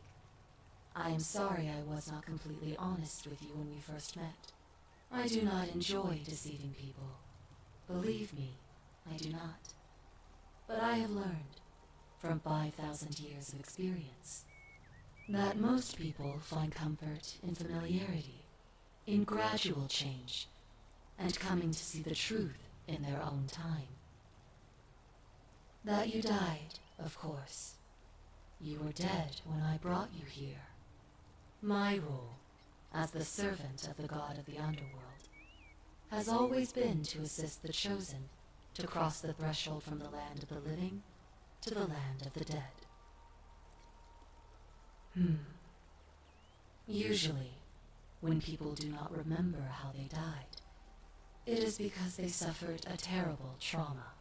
Most souls would rather not remember. Ask yourself honestly, do you really want to know? Yeah. As you wish. You were murdered. You were exploring an old tomb when you discovered a cache of forgotten relics, including 2 silver coins of ancient origin. Was it me and Al? Unfortunately, as you emerged into daylight, you were set upon by 2 thieves. A nearby hiker saw the scuffle break out and leapt to your aid, trying to help you recover your bounty. You both fought bravely, but your assailants were armed, and you were not. There was nothing you or your ally could have done. He died instantly at the scene, and you followed a few hours later. That man's name was Al Worth. You were each in possession of a sacred coin, called Charon's Opal by some, and so it was my duty to bring you here. Notice that the coins Al and I had were lost in existence. What does this mean for you? It means I am now bereft of purpose. There is nobody else to ferry here, nobody to keep you company. After 5,000 years, the underworld has finally run its course. Perhaps you have heard the tales of the Greeks and Romans burying their dead with a coin in their mouths to pay the ferryman for passage across the river. Well, those stories contained a seed of truth, but not any coin would do. A long time ago, my master created 1,000 silver coins and had me distribute them across the world. My orders were simple. Whenever a person died in possession of a coin, I was to locate them and ferry them here. It means there is nobody else to ferry. So you're just looking at the same thing, okay? I see no point in keeping you here. But I have to ask one thing. That you keep this to yourself. Look! Here comes Al now.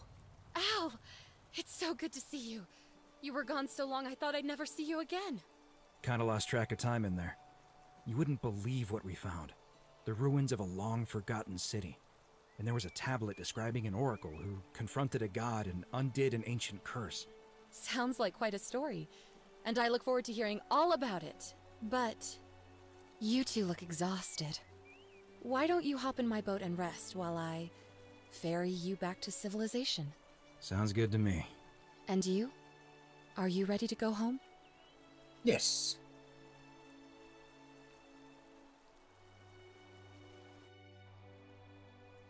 One year later.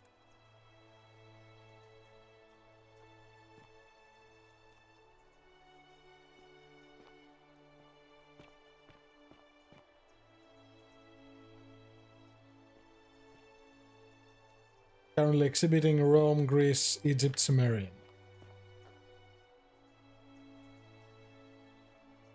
Hey, you made it. It's great to see you again. I read your book, and what the critics said about it.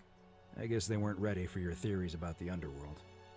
Anyway, after everything you've been through, I thought you might appreciate some good news.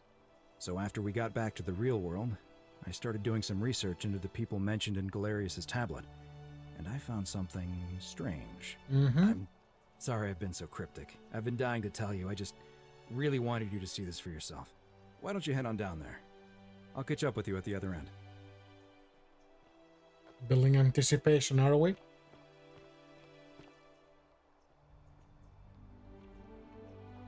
You're finally here. Remember me? What? It's a crazy story. After you disappeared, Charon appeared and told us she was returning us to the world. Even gave us some coins to help us start our lives over. Only, for some reason, she returned us to your world instead of ours.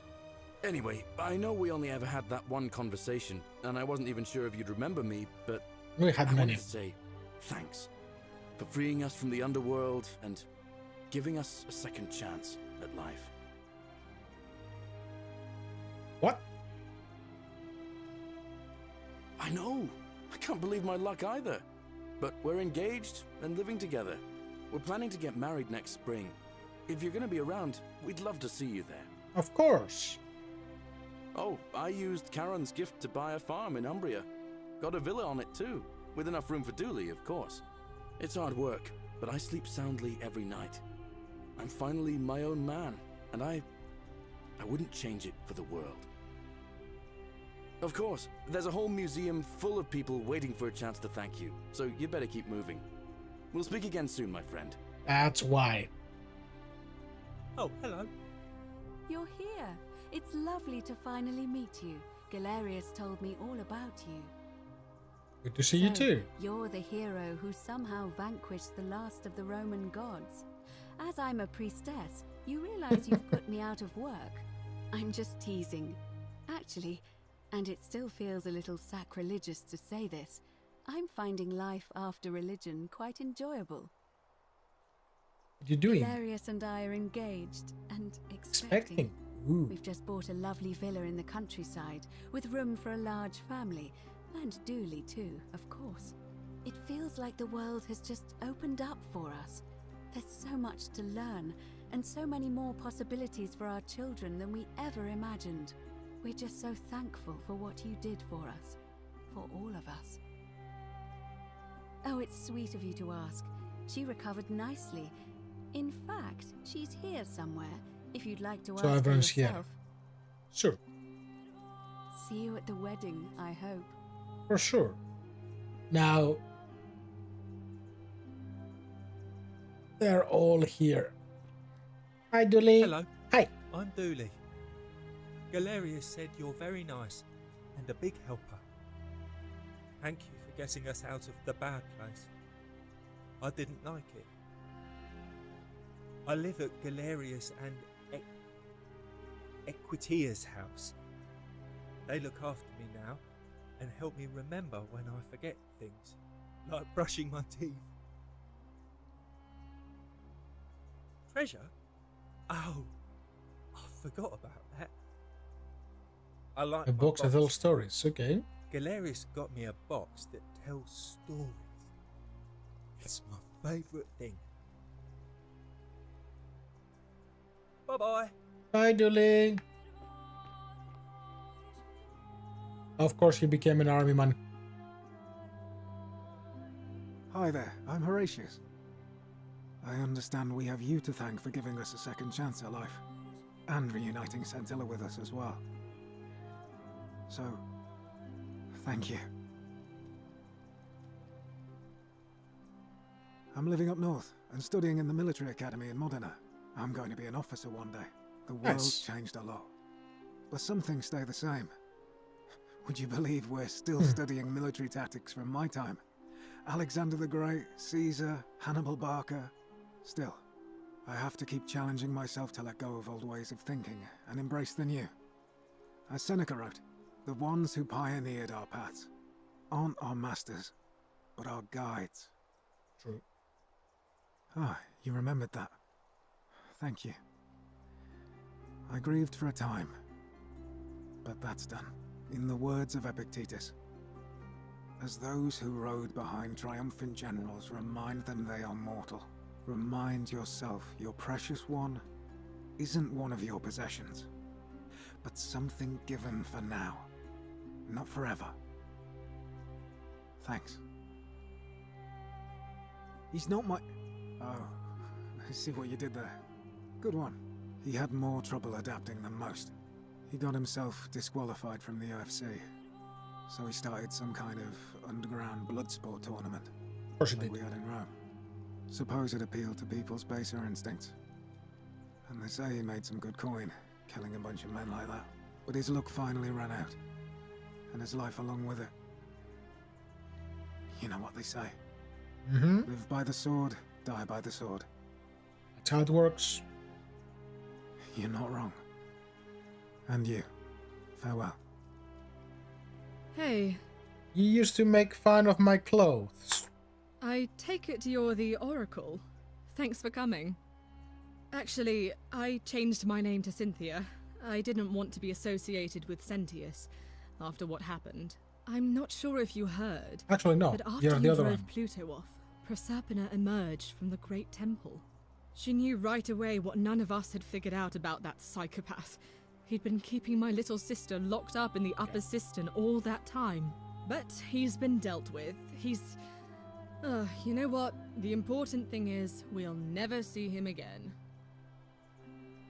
I wanna know. He's still there, all alone. The last golden statue in the underworld. Trapped in a metal shell, slowly losing his mind until the end of time. Eternal torment. Just what he deserves, if you ask me.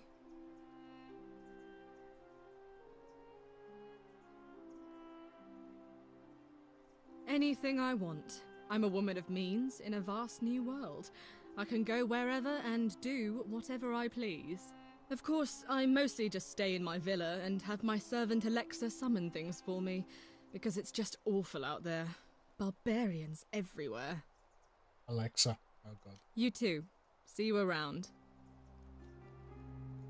I can picture her. Hi, Julia. Julia nowadays. You're the Oracle, right? Yes. Oh, of course. Sorry. And I never got a chance to thank you for telling Galerius how to save my life.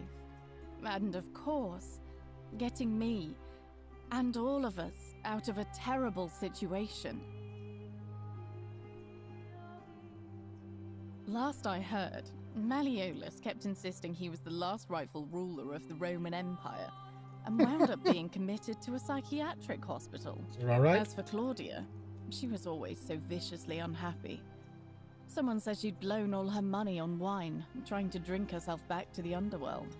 After the horrific way they treated Ulpius and me, I can't help feeling a sense of... what's that German word? Schadenfreude? Interesting.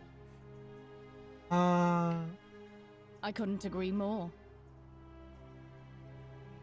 Oh, I barely recognize myself. I'm living in a house share in London with my wonderful girlfriend. And I'm studying English at university. Eventually, I want to travel the world and write about it. Turns out, it's about 30 times bigger than the Roman Empire ever was. Did you know there are entire continents Rome never knew existed? Yes. And you can travel almost anywhere in an aircraft, which is rather like flying on a Pegasus, but much more comfortable. Oh, sorry, you already know all that, of course. I'm just so excited. There's so much to see and learn and write about. I have noticed people from your time have no idea how fortunate they are. I hope to change that. One day. One day. Ugh. Someone told me she was boasting about getting her claws into some rich prince, and how she was going to be living the high life from now on. Even in your time, life still isn't fair. Apparently, he'd proposed before they'd even met. And last I heard, she'd bought herself a first-class one-way ticket to join him in some exotic place called... what was it? Nigeria? Oh, God. Some people have all the luck. The reference. Yeah, don't worry. Something tells me she's going to get what she deserves. Well, you are the oracle, so I suppose I'll take your word for it. Huh. I feel better already. Thank you. I know. That reference was glorious. If you're ever in London, let me know.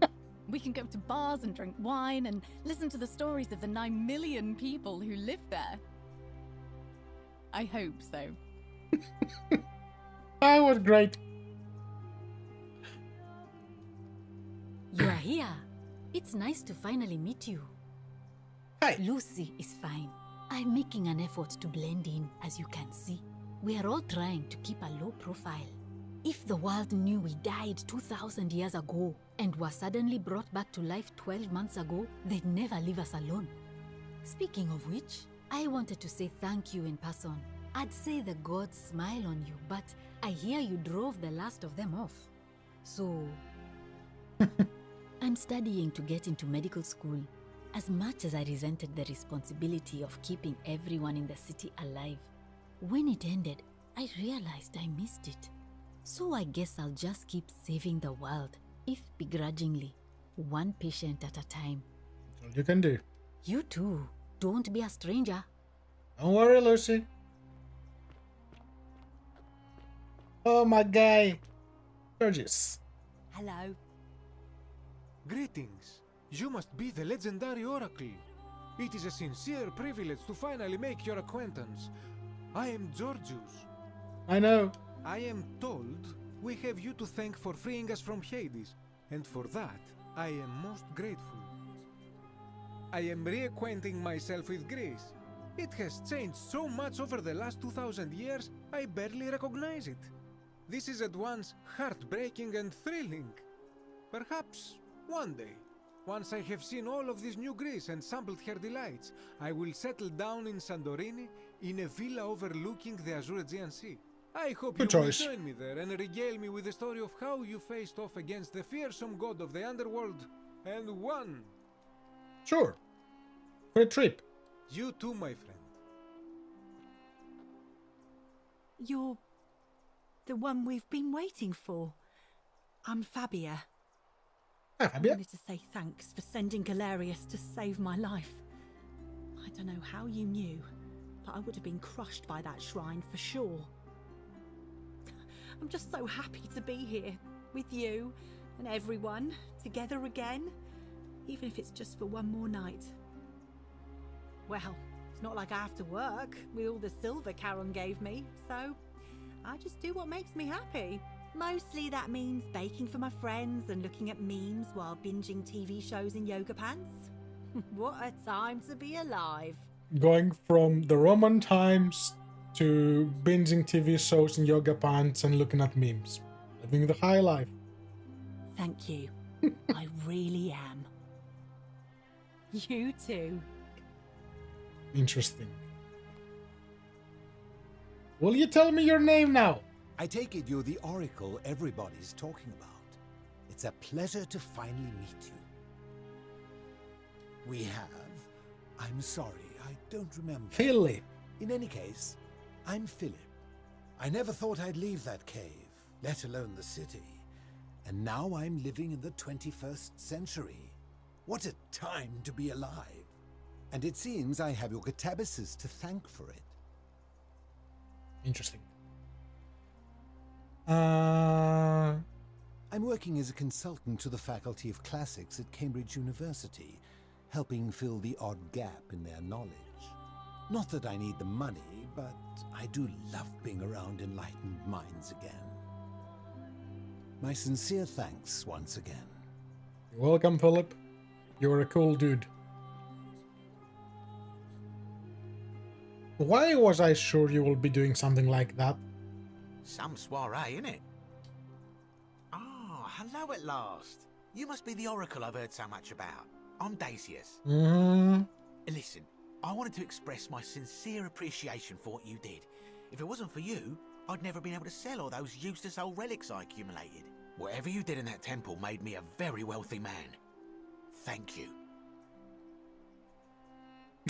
No need to thank me, it was entirely unintended. Such acerbic wit. I love it. I took the money I made from selling my trinkets and started investing in the stock market. That's where the real money is now. In fact, I was hoping to ask your advice, you being the oracle and future seer and all that, on which stocks I should invest in next. I can't decide between fossil fuels, tobacco, gambling and arms. What would you recommend? I would help you. Don't be like that. You can tell your old pal Dacius. I won't take no for an answer. DVD rentals have a bright future. Broadcast television is going to be the next big thing. Pre-media is going to make a huge comeback. Yeah, DVD rentals. Oh, of course, yeah. I was just thinking the same thing. I'll go home and buy up as much stock as I can tonight. I'm going to make a bloody fortune. Of course, don't let me keep you. Thanks again for Bye. the tips, my friend. Enjoy. Good evening. Greetings. Greetings. Thank you for your kind words and for liberating us all. In all the time I was in the underworld, I never once imagined that I might end up in a place so much like Elysium. I'm recovering. Octavia was kind enough to let me stay with her for a while. there. At least until I'm well enough to be independent again. Ah, you remember that. I'm a little tired of Ovid, but that's all right. I have 2,000 years worth of poetry to catch up on now. I'm already up to the 19th century, and am quite enjoying the work of a fellow named Poe. I think I may have found a kindred spirit. Men have called me mad, but the question is not yet settled whether madness is or is not the loftiest intelligence. And you, farewell, friend. Bye-bye. Oh, hello. It's lovely to meet you. I've heard so much about you. I'm thankful that you're here. I was sure the person who drove off the last pagan god would have more important things to do than visit the likes of us. But thank you for coming and for saving our lives. What you did was extraordinary, and I'll never forget it. I'm living in Rome again, in a charming little flat by the Tiber, not far from my old place. Oh, and I'm training to be a crisis counselor. Okay. After you sent Galerius to persuade Ulpius not to take his own life, I was inspired. I just want to spend the rest of my life helping people, like you helped him. A good cause. Thank you. That means a lot. Even though you stole the tablet? And you. Oh, and I hope this isn't too forward, but some of us are going out for a drink after this, if you'd like to join us. Sure. Wonderful. I'll see you soon.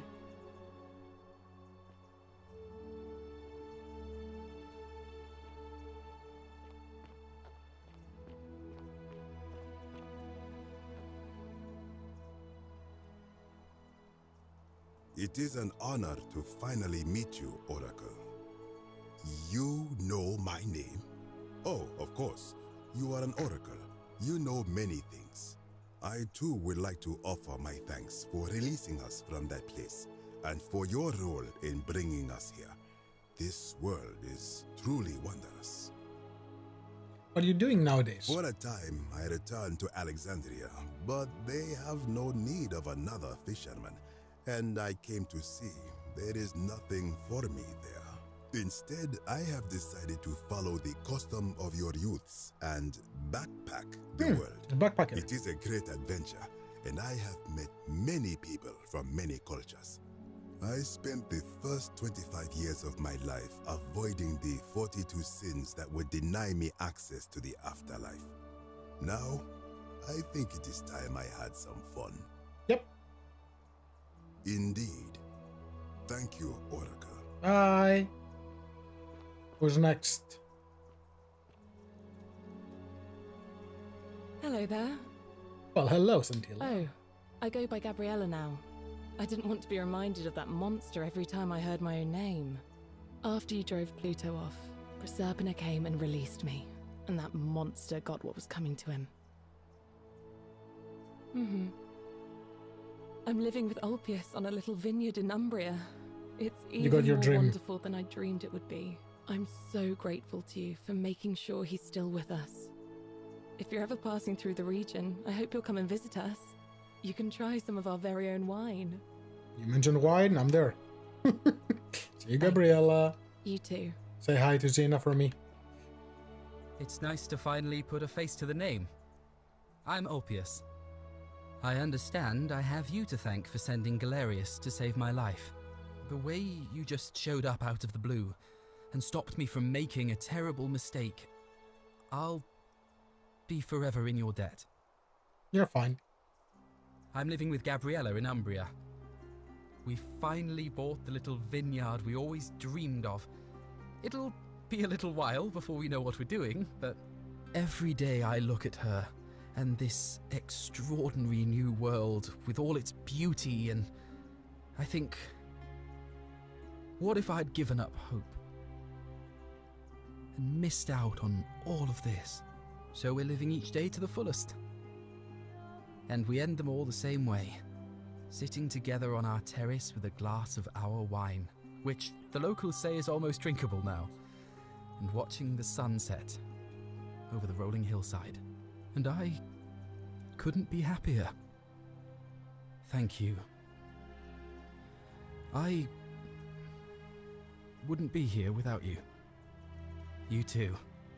And I'm guessing Rufius and the other guy are together. Yep. Nice to meet you. Good to see you too. I go by Rufus now. New start, new name.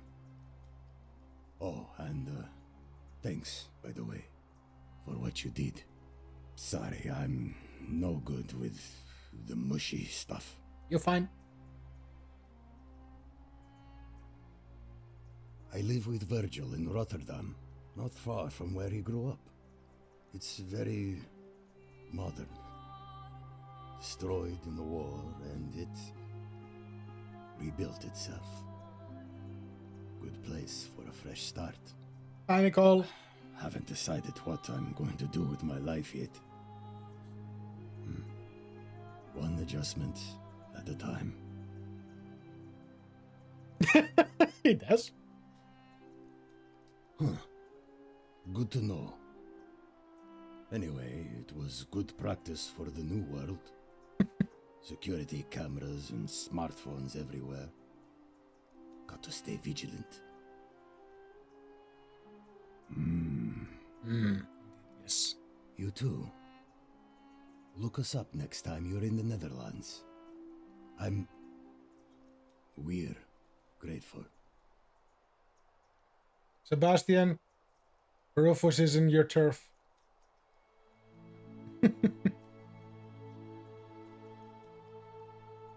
It's so nice to finally meet you.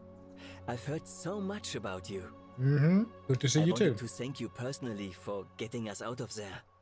And for helping Rufus come to terms with himself.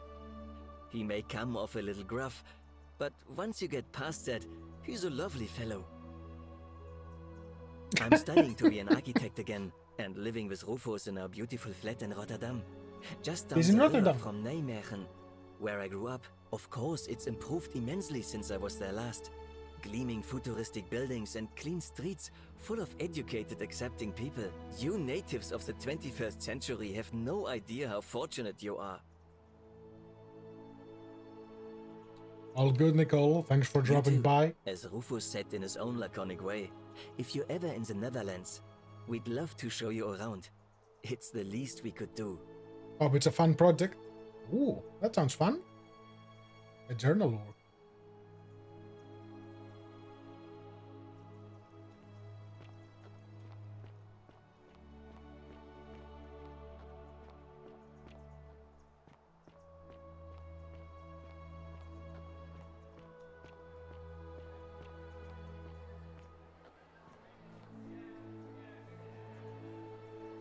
There you are. I hope you enjoyed that.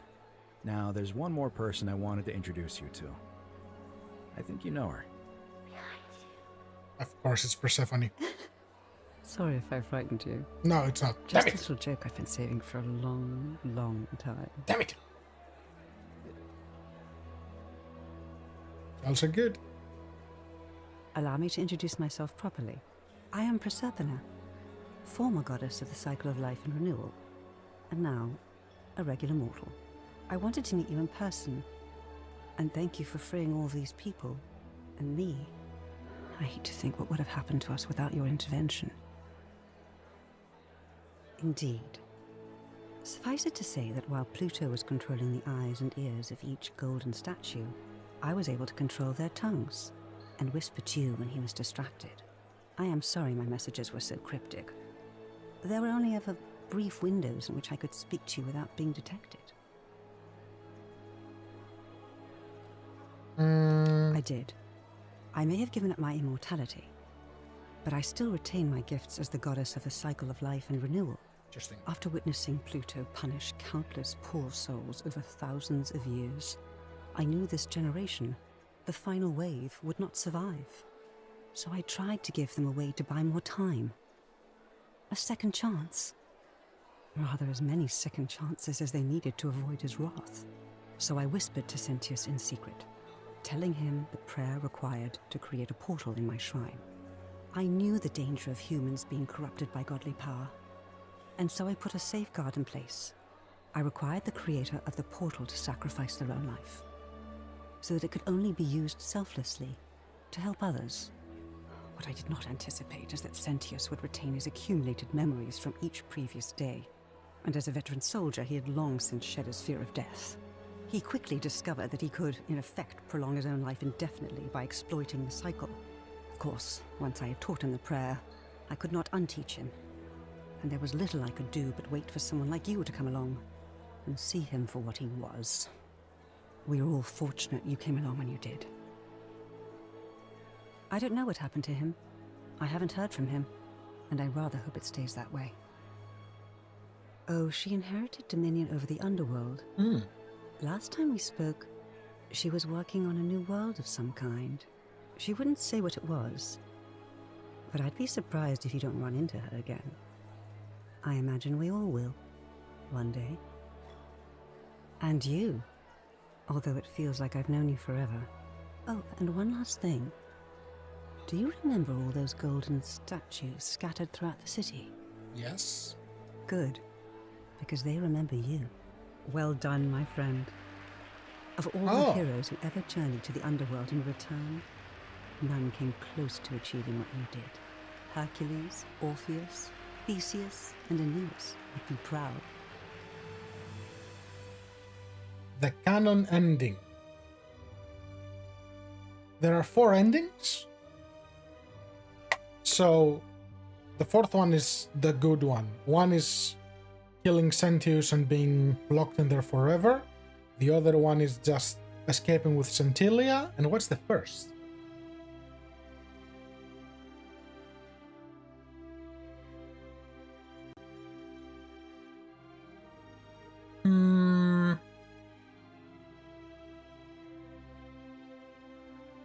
Maybe the first is letting Sentius die while the other guy becomes the magistrate?